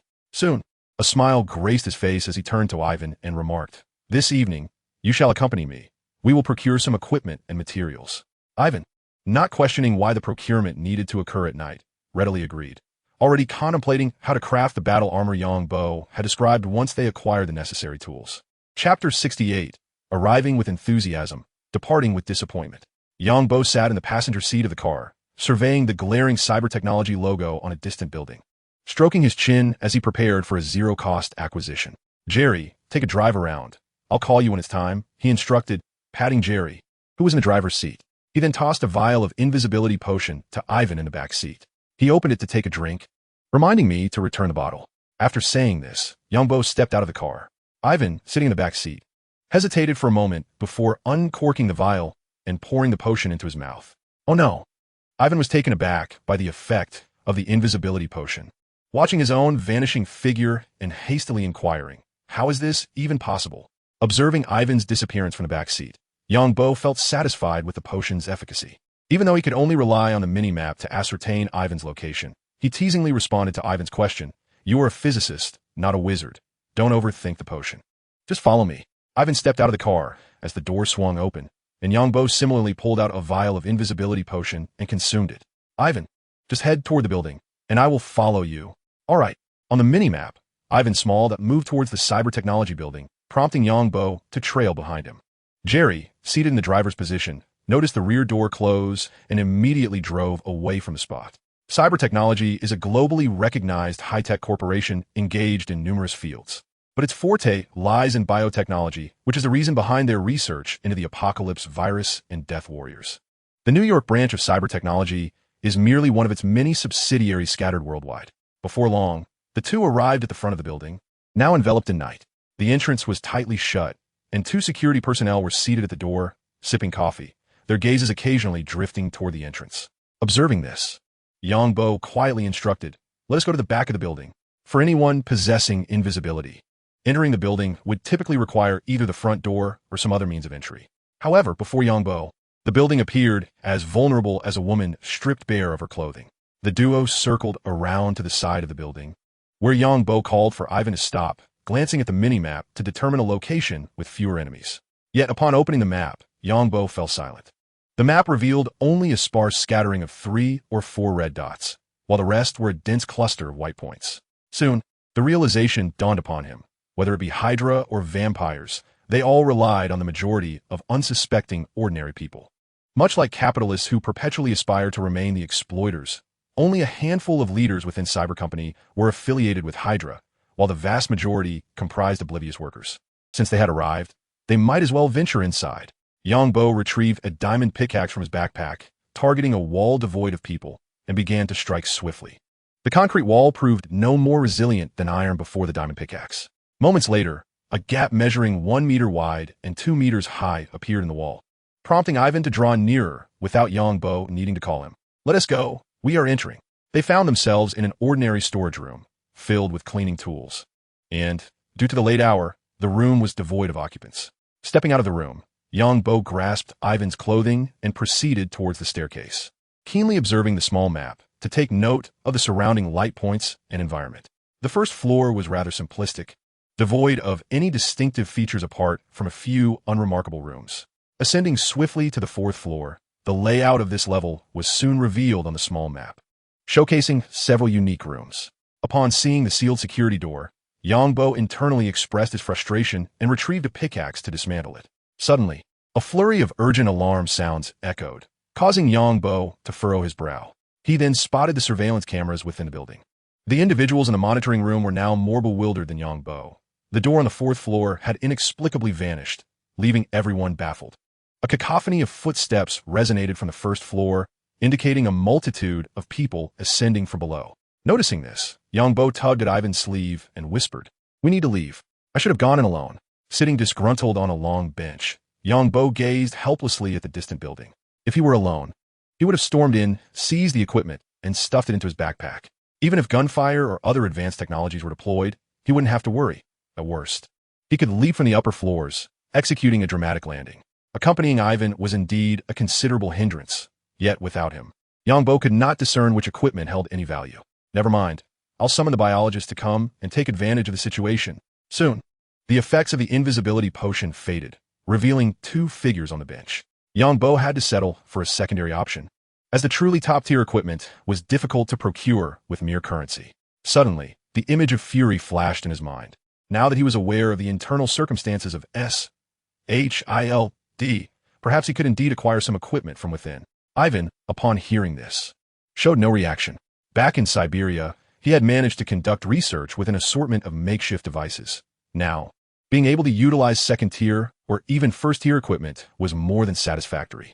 However, he was currently fixated on one question. "Boss, do you have any more of that potion? Could you possibly give me another vial?" Seeing the fervent glimmer in Ivan's eyes, Yongbo sighed and retrieved a vial of the invisibility potion from his backpack. Tossing it to him, "The invisibility potion lasts 8 minutes, and you've already experienced its effects. Once you manage to extract the reactor, you can conduct further research." He too was curious about what could be derived from the data-driven potion.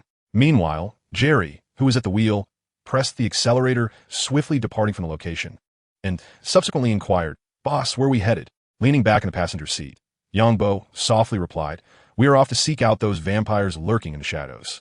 Tonight, I am in a rather foul mood, and I wish to have a heart-to-heart with them."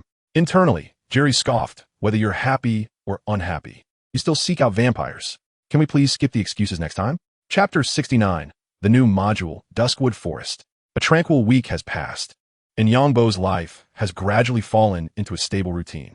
By day, he ventures into the lower realms to seek out health fortresses or engage in fishing, while by night, he instructs Jerry to drive in search of all the red dots. Another fulfilling day. Yongbo alighted from the passenger seat, gazing at the sun rising on the horizon, its warm rays enveloping him, accompanied by the distant chirping of birds in the park. He stretched lazily. Twilight Forest mod loading. Loading successful. Suddenly, a familiar synthesized tone resonated in his mind, freezing Yongbo mid-stretch. The Twilight Forest. This mod is undoubtedly one of the classics of my world, and it can be said to be among the most familiar since his introduction to mods. The recent decline of vampires had left him feeling somewhat bored, often calling to inquire about the situation at the Blade side. However, time was too short. Blade had yet to find his footing unable to establish a suitable stronghold. All right, boss. Jerry drove off, and as Yang-Bo watched Jerry's retreating figure, thoughts of exploiting S.H.I.E.L.D. or Hydra flickered in his mind, for he had too few capable subordinates to assist him. Upon returning home, a man approached him directly. His voice was filled with humility, standing respectfully beside Yang-Bo. This individual was none other than Alan, the captive from Hydra. A few days prior, during a visit to the guest room, Yang-Bo had noticed that this guy's red dot on the mini-map had inexplicably turned green. Moreover, he obeyed Yang-Bo's commands without question, even when whipped. He bore an expression of honor.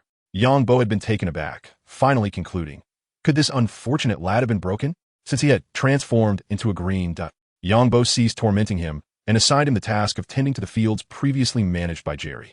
To facilitate his work, Yang-Bo even modified Alan into a vampire from a mod, but he refrained from granting him any upgrades. Casting a glance at the various crops that had been harvested and the newly planted saplings, Yang-Bo nodded in satisfaction. Well done. He then retrieved food purchased from outside and handed it to Alan. This is food I got for you. Eating bread every day isn't sustainable. When I find some animals, I'll leave them in your care, and we can improve our meals. Alan accepted the food with excitement, as if it were a treasure, eagerly expressing, thank you, boss. Just let me know if you need anything. Seeing Alan's fawning demeanor sent a shiver down Yang-Bo's spine, and he quickly waved his hand, saying, all right, go eat. I have other matters to attend to. With that, he left Alan behind and made his way toward the portal to the lower realms. Pulling out his pickaxe at the portal's edge to excavate a small chamber, preparing to create a gateway to the Twilight world. Using soil, a framework of 44 was constructed on the ground, leaving a space of 22 in the center to be filled with water, thus creating an infinite water source. From the box, various flowers harvested from previously collected seeds were planted around the pool. Yang-Bo took a deep breath. Activating the Twilight portal differs from activating the Nether portal. It requires the sacrifice of a diamond into the pool. Most importantly, when activating the portal, a bolt of lightning would strike the pool. Although the damage was minimal, he certainly was not a masochist. With a deafening roar, the thunder erupted. Even though Yang-Bo was somewhat prepared, he was still startled as a bolt of lightning pierced the thick ground, striking the pool. The clear surface of the water transformed into a portal strikingly similar to the Nether portal, albeit the Twilight portal lay upon the ground. Bull, lounging on the sofa outside, merely twitched his eyelids at the sound before drifting back to sleep, while Alan, who was eating, lifted his gaze towards Yang-Bo's direction, a flicker of concern crossing his eyes. However, without Yang-Bo's command, he refrained from approaching, wary of uncovering matters that were best left unknown. Gazing at the successfully activated portal, a surge of excitement washed over Yang-Bo. He would finally acquire abundant resources, no longer needing to scavenge for scrap metal outside the factory. It was quite the rarity for a time traveler to find himself in such a predicament, initially pondering where to scavenge for iron. And now he was in a position to obtain special resources that had previously eluded him, such as redstone and lapis lazuli. Approaching the portal, Yang-Bo observed the purple gateway beneath him.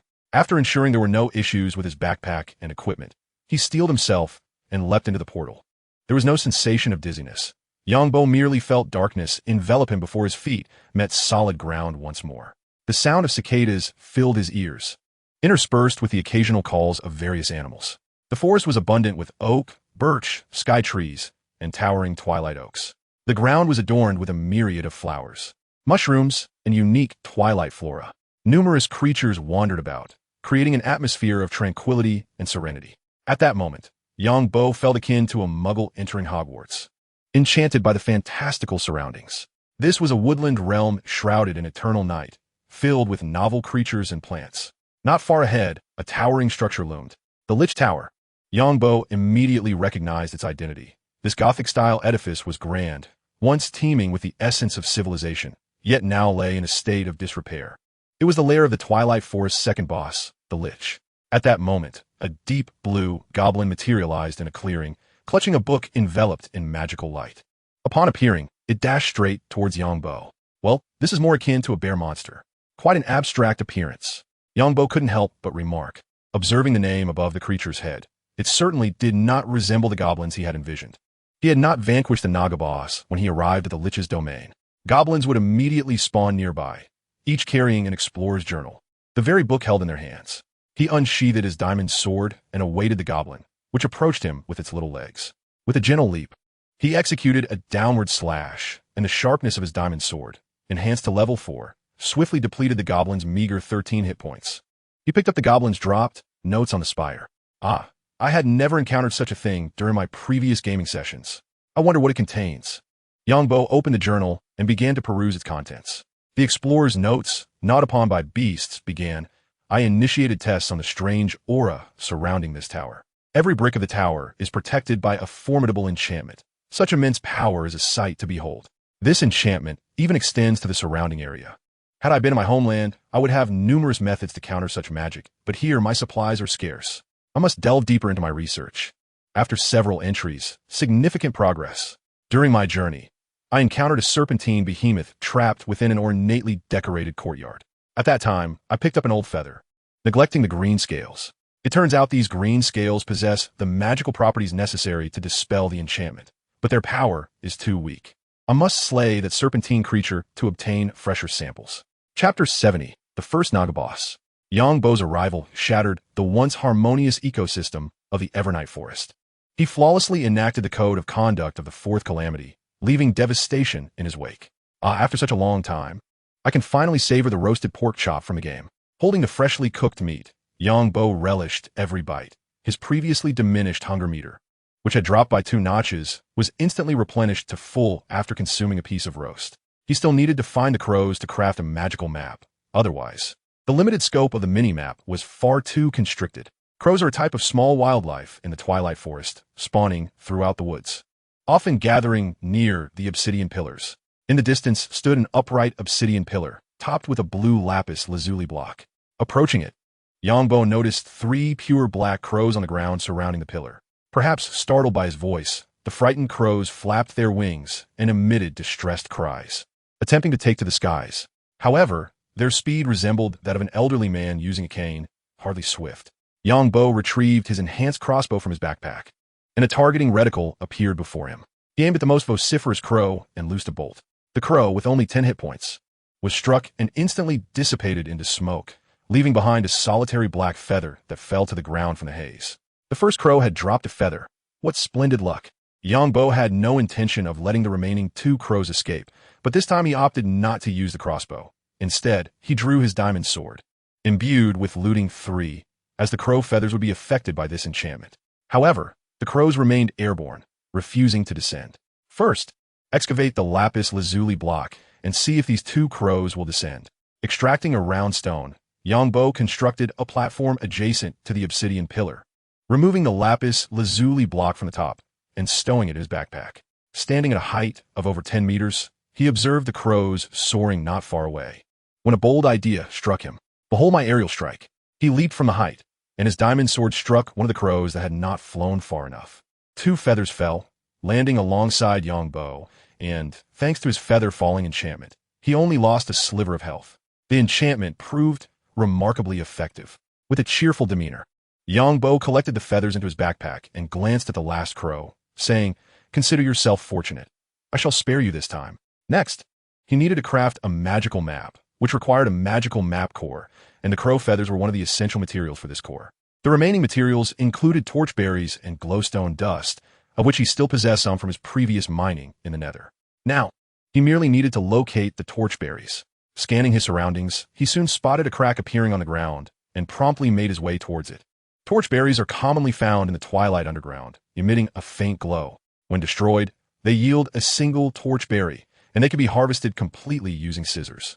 The crack was an entrance to an underground cave, and sure enough, at the cave's mouth, he beheld the radiant torchberry plants. This cave was quite shallow.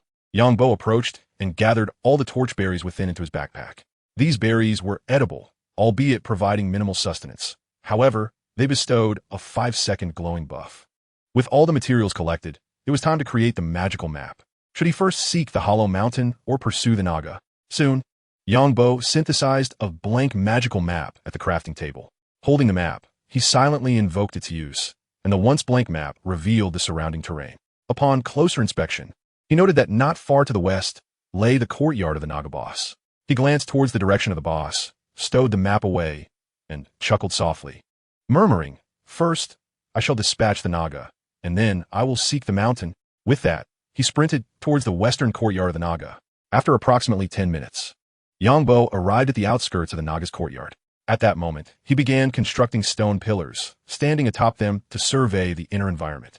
The courtyard was adorned with various pillars, intricately carved with patterns, and at its center stood a cage-like spawner. Once Yangbo stepped into the courtyard, the spawner would transform into the boss Naga. Without hesitation, he swiftly placed the blocks and entered the courtyard. Upon his entrance, the spawner vanished, replaced by a colossal emerald serpent, entirely composed of massive blocks. The Naga immediately detected Yangbo, the uninvited guest, and swam directly towards him, obliterating all blocks that stood in its path at the moment of contact with its head. So grand, but I relished the challenge. In the game, the enormity of the Naga boss was not immediately apparent. It was only through personal experience that one could truly grasp its magnitude. Yangbo gripped his shield tightly with one hand while drawing forth a reinforced crossbow with the other, aiming for the Naga's head to initiate his assault. Suddenly halted by the attack, the Naga turned its basketball-sized eyes towards the airborne Yangbo. With a resounding crash, the block beneath Yangbo was obliterated, causing him to plummet to the ground. Upon seeing Yangbo descend, the Naga's eyes turned a fierce crimson, and it charged forward with its cavernous maw agape. Its speed astonishing. Yangbo swiftly raised his shield. Thud! The force of the Naga's impact sent him staggering back several steps, yet he suffered no harm. At that moment, the Naga's gaze became unfocused, resembling that of a cross-eyed creature, and a dizzying particle effect appeared above its head. Quickly switching to his diamond sword, Yangbo gripped the hilt and dashed forward, striking the Naga's head. He observed the boss's health bar plummeting as explosions echoed from the Naga's tail. With every accumulation of 10 points of damage, a segment of its body would be destroyed, albeit at the cost of increasing its speed. The 3 seconds of dizziness passed swiftly, and the awakened Naga spun around. Yangbo, unable to react in time, was grazed by the Naga's robust form. Yet clad in his lower realm alloy enchanted gear, he merely lost a token amount of health. With the enhanced attack speed from his vampire hunter skill, Yangbo's strikes were rapid, his diamond sword relentlessly cleaving into the Naga's body. As the first boss of the Dust Forest, it posed little challenge. One could easily dispatch it during a charge. Before long, the Naga's health dwindled to a mere sliver, its speed now several times faster than at the outset. Yangbo found himself unable to keep pace, forced to remain stationary and await the beast's next offensive. Bam! Seizing the moment as the Naga collided with his shield once more, he struck decisively, depleting its health entirely. The enormous head emitted a series of crackling sounds before vanishing entirely. In the spot where the monster had been, a loot chest materialized.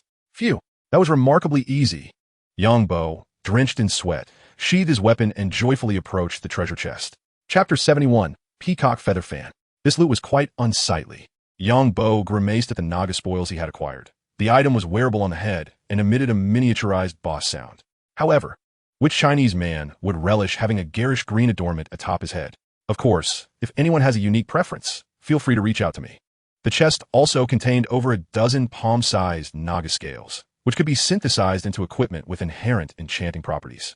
Contemplating the green scales in his hands, Yangbo pondered the possibility of deconstructing them into data. Could he forge a biological armor with unique attributes? Meanwhile, Ivan and his son had successfully developed the reactor, and their refrigerator was now fully operational. However, only the weapon for the armor had been completed. The other components of the suit remained under research. Upon conceiving this idea, Yangbo retrieved a magical map from his backpack, intending to seek out a hollowed-out mine. Within such a mine, not only would he discover a plethora of minerals, but also an abundance of treasure chests, which could yield a multitude of precious items. Moonlight Worm Queen, Peacock Feather Fan, Transformation Powder, or Magnet, and a disassembly station. Iron Tree Ingots, Steel Leaves, and Naga Scales that he required. There were numerous hollowed mines, and Yangbo swiftly pinpointed the nearest medium-sized one. The rarity of items and treasure chests varied among large, medium, and small mines, with the medium mine containing the disassembly station and Peacock Feather Fan, precisely what Yangbo needed at this moment. Having arrived at the dumpling-shaped hollow mine, Yangbo furrowed his brow slightly. Being from the north, this resemblance unwittingly transported him back to the ancient tombs of his hometown. It was not merely similar. It was identical. Yangbo smiled lightly, for he harbored no superstitions regarding such places. He approached the southeast corner of the hollow mine and planted a torch. Countless dragons watch the winding mountains. Each layer of entanglement is a barrier. If the gate has 1,000 locks, surely there are nobles residing within, muttering to himself. Bo produced a shovel and a pickaxe, delving into the depths of the mine. Suddenly, he considered his style. If he were in the tomb raiding world, he would undoubtedly belong to the mountain-moving sect, not to mention the treasures within the tomb. Even the exquisite murals on the walls and the beautiful tiles beneath his feet would be excavated. Why were there so many monsters inside? Was there truly no limit to monster spawns in the real world? This was rather vexing. The map displayed a dense cluster of red dots. Fortunately, Bo did not suffer from a phobia of clusters, or he would have truly found it intolerable. Before long, the tunnels within the mine were cleared, only to be met with a barrage of arrows and slime balls. What the heck? Bo swiftly inserted a torch into the mine and used a stone to seal the entrance before him. How was he supposed to get in? If it weren't for the 5-second invincibility frame granted post-data transformation, he might have been shot dead in that onslaught. Bo glanced at his health bar. He had only lost 2 drops. However, as he looked ahead, all he could see were the tails of arrows, and it was evident that his head bore a striking resemblance to a porcupine. Resigned, Bo began to dig downward, employing the most practical and shameless foot-refining tactic, methodically clearing out the monsters in the mine. In addition to the standard monsters, there were also some unique creatures from the Twilight Forest: red-cap goblins, red-cap sappers, kobolds, cluster spiders, phantoms, fire beetles, slime beetles, and pinching bugs. Yet, these were all ordinary foes and posed no significant threat to him. At that moment, a green-skinned figure appeared in Bo's line of sight. A zombie villager? Bo's voice brimmed with excitement. Having spent so much time in the Marvel Universe and the Nether, he had nearly forgotten about the villagers. Now, upon entering the Twilight world and encountering a zombie villager, he was reminded of those crafty merchants. Almost forgot about those unscrupulous merchants. If they were around with the iron brush machine and fully automated farms, it wouldn't be a distant dream to mass-produce the immortal totem, especially if the librarian could encounter the raider squad leader, a harbinger of misfortune. However, at present, Bo lacked the confidence to rescue the zombie villager from the horde of monsters. Now that he was aware that dusk would refresh the zombie villagers, there would be ample time in the future. For now, the priority was to cleanse the area of monsters. Time passed swiftly, and the once crowded numbers of monsters within the cavern diminished significantly, yet they continued to surge forth, as there were numerous spawners within the depths of the mine, generating creatures incessantly. Observing the green figures of creepers in the mine, Bo was struck by a bold idea, a gamble, turning a bicycle into a motorcycle. He crouched and crawled through a gap of considerable height, enduring several attacks along the way. He quickly consumed a potion of healing 2 and dashed deeper into the mine, casually placing torches in the dark, illuminating the cavern with newfound brightness. Glancing back at the mass of monsters behind him, a smile spread across Bo's face as he brandished his shield. Pressing it before him, disregarding its rapidly depleting durability, and charged toward the creepers. A chilling sound echoed, yet Bo chuckled in delight.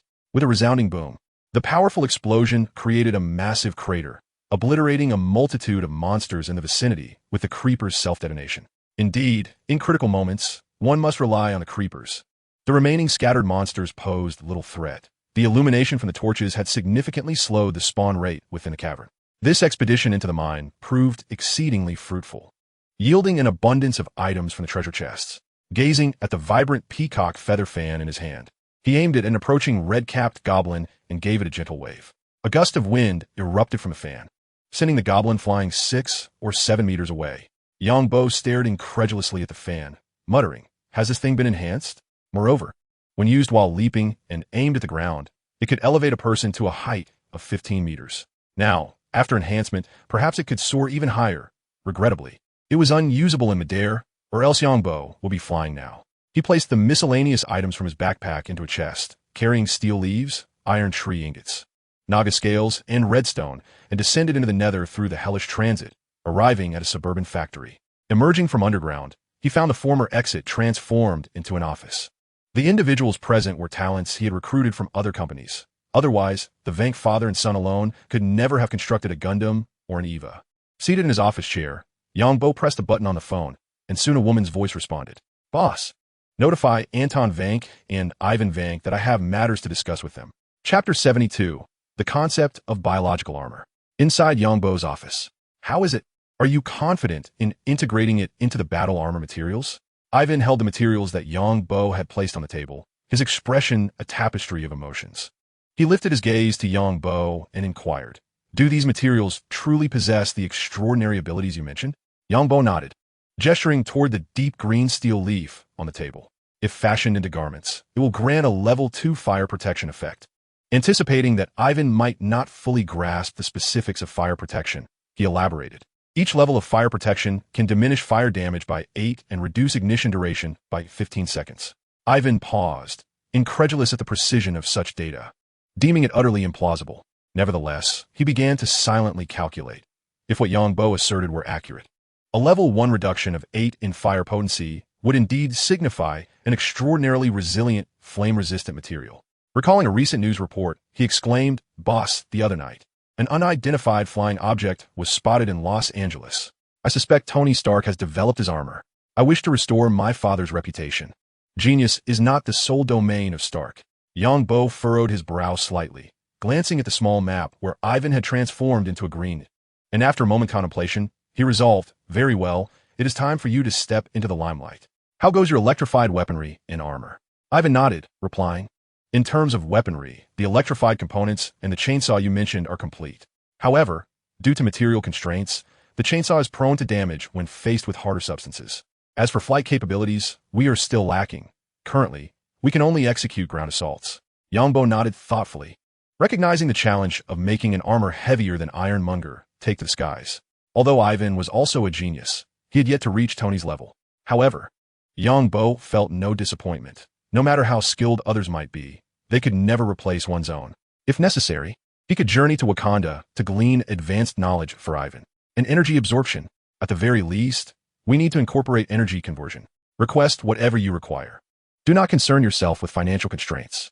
Ivan nodded, feeling fortunate to have encountered such a generous employer as Yangbo. As he prepared to leave the office with the materials provided, Yangbo's voice resonated behind him. "This time, test these materials first. We shall add more later. Otherwise, it may delay progress, and some matters require attention on Tony's end. Once you complete the armor, I will find a way to imbue it with special abilities." Yangbo's thoughts drifted to the enchantment table. If it were indeed possible to enchant the armor that Ivan crafted, it would significantly enhance its capabilities.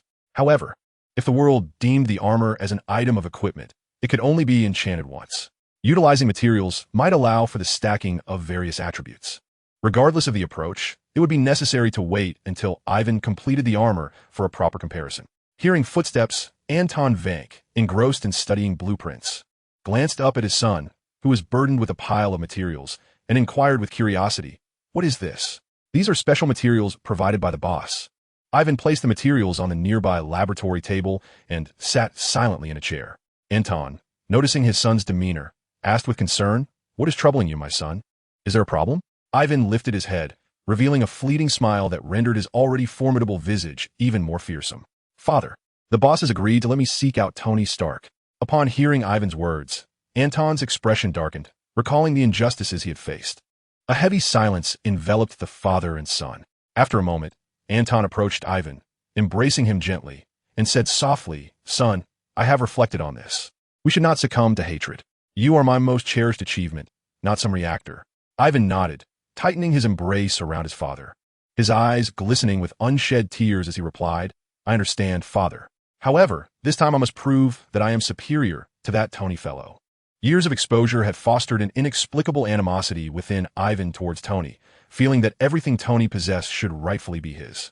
Yet with his father alive, he held no deep-seated hatred. Nevertheless, he could not resolve his inner turmoil without besting Tony in technological endeavors. "Be careful," Anton advised, harboring some regret within. A series of knocks interrupted them, prompting the two to separate. Ivan moved towards the laboratory door and opened it, momentarily taken aback to find Yangbo standing outside. "Boss, is there something else?" he inquired. Yangbo smiled and said, "My apologies, I suddenly recalled something I hadn't finished discussing." He stepped into the lab, approached a computer, and retrieved a blueprint from a 1974 Stark Expo, projecting it onto the adjacent wall. This material was meticulously compiled from online resources by Yangbo. The only difference was the absence of Jarvis. However, he had Ivan. With a wave, he beckoned Ivan closer, saying, "Come take a look." Yangbo positioned Ivan at the holographic control station and asked, "What does this resemble to you?" Ivan furrowed his brow as his mind raced over the blueprint. Yet he did not see any footage of Howard, thus unaware that this was invaluable knowledge a father bequeathed to his son. He had not even considered the aspect of new elements. Anton Vank approached, recognizing the familiar blueprint. Is this the blueprint for the expo organized by Howard?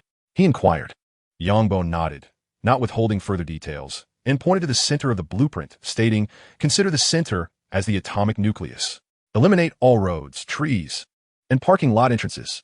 Then, annotate the protons and neutrons as a structured wireframe model." With a shrug, Yongbo added, "That is all I know. This is the new elemental information left by Howard, which is far superior to the palladium reactor in both storage and output capabilities. The rest is up to you. Such matters require the expertise of professionals." Anton Vang's complexion suddenly turned pale. He had always believed that Howard had stolen his research achievements, but now, upon hearing Yongbo's words, he realized that Howard had actually developed a new element reactor even more powerful than the palladium reactor. Yongbo reached out and patted Anton's shoulder, saying, "It's all right to lose to Howard. You still have Ivan." Anton instantly regained his focus, looking at Ivan, who was engrossed in his research, and nodded vigorously. Chapter 73. Greed is the original sin. That night, at Los Angeles Airport, Yongbo, wearing a pair of dark sunglasses, descended from the plane, followed by Ivan and a tall, slender Caucasian woman. "Boss, the car is waiting outside. Shall we head directly to the hotel?" Yongbo pushed up his sunglasses and glanced at the sparse crowd in the airport lobby. After several hours on a flight, and with nightfall upon them, he thought it best that while he could forego rest, Anna and Ivan still required it. After a moment's contemplation, he replied, "All right, let us go." Anna was a secretary hired at a high salary by Yongbo. Not only did she meet his aesthetic standards, but her work capabilities were also exceptional, helping him maintain the company's operations in meticulous order. Why not a male secretary? Huh. The trio exited the airport lobby and boarded a Mercedes-Benz van parked by the roadside. Ivan took the front seat, gazing out at the scenery through the window, while Yongbo reclined with his eyes closed, appearing to rest. Yet he was continually observing the surroundings through his mini-map and perceptive abilities. Indeed, a change of scene was necessary to ignite passion. The vampires of New York had almost retreated to the sewers, while those in Los Angeles were rampant. It was imperative to emerge and restore ecological balance. Following an upgrade, Yongbo's vampire detection range had significantly expanded. In just over 10 minutes, he had sensed more than a dozen vampires, and in darker corners or vampire hotspots, the numbers would undoubtedly be greater. Soon, the car halted at the hotel entrance. After settling Anna and Ivan, Yongbo departed alone. Compared to New York, Los Angeles had far fewer skyscrapers, and after locating a discreet spot, he retrieved a sports car from his backpack, aimlessly cruising the streets in search of suitable targets. With a screech, Yongbo happily parked the car in front of an apartment building, where the mini-map indicated at least a dozen vampires inside. It had been a long time since he encountered so many vampires at once. Tonight promised to be fruitful. Striding towards the apartment, he approached a door marked 307 and knocked lightly. A gruff voice erupted from within, seemingly disturbed from some pleasurable endeavor. "Damn it, who is it?" Yongbo maintained a smile, though his gaze turned icy as he replied softly, "Hello, the community is here to spread warmth." The night swiftly passed, and he acquired a bottle of pure blood 16. Upon returning to his room, Yongbo's expression was far from pleasant. Rather, it displayed a sense of frustration. Damn it, these vampires truly lack taste. Why does the name Blade sound so appealing? What about Daywalker or Blade Warrior? Yet, when it comes to me, I am dubbed the Butcher of the Night. I would even accept the title Dark Knight Hunter. However, there is little he can do about it. After all, the mouth belongs to a vampire, and all he can manage is to ensure it remains forever shut. Resigned, he reclined back onto the soft bed. As the sun rose on the horizon, its rays streaming through the window to illuminate Yongbo suddenly, the phone in his pocket began to ring. "Hello, who is this?" "Coulson. Young, it's me, Coulson. I've heard you've arrived in Los Angeles." Upon recognizing Coulson's voice, Yongbo instantly perked up, chuckling lightly as he jested. "Indeed. I just landed in Los Angeles last night." "Coulson, your intel is quite swift. It seems I'm being monitored." "It was Romanoff who contacted me last night to inform me of your arrival." "Young, what brings you to Los Angeles? Do you require my assistance?" "Of course I do. How is your mission progressing?" "I wanted to inquire if we could persuade Tony Stark to sell some equipment, given that he has shut down weapon manufacturing. You know my venture is just beginning, and I am in dire need of resources." "I understand.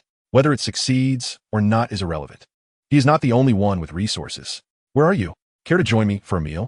"I am currently at Stark Industries, preparing to discuss matters concerning Tony with Ms. Potts." Just a moment. Coulson did not hang up, and Yongbo overheard the conversation on the other end. "Ms. Potts, we had an appointment. Have you forgotten?" Then, the voice of Tony's secretary, Potts, echoed, "I haven't forgotten. We can go now. Follow me." Now, yes now, come with me to your office. I believe this conversation will be one you won't forget. Hearing Coulson's dialogue, vivid scenes from the movie flashed in Yongbo's mind. Ever since he became data-driven, his memory had significantly enhanced. Coulson, it seems you want to have time to join me for lunch. As for the equipment matter, let us drop it. Remember to call me when you need help. With the earpiece on, Coulson naturally heard Yongbo's words. All right, I will seek you out when I have time. We'll talk later. After hanging up, Yongbo reclined on the bed, his gaze sharpening as he murmured softly. Arriving early is truly not as fortuitous as arriving just in time. Obadiah, I shall gladly accept your legacy. The scientist who assisted Obadiah in developing the armor, though unable to complete the work on the compact reactor, had created the ironmonger armor, which should not be underestimated. Just what he needed was talent for developing flight capabilities for the armor. I am certain Tony would not mind trading these useless items for his own life. Gazing at the suit developed by Ivan, which glimmered with a faint magical aura, a confident smile spread across his face. Knock, knock. A gentle rapping echoed at the door. Yongbo knew without a doubt that it was his secretary, Anna. Ivan would never knock so delicately. Come in. The door is unlocked. The door swung open, and Anna stepped through. Boss, when are we setting off? Yongbo leapt from his bed, adjusting his shirt. Observing this, Anna promptly fetched a suit hanging nearby and assisted him in putting it on. We depart at once. Inform Ivan that it is time to witness his performance. Chapter 74. Indeed, I am taking advantage of the situation. Yongbo toured Stark's company, marveling at an array of advanced weaponry. Today, neither Tony, Potts, nor Obadiah had the luxury of attending to them. On one hand, they were all facing a life-or-death crisis, and on the other, Yongbo's company simply lacked the standing to warrant their attention. At that moment, Ivan's expression was a complex tapestry of emotions. He was reluctant to admit that Tony surpassed him, yet the weapons exhibited by Stark Industries undeniably provided him with profound insights, akin to a sudden enlightenment. Ivan stood momentarily in a daze, and then a sinister smile, mirroring Yongbo's, spread across his face, subtly affirming the adage that proximity to brilliance and darkness influences one's character. Upon exiting the Stark Industrial Building, a figure caught Yongbo's attention. A rotund, bald man with a corpulent physique, clad in a snug light gray suit. It was none other than Obadiah, the villain from Iron Man 1. Watching Obadiah step into his car, Yongbo chucked softly. This fellow was nearing a third of Bol's weight. It seemed he was on his way to confront Tony for the reactor. Contemplating for a moment, Yongbo instructed the driver to Tony Stark's City of Freedom. The City of Freedom referred to Stark's seaside villa. The driver, also a member of Yongbo's company, had merely been dispatched to Los Angeles in advance. Upon receiving the command, he promptly started the vehicle toward Tony's villa. Boss, are we going to find Tony Stark? Ivan, seated in the passenger seat, could not contain his curiosity and turned to ask. Yongbo nodded gently. We're going to save his life. Ivan, astonished, inquired, save him? Is he in danger? Yongbo pointed ahead at the speeding Rolls-Royce, saying, Obadiah, a shareholder of Stark Industries, is also the mastermind behind Tony's kidnapping. Noticing the astonished expressions of his companions, Yongbo merely smiled and continued. The evidence of his clandestine dealings with terrorists has been obtained by Tony's secretary, Potts. Now he is panicking and is prepared to act desperately. He has constructed an even more powerful suit of armor based on the blueprints Tony left behind. However, his subordinates are incapable of creating a reactor, so he is headed to Tony to acquire one. Ivan furrowed his brow, his mind racing. He did not wish for Tony to perish before he had the chance to defeat him. Boss, shall we eliminate Obadiah? Yongbo nodded lightly. Indeed, but not just yet.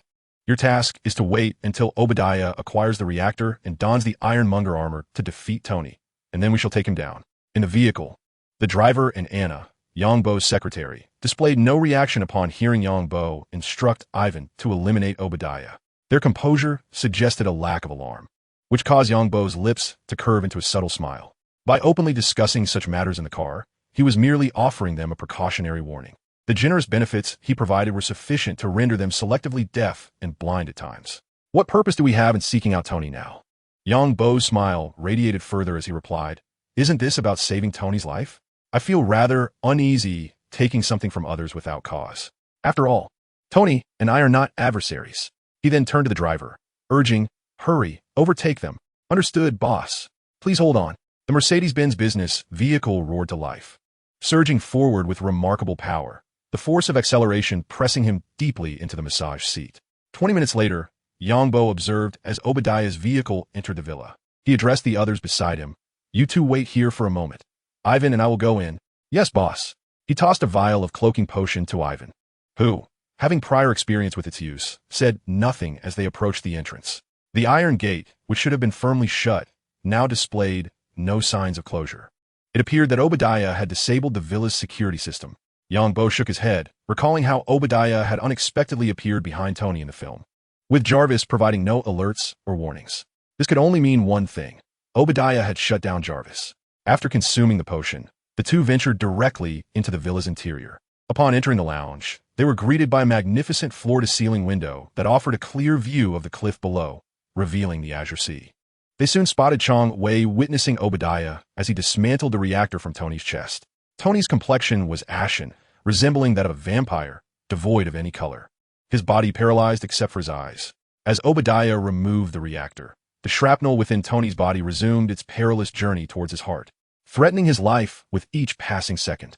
Yet, at that moment, Obadiah seemed indifferent to Tony's plight, gazing at the reactor in his hands with satisfaction, adopting the demeanor of a victor as he proclaimed, "Oh, how splendid! Tony, this is the symphony of creative destiny." With that, Obadiah seated himself beside Tony, lifting the reactor and hypocritically exclaiming, "What a masterpiece! Behold, it is your final legacy, the core of a new generation of weaponry." He then produced a small briefcase, placing the reactor inside. His gaze no longer fixed on Tony as he softly remarked, "You shouldn't have involved Potts. I initially intended for her to survive." Rising, he turned to leave without a hint of nostalgia. Once Obadiah had departed, Yang Bo spoke to Ivan. Villains perish due to their verbosity. Ivan, remember, never engage in idle chatter until the enemy is dead. Using milk to dispel the invisibility effect, Yang Bo handed a bucket of milk to Ivan, instructing him to drink it. He then approached the slumped figure of Tony Stark on the sofa. At that moment, Tony gazed at the suddenly appearing Yang Bo with a dazed expression, his demeanor tinged with agitation as he feebly uttered, "Save me. There's a reactor in the basement." Rest assured, I will rescue you, Yang Bo replied. Ivan, please go and retrieve the reactor from the underground laboratory. Upon hearing Yang Bo's command after finishing the milk, Ivan glanced at the seemingly lifeless Tony on the couch, hesitated not a moment, and swiftly made his way towards the staircase leading to the underground garage. Yang Bo mimicked Obadiah's previous demeanor, taking a seat beside Tony and cheerfully remarked, "Tony Stark, I believe we can now discuss the value of your life. You might think I am taking advantage of your misfortune, but let me be clear. Indeed, I am seizing this opportunity. I trust you won't mind?" "No, no." Yang Bo paused and promptly stood up. "Is that not acceptable? Then I shall take my leave." "I do mind." Yang Bo smirked. "Fortunately, I am slow to depart. Otherwise, you would be in quite a predicament." Chapter 75. I am Electro. In the garage, which also served as a laboratory, Yang Bo surveyed the cluttered array of equipment around him and earnestly addressed Tony. "I have no need for money, but I trust you won't object to my taking some equipment and perhaps a few luxury cars?" Yang Bo's eyes widened in astonishment, his mouth agape as he gazed at Tony with admiration, incredulously asking, "Really? Of course." With that, Tony moved aside and crashed through the ceiling, soaring into the city. Yang Bo watched as the ceiling was breached, murmuring to himself, "Truly, a billionaire indeed. Such boldness." Shortly thereafter, James Rhodes arrived at the villa, having received news. "Tony, are you here?" Upon surveying the empty villa, James stood in shock. The once lavishly decorated home now stripped bare, resembling a shell of its former self, with even the wooden flooring vanished. He scratched his head in confusion, muttering, "Has Tony moved out?" Meanwhile, a triumphant Yang Bo sat aboard a helicopter, en route to Stark Industries. With a look of admiration, he remarked to Ivan, "I have never witnessed such audacity in my life." Ivan responded, "Anna, please contact the hotel and arrange a landing spot." Anna nodded slightly, "Understood, boss." Suddenly, the phone in Yang Bo's pocket rang. Noticing the call from Coulson, he answered, teasingly saying, "Hello, Coulson, what brings you to call? Are you being pursued by a metal contraption at this moment?" Coulson's mood darkened further upon hearing Yang Bo's words. "Young, I require your assistance. Obadiah from Stark Industries has created an armored suit and is currently chasing me and Ms. Potts. If you are available." Bang! A cacophony of clashing sounds erupted from the phone, causing Yang Bo's expression to harden as he quickly suppressed his smile and inquired, "Coulson, how are things on your end?" "Hold on, I'll be there shortly." Coulson had assisted him on numerous occasions, and the thought of his demise was rather disheartening. "Accelerate." The helicopter tilted once more as it increased its speed. Just then, Coulson's voice resonated through the phone again. "I'm fine. Another armored figure just flew in and knocked Obadiah away. Yongbo paused momentarily, contemplating, is Tony flying a bit slowly? Why is he not here yet? Could it be that the reactor's power is even less than depicted in the films? Coulson, find somewhere to hide. Don't charge ahead with your little pistol. I'll be there shortly. At that moment, Yongbo spotted the Stark Industries building in the distance, estimating he would reach it in no more than 2 or 3 minutes. The phone intermittently crackled with sounds of metal clashing and explosions. He turned to Ivan and asked, "How are your preparations coming along?" Ivan nodded confidently. "Don't worry, boss. I've just reviewed Tony Stark's armor data. His design is far too conservative." "Very well. Get ready." 2 minutes later, Yongbo observed the fierce battle unfolding below on the highway. The colossal and menacing Ironmonger was currently grappling Iron Man and hurled him violently against a nearby wall, embedding him within it. One must commend the shock absorption capabilities of the armors in the Marvel Universe. They defy all logic. He retrieved an ender pearl from his pocket and handed it to Ivan, instructing, "Hold this and throw it to the ground." Yongbo then demonstrated, as a multitude of purple particles enveloped him, facilitating his instantaneous teleportation to the ground below. Ivan followed suit, using the ender pearl to teleport onto the highway, but upon his arrival, he coughed up a mouthful of blood. Yongbo swiftly produced a healing potion from his backpack and offered it to Ivan, saying, "Though this allows for teleportation, it does come with side effects. Drink this potion first." When a character throws an ender pearl, they're transported to the point where it lands, consuming it in the process, and the user incurs 5 points of damage. For an ordinary individual like Ivan, who only had 20 health points, losing a quarter in one go was indeed considerable damage. Ivan accepted the potion and downed it, experiencing immediate relief from his earlier agony. He bore no resentment towards Yongbo for failing to mention the potential injuries beforehand. After all, it was entirely reasonable for someone like him to pay a small price for the extraordinary ability to traverse space. The air was filled with a chorus of screams, as numerous vehicles were abandoned on the highway, and pedestrians hurriedly distanced themselves from this perilous locale.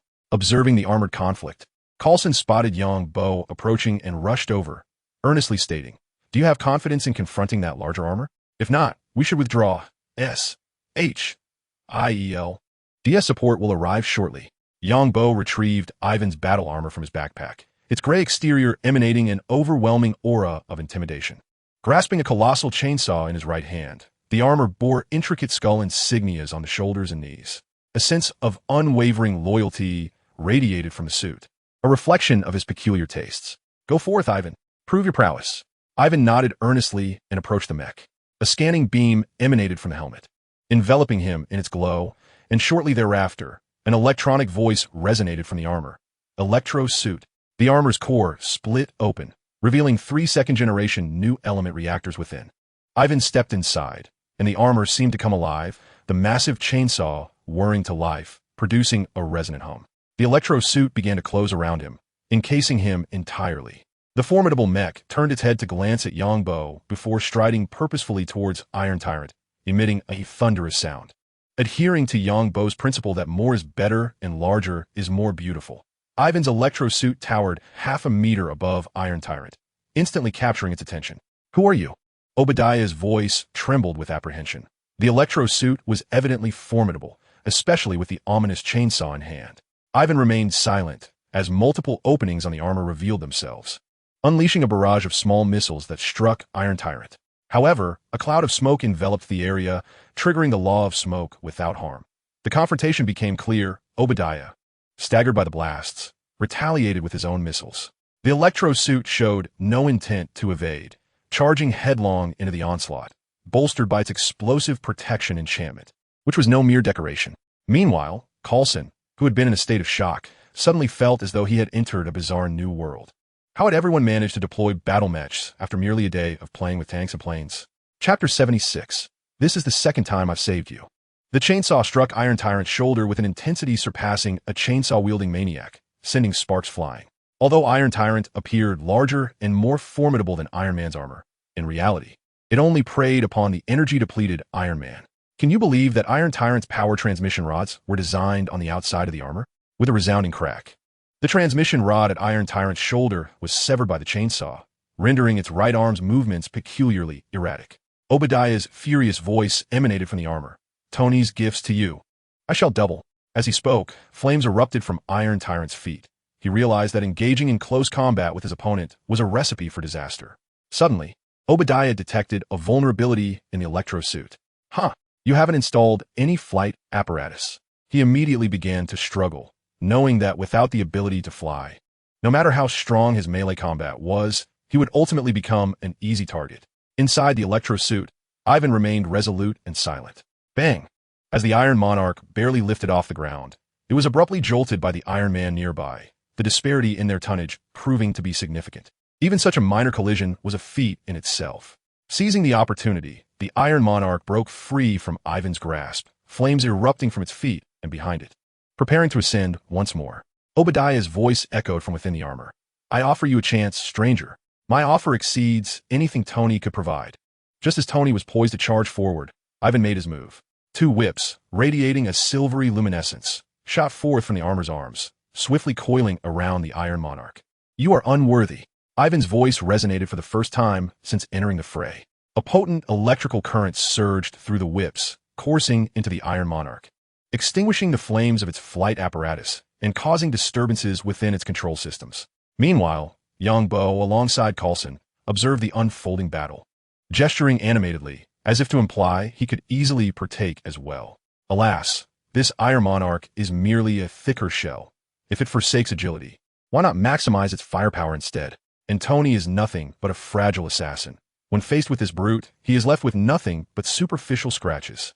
Coulson, momentarily at a loss for words, found himself relaxed by the spectacle. Yang, what is the nature of this armor? Yongbo chuckled, replying, I recently established a company in New York.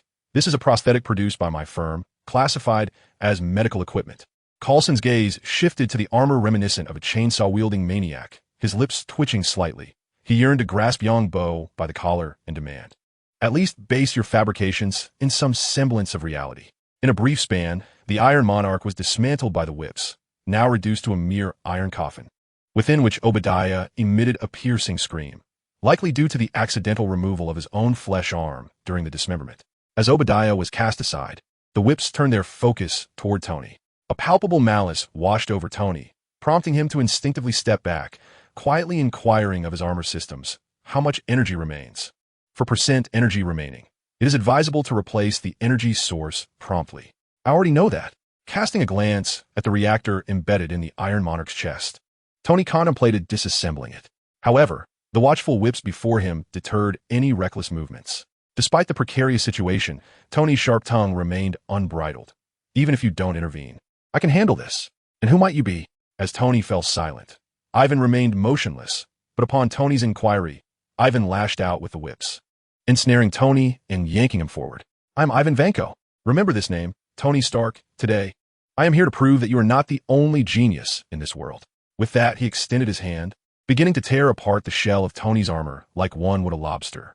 As Tony struggled against the restraints, he mocked, Ivan Vanko? Ha, genius? What audacity to claim such a title. Your battle armor is utterly unsightly, devoid of any sense of aesthetics, though your words are laden with mockery. Beneath the surface lies a hint of trepidation. Sir, energy levels at 3. Sir, damage to the mech is at 30, 35, 40. Silence.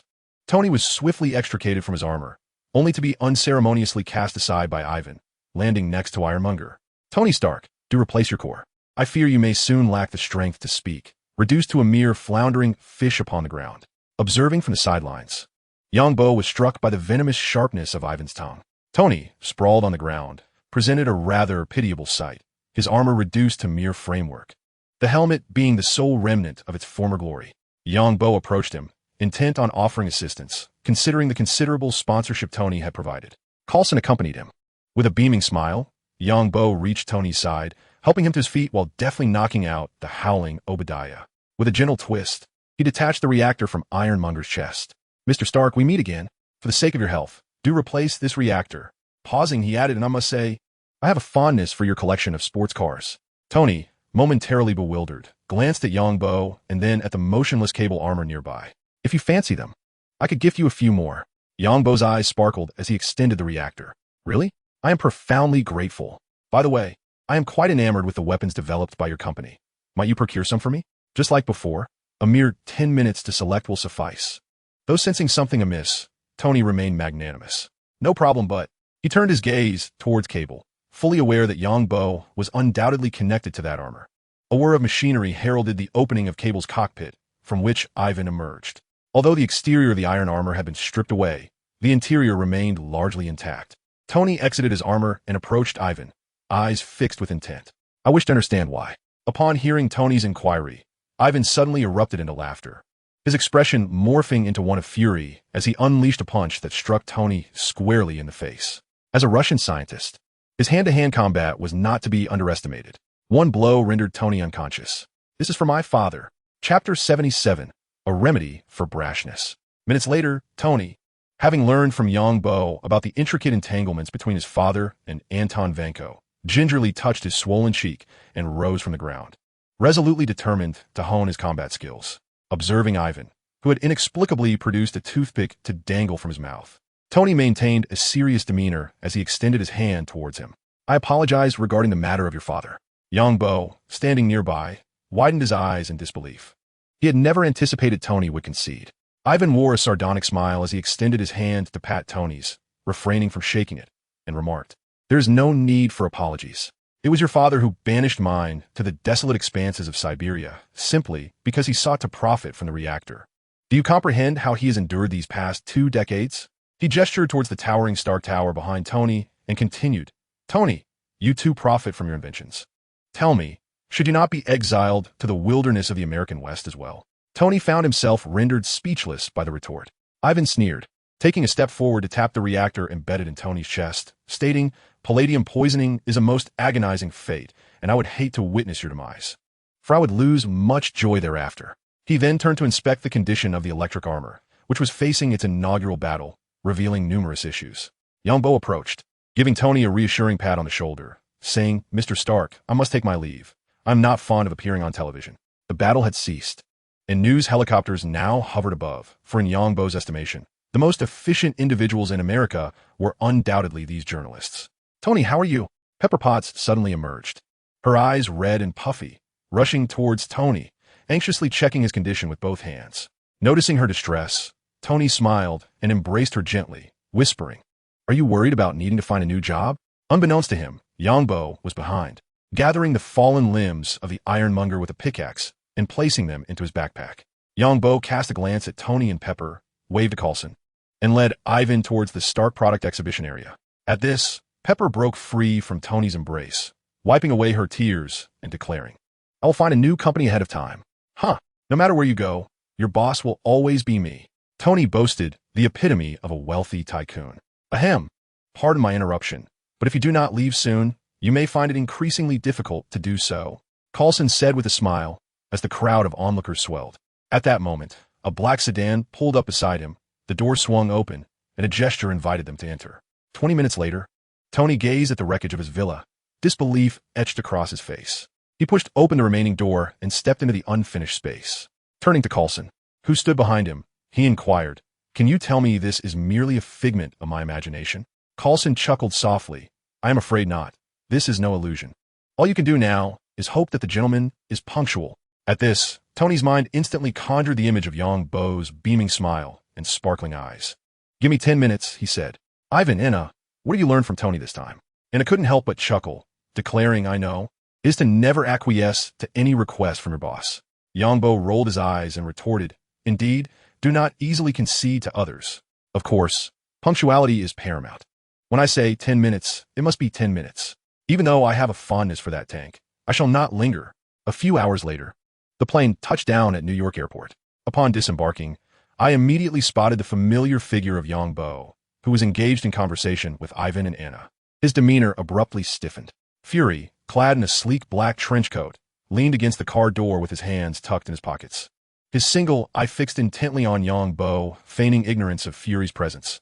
Yongbo continued his stride toward the terminal. Anna, I believe I just caught a glimpse of my illustrious friend. Perhaps it is merely my longing for him manifesting as an illusion. From nearby, Fury interjected, Mr. Yongbo, I have matters to discuss with you. Yongbo's expression shifted to one of astonishment as he exclaimed, Am I yearning for my old friend so intensely that I am hearing his voice? Fury's already dark expression deepened as he hastily seized Yongbo's arm. Mr. Yongbo, I have important matters to discuss with you. Realizing escape was futile, Yangbo promptly retorted, "Let us not speak of the cube. If you continue, I might just bleed out before you." Fury replied, "It is not about the cube. I have other matters to address." Upon hearing this, Yangbo sighed with relief. "Well then, do enlighten me." Fury silently opened the passenger door, and they nodded to each other before departing. Outside the airport, company vehicles awaited them. Yangbo glanced at Fury before settling into the passenger seat, while Fury took the wheel and drove away. As they traveled, Yangbo remarked with a hint of exasperation, "Just tell me what you need." He then added with a slight smile, "Director Fury, if you reconsider, you are indeed quite successful. You infiltrated Hydra and even rose to a position of leadership. Few possess such talent." Fury disregarded Yangbo's comment and continued, "Apart from the Avengers, I intend to have Coulson assemble a separate team of agents. I hope you can assist." Yangbo paused and shrugged. "What can a moderately skilled rogue like me do to help? I am counting on you to provide me with some benefit from S.H.I.E.L.D. favors." Yangbo fell silent, his smile fading as he furrowed his brow and replied earnestly, "I can assist Coulson. When the time comes, let him bring the team members to me. I possess a unique ability to discern whether they are Hydra operatives, though I cannot ascertain their affiliations with other factions. Additionally, I can supply an outdated version of the battle armor for Coulson's team, but I will require reimbursement for the materials." Fury responded, "The favor will be repaid. Should you require further assistance, you must find a way to grant me another favor." Chapter 78, Twilight Lich Boss. First, I retrieved various essential devices from my backpack. Unfortunately, the server for Jarvis' main program is not located within Tony's villa. Glancing at the mini-map in my mind, I muttered in confusion. Why has Hydra ceased sending agents after just 2 waves? Such impatience is quite unbecoming. One should at least make a dozen attempts. Time slipped away quietly, accompanied by his wandering thoughts, as he fished numerous items from the depths, discarding the majority of refuse directly into the magma. He chuckled, a Protection 4 book. My luck seems to be quite favorable this time. Observing the invigorated demeanor of Boar, who came alive at night, Yangbo remarked, "Boar, why don't you take a stroll on your own for a while? I have some matters to attend to this evening." Boar's spirits dipped momentarily, but the thought of having the vampires who once scorned him beneath his feet reignited his excitement. "All right, boss. Please lend me a few more bottles. I'll venture a bit further afield. There are simply too few vampires around. Indeed, when time permits, I shall escort you to other cities." During my recent visit to Los Angeles, I discovered that the number of vampires there far exceeds that of New York previously. Upon hearing this, Boar's eyes sparkled with delight. "Really? I must visit other cities when I have the chance." With a flutter of his small wings, Boar departed, leaving Yangbo to stride towards the portal leading to the Twilight Forest. Upon setting foot once more upon the land of Twilight Forest, Yangbo gazed at the towering Lich Castle. After defeating the Naga, the magical barrier enveloping the castle had vanished. As he approached the castle, he mused to himself, "The staves dropped by the Lich are indeed valuable.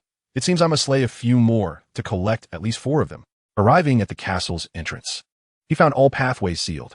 With a pickaxe in hand, he broke through the wall and entered. The interior was shrouded in darkness, greeting Yangbo with a few sheets of paper that flapped against his face.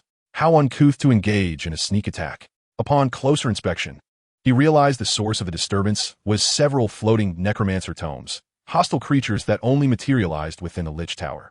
These tomes, resembling open books, were accompanied by a few sheets of paper hovering around them. Drawing his diamond sword, Yangbo approached the tomes, only to discover he had incurred a slow-acting negative buff of -2. Truly, a toad on my foot does not bite. It merely vexes. The tomes dealt a mere 6 points of damage, insignificant against Yangbo's enchanted nether gear. However, the negative buff was bothersome. Without wasting any milk, he swiftly retrieved a bow imbued with fire arrows, targeting these creatures and inflicting doubled fire damage, compared to the vast caverns of the hollow mines. The common monsters within the Lich Tower were far fewer. As Yangbo methodically cleared them, they fell one by one. Glancing upwards, he noticed a cage in the upper chamber. That was the Lich's spawn point. Once he ascended to the top, the Lich boss would instantly materialize. While darkness enveloped the lower levels, the Lich's chamber was brightly illuminated. Yangbo, unhesitant, knew his strength was more than adequate to confront the Lich. He swiftly made his way to the top, where a Lich adorned with a golden crown appeared, encircled by 5 golden, transparent shields. A magical fireball hurtled toward him, resembling a glob of molten lava from the original realm. Upon witnessing this, Yangbo swiftly waved a peacock feather fan, and with a resounding bang, the fireball erupted. Regrettably, It was too distant to obliterate the Lich's shield. Yongbo retrieved a splashing instant healing potion from his backpack and hurled it at the Lich, unleashing a torrent of crimson healing particles that shattered the protective barrier surrounding the creature. The Lich's shield could withstand the majority of damage from both the original and Twilight realms, yet as an undead entity, it was readily dismantled by the instant healing potion. Of course, if one were willing to go through the trouble, magma could serve the purpose as well. Yongbo produced a wooden boat, meticulously prepared for such encounters, and strategically positioned it beneath the Lich's feet. The Lich promptly complied and took a seat, leading to a straightforward battle of attrition. In less than a minute, the Lich boss lay defeated at Yongbo's feet. He opened the loot chest and withdrew the items dropped by the Lich, his gaze falling upon the dusk staff nestled within. Well, I suppose I shall settle for the blood-sucking staff. After all, it must be collected.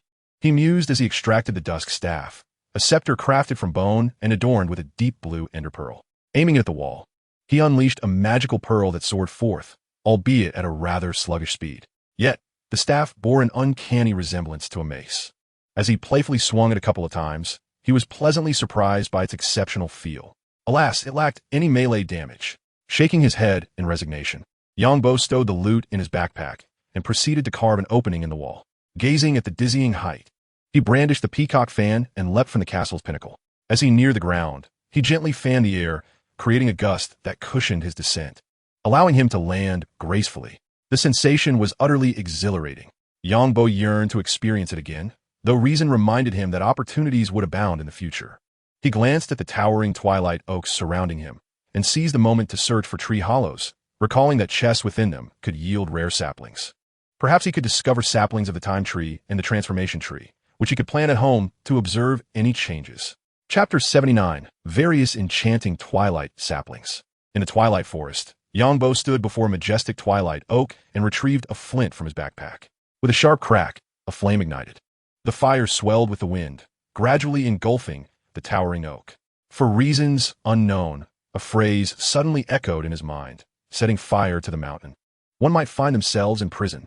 Soon, a look of delight crossed Yongbo's face as the leaves of the oak were consumed, revealing a chest and a spawner hidden within. After organizing the scattered loot on his person, he gazed at the saplings before him, lost in thought about where to plant them. The transformation tree and time tree would be best suited for his home. Perhaps he would expand his dwelling shortly. The two types of saplings require an extensive amount of space to grow, comparable to the towering mutated oak trees of the main world, reaching heights of at least 20 to 30 meters. Time passes so swiftly. He then inquired of Boar, who was flying towards him. How was the harvest today? Damn, I truly have no idea where these creatures have hidden. I managed to locate 3 in just one night. Even the shadows of the underworld beings have diminished significantly. It is no longer feasible to continue slaying them. They must be nurtured instead. Yongbo smiled faintly, choosing not to elaborate further. He and Dalphone, akin to clocking in for work, ventured out nightly to confront this band of vampires. Unless one possessed an utterly obstinate disposition, they would have long since fled to other cities. No need to rush. Once I find the time, we shall expand our endeavors into other cities. Yongbo affectionately patted Boar's head, though his true form was rather unappealing. As a bat he appeared quite round and endearing. Soon, you shall indulge to your heart's content. Just as he was preparing to expand the underground nursery, his phone rang. Boss, the factory is under attack. Upon answering, Jerry S.'s voice erupted from the phone, interspersed with the sounds of gunfire. Upon hearing this, Yongbo immediately rose and made his way to the portal to the lower realm. Have you identified the assailants? Boss, there are numerous attackers, and they seem to have no intention of breaching the factory. They are continuously assaulting from the perimeter. After a moment's hesitation, Jerry continued. It appears they are attempting to lure you out. Yongbo furrowed his brow. The only group that came to mind was Hydra. The absence of Hydra operatives in recent days had led him to believe they had lost interest, but it seemed they had orchestrated quite the surprise for him. All right, I'll be there shortly. You all take cover, and remember, as long as you are safe, the rest can be managed. With that, Yongbo hung up and plunged into the portal. At Yongbo's factory, a multitude of Hydra-armed personnel had gathered, and due to the remote location he had chosen, they operated with even greater audacity than when they were in Central Park. Not only were there armed personnel, but also a considerable arsenal of heavy weaponry, and 2 aircraft loomed overhead.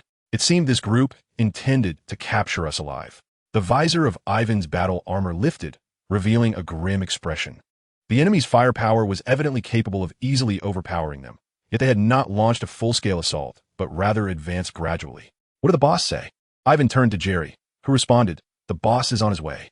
However, he added with evident concern, but Jerry's sentence remained unfinished, and Ivan understood his apprehension. Nevertheless, he merely displayed a fierce grin and reassured him, "Do not worry. Once the boss arrives, we shall at least be safe."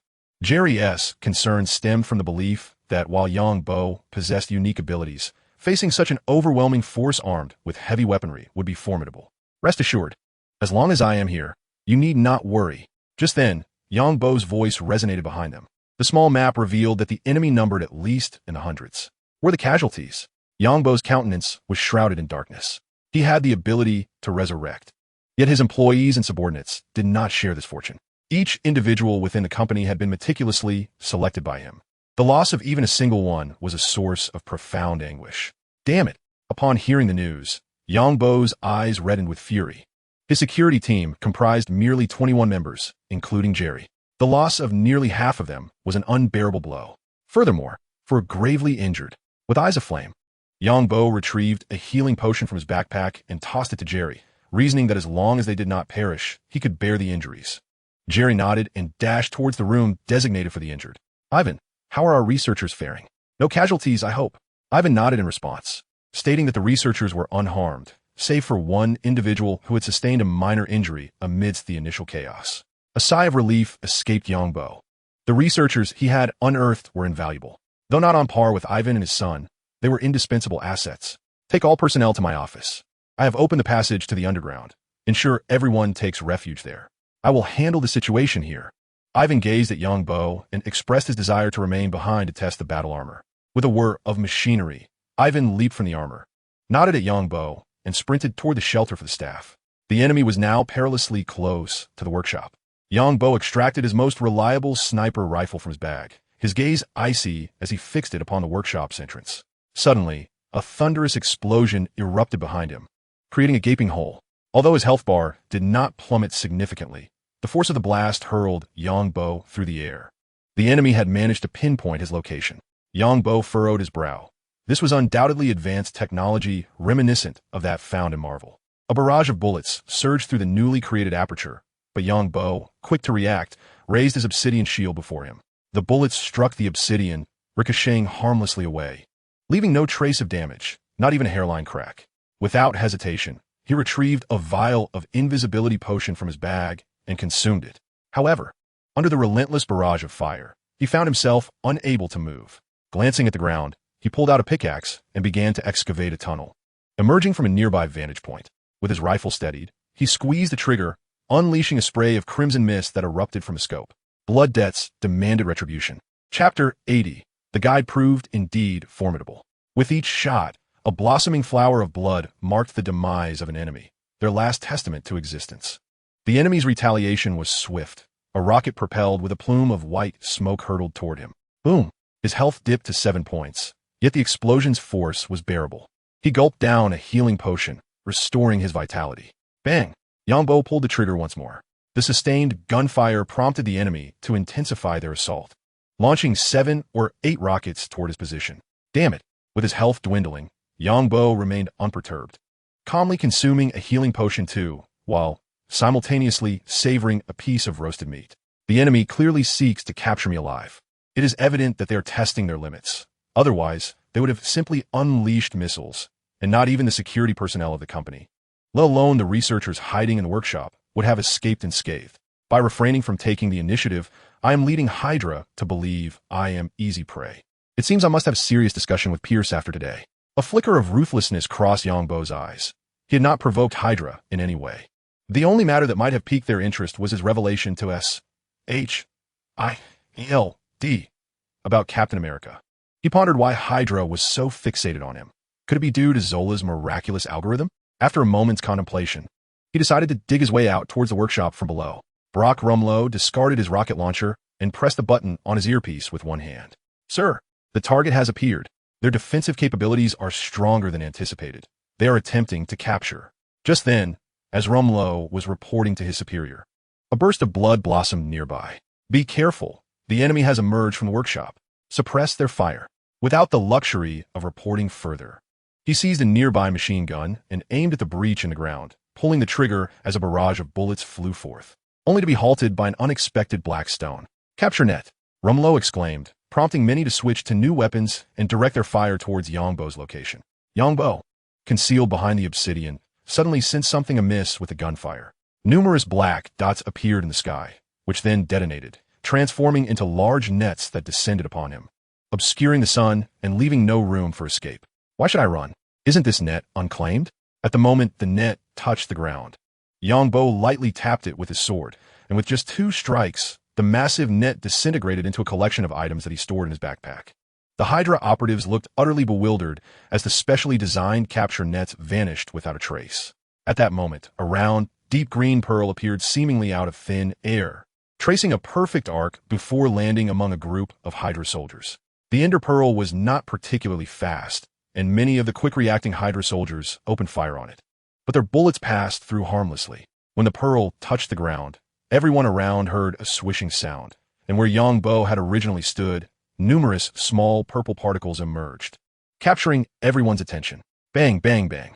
Utilizing the Ender Pearl to infiltrate the crowd, Yongbo continuously squeezed the trigger of his sniper rifle, and in an instant, 7 or 8 people were struck down.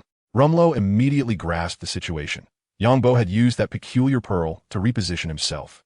He quickly pressed the communication device in his ear and shouted, "Capture mission failed. Eliminate." The 2 aircraft, previously suspended in the air, swiftly altered their course, targeting the position of Yongbo.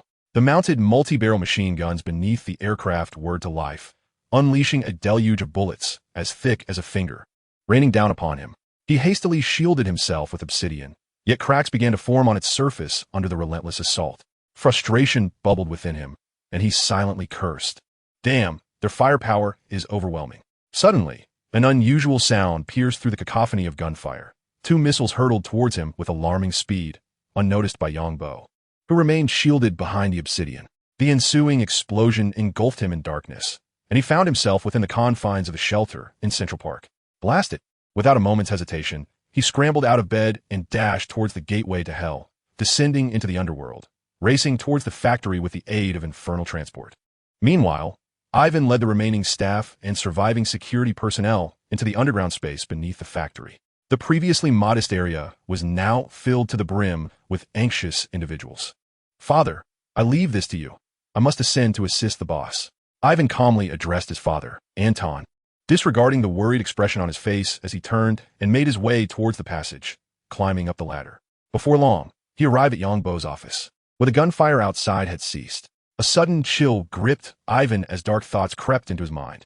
Could something have happened to the boss? Cautiously, he opened the door to find the corridor empty and proceeded towards the spot where he had last parted with Yongbo outside the workshop.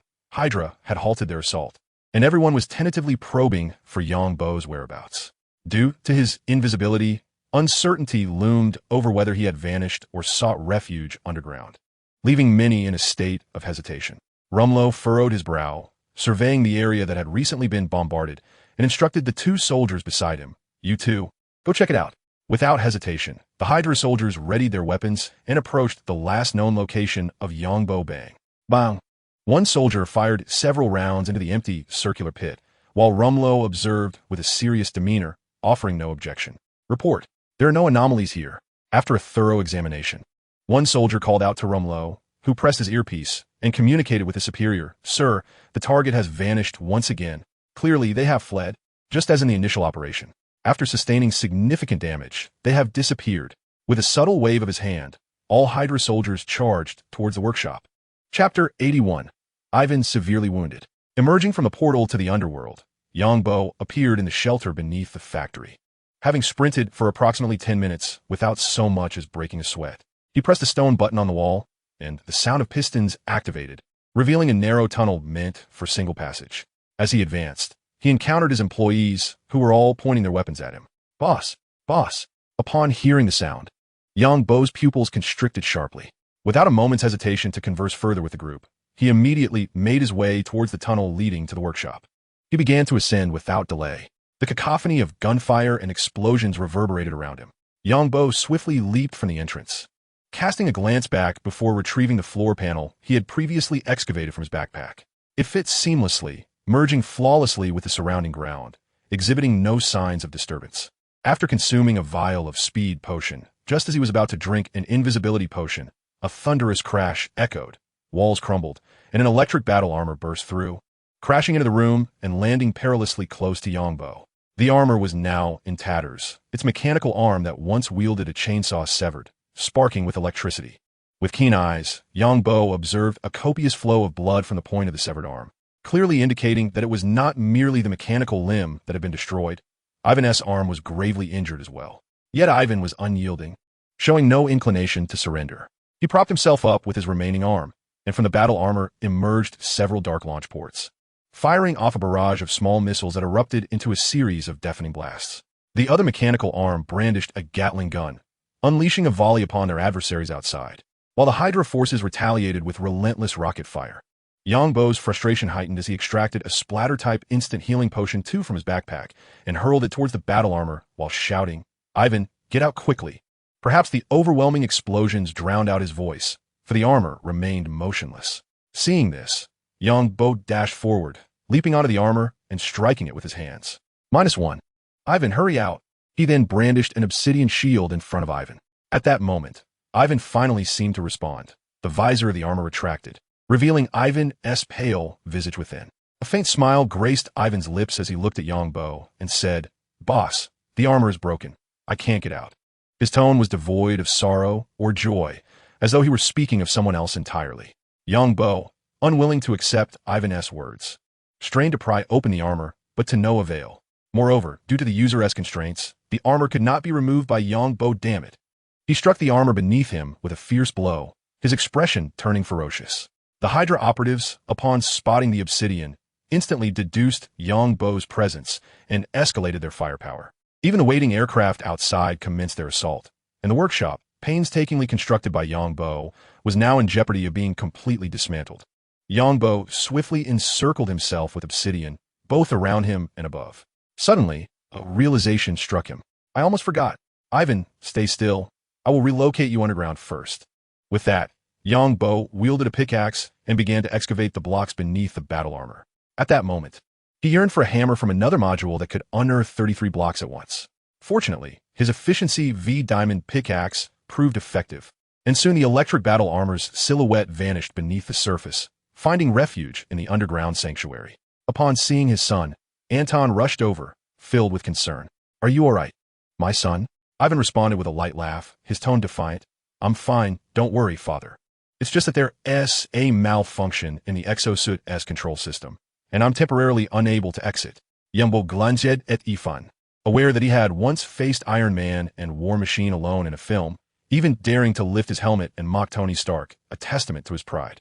Ivan's willingness to accompany him stemmed largely from Yongbo's rescue of his father. Yet now, due to his own predicament, he had lost an arm, a significant loss for someone of their scientific ilk.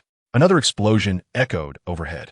Yongbo reached out and tapped the exterior of Ivan's armor, producing a series of thuds, and spoke with solemnity. "Ivan, and everyone present, I shall provide you with an explanation." He retrieved a bed from his backpack, placed it in the corner, established a respawn point, and proceeded to fortify the breach they had just excavated. As he reached the surface, he discovered the obsidian walls had been severely damaged. Ordinary bullets could not penetrate the obsidian's defense, yet heavier weaponry was capable of causing destruction. The cacophony of explosions persisted outside as he dug rapidly, having drawn the fire of Hydra, rendering it impossible to expose themselves. Suddenly, his phone rang. The caller was Director Fury. "I received word that your facility is under attack." Upon hearing Fury's words, Yongbo scoffed. "Fury, not only is one of your eyes blind, but clearly your ears are also blocked. Over 100 Hydra operatives have mobilized 2 attack helicopters and besieged me for nearly half an hour, and you're only just now aware of it. 8 of my men have perished, and Ivan is severely injured. Someone must be held accountable for this." Fury, en route to Los Angeles to recruit Tony Stark, felt his spirit dampen upon Yongbo's remarks. As Yongbo had pointed out, he had become both deaf and blind, had it not been for his informants. He would have remained in the dark about the situation. "Mr. Yongbo, I've notified the captain. He is en route to your location." Yongbo dismissed the call, focusing on his task. He had now breached the perimeter of the workshop, surfacing from the ground. The once vibrant workshop lay in ruins, with only a few steel beams standing amidst the devastation. He looked up at the helicopters circling in the sky, as a barrage of bullets rained down upon them. The 127 by 99 ammunition struck the aircraft, producing more than mere sparks. Bullets aimed at the rotors tore them apart, causing the helicopter to tilt dangerously. Although it did not plummet directly, it spiraled uncontrollably towards the ground. There's another one. Yongbo revealed a cold smile, and without waiting for the others to react, he descended back underground, burrowing in another direction, preparing to seize the opportunity to eliminate the remaining aircraft. Once he dealt with the two rotor-wing fighter jets that posed the greatest threat to him, the remainder would be considerably easier to manage. Chapter 82. A Scene of Devastation. Blockramlo, with a gloomy expression, stared at the spot where Yongbo had vanished. He had received the order to retreat from his superiors. Captain America was leading a contingent of S.H.I.E.L.D. agents toward this location. At present, Hydra had yet to reach a point of exposure. Dr. Zola's insight plan had not commenced, and revealing themselves would bring them no advantage whatsoever. Retreat. Blockramlo reluctantly waved his hand, signaling the withdrawal. A barrage of incendiary and gasoline bombs was unleashed, transforming the surroundings into a sea of flames, while the aircraft in the sky ascended higher. The down jet was also initiated into self-destruction. Everything was executed to obliterate their traces as thoroughly as possible. Boom! While diligently digging underground, Yongbo felt the tremor of the earth. Were they preparing for a missile strike? He halted his actions, breaking through the soil above him, only to be met by a raging inferno. Thick black smoke billowed into the sky, obscuring his view of the surroundings. Yongbo retrieved a bucket of water from his backpack, pouring it beneath him to stand within the water source block. His expression dark as he observed the ferocious flames around him. Through the small map, he could clearly see the red dots above rapidly retreating. He did not pursue. His legs could never catch up to the enemy's vehicles, unless one day he possessed a potion granting him a speed of 100. The intense heat of the flames distorted the air, and Yongbo silently watched the fire consume everything. Soon, only scattered flames remained on the ground outside the workshop, a grim reminder of the bodies left behind by Hydra. After the fierce fire, only a barren white ground remained. At that moment, another rotorcraft appeared in the sky, distinct from the previous one, adorned with a massive S.H.I.E.L.D. logo, as if to ensure no one was unaware of its allegiance. The rear cabin door opened, and a figure leapt from the air, landing with a cloud of dust and ash. Yongbo paid no mind to the newcomer, remaining silent as he gazed at the still-burning workshop. Mr. Yang? Captain.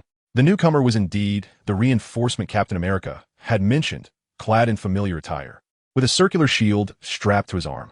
Instinctively, Yongbo glanced at the captain's remarkably pert posterior, accentuated by his tight-fitting trousers, inwardly marveling. Truly deserving of the title of American Rear. The perceptive Steve Rogers sensed Yongbo's gaze, initially thinking there might be something unsightly on his pants. However, a quick glance revealed nothing amiss, save for a bit of ash on his shoes. Did the enemy escape? Yongbo nodded, continuing to observe the burning workshop, which had been utterly obliterated. The equipment within, subjected to bombing and intense heat, had left no possibility of survival. At this moment, a chill brushed against his face, prompting him to instinctively raise his gaze towards the heavens. Unbeknownst to him, the once clear sky had become shrouded in ominous clouds. The sporadic raindrops intensified, and as the scorching ground met the falling droplets, a thick mist rose, only to be swiftly washed away by the deluge. Casting a glance at the flickering flames swaying in the rain at the workshop, he fashioned a makeshift shelter using some blocks. At that moment, a helicopter found a stable landing spot in the sky, and a familiar figure emerged from the aircraft, followed by a squad of fully armed agents from S.H.I.E.L.D. Natasha Romanoff strode purposefully towards Yongbo, while the others dispersed to inspect the remnants scattered around. The makeshift shelter was constructed with remarkable speed.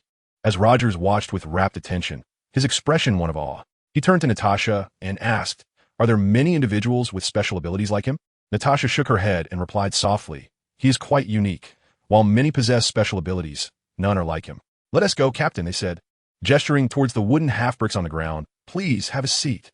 I wish to discuss a few matters with you." Natasha and Rogers exchanged a glance before sitting before Yongbo. Natasha was the first to inquire, "Do you know who attacked you?" "This is precisely what I intend to discuss," Yongbo replied, producing a cigarette and offering it to both of them. Natasha and Rogers declined with a shake of their heads, and he, unfazed, placed one in his mouth, casually knocking a piece of wood against the wall behind him to allow the smoke to escape. "I am unsure whether Fury has briefed you on their situation, but today I lost 8 men, along with my company, Yongbo's eyes, obscured by the smoke, rendered his expression unreadable. He then turned to Natasha and said, I believe you can reach Fury. I have something urgent to relay. Natasha nodded and retrieved a device from her backpack. Before long, Fury's visage was projected onto the adjacent wall. Natasha, what is the situation? Fury inquired. Natasha glanced at Yongbo and responded, the enemy had evacuated before we arrived. Fury showed no surprise. Any operation within S.H.I.E.L.D. would undoubtedly fall under the watchful gaze of Hydra. Upon seeing Fury's holographic image, Yongbo declared, Director Fury, I want Pierce's life. I need his address. Fury fell silent, and while Rogers appeared unperturbed, Natasha's expression remained calm, though her pupils dilated in shock. Clearly, the news had taken her aback. Now is not the time, Fury finally uttered after a moment of contemplation. The current circumstances within S.H.I.E.L.D.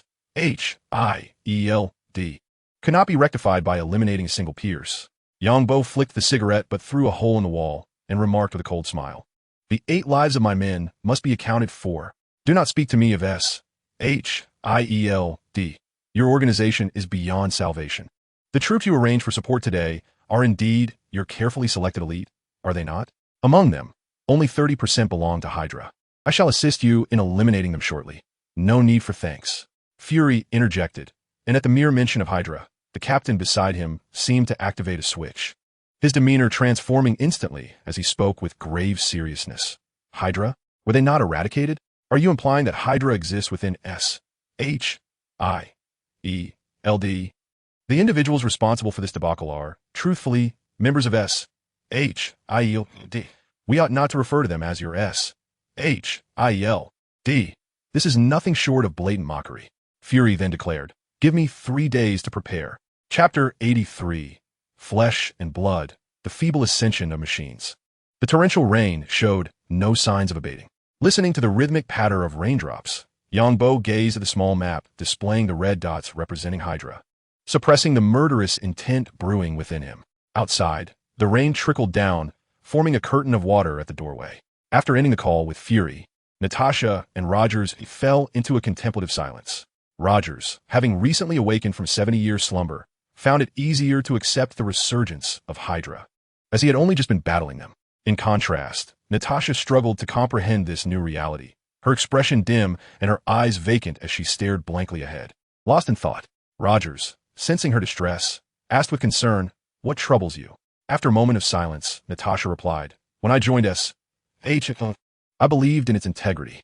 Yet now it seems I merely transitioned from the KGB to Hydra. She shook her head in resignation, continuing, I once thought I understood for whom I was working, but now, at a loss for words to comfort the Black Widow, Rogers grappled with his own disorientation. Having awakened to a world drastically altered by 70 years, he felt out of place. Ironically, the only aspect he had adapted to was the news of Hydra's continued existence. He casually mused that since he had promised Fury 3 days, he might as well wait, using this time to stabilize his personnel. Natasha gazed through the water curtain at the agents gathering intelligence in the downpour, softly shaking her head as she remarked, I cannot differentiate between them. Yongbo nodded in agreement, saying, I can, but then shook his head, concluding, let us discuss this further in 3 days. Rising to escort them out, Yongbo had a multitude of matters to attend to. Natasha and Rogers stood as well, nodding to Yongbo before turning to brave the rain, heading towards the aircraft. The other agents received the evacuation signal and boarded the plane to depart. Yongbo remained in the wooden cabin, watching the aircraft vanish into the storm. Unmoving for a long while, in the underground safe house, a group of researchers stands in a state of trepidation, some huddled together, whispering amongst themselves about the unfolding situation. However, a greater number have gathered around Ivan, endeavoring to dismantle the armor encasing him. Despite having lost an arm, Ivan has stabilized, thanks to Yongbo's healing elixir, and is no longer in mortal danger. As the wall crumbles, Yongbo emerges from within, drawing the collective gaze of the crowd.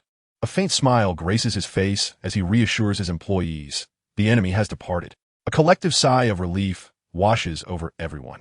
Yongbo surveys the miniature map, noting that the majority of the green dots, once plentiful, have turned to white. Yet this brings him solace, for as long as they do not turn red, there remains hope. These researchers have come to work, and it is only natural that they desire to extricate themselves from peril. Clearing his throat, Yongbo speaks with conviction. I sincerely apologize for placing you in jeopardy due to my actions. Following this incident, I cannot guarantee that such circumstances will not arise again. However, I assure you that I will establish an Iron Brigade, equipping each security personnel with exclusive steel armor and constructing dedicated escape routes.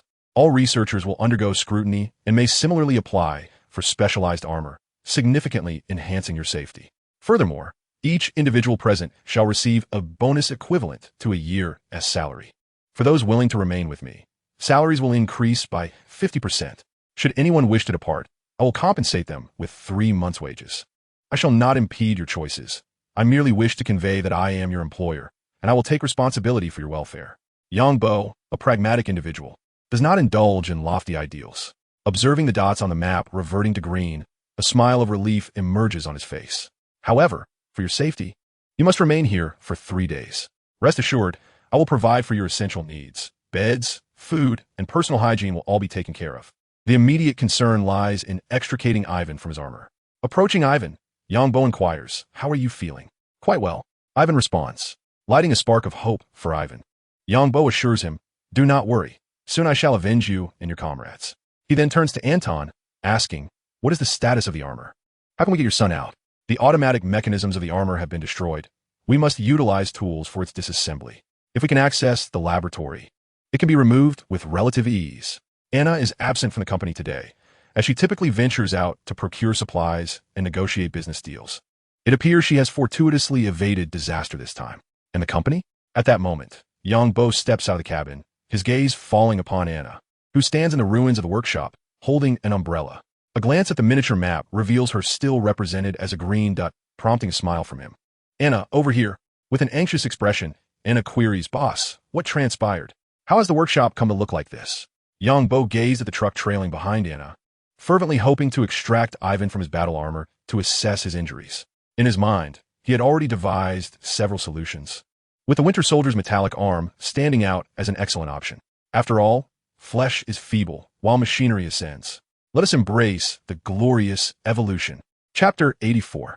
The Construction of the Staff. As night descended, the torrential rain gradually lightened, yet it showed no signs of abating. The flames in the workshop had extinguished, leaving behind a landscape of debris. Yang Bo tirelessly began constructing a new workshop using obsidian, encasing the entire area where the original workshop once stood. He had spent an entire day in the lower realm acquiring magma to create the obsidian, sacrificing a significant amount of magma in the process. Before long, through his relentless efforts, a colossal obsidian matchbox emerged in the place of the former workshop. Observing the dark violet structure beneath him, Yang Bo contemplated that a layer of water must be spread outside to prevent explosive destruction of the blocks. At that moment, a voice resonated in his mind. Construction staff module loading. Loading successful. Gazing at the workshop he had laboriously built through the night, Yang Bo felt an overwhelming sense of frustration. He was about to articulate some elegant Chinese phrases, but reconsidered, realizing they would eventually be useful, whether sooner or later. He leapt from the top of the workshop, using a peacock fan to gently direct himself towards the ground, a gust of wind enveloping him as he landed gracefully. Upon entering the interior, the remnants of the workshop remained in disarray. Yang Bo began to clear the debris with a pickaxe. Many items had become unrecognizable after the purifying flames. As he surveyed the remnants of his painstakingly assembled belongings, a pang of sorrow gripped his heart. At that moment, footsteps echoed behind him. Turning, Yang Bo saw Ivan entering the workshop, a smile gracing his face as he addressed him. "Have you rested well? How do you feel?" Ivan, with a toothpick in his mouth, surveyed the shattered ruins and shook his head, replying, "Just woke up. Can it take a look?" Yang Bo noticed Ivan's empty sleeve and felt a twinge of guilt, for although the original narrative foretold this fellow's eventual demise, it was not due to his own actions.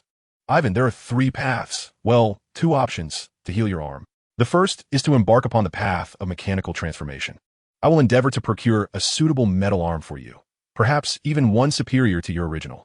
The second option is to transform you into a vampire, significantly amplifying your innate power, akin to a vampire like Boar." Ivan lowered his head, pondering Yang Bo's propositions. After a moment, he inquired, "And what is the third option?" "I just heard you mention it." Yang Bo chuckled awkwardly, saying the third option is to wait until I grow stronger and see if I can procure a new body for you, though the timing is uncertain. My world is filled with bizarre and wondrous modules, encompassing everything, even cloning machines with no side effects. A mere severed arm is a trivial matter.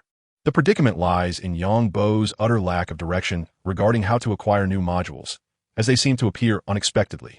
After contemplating Yang Bo's words, Ivan declared, "Let us opt for the first choice. I still place my trust in machinery." A smile graced Yang Bo's face, as memories of the Winter Soldier's metallic arm flooded his mind. Coincidentally, Ivan had also lost his left arm, and intriguingly, the Winter Soldier now stood as his adversary. "Ivan, you are to design new armor. In 3 days, I will find a way to bring new equipment and materials. At that juncture, it will be your turn to shine." Giving Ivan a reassuring pat on the shoulder, Yang Bo turned towards the workshop's ruins, preparing to clear the area.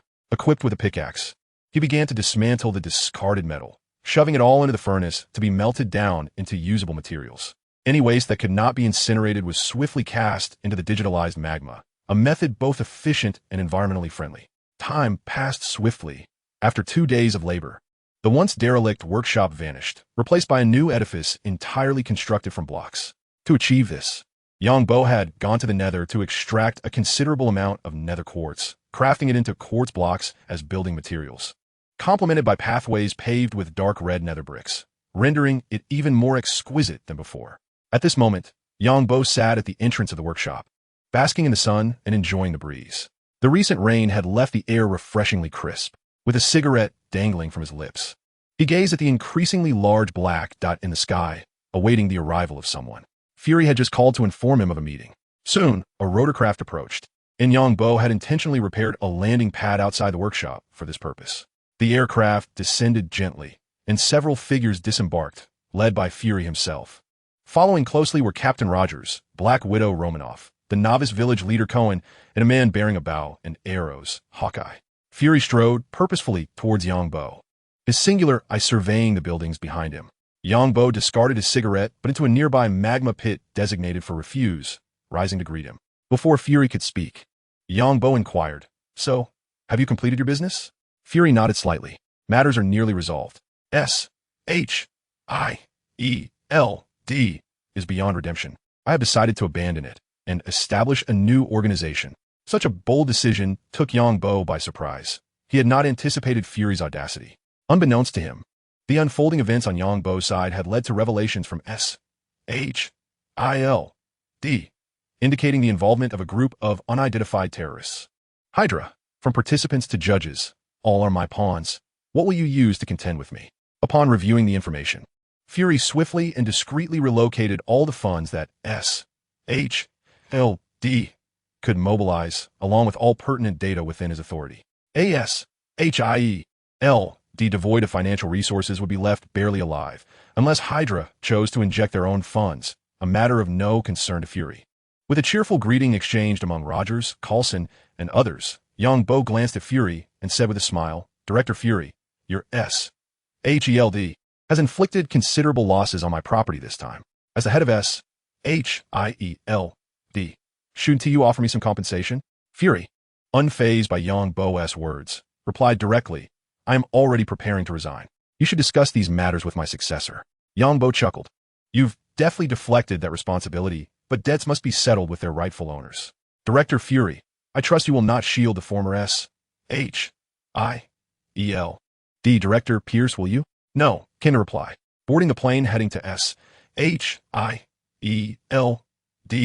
headquarters, Yang Bo felt the time for revenge had finally arrived after 3 days. Chapter 85. The Headless Serpent Knight fell as the plane landed at the S.H.I.E.L.D. headquarters. This marked Yang Bo's second visit. As he made his way inside, having consumed the invisibility potion, he squinted at the surrounding Hydra members concealed within S.H.I.E.L.D. Compared to the daytime, the number of personnel present at night appeared significantly diminished. Yang Bo furrowed his brow slightly, sensing something amiss. Upon checking the small map, he noted the number of red dots within the headquarters had dramatically increased, surpassing the previous visit by over 70%. It could easily be said that 99% were Hydra members, with only a few white dots scattered among them. Realizing the implication, Yang Bo leaned closer to Fury and whispered, "Director Fury, it seems you may not leave here easily tonight. Surrender might be your best option. The place is crawling with Hydra operatives." Feigning indifference, Fury glanced around, though he was starting to believe Yang Bo's words. For several individuals he had arranged were now conspicuously absent. Pretending not to notice, He approached his office, and upon opening the door, he was greeted by a familiar figure. "Pierce!" Fury exclaimed, seeing the former director seated in his chair. Yongbo and the others followed closely behind. "Minister Pierce, what brings you here this evening?" Fury inquired. With a smile, Pierce replied, "Fury, I would like to know where the fund from the S.H.I.E.L.D. account have gone. I have allocated the money toward a new plan." Fury responded. At that moment, Pierce stood up, and armed personnel wielding automatic rifles emerged throughout the office, aiming their weapons at Fury and his entourage. "Fury, do you know why I chose you as my successor?" Pierce continued. Fury remained silent. Pierce continued, speaking as if to himself, "Because you are a born agent, the most exceptional and cold-hearted individual I have ever encountered. You must have sensed some things by now. To be honest, I regret trusting Zola's words. He claimed that a man named Yongbo would be Hydra's greatest adversary. Had it not been for that, you would not have become aware." At this moment, a multitude of Hydra operatives appeared outside the door, but what drew attention was the silhouette of a man, his face concealed by a mask that revealed only a pair of emotionless eyes. His left arm was entirely crafted from metal. It was none other than the Winter Soldier, Bucky Barnes, the steadfast companion of Captain America, whom Yongbo had been longing to see. Upon spotting Bucky, a glimmer of joy crossed Yongbo's face. Just moments ago, he had pondered how to locate this individual, and now he had fortuitously stumbled upon him. Casting a glance at Pierce, who was still attempting to speak, Yongbo retrieved a sniper rifle from his backpack, inhaled deeply, and lightly brushed past everyone present as a form of greeting. Bang! A bullet materialized from thin air, striking Pierce squarely in the head. It was not merely the fact that he had not undergone any enhancement. Even someone of Captain America's caliber would falter under such a shot to the head. How verbose he was. Knowing that Zola was behind the scenes, Yongbo harbored no intention of sparing him. As for the ensuing chaos within S.H.I.E.L.D., he had full confidence that Fury would manage it adeptly. Devoid of any protagonist or antagonist aura, a single bullet obliterated Pierce's head, and thus, the highest-ranking leader of Hydra S.H.I.E.L.D. met his demise with ease. With a disdainful glance at the decapitated corpse of Pierce, one could only wonder if it was the likes of Liang Jingru that had bestowed him with such misplaced confidence. First, he had appointed Fury as director, and then, fully aware that he had offended an enemy endowed with cloaking and teleportation abilities, he still dared to flaunt his presence. The sound of gunfire drew everyone's attention, and their reactions were swift as they launched an attack. However, in the next instant, a wall of darkness rose up. Yongbo, with an obsidian in one hand and a construction staff in the other, was the first to shield against the enemies outside the office. Captain America responded with remarkable speed, nearly in tandem with Yongbo, as he aimed at the Hydra Strike team members and hurled his shield. In an instant, gunfire erupted. "Damn it, Yongbo is here." The voice of Brock Rumlow echoed from outside. Having clashed with Yongbo before, he understood all too well the challenges posed by him, his chaotic abilities and formidable offensive power, coupled with the unsettling fact that he could vanish after sustaining significant damage, left them without any effective countermeasures. Yongbo had thoroughly sealed the entrance to the office with obsidian. Now, he only needed to confront the enemies within. Thud! Poor Coulson was struck in the shoulder by a stray bullet, instantly incapacitating him. Yongbo tossed him a healing potion. "Drink up quickly." Fortunately, the bullet had not lodged in the bone, but had passed cleanly through. Otherwise, after consuming a healing potion, Coulson would have had to undergo surgery to retrieve the bullet. After drinking the potion, Coulson's pallor transformed to a healthy flush. Just stay put and avoid getting yourself killed. Yongbo admonished, then produced a speed potion too and drank it, enhancing his speed by 40%. In an instant, everything around him seemed to slow down as he aimed his sniper rifle at an enemy and pulled the trigger. Bang! Flesh exploded in a gruesome display. In the blink of an eye, everyone in the office had been dealt with. Yongbo cast a glance at the multitude of red dots outside and addressed the others, stating there are at least 70 or 80 individuals out there. They will not breach these black walls anytime soon without heavy weaponry. Fury remained remarkably composed, surveying the bodies strewn across the floor, and remarked, "I anticipated an assassination attempt, yet he chose to eliminate me directly within the office." Yongbo rolled his eyes at Fury, but due to his cloaked state, the gesture went unnoticed. "You transferred all the funds from S.H.I.E.L.D. It's no wonder they're furious." Fury, unfazed, retrieved the communicator and pressed a button, commanding, "Let us move." Initially taken aback by Fury's actions, Yongbo soon realized this was typical of him. He had not informed Yang Bo of his plans, demonstrating a lack of trust in him, or indeed anyone. Even when partnering to confront Hydra. On the map, he remained a solitary white dot. With a resounding boom, Yang Bo's obsidian remained motionless. Yet a hole was blasted into the office wall. Captain America seized an automatic rifle and began to fire at the outside, brandishing a shield in one hand and a firearm in the other, exuding a demeanor reminiscent of Yang Bo. A round grenade rolled in from outside, and Captain America deftly ducked behind the obsidian as the grenade detonated, sending shrapnel flying. Yang Bo frowned slightly. Without the protagonist's halo, Captain America's prowess was not as formidable as he had envisioned. In contrast, Hawkeye swiftly drew his bow, launching arrows through the opening, occasionally firing explosive-tipped projectiles. Yang Bo produced his resurrection point and placed it in the corner, addressing the others. "I will handle the enemies outside. Ensure your safety." Chapter 86, Annihilation and the Army. Yang Bo drifted like a specter through the double-level hall outside Fury's office, where the upper floor housed the office area and the lower floor was filled with numerous personnel. However, both levels were now occupied by Hydra operatives, armed with an array of weapons, launching an assault on the second floor. The air was rife with chaotic shouts, particularly after Yang Bo emerged from the office. Armed with a Stark-designed automatic rifle, he unleashed a rapid succession of bullets, the weapon boasting minimal recoil, making it particularly suited for confronting overwhelming numbers of foes. The exterior of the rifle glimmered with a faint magical aura, signifying that Yang Bo had imbued it with special properties: Power V, Penetration V, Infinity I, Durability 3. Over the past few days, he had not only cleared the workshop ruins, but also ingeniously crafted this automatic rifle, a fusion of a crossbow and dual enchantments. Utilizing all the enchantment books he had fished up, however, once he establishes a villager trading center, he would no longer need to worry about enchanting books.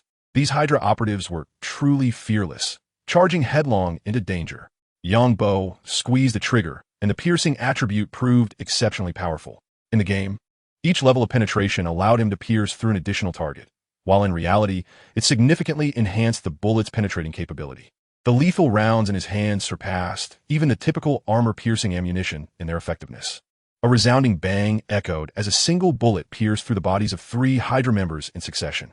It was no wonder that Fury was so intent on assembling the Avengers. Against superhumans endowed with extraordinary abilities, these ordinary soldiers became mere cannon fodder without specialized weapons.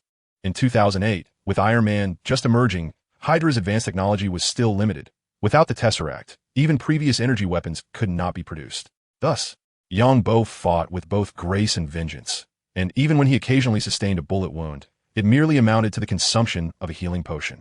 At this juncture, the effect of his invisibility potion had worn off, and his figure materialized before the crowd. A hail of bullets rained toward him, but Yang Bo conjured a shield in one hand while the other brandished a grenade, which he hurled towards the densest cluster of foes.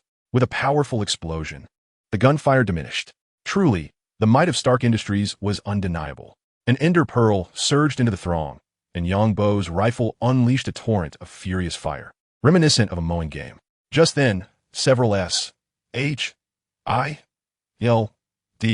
specialized rotary wing fighters appeared outside the window, which was adorned with large, transparent panes, allowing an unobstructed view of the scene within. Just as Yang Bo prepared to draw his sniper rifle in resistance, a fierce blaze erupted outside, effortlessly bringing down the aircraft hovering above. Caught off guard, Yang Bo swiftly dodged the surrounding assaults. While the shield was effective, its durability was not high, and the attack from behind by the 6th member could still inflict damage. He glanced to see the Winter Soldier, Bucky, wielding a grenade launcher, launching yet another offensive against him. Yang Bo furrowed his brow. At that moment, a shield hurtled through the air, striking Bucky and interrupting his assault. Captain America leaped down from the 2nd floor, seamlessly joining the fray as firearms and shields combined harmoniously to eliminate nearby foes. Bucky discarded the now-defunct grenade launcher and seized an automatic rifle from a nearby soldier, aiming it at the captain and pulling the trigger. Due to his mask and the drastic change in appearance, Rogers did not recognize that this man was his dear friend, Bucky. The bullet struck the shield with a sharp clang. In that instant, Yang Bo pondered the reason behind the shield's design resembling a target. Surely, one could not deny that Bucky's aim was far too precise to be mere coincidence. Could it be that, subconsciously, Bucky still remembered the captain? No. He could not allow the captain to recognize Bucky. If Rogers believed that Bucky had perished after falling from the train, then that must remain the truth. A hero cannot bear blemishes. Yongbo approached Captain America and declared, "Captain, leave him to me." Rogers hesitated for barely a second before readily acquiescing. All right. Although the reason for Yongbo's confrontation with this adversary remains unclear, his swift reaction and the metallic arm suggest that he is far from ordinary. The Winter Soldier, disregarding who his opponent might be, immediately redirected his firearm upon Yongbo's approach, only to be met with the sound of an empty chamber. He had run out of ammunition. This moment exemplified the advantages of infinite enchantment. Yongbo aimed his weapon at the Winter Soldier and prepared to eliminate him without mercy. As he had no qualms about the fate of Bucky, who was merely a close ally of the captain, not his own. He even contemplated selling Bucky to Stark, seeking assistance to reconstruct his laboratory, and the same fate awaited the body. Even if Captain Rogers were to discover the Winter Soldier's plans later, Yongbo would bear no blame, for Bucky was currently his foe. Bucky, a similarly enhanced super soldier, though not as formidable as Captain America, nonetheless possessed quick reflexes, evading Yongbo's barrage and swiftly maneuvering beneath a desk toward the distance. At that moment, the unmistakable sound of gunfire erupted from outside the office area. And Yongbo glanced at his minimap, noting numerous white dots breaching the S.H.I.E.L.D. headquarters. Was this Fury's contingency plan? Where did he muster such forces? Why was this not depicted in the narrative? A flurry of questions raced through Yongbo's mind, yet he cast them aside. Bucky was his foremost concern. He pursued swiftly. With a crash, a figure burst through the massive floor-to-ceiling window of the office space, charging inside. The striking crimson and gold color scheme could belong to no one other than Iron Man. In just 2 days, Tony had emerged from his brooding, conveniently crafting new armor. It's undeniable that wealth affords one such liberties. Within the suit, Tony addressed J.A.R.V.S. "Oh, is that Captain America? Good heavens. He is still alive. How old must he be now? And yet he hasn't retired. I regret agreeing to Nick Fury's request. I'm certain the Department of Labor would love to have a word with him. J.A.R.V.I.S. Target all enemies attacking the one with the shield." The heads-up display rapidly identified the adversaries, and a minigun extended from his shoulder, precisely dispatching the locked-on foes. At that moment, J.A.R.V.I.S.'s voice chimed in again. "Mr. Stark, a target of special interest has been identified. Yongbo." "Where?" Tony, unable to focus on anything else, swiftly turned his gaze toward the agile Yongbo, who had been highlighted on the screen with a conspicuous red frame. Chapter 87. The Winter Soldier's arm acquired. "Oh shit, why is he here?" Tony's expression soured within the suit. He casually aimed his weapon at a Hydra agent targeting him, unleashing an energy pulse that sent the foe flying. Fortunately, Yongbo was preoccupied solely with Bucky at that moment. Otherwise, he would have certainly criticized the paltry power of Tony's repulsor, which had failed to annihilate the opponent. Tony quickly soared toward Yongbo, observing his relentless pursuit, and raised his hand to target him. However, to his astonishment, it seemed as if Yongbo had eyes on the back of his head, deftly evading his attack. This moment captured his attention. A superhuman? Casting a glance at the metallic arm of his opponent, he commanded Jarvis without hesitation. "Jarvis, lock onto him and release the micro-missiles." Before he could initiate any action, a metal desk hurtled towards him, crashing into him with a resounding thud, the formidable force propelling him from the air. At that instant, Yongbo noticed Tony's surprise. He had not anticipated this individual being swayed by fury. It seemed that upon traversing into the Marvel Universe, the narrative had descended into chaos. Evading the desk that flew towards him, Yongbo opened fire. Unbeknownst to him, Bucky, who possessed the ability to withstand penetration, foolishly attempted to shield himself with the desk against the bullets. The projectiles effortlessly pierced through the desk and Bucky behind it. Fortune favored him as he narrowly escaped a fatal headshot. However, the bullet tore through his chest, inflicting a grievous wound. Even with his augmented physique, he struggled to endure. Coughing up blood, seeing Bucky collapse, Yongbo promptly prepared to rush over and disarm him. Yet, Iron Man descended from the sky, landing right before him. "Wait, Yongbo!" As he gazed at Tony standing before him, an involuntary pang of guilt surged within Yongbo, prompting him to hastily explain, "The previous matters were part of our agreement. I merely acted in accordance with our pact. No, my villa is currently undergoing renovations. I simply wish for you to return Lil D to me. The rest can be yours."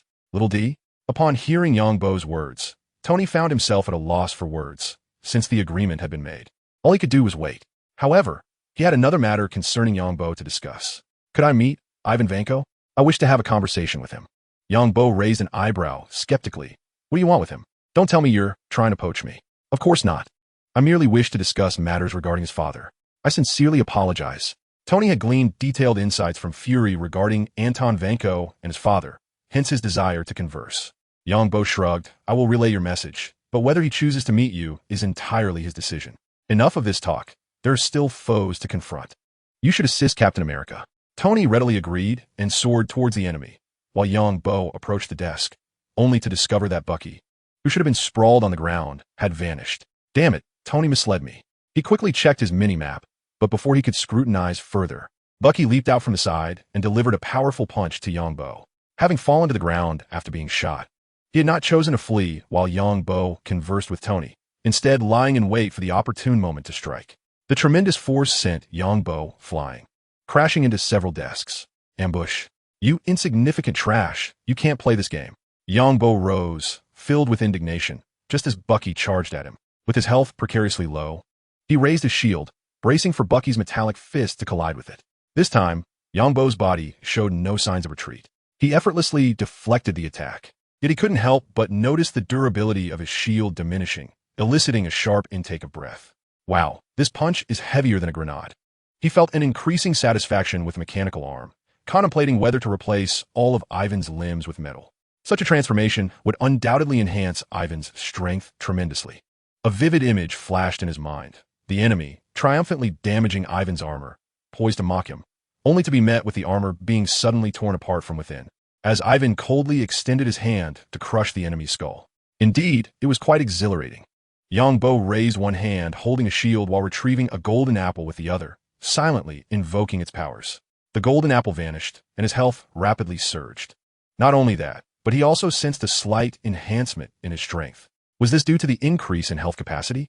Observing the 2 additional golden hearts granted by the golden apple, he realized it was his first time consuming one and could only speculate. If the increase in health capacity was indeed the cause, then acquiring more modules to boost his health in the future could potentially allow him to transcend into a Hulk-like figure. He drew his gun, aiming at Bucky once more, squeezing the trigger. At this distance, Bucky had no room to evade. His only recourse was to shield his head with his hands. Yongbo winced at the sight of the bullet lodged in the metallic arm. He hoped it wouldn't be damaged. A swift kick to Bucky's abdomen finally sent him collapsing to the ground after enduring several bullets. Squatting down to inspect Bucky's arm, Yongbo struggled to find a way to detach it. After contemplating for a moment, he retrieved the capture net that Hydra had previously sent him and bound Bucky securely. Tony, after all, was a man cursed by knowledge. The closer he came to the present, the more formidable his abilities became. The expression to stand alongside deities as a mere mortal aptly described him. With a plan in mind, Yongbo enveloped Bucky in the net, binding him tightly so that even if he regained consciousness, escape would be impossible. Just then, a throng of soldiers surged through the main entrance, swiftly gaining control of the situation. This time, it was Hydra that found themselves outnumbered. With the assistance of several superheroes, they were soon eradicated completely. Yongbo squinted slightly upon seeing the American soldiers.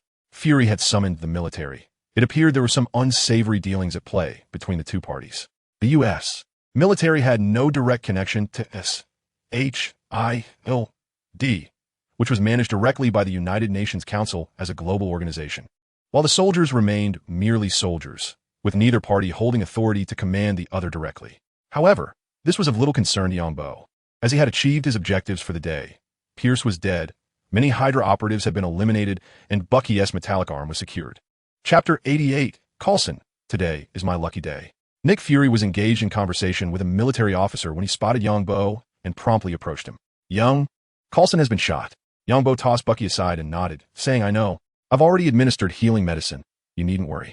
Fury, with a rare display of embarrassment, wore a grim expression. No, I meant he has been shot again, and now Natasha is taking care of him. I hope he can tend to his wounds. Again? Hastening into the office, Yongbo beheld Coulson lying unconscious on the floor, while the Black Widow Natasha, with a worried expression, pressed her hand against Coulson's abdomen. He hurried over. What happened? Why has Coulson been shot again? Extracting a healing potion from his backpack, he opened Coulson's mouth and poured it in. The potion worked wonders. The muscles at the bullet wound twitched, and the injury began to heal rapidly, expelling the bullet from within. Coulson's pale complexion immediately returned to normal, prompting a sigh of relief from Yongbo.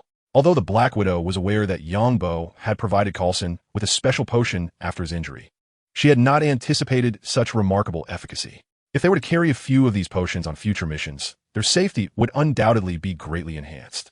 The Black Widow Natasha stood up, her eyes burning with intensity as she inquired of Yongbo, "Can this potion heal internal injuries?" As she spoke, she instinctively touched her own abdomen.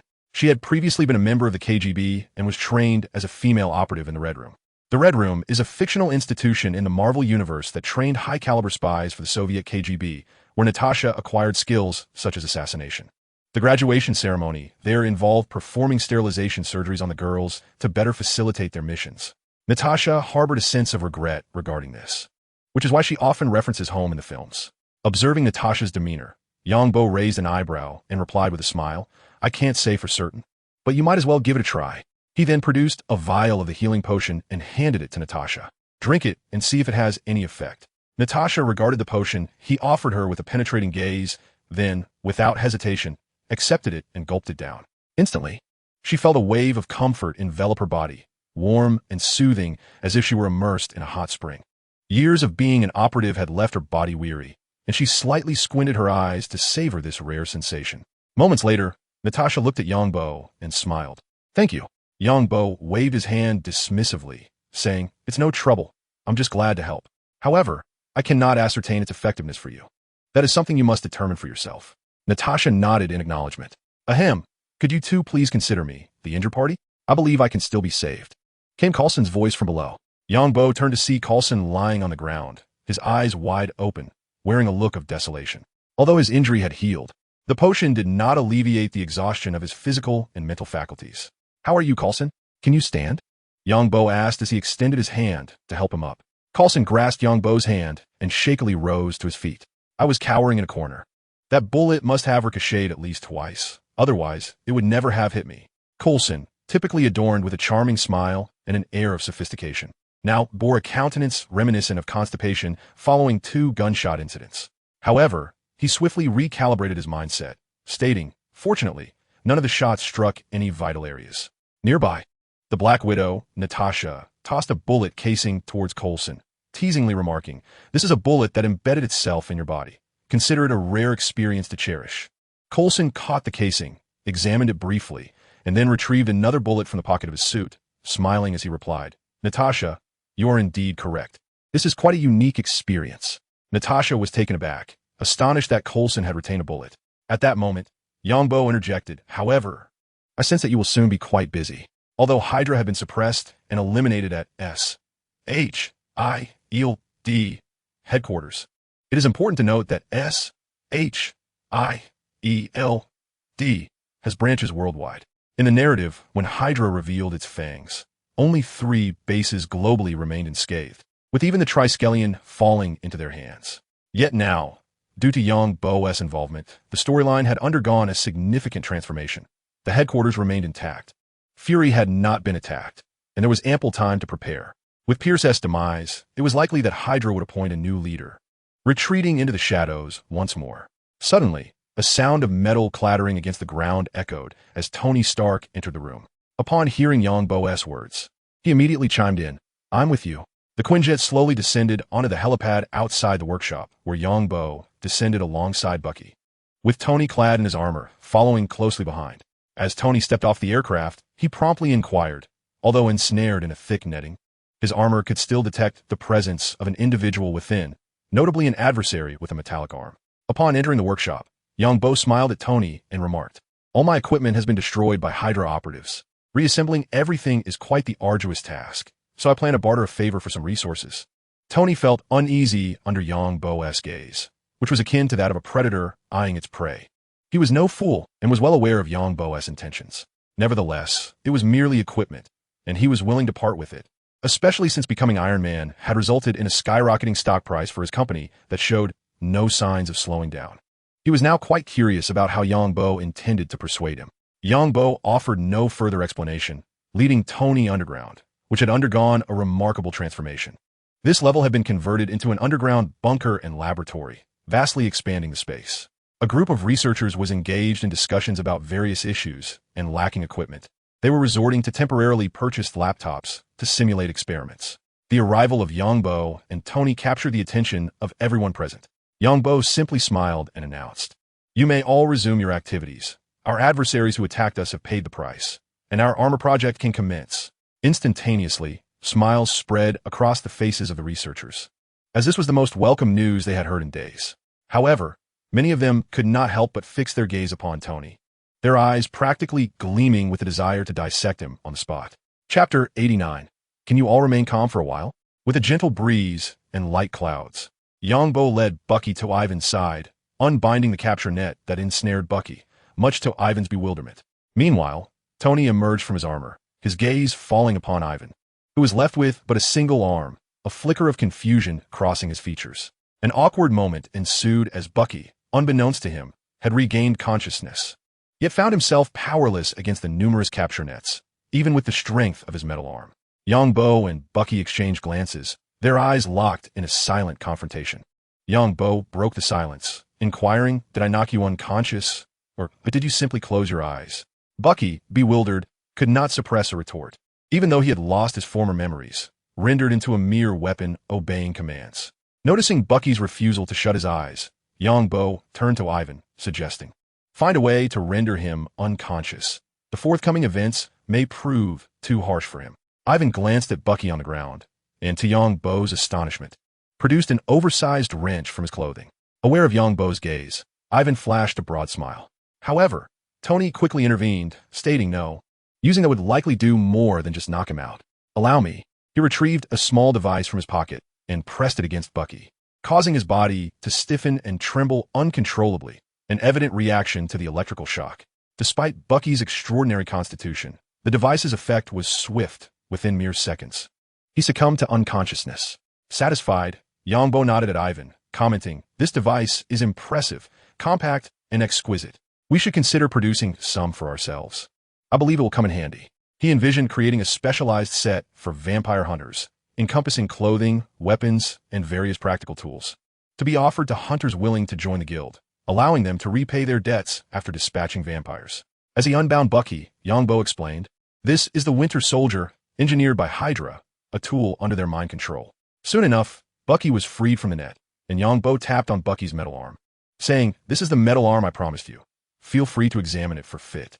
Ivan, initially taken aback by the revelation that Yongbo had pilfered the arm from another, reconsidered and recognized that it was indeed for Bucky's benefit, thus refraining from protest. He crouched down to inspect the Winter Soldier's metal arm, with Tony joining him in the examination. As an outsider, Yongbo chose to remain a spectator, observing the unfolding scene with keen interest. Half an hour later, after a cordial exchange between Ivan and Tony, the latter finally grasped an unyielding truth. Ivan, even with but one arm, could still overpower him. In the realm of knowledge, he may well surpass the current Ivan, yet in terms of physical prowess, he possesses only the capacity to defend himself. Following a profound exchange concerning a metallic arm, Ivan lifted his gaze towards Yongbo and remarked, "This metallic limb cannot be removed unless the entire arm is severed." Yongbo, with an air of indifference, tossed a vial of healing potion, his intention unmistakable. Ivan, comprehending this notion, recalled Bucky's identity and chuckled, "Let's hold off for now. After all, he was a hero during World War II, deserving of a semblance of mercy." Although the underground lair had been exquisitely renovated by Yongbo, it lacked the requisite equipment. Thus, the only option for obtaining Bucky's arm involved the most brutal methods, devoid of even anesthetics. Despite Bucky's past actions, having committed numerous heinous acts under Hydra's brainwashing, one cannot erase his status as a commendable anti-fascist fighter prior to his amnesia. Although Yongbo's methods may appear harsh, they are reserved solely for unequivocal adversaries. Nearby, Tony, having overheard Yongbo's words, was instantly filled with curiosity. He approached and inquired, "A hero from World War II? Wait a moment. Jarvis, search for Bucky from World War II." Previously, he had assumed Bucky to be an ordinary mutant or cyborg, giving it little thought. However, upon hearing Yongbo's assertion of Bucky as a World War II hero, he was eager to learn more about him. Soon, Jarvis's voice resonated in the air. "Bucky, James Buchanan Barnes from World War II." Upon hearing the name, Tony immediately recalled Bucky's identity, having encountered it in Captain America's museum. Although Tony is a businessman, he harbors a deep respect for the heroes of that era. Despite his sharp tongue and frequent jibes at Captain Rogers, he acknowledges Captain America's leadership within the Avengers. To some, he is a villain. to others, a hero. After listening, Tony stepped forward, addressing Bucky directly. If you wish for a mechanical arm, I can construct one for you, ensuring its performance is on par with his. His implication was clear. He hoped Yongbo would refrain from tormenting Bucky. In response, Yongbo regarded Tony with a bemused expression, his gaze making Tony feel somewhat uncomfortable. Tony, we can resolve the matter of the arm ourselves. I believe Ivan, with his talent, has already conceived a plan upon seeing this metallic limb. Naturally, Yongbo would not allow Tony to interfere with such a pivotal item, even though he knew Tony would disdain any tampering. However, I require your assistance in procuring certain equipment and materials. Your status is essential, as you know some items cannot merely be purchased with money. Tony readily agreed to Yongbo's terms, as long as it did not involve taking advantage of him. He glanced down at the still, unconscious Bucky and asked, "What do you plan to do with him?" "No worries," Yongbo replied. "I will take care of him. In due time, a man with a substantial sum will come to rescue him, or perhaps eliminate him." Yongbo remarked with profound significance that dealing with someone like Baji, who had been brainwashed into allegiance to the Hydra, was a simple matter for him. A mere bucket of milk would suffice. Soon enough, he would be fattened and sold at a handsome price. Chapter 90, Daily Life After the S.H.I.E.L.D. Incident. How are preparations on your end? Yongbo sat by the lakeside, relishing the rare tranquility. At that moment, ripples disturbed the surface of the lake, and suddenly, the fishing float bobbed violently before plunging beneath the water. With a swift motion of his arm, a fish leapt from the water, landing into Yongbo's backpack. "Have you settled in? Are there many vampires?" "I must say, Los Angeles is quite appealing. During my last visit, I encountered an overwhelming number of vampires there. Shall we take a trip?" Yongbo cast the fishing line once more, patiently awaiting his next catch. On the other end of the line was Blade, who, after departing from New York, had reached out to Yongbo. Today, out of sheer boredom, Yongbo decided to call Blade. With one hand clutching the phone and the other wielding his katana, Blade thrust it into a vampire's abdomen. As the creature shrieked and disintegrated into ashes, he remarked, "Yong, the vampires in Washington will surely meet your expectations. You have no idea. When I first arrived here, the stench emanating from them nearly knocked me out." This statement, albeit somewhat exaggerated, effectively illustrated the sheer number of vampires present in Washington. Upon hearing Blade's words, Yongbo chuckled and inquired, "What about the guild members? If it's just the two of us, we could never eradicate them all. I've identified a few suitable candidates. Whistler's daughter has also arrived in Washington." Yongbo was taken aback. He knew Whistler's daughter to be a strikingly capable woman, and Blade had collaborated with this human team in the past. "Excellent. I shall pay them a visit and recruit them into the guild. With new members, our efficiency in hunting vampires will undoubtedly increase." Yongbo's garlic-infused syringe was eager for action. He believed that anyone wishing to slay vampires would not refuse the opportunity to become a vampire hunter. This was a promising choice for those seeking to enhance their abilities. As for competing over resources, that was out of the question. With a sufficient number of guild members, anyone wishing to level up would have to pay an additional fee, allowing him to effortlessly rise to the highest rank through commissions. After exchanging a few casual remarks, Yongbo ended the call upon hearing gunfire from Blade's end. He packed away his fishing rod and stood up. The weather today was rather dreary, likely due to the onset of autumn, with a slight chill in the air. Since morning, the sky had been overcast, yet rain seemed unlikely. As Yongbo made his way home, a look of resignation crossed his face, and he muttered to himself, "Vampires in New York are either dead or fled. Now, encountering even a single vampire during an evening stroll is akin to striking gold." Several days have elapsed since the S.H.I.E.L.D. incident, and according to Coulson, the organization has endured significant weakening and setbacks. Aside from the S.H.I.E.L.D. division on American soil, which, with the assistance of the military, was not overtaken by the retaliating Hydra, most of the divisions in other countries have fallen under Hydra's control. What astonished Yongbo the most was the successful rebellion of the S.H.I.E.L.D. division within Huagua, which he found hard to fathom. It was later revealed that the Huagua S.H.I.E.L.D. division, including the security personnel stationed at the entrance, comprised a mere 12 individuals. The rebellion lasted less than 12 hours before being swiftly quelled by local law enforcement, with all Hydra members incarcerated that very day. Upon returning home, Yongbo found the still slumbering Boar and, raising his hand, sent him flying with a swift slap. Boar's rotund form collided with the wall and slid to the floor. Groggily surveying his surroundings, he only perked up upon spotting Yongbo, approaching with excitement. "Boss, are there vampires?" Bo, somewhat exasperated, retorted, vampires? Are you not one yourself? Despite being a vampire, Boar's enthusiasm surpassed that of Bo, the hunter, an amusing contradiction in these times of fierce competition. Quickly prepare. We must depart for Washington. Once we arrive, you can hunt to your heart's content. Boar cheered with uncontainable excitement. Over time, Bo had realized that, despite being considerably older, Boar behaved like an exuberant child. Boss, let us hurry, I'm all set. Boar eagerly circled around Bo several times. Bo organized the items in his backpack, primarily bringing along the injection chair and the invigorating altar, for this journey to Washington was not merely a vampire hunt. Casting a glance at Alan, who was tending to the fields, Bo called out to him. Alan promptly set aside his work and rushed over without delay, respectfully inquiring, Boss, what can I do for you? Prepare yourself. We shall be heading to Washington shortly. After over 3 hours of travel, the trio finally arrived at the capital of the United States, Washington. Despite its significance, Washington often lacks the fame of New York, and many foreigners inadvertently overlook it as the true capital of America. Following the address provided by Blade, they soon reached their destination, a rather unremarkable 2-story villa, where Bo instructed Alan to park the car at the entrance. Through the villa's window, Bo caught sight of Whistler's weathered visage. Upon seeing Bo disembark from the vehicle, Whistler opened the door and stepped out, approaching with a stern expression and offering a brief embrace. What brings you here? He inquired. Then, noticing Boar in the back seat, he asked in confusion, Why do you have a pet bat? Isn't it a bit too robust? Whistler, unaware of Bo's visit since Blade was not at home, expressed his curiosity. Bo chuckled, explaining, This is Boar, one of my employees. A group of individuals approached the house while explaining their purpose for being there. They had come to address matters concerning the Union, and also to tackle the alarming decline of vampires in New York. Thus, they had brought a team to clear away the remnants of the problem. It was evident that the house had been remodeled by Blade and Whistler.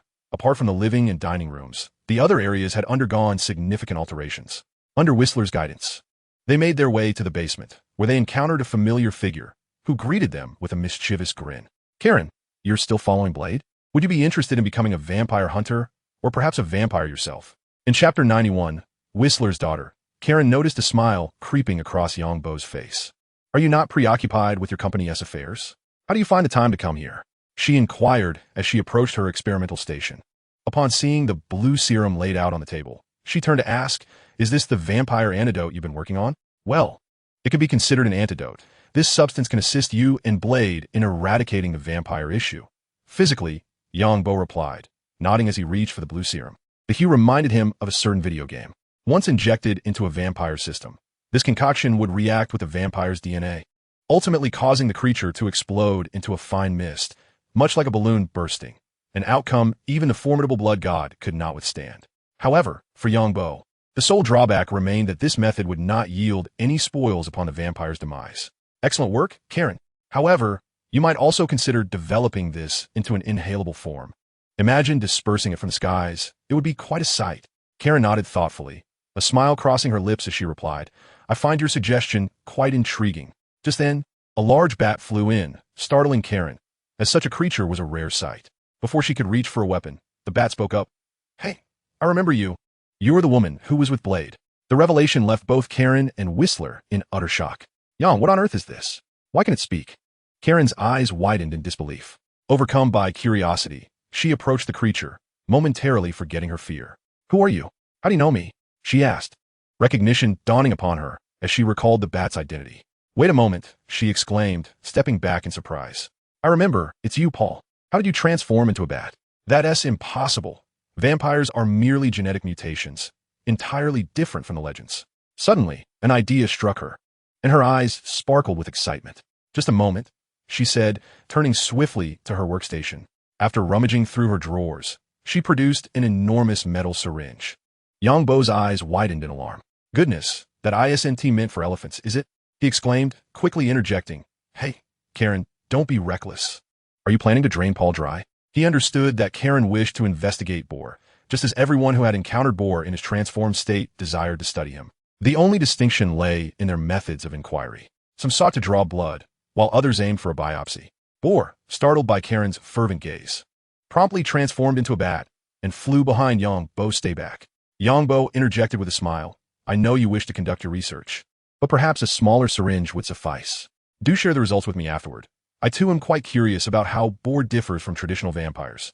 However, Yongbo's subsequent words made Boar shudder, evoking a sense of helplessness. We value a steady approach. If you drain them all at once, there will be nothing left for study.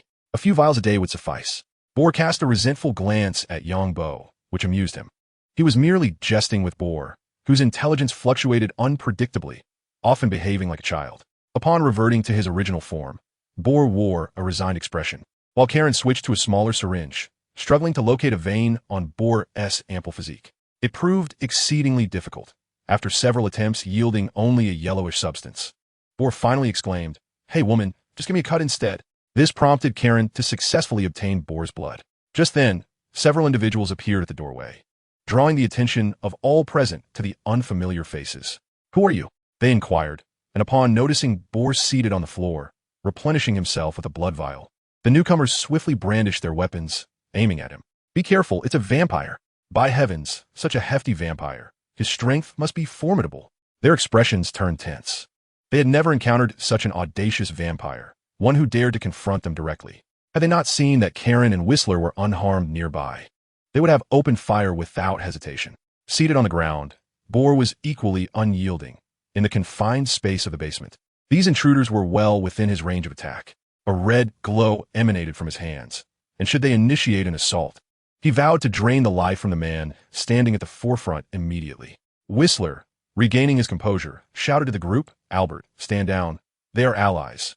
At that moment, a woman wielding a bow stepped forward from the crowd, eyeing Boar warily as she cautiously approached Whistler. She appeared quite youthful, in her early 20s, with long, wavy brown hair cascading down her shoulders. "Father, he is a vampire," she proclaimed. Whistler replied calmly, "I am aware, but he is a subordinate of Mr. Yongbo. Albert murmured, then suddenly turned to the smiling figure of Yongbo standing beside them, his face lighting up with excitement. "Yongbo, you are the night butcher?" Upon hearing this moniker, Yongbo's smile faltered, his expression darkening. "Do not let me discover who spread that nickname." After adjusting his emotions, he addressed Albert, saying, "Please call me the Night Hunter. Thank you." Chapter 92. Rest assured, this item poses no issue. Following the clarification of misunderstandings, the few individuals who entered lowered their weapons. If Yongbo were aware, he would undoubtedly protest, claiming that his intention was merely to obtain loot. How could he be blamed for low weapon damage? The group immediately approached Yongbo, the foremost man extending his hand with an expression of admiration, stating, "I am Hannibal King, the Butcher of the Night. It is a pleasure to meet you. You are celebrating far too soon." Yongbo retorted, then looked at Hannibal with a bemused expression, inquiring, "I would like to ask, do you know someone named Deadpool?" Hannibal King, momentarily taken aback by Yongbo's initial remark, pondered before shaking his head and replying, "I'm sorry, I do not know anyone by that name." Yongbo gazed at Hannibal's face, which bore an uncanny resemblance to that of Deadpool, and felt an urge to scoff. The actor portraying this character in the narrative was Ryan Reynolds, a strikingly handsome man who also played Green Lantern. At that moment, Hannibal King excitedly remarked, "Mr. Butcher, may I adopt the name Night Hunter? I find it truly magnificent, far superior to our own moniker, the Night Stalker. I heard from Blade that you established a hunter guild. May we join?" Yongbo shook his head in resignation, realizing that his title was utterly tarnished. "Your loquaciousness resembles that of the Deadpool, I recall." Upon hearing this, Hannibal King's interest was piqued, and he replied with a broad smile, "Is that so? I would love to meet this person. I believe it would be quite entertaining." Yongbo shrugged. He was uncertain if Deadpool existed in this world. But one thing was clear, there were no X-Men here. However, Deadpool was undoubtedly a glitch in the fabric of reality, and should he ever appear before him, he would not be the least bit surprised. "If the opportunity arises, I shall introduce you. It seems Blade has informed you about the Hunter Guild. Your desire to join is not an issue, but you will need to undergo some tests." Upon hearing Yongbo's words, the rest of the group crowded around, clamoring with inquiries. "What tests? Is it hunting vampires?" Even Whistler's daughter approached. Yongbo, amused by their eager expressions, smiled and retrieved a garlic syringe from his backpack. Addressing them, "It is quite simple. This also serves as a benefit for joining the Hunter Guild.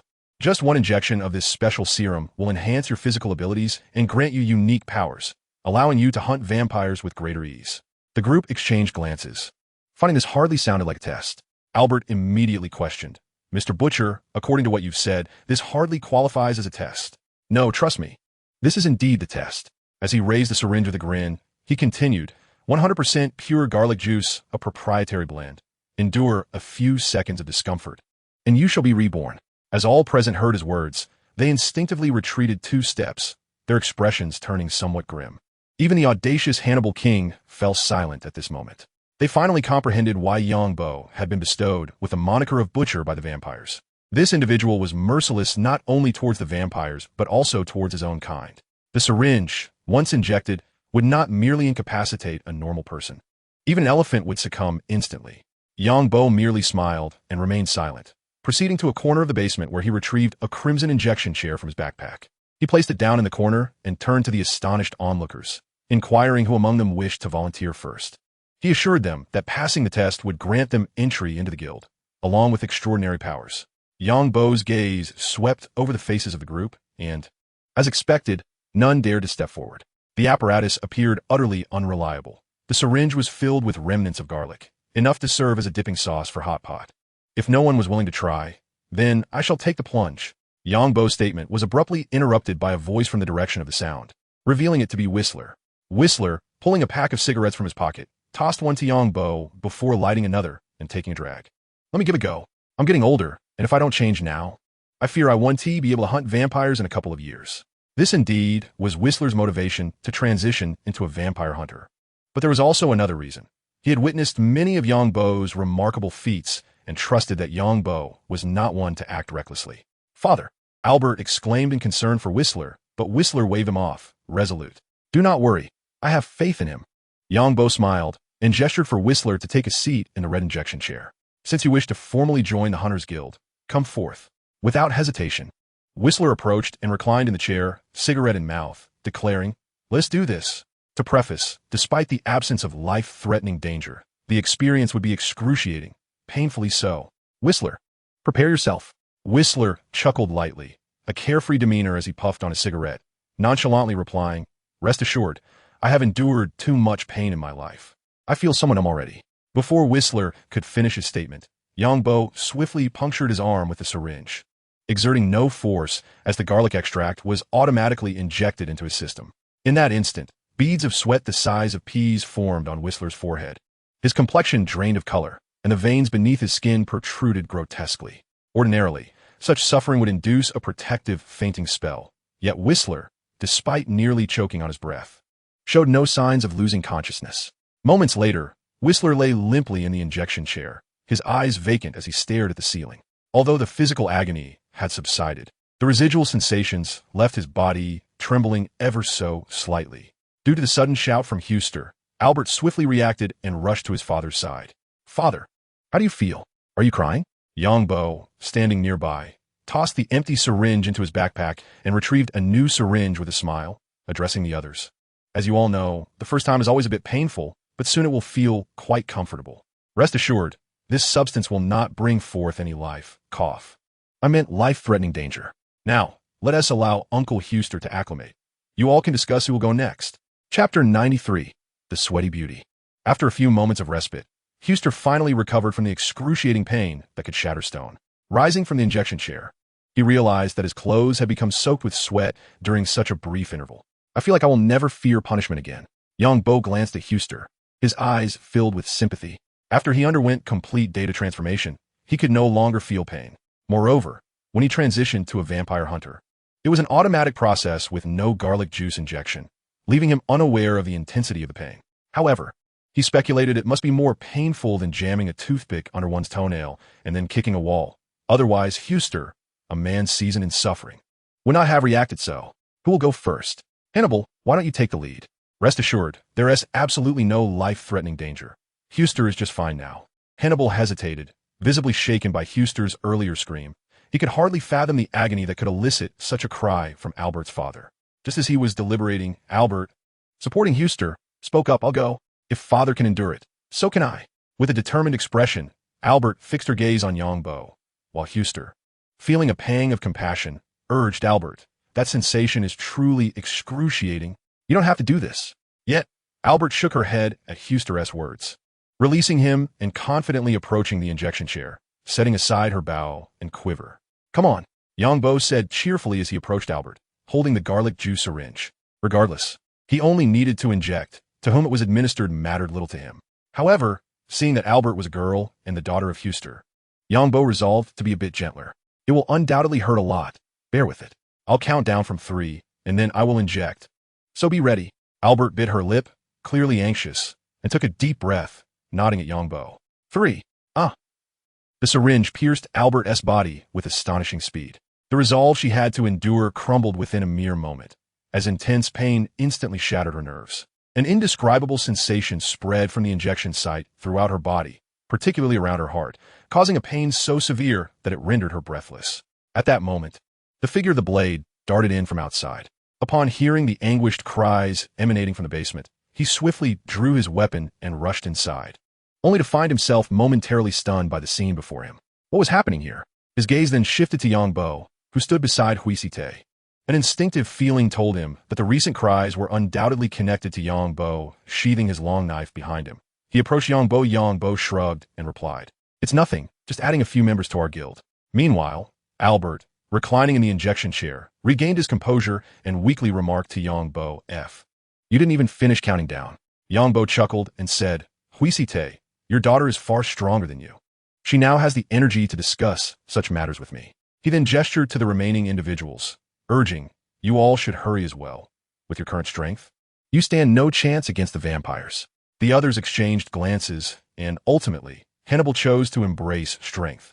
Having once been a member of the underworld, he was acutely aware of the formidable power possessed by vampires. Meanwhile, Yongbo was elucidating the usage of stakes and the effects of various potions. They were transitioning to become vampire hunters rather than mere players, thus lacking the ability to craft weapons and potions. They could only utilize what was available. Of course, without transitioning, they wouldn't even be able to wield exclusive weapons and equipment. Just remember, when you kill a vampire with a stake, you will obtain something called vampire blood. At that point, this is what it will be. As he spoke, Yongbo retrieved a vial of vampire blood from his backpack. Blade, perplexed, inquired, "Is this substance left behind after a vampire's demise? Why have I never encountered it before? The items that monsters drop are invisible to those without related professions in my world." Hence Blade had only heard Yongbo mention it once without ever witnessing it. "Well, you simply cannot see it," Yongbo explained. "Tonight, I will take them out for a practical exercise. By the way, Blade, would you be interested in transitioning to a vampire like Boa?" As for becoming a vampire hunter, Yongbo dared not suggest that to Blade, for despite his uniqueness, he was still a vampire. In the game, should a vampire player encounter garlic juice, it would result in immediate demise. Blade contemplated seriously, primarily drawn by the enticing prospect of transforming into a bat. "What are the drawbacks?" Yongbo smiled and explained before reaching level 4. "You will have an aversion to garlic. Afterward, it remains quite similar to your current state." Blade detected the underlying concern in Yongbo's words and asked, "Level 4? What happens after that?" "After level 4, you will fear sunlight and be unable to defeat hunters of the same level." Observing the furrowed brow of Blade, Yongbo decided not to keep him in suspense and cheerfully elaborated on the advantages of becoming a vampire. "Let me share some benefits of transforming into a vampire. Once you elevate your vampire to a certain level, you'll gain numerous special skills, such as transforming into a bat, summoning bats, night vision, invisibility, and teleportation." Before Blade could respond, the others nearby were nearly drooling in anticipation. However, apart from Blade, others were not entirely convinced by Yongbo's words. For instance, Hannibal expressed his inner thoughts, stating, "This is impossible. I have never heard of vampires possessing such abilities. It is utterly unrealistic." Upon hearing Hannibal's rebuttal, Bull was immediately incensed. He transformed into a bat, vigorously flapping his wings and colliding with Hannibal. Amidst the astonished gazes of the onlookers, he reverted to his original form and sat down forcefully on Hannibal, expressing his displeasure. "Kid, do you have any doubts about the boss's words?" Everyone's eyes sparkled with intrigue, yet no one dared to speak up, as the notion of becoming a vampire contradicted everything they had staunchly believed in. Chapter 94. On-site instruction. The vampires of Washington welcomed their final night of revelry in a shadowy alley, an ideal location for refreshing vampires and vagrants alike. The previously silent space buzzed with excitement. A group of 5 or 6 individuals, accompanied by a fat bat and a thin bat, surrounded a young man lying on the ground. The youth's face was etched with terror as he sat helplessly, retreating incessantly. An unsuspecting observer would undoubtedly conclude that this young man was the victim of bullying. Yongbo wielded a diamond sword, plunging it forcefully into the young man's abdomen. With his other hand, He conjured a piece of cloth and stuffed it into the youth's mouth just as he was about to scream, devoid of any trace of compassion. Instead, he began his live demonstration. You should be able to see the health bar above his head. It's quite simple, akin to playing a game. You just need to reduce his health to 15. Withdrawing the diamond sword, Yangbo delivered 2 swift strikes, reducing the vampire's health to a mere sliver. He casually searched the pockets of the vampire, eventually extracting over $40. Fortune favored him, for the vampire also wore a watch, which he unceremoniously claimed. Afterward, Yangbo gestured to Albert, saying, "Take the steak I gave you and give him a taste." Albert obediently produced the steak and drove it into the vampire's body. Although she appeared youthful, slaying vampires was as effortless for her as drinking water. In the game, a special ability could only be triggered from behind, but in reality, the requirement of reducing health below 15 sufficed for an instant kill. As the stake pierced the vampire's body, his health bar was depleted, and he began to ignite. A vial of vampire blood and a set of vampire fangs fell to the ground from the vampire's form, leaving the onlookers utterly astonished and fully convinced of Yangbo's assertions. This is simply miraculous. It's unbelievable. However, isn't this a bit troublesome? If we used silver weapons, we could resolve the vampire in a single strike. Why did a vial of blood appear? If it were simply blood, that would be one thing, but why is there a glass vial? Silence. Hasn't the boss already stated? No questions. Rules are rules. Yangbo, upon overhearing the conversation among several individuals, nodded with a sense of relief before elaborating. You need not concern yourselves with the matter of the vials. Furthermore, when faced with a multitude of adversaries, or when you lack confidence in your abilities, it is prudent to employ the most lethal means at your disposal. If silver weapons are required, then utilize them. If missiles are necessary, then procure them, as long as you possess the capability to do so. In everyday encounters with vampires that can be easily vanquished, it is advisable to use stakes, as enhancing your strength necessitates such materials. Everyone nodded in agreement. At that moment, Hannibal inquired, "How many materials are needed to enhance one's strength?" Yangbo responded, "To elevate to level 1 requires 6 vials, level 2 requires 12 vials, level 3 requires 18 vials. And this pattern continues. However, this method can only elevate one to level 4. Beyond that, a superior quality of materials is required. You will come to realize this when you encounter more formidable vampires. Moreover, I will charge a fee of 2 vials for each upgrade to facilitate the enhancement of newcomers in the future." Yangbo spoke transparently regarding the materials, and he deemed the fees necessary. Collecting materials anew for any newcomers would be an arduous task. His primary concern lay in swiftly enhancing the capabilities of this group to better hunt vampires. Now, let's seek out the next vampire. At that moment, a frail bat, fluttering its wings beside the group, spoke with a voice akin to a blade's edge. "Yang, I wish to act independently to test the abilities I have acquired." What followed was a remarkable scene where the altar of empowerment elevated the blade's level to 4. Although further upgrades required additional materials and enhancements to the altar, the blade felt a significant boost in combat prowess. Yangbo readily acquiesced to the blade's request, smiling as he said, "Do take care. While you're at it, investigate which vampire family in Washington is the strongest. We shall pay them a visit when time permits. Please set aside 27 vials of vampire blood, 2 tomes on vampires, and 1 vial of pure blood for me. If you wish to elevate your levels, we must journey to New York, as I am unable to enhance your strength here." After a night of hunting, the group remained invigorated, devoid of any fatigue, and no one opposed his words. "Yang, take them to New York, once they enhance their strength. It will facilitate their vampire hunting endeavors." Upon hearing the blade's suggestion, Yangbo beamed at him teasingly. "Rest assured, I will ensure their safe passage to New York. But tell me, how do you feel? The skills are rather impressive, are they not?" The renowned principal of Mr. Wang Jingza, the scent of success, was immediately triggered. The blade displayed a broad smile, nodding slightly as he remarked, "The ability is exceptional, especially the capacity for flight, and I feel my physical condition has improved as well." He bore no resemblance to his earlier hesitance. Laughter filled the basement, echoing Yangbo's joyful voice. After a brief exchange of pleasantries, Albert and Hannibal bid farewell, for they did not reside there. Yangbo surveyed the basement's confines and conferred with Huisi and Daofeng, inquiring, "Would you mind if I expand this cramped basement? It is truly too narrow. With more people, there would scarcely be room to turn around."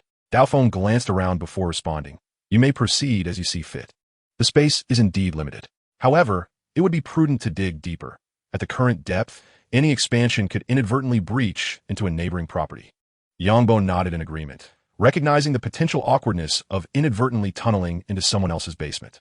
In Chapter 95, The Pig Spirit Fortress, a new subterranean space was excavated by Yang Bo, encompassing a modest area of merely 900 square units. While that may seem substantial, it is akin to a mere space of 3,030 in my world. With a sigh, he realized the next step would be constructing a portal, necessitating the excavation of an additional small chamber. Turning to Dao Feng, who had been supervising his efforts, he remarked, "You will accompany me to a certain location shortly. I wish to ascertain whether others can survive in the Nether. The Nether is a fascinating realm, brimming with searing magma and creatures. However, as my dataform body lacks any unique sensations, I intend for you to serve as a test subject. Given your formidable physical prowess, I doubt you would perish on the spot." "Well, I certainly hope not." At that moment, Dao Feng was contemplating the vacant space, pondering whether, in the future, he might request Yang Bo to excavate a similar area upon visiting other cities. With such a remarkable ability at his disposal, not to utilize it would be akin to a crime. "A portal? The Nether? Yang, where do you intend to send me?" he inquired, simultaneously crafting a hidden piston door using sticky pistons. Dao Feng questioned whether he had misheard, promptly asking, "A new world? Is that truly acceptable?" "I am in agreement." Initially, Dao Feng appeared skeptical, but midway through his words, a thought struck him. A fiery skeleton, the Phantom Knight. The Phantom Knight was a being chosen by Mephisto from the depths of hell, transformed only after entering into a pact. With this realization, Dao Feng deemed the existence of other worlds entirely plausible. Before long, Yang Bo successfully constructed the portal's frame, producing flint to ignite the obsidian. The flames flickered for but a moment before being replaced by the portal itself. Dao Feng stood in astonishment, his mouth agape, internally critiquing the simplicity of it all. Is it truly this effortless? It feels even more casual than leveling up yesterday. Yesterday, he had endured numerous lightning strikes while increasing his vampire rank. Yet this portal to another world appeared with nary a flourish or extravagant effect, manifesting before him in a manner that felt surreal. Yang Bo retrieved his respawn point from his backpack, tossing it into a corner, and then turned to find Dao Feng staring blankly. "Hey, don't just stand there. I'll wait for you here." In the Nether realm, a portal constructed of obsidian materialized within a monochromatic environment. Dandruff Canyon? Yang Bo stepped out of the portal, greeted by a sky filled with swirling white ashes, an instant wave of discomfort washing over him. The region known as Dandruff Canyon, aptly named the Basalt Delta, is one of the biomes of the Netherworld. The air here is laden with fine white dust particles, which lends to its peculiar name. If one were to rank the various terrains of the Nether, Dandruff Canyon would undoubtedly be the least favored by him. Not only is it impoverished, but it is also cluttered with towering basalt and blackstone pillars. Even a seasoned parkour expert could falter here, forcing one to painstakingly place blocks. Moreover, the fauna of this biome is exceedingly monotonous, comprising solely of large magma creatures, ghasts, and blazes. However, a sliver of good news is the presence of piglin bastions in this realm, spotting a massive black structure in the distance. Yang Bo allowed a faint smile to grace his lips. Surveying the surroundings, he noted the absence of any ghastly figures and proceeded to encase the portal with obsidian, safeguarding it against any sudden ambush upon his next visit. "What on earth are you doing, Blade?" he exclaimed, startled by the sight of a dark figure emerging as he stepped through the portal, nearly suffering a heart attack. Thankfully, his digital form was immune to such ailments. "Apologies. I was merely curious about what these purple particles floating from the portal might be," Blade remarked, gesturing toward the shimmering motes that dissipated into the air after traveling a short distance. Yang Bo shook his head, replying, "They're nothing of consequence, merely some visual effects." "Cool, mate. Let us proceed together." Blade nodded and stepped through the portal alongside Yang Bo. In a mere 3 seconds, their figures materialized in the Nether. Yang Bo, visibly tense, held a fire resistance potion in one hand and a bucket of milk in the other, bracing himself. Yet, Blade exhibited no signs of discomfort, only casting a curious glance at Yang Bo's readiness. "What troubles you? Is this truly another world?" The portal had been shielded by Yang Bo, preventing him from fully grasping the external environment. "Ah, you're unscathed. It seems the Nether poses no harm to ordinary folk," Yang Bo remarked, stepping to the edge of the portal and opening a wooden door. What greeted Blade was a breathtaking spectacle, allowing him to witness the grandeur of the Nether. "Is this underground? Did you excavate it?" His thoughts were somewhat exaggerated, for the cavern stretched over 100 meters, seemingly endless, with a towering ceiling visible above. The most remarkable aspect was that everything was composed of blocks, identical to those Yongbo had mined. However, to construct such an expansive space would require an astronomical quantity of blocks. No, this is a fascinating world. What do you think? Do you feel any discomfort? Yongbo continuously monitored Blade's condition, anxiously eyeing his health bar, fearing the worst. Yet, thus far, Blade appeared to be in good health. I feel perfectly fine, Blade replied after assessing his own body and shaking his head. That's wonderful. Just be cautious and stay close to me. As Yongbo commenced constructing blocks, heading towards the Piglin Bastion, a sudden chilling scream pierced the air. Instinctively, he retrieved his shield and diamond sword from his backpack. Dao the Feng, following the sound, beheld the imposing figure of aghast. My heavens, what is that? Chapter 96. Monster Encounter in Progress. Under Dao Feng's vigilant gaze, the spawned ghast opened its maw wide, unleashing a fireball the size of a human head, hurtling swiftly towards their location. Dao Feng instinctively attempted to evade, only to witness Yongbo adopt a baseball stance. Regrettably, he missed the strike. Yongbo wore an expression of dissatisfaction. The ghast had this one flaw. When at a distance, its erratic movements could be utterly maddening. If all else failed, one could simply draw a gun to eliminate it. As its health was rather low, Dao Feng nodded in agreement. Curiosity piqued as he inquired, "What is that?" A ghast, a unique creature of this realm. It appears formidable, yet its strength is rather feeble, Yongbo explained while continuing to build. At that moment, he realized having someone accompany him in exploring the Nether was quite a delightful experience. Solitude would have rendered the endeavor exceedingly dull. The fireball collided with the ghast, resulting in a tremendous explosion, and the colossal creature was obliterated by its own projectile. Yongbo chuckled at the sound, declaring, "Well done." Upon witnessing the ghast body turn crimson and collapse into a cloud of smoke, Dao Feng noticed several items descending from the sky. It seems something has dropped from its body. Indeed, a defeated ghast leaves behind gunpowder and gas tears, materials for potion crafting. However, it's too far away. Let us not retrieve them. Dao Feng yearned to transform into a bat to examine the fallen items, but chose to remain silent, following Yongbo towards the darkened expanse. Simultaneously, he encountered other creatures, including the massive magma cube and the crimson blazes. Despite their differences in appearance, they shared a common aesthetic, a square form. The Piglin Bastion was not far from the portal, and soon the two arrived at the bastion's outer wall. Dao Feng, be cautious. With that, he used his pickaxe to excavate a block of black stone, peering inside. Suddenly, a crossbow bolt whizzed through the opening, striking Yongbo in the head. Dao Feng, quick to react, drew his firearm and unleashed a flurry of bullets. The effect was negligible. Frustrated by the ambush, Yongbo brandished his diamond sword and thrust it inside. The nether piglin's health plummeted, and it collapsed, dropping its loot. Yongbo grumbled, "Ugh, I detest ambushes." Turning to Dao Feng, he startled him, particularly with the crossbow bolt protruding from his head, which was rather alarming. "Are you all right?" Dao Feng asked.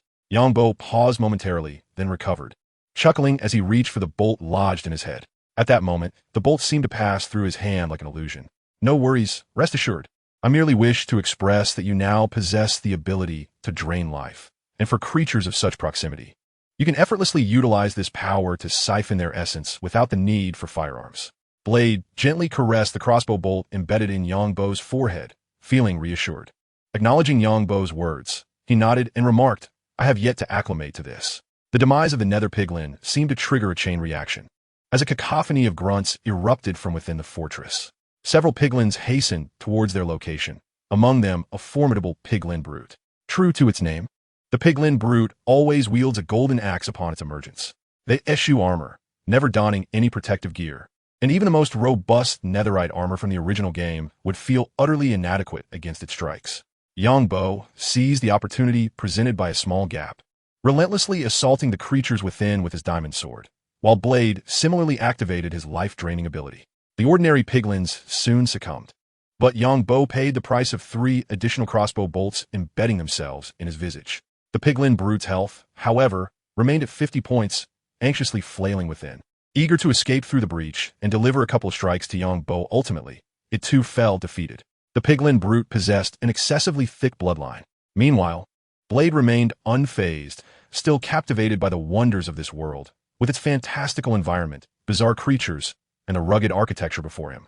Just as he contemplated inquiring about the intelligence of these creatures, wondering why, despite this sizable gap, they did not attempt to escape, He turned to Yongbo and could not suppress a chuckle at the comical sight of 4 crossbow bolts protruding from Yongbo's face.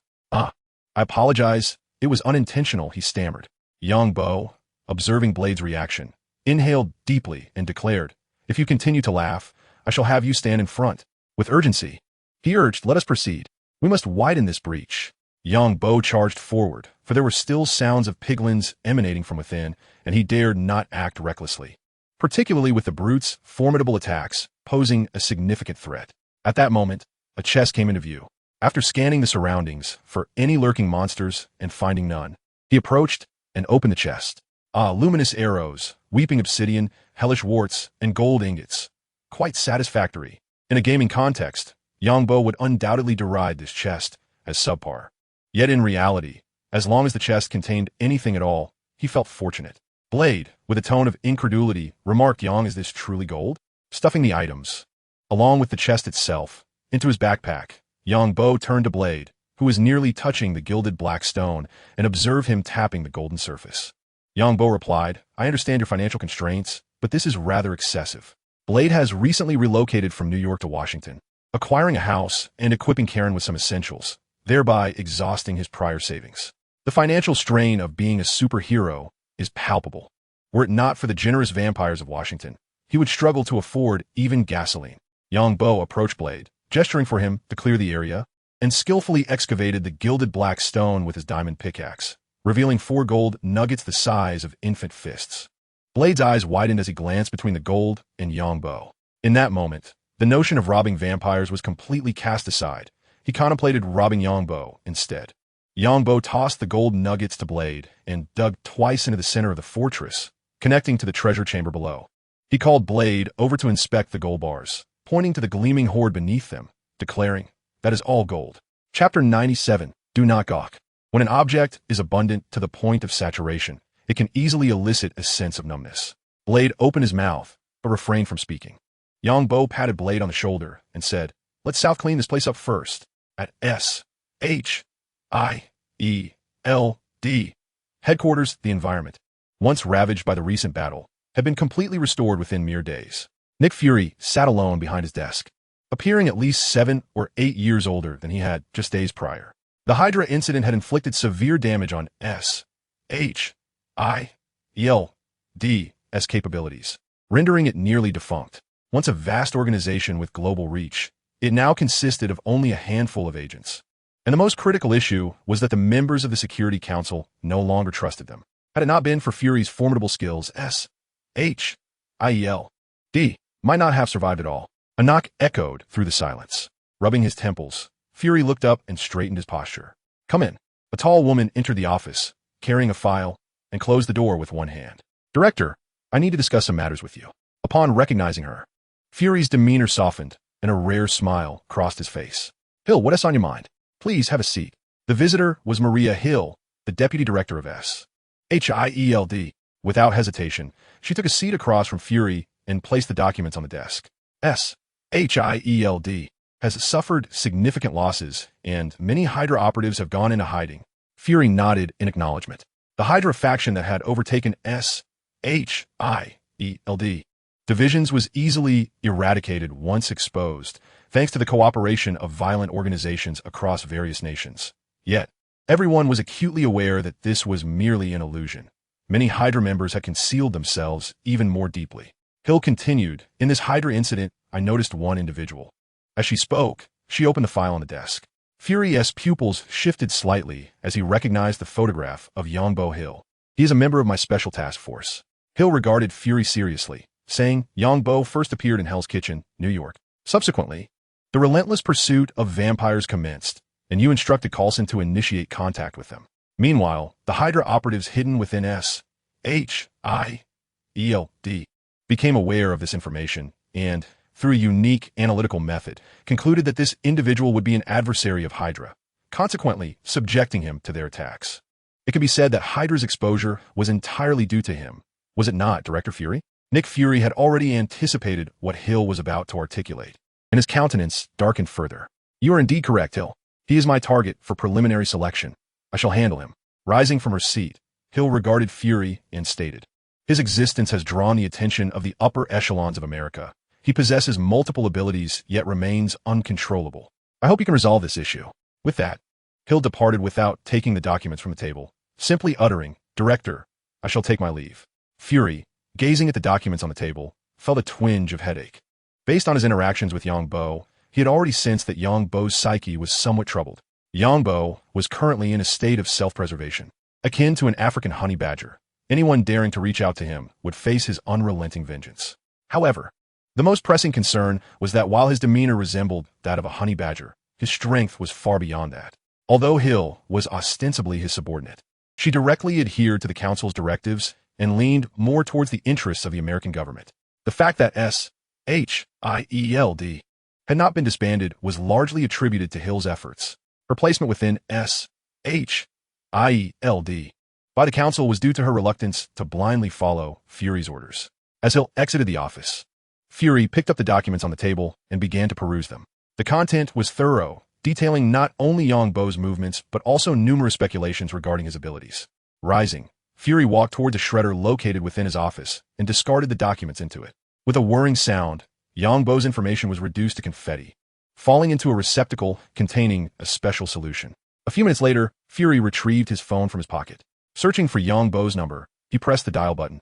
But Yongbo was currently excavating a shortcut to the underworld's portal to New York with Blade. The likelihood of a successful call was slim. The busy tone resonated through the line, prompting him to hang up and toss the phone onto the table. He could only hope that Yongbo would exercise caution. In the underworld, Blade followed closely behind Yongbo, now filled with regret for entering this peculiar realm. Observing the gold nuggets Yongbo occasionally unearthed, Blade had begun to feel somewhat desensitized. Where are we headed? Yongbo, engrossed in his excavation, paused at Blade's inquiry, glanced at the minimap, and replied with a smile. Nearly there, nearly there. You said the same half an hour ago. Yongbo sheepishly chuckled, assuring, this time, it really won't be long, at most 7 or 8 minutes, unless something unexpected occurs.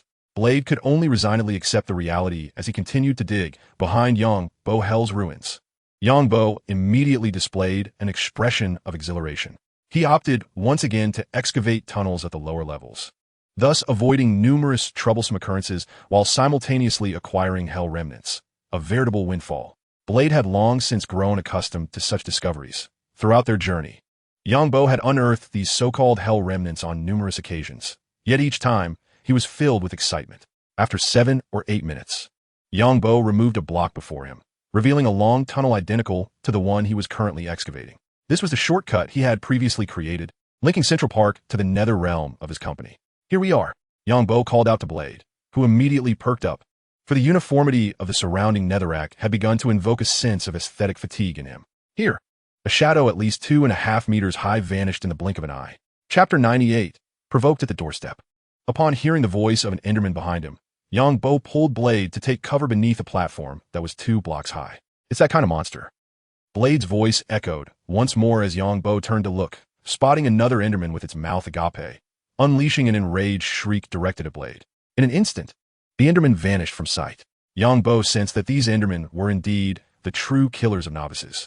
Anyone unfamiliar with them who encountered a group of Endermen would find it exceedingly difficult to survive their onslaught. They were known as Endermen, and should anyone gaze upon their heads, they would fall into a furious state and teleport behind their observer. At that moment, Blade had already noticed the Enderman behind him, its inky form quivering violently while emitting purple particles and a growling roar. Without hesitation, Blade utilized his vampiric abilities against the Enderman. Can't look at their heads? Blade mused, finding this condition excessively stringent, feeling fortunate that such monsters did not exist in the real world. Meanwhile, Yongbo drew his diamond sword and swiftly dispatched another Enderman. With the enhancement of a looting enchantment, the Enderman dropped 3 Ender Pearls. Soon, the Enderman that Blade had drained also collapsed to the ground. However, perhaps luck was not on their side, as it did not drop any Ender Pearls. Blade approached to collect the pearls on the ground, turning to Yongbo and expressing his newfound understanding. No wonder those purple particles looked so familiar when that monster disappeared. They must have been dropped by it. As he handed the pearls to Yongbo, who placed them into his backpack, he remarked, "Indeed, they are indeed dropped by them. Now let us proceed." Through the portal, the two arrived in the subterranean space beneath Central Square. Blade recognized the familiar surroundings and immediately inquired, "Is this on the side of Central Square?" Yongbo acknowledged that digging the tunnel had taken some time, but he was confident it was no more than 3 or 4 kilometers. It is worth noting that the distance from New York to Washington is a staggering 380 kilometers. Yongbo walked toward the room where the vampire hunter NPC was stationed and, upon hearing Blade's question, chuckled and replied, "Indeed. How convenient is this?" Blade gazed intently at Yongbo, feeling as though his understanding had been profoundly renewed. Such capabilities could hardly be described as mere convenience. Once the guild found its footing and each city established its branch locations, this method would facilitate rapid support, relocation, and transport. Meanwhile, Yongbo entered the vampire hunter's room, approached the research table, and tossed in the materials to craft the necessary research notes for upgrades. He sought out the vampire hunter and adeptly opened the interface to submit the required materials. Upgrade. Yongbo refrained from hastily enhancing his skills. Instead, he turned back to the research table to create another research note, a remnant of his gaming experience. Each level of the hunter's notes required different materials, thus preventing the occurrence of research note not suitable for your level. It was prudent to create one each time he advanced a level. Once again, he approached the vampire hunter, placing the materials on the table. Upgrade. As Yongbo opened his skill panel and beheld the 4 skill points above, a smile graced his face. At last, he could unlock the true use of the stake. With this skill, vampires with health below 200 would appear as vulnerable as blank sheets of paper to him. However, one crucial point to remember was to never jest with Blade while wielding the stake. Observing Yongbo's excitement, Blade felt a sense of confusion. Yet his instincts warned him that Yongbo had become exceedingly dangerous. Suddenly, a dull thud reverberated through the ground, akin to a massive hammer striking the earth. Yongbo paused, quickly opening his minimap, which revealed no red dots. But then he exclaimed, "What on earth happened to the trees in my yard?" He immediately dashed toward the exit, with Blade following closely behind. Emerging from the tunnel, Yongbo beheld the trees near the exit, appearing as if ravaged by a hurricane. Leaning askew in disarray, there were no signs of machinery in the vicinity. The only clue left behind was a colossal footprint. Yongbo, with his size 44 shoes, found himself dwarfed by the print, barely occupying half its size. Noticing Blade at his side, Yongbo glanced at him and inquired, "What do you make of this, Blade?" Blade scrutinized the footprint, which was at least 30 centimeters deep, and replied earnestly, The individual was barefoot. Yongbo noted the clarity of the print etched into the ground, each toe distinctly visible. At that moment, several armed helicopters soared across the sky, heading into the distance. Yongbo instantly recognized that these helicopters were undoubtedly pursuing the culprits responsible for the chaos at his doorstep. To his astonishment, a news helicopter trailed behind the armed ones, compelling Yongbo to admire the dedication of American journalists. Watching the aircraft depart, Yongbo picked up a broken branch from the ground, exerted force upon it, and hurled it to the earth, a flicker of anger igniting in his eyes. They had the audacity to wreak havoc at my doorstep. How could I possibly tolerate this? Blade displayed a knowing expression, reminiscent of Nick Young. Aren't you planning to confront the one who caused this destruction? Yongbo cast a disdainful glance at Dao Feng and remarked, I may be somewhat petty, but I am not so small-minded as to this extent. Moreover, the ball in question does not belong to me. It is of no concern to me. Dao Feng, upon hearing Yongbo's words, found himself at a loss for words. If one is not seeking the true culprit, what purpose does such an expressive demeanor serve? He could only silently scoff to himself. This place does not belong to you either. After sealing the entrance, Yongbo did not linger at home, but proceeded directly to the office. Although there was electricity at home, there was no internet, and he intended to catch up on the news and assist the dedicated journalists in boosting their viewership. The exit at the company remained in his office, but this time, upon emerging from the portal, he found himself directly in the partition of his office. Seated at his desk, Yongbo opened his computer, and the screen instantly displayed a live broadcast alert from New York News. It was evident that the current events had created quite a stir. Observing the green figure leaping through the city on the screen, Yongbo's suspicions were confirmed. Initially, upon seeing the enormous footprints, his first thought was the Hulk. However, another question arose in his mind. Could it be that the Hulk appeared later than Iron Man? Dao Feng approached, glancing a redwood table adorned with the traditional Chinese style, and chuckled. This table seems a bit out of place amidst your technologically advanced decor. Yongbo, beaming at this remark, replied, Dao Feng, you simply lack discernment. This is precious Wangwali wood, a gift from a venerable and powerful wizard of great elegance. Its history predates that of America. Meanwhile, in Kamartaj, the Ancient One, sipping tea, sent someone speaking of her and furrowed her brow, using the time stone to investigate. It found nothing amiss. Dao Feng, intrigued by Yang Bo's description of the Ancient One, pondered the significance of someone worthy of such admiration, especially one who was a sorceress.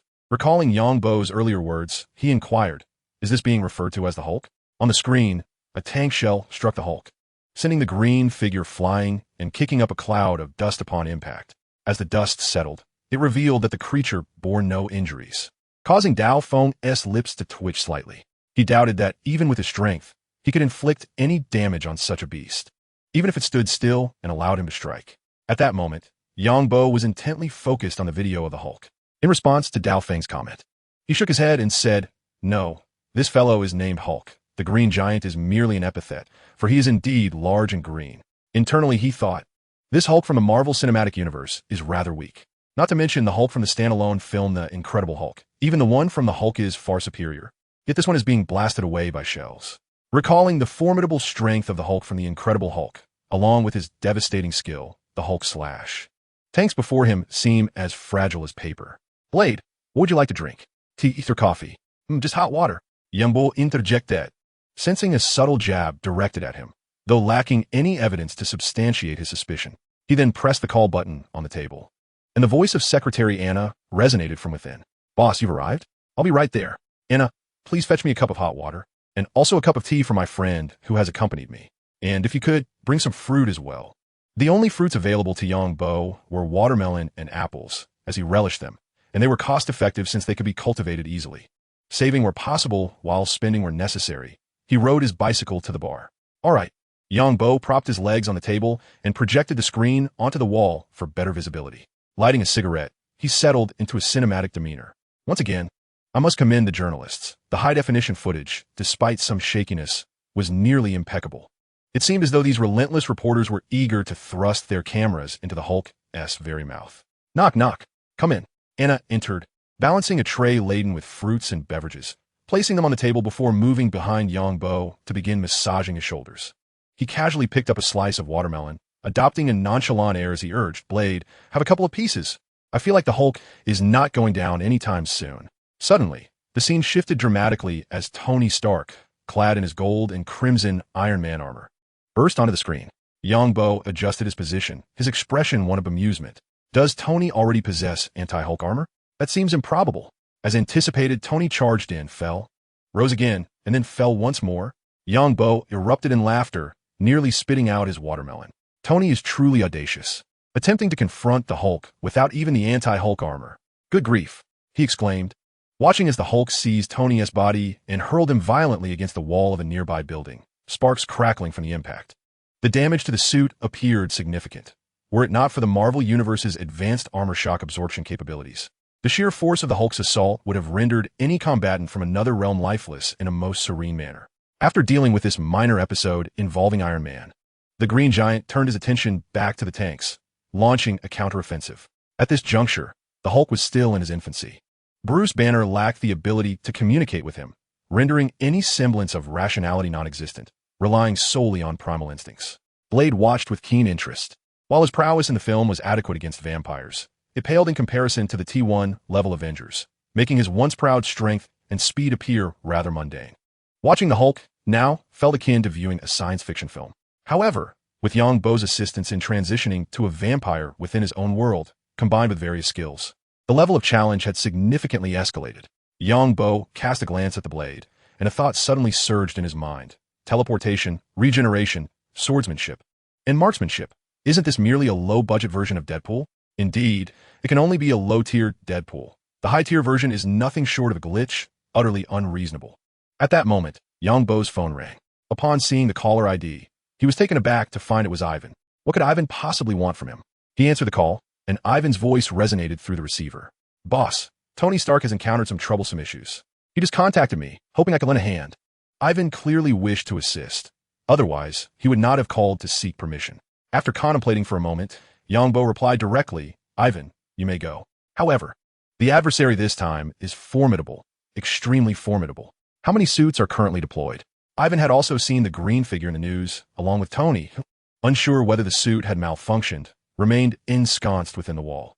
Due to his status, the news reporters had even dedicated a camera angle specifically to Tony, ensuring he had a separate view. Upon hearing Yang Bo's inquiry, Ivan responded, 3 Level 1 suits. Level 1 suits are the latest models, alongside Level 2 and Level 3 suits. The Electro suit that Ivan had previously utilized had now been relegated to Level 2 status, while Level 3 suits are merely a stripped-down version of Level 2 designated for military sales. Bring them all. Operate them as remotely as possible. If any issues arise, withdraw immediately. Remember, your safety is paramount. Boss, don't worry. I've already spotted that green monster. With that, Ivan ended the call and proceeded towards the battle-ready suit. Stepping inside, compared to the first-generation Electro suit, this new generation appeared considerably heftier, its form more massive and menacing, diverging entirely from the agile and swift suits of Iron Man.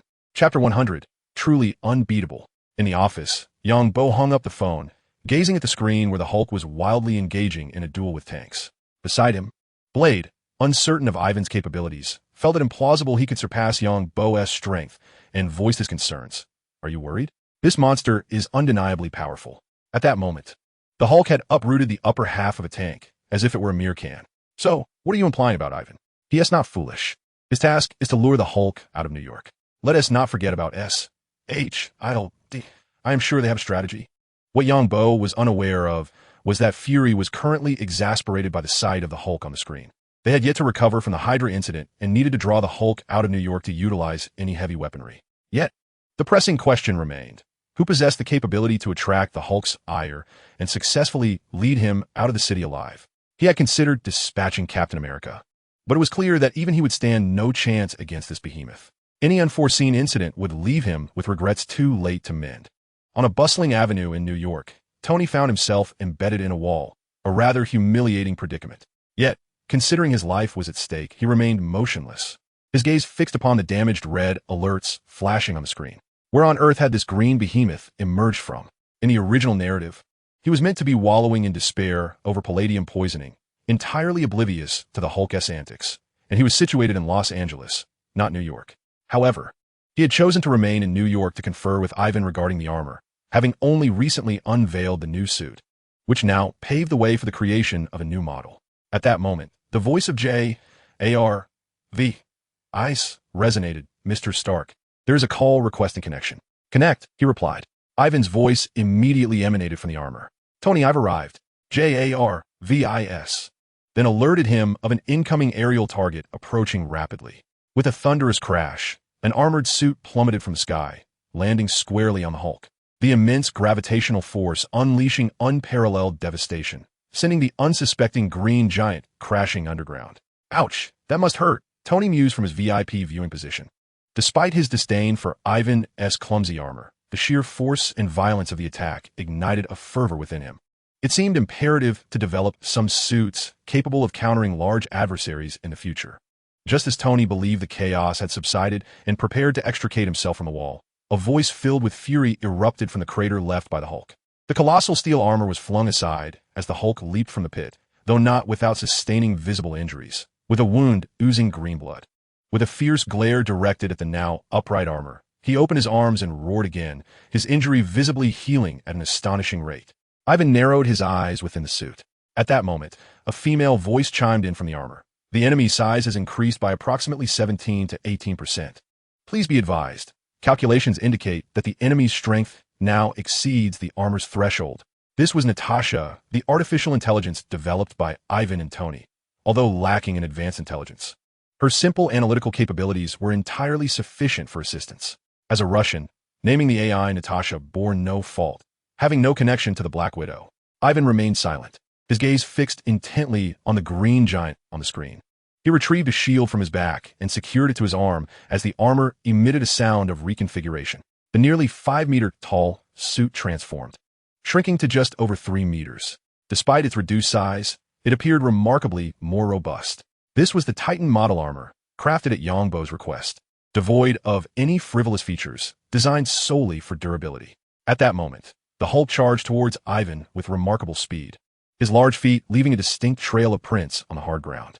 Raising his hands, he leapt high to strike down upon the Titan. Ivan, curious to test his opponent's strength, lifted his shield into a defensive stance. A resounding thud echoed as the shield twisted and deformed, casting a pallor across Ivan's face. The Hulk, undeterred, continued to hammer relentlessly on the shield, each strike resonating with a thunderous sound. Tony emerged from behind the wall, raising his hand to unleash energy blasts from his energy cannon. Yet such feeble assaults hardly registered with the Hulk, who remained singularly focused on dismantling the Iron Man before him. The Titan withdrew a three-edged dagger, approximately 70 to 80 centimeters long. Despite its warped appearance, it remained functional. It was evident who had suggested such a tactic. Ivan, originally too proud to resort to such a stealthy strike, found himself compelled to exert every ounce of effort against such a formidable foe. The sharp trident dagger, however, failed to pierce the Hulk's defenses, bending under the sheer force instead. Yongbo, who was watching the live broadcast, could not help but sigh. Indeed, a dagger forged from ordinary materials is inadequate. Had it been crafted from the core of a dying star or materials used to forge a storm axe, it would have surely pierced the Hulk clean through. Beside him, Blade was captivated, and upon hearing Yongbo's remarks, he recognized that the newly emerged armor belonged to Ivan, the very one who had called him earlier. Young, is this armor developed by your company? Yongbo nodded gently, retrieving a design schematic on his computer. The sleek, dark armor featured a slender silver blade on its back, diminutive in stature, yet formidable. He gestured towards the image on the desk, stating, "I also had the researchers design an anti-vampire armor for you. But we must wait until I've fully equipped the company's security department." Blade was momentarily taken aback, astonished that Yongbo had designed an armor specifically for him. As he glanced at the schematic on the computer, he felt a surge of exhilaration. This was the essence of masculine romance. Observing the bent dagger, Ivan hesitated no longer. Two additional armors swooped down from the sky, forming a triangular formation that encircled the Hulk. In that moment, Ivan comprehended fully the reason behind Yang Tao's consent for his arrival. Glancing up at the news helicopter hovering above, a cold smile crept across Ivan's face. It was time to showcase the armor's capabilities and command a handsome price. Chapter 101. The retreating Hulk. The air was infused with the acrid scent of ozone, a byproduct of high-voltage electricity cutting through the atmosphere, generating negative ions. One of the mechs wielded two crackling electric whips, striking towards the Hulk. No one wished to experience the sensation of being struck, yet the Hulk had transcended humanity. His green hand grasped the whips of the electric armor, and the powerful current caused his thick hair to stand on end, wisps of white smoke rising from his scalp. However, under such high voltage, aside from singeing his hair, no significant harm was inflicted upon the Hulk. Tony had ceased his trivial tasks and frowned upon witnessing Hulk pulling the battle armor with the electric cables. As both a rival and ally of Ivan, he was acutely aware of the formidable strength these electrified whips possessed. This behemoth was exceedingly powerful. Utilizing the communication device within the armor, he contacted Ivan and stated directly, "We must devise a means to expel it from New York City. The devastation it has wrought is insufferable." Ivan's voice came through calmly. "I am aware. I have already taken action." The remaining two battle armors sprang into motion, with one extending two electric cables to ensnare Hulk. Hulk immediately attempted to free himself from the cables, but Ivan offered him no such opportunity. The initial Titan armor discarded its shattered shield, as the plasma thrusters behind it emitted a brilliant blue glow, propelling the Titan's heavy form swiftly toward Hulk. With a resounding crash, the Titan collided with Hulk, and amidst a cacophony of mechanical sounds, it ensnared Hulk's arms and torso. Subsequently, the thrusters beneath the three armors ignited, lifting them into the skies. Bound, Hulk's fury intensified, and Natasha's alert echoed in Ivan's ear. The target's strength is rapidly escalating. It is projected to break free from Titan's constraints in 30 seconds. 29. 28. Silence. Maximize the energy supply to the thrusters. Ivan's full attention was on the restrained Hulk as a grating metallic tearing echoed from the Titan armor. Hunk. Bang. The Titan armor could no longer contain the surging strength of Hulk, who broke free, now more terrifying than before. With a single devastating punch, he struck the Titan armor's head, shattering its sturdy defenses as though they were mere illusions, and driving it deep into its chest cavity. The thrusters beneath the Titan flickered twice before it plummeted from the sky. Tony, witnessing this scene, felt a pang of anxiety, yet Ivan's voice rang through the communicator. "It seems we will need 2 sets of control devices, and the protection must be even more robust. I had assumed you were within that armor." Hearing Ivan's voice alleviated Tony's concerns. He had called for assistance, and he would feel immense guilt if things went awry. "You must be cautious. This creature appears to have grown even stronger."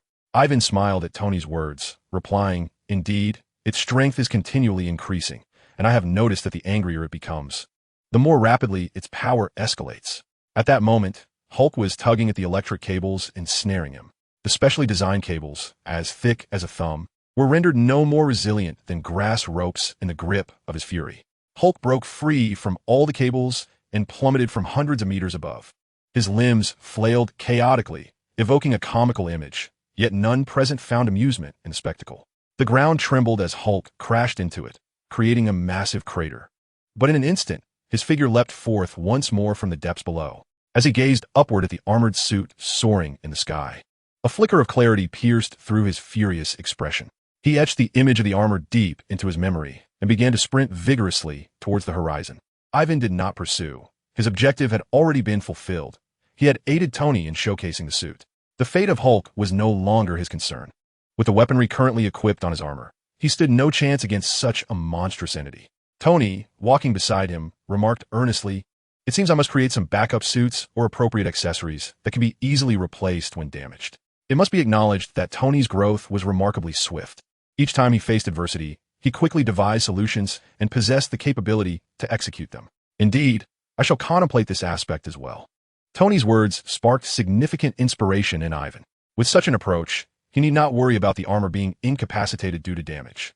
He could also explore the possibility of enabling simple exchanges of parts on these suits. For instance, in the current scenario, where the Titan armor's arms and head had sustained severe damage, if he had other non-combat suits, he could easily detach the intact arms and replace the broken components on Titan. At that moment, as Tony observed Ivan's two suits, a question unexpectedly surfaced in his mind. "Ivan, in which suit are you?" The thrusters beneath Titan reignited, propelling them swiftly towards the company. Upon hearing Tony's inquiry, Ivan's voice resonated through the communicator. "I thought you would notice. I am in the simulation chamber of the company laboratory, remotely controlling the suit." Tony's helmet retracted, revealing a grim expression. He felt perpetually a step behind Ivan, which stung his pride. With that, he soared into the sky, disregarding the armed helicopters zipping past and the now vanished Hulk. The news also failed to capture any sight of the green giant. Yongbo reached for the control to shut off the projection. Indeed, the Hulk's trousers were a bug. A single pair of jeans had stretched immensely without tearing. The Power Stone and the Mind Stone must be acquired, although he could not utilize their powers. Possessing them as collectibles was preferable to allowing Thanos to wield them. Chapter 102. The Sorcerer Module alone once more, he found solitude quite comfortable. He always sensed that Boer was lurking while he slept. It was time to clear the boss in Twilight. He wondered if completing it would yield a new module. The emergence of the Hulk had made him acutely aware of his precarious situation. Although the Marvel Cinematic Universe was not as perilous as the comic world, unforeseen calamities could still strike without warning. What if an alien spacecraft crash-landed in Central Park and ended his life? That would be quite the farce.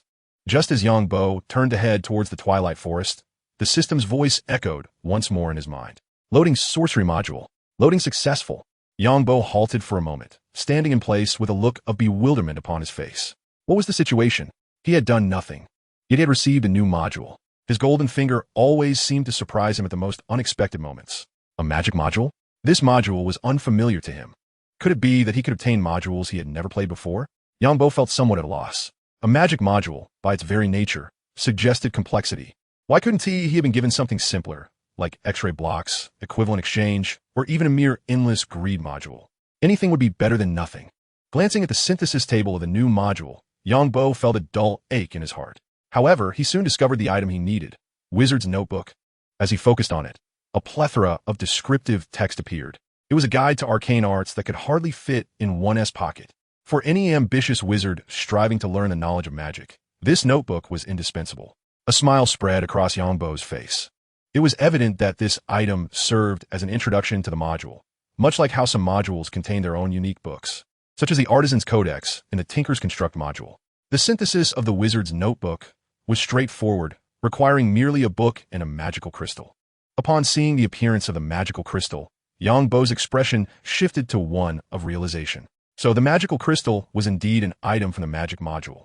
He had only encountered it during his playthrough of the mod pack, without ever truly engaging with it. What a pity. In his previous adventures within Minecraft, he often found magical crystals in dungeon chests.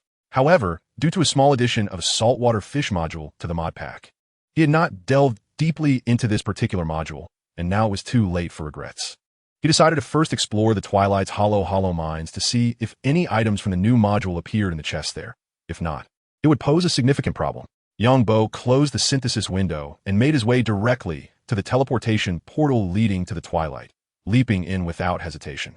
As the scene shifted before his eyes, he found himself once again in the twilight forest, where the tranquil woods welcomed back its adversary. He retrieved the map of the twilight forest from his backpack and hurried to an unexplored area of the hollow mines. The sound of cicadas occasionally filled the air, and upon seeing a cicada resting on a tree, nearly a meter in size, he couldn't help but exclaim, "Is this what your cicadas look like?" With those large red eyes, if it weren't for the cicada song, one might mistake it for a giant green fly. Although he knew that the cicadas in the twilight forest were merely decorative and immobile, Yongbo felt that the designer of the Twilight Forest module had a rather questionable aesthetic, crafting such an unappealing creature. Why make it so large? Approaching, he took out his diamond pickaxe and knocked the noisy cicada off the tree trunk. Suddenly, a vivid image flashed in his mind. The cicada, which had been resting on the tree, sprang to life and flew directly at him, landing on his face. The mere thought sent a shiver down his spine. Why indulge in such repulsive thoughts? Collecting the fallen cicadas into his backpack, he prepared to place them in an appropriate spot for a mischievous prank. And the moonlight worms. These creatures not only emit a radiant glow, but also possess the ability to move. Just imagine, when the moment arrives, he could unleash the moonlight worm queen upon an unsuspecting target, a vibrant green creature crawling across their face, an exhilarating thought indeed. Having stowed away the cicadas, Yongbo, with a mischievous grin, sprinted towards the hollowed-out mine.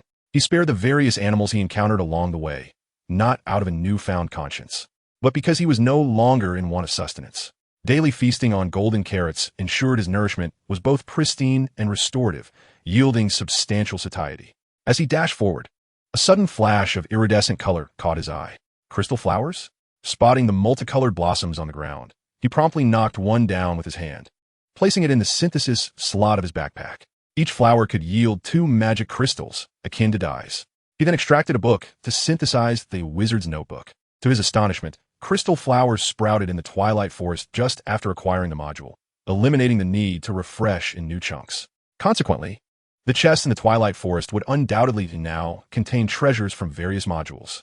He placed the book in his quick access bar for easy reference and collected all visible crystal flowers into his backpack. Upon opening the wizard's notebook, he began to peruse the information regarding magic crystals. Each crystal could infuse 100 points of magic value into equipment. It dawned on him that the magic within the module was not to be wielded casually. How disappointing!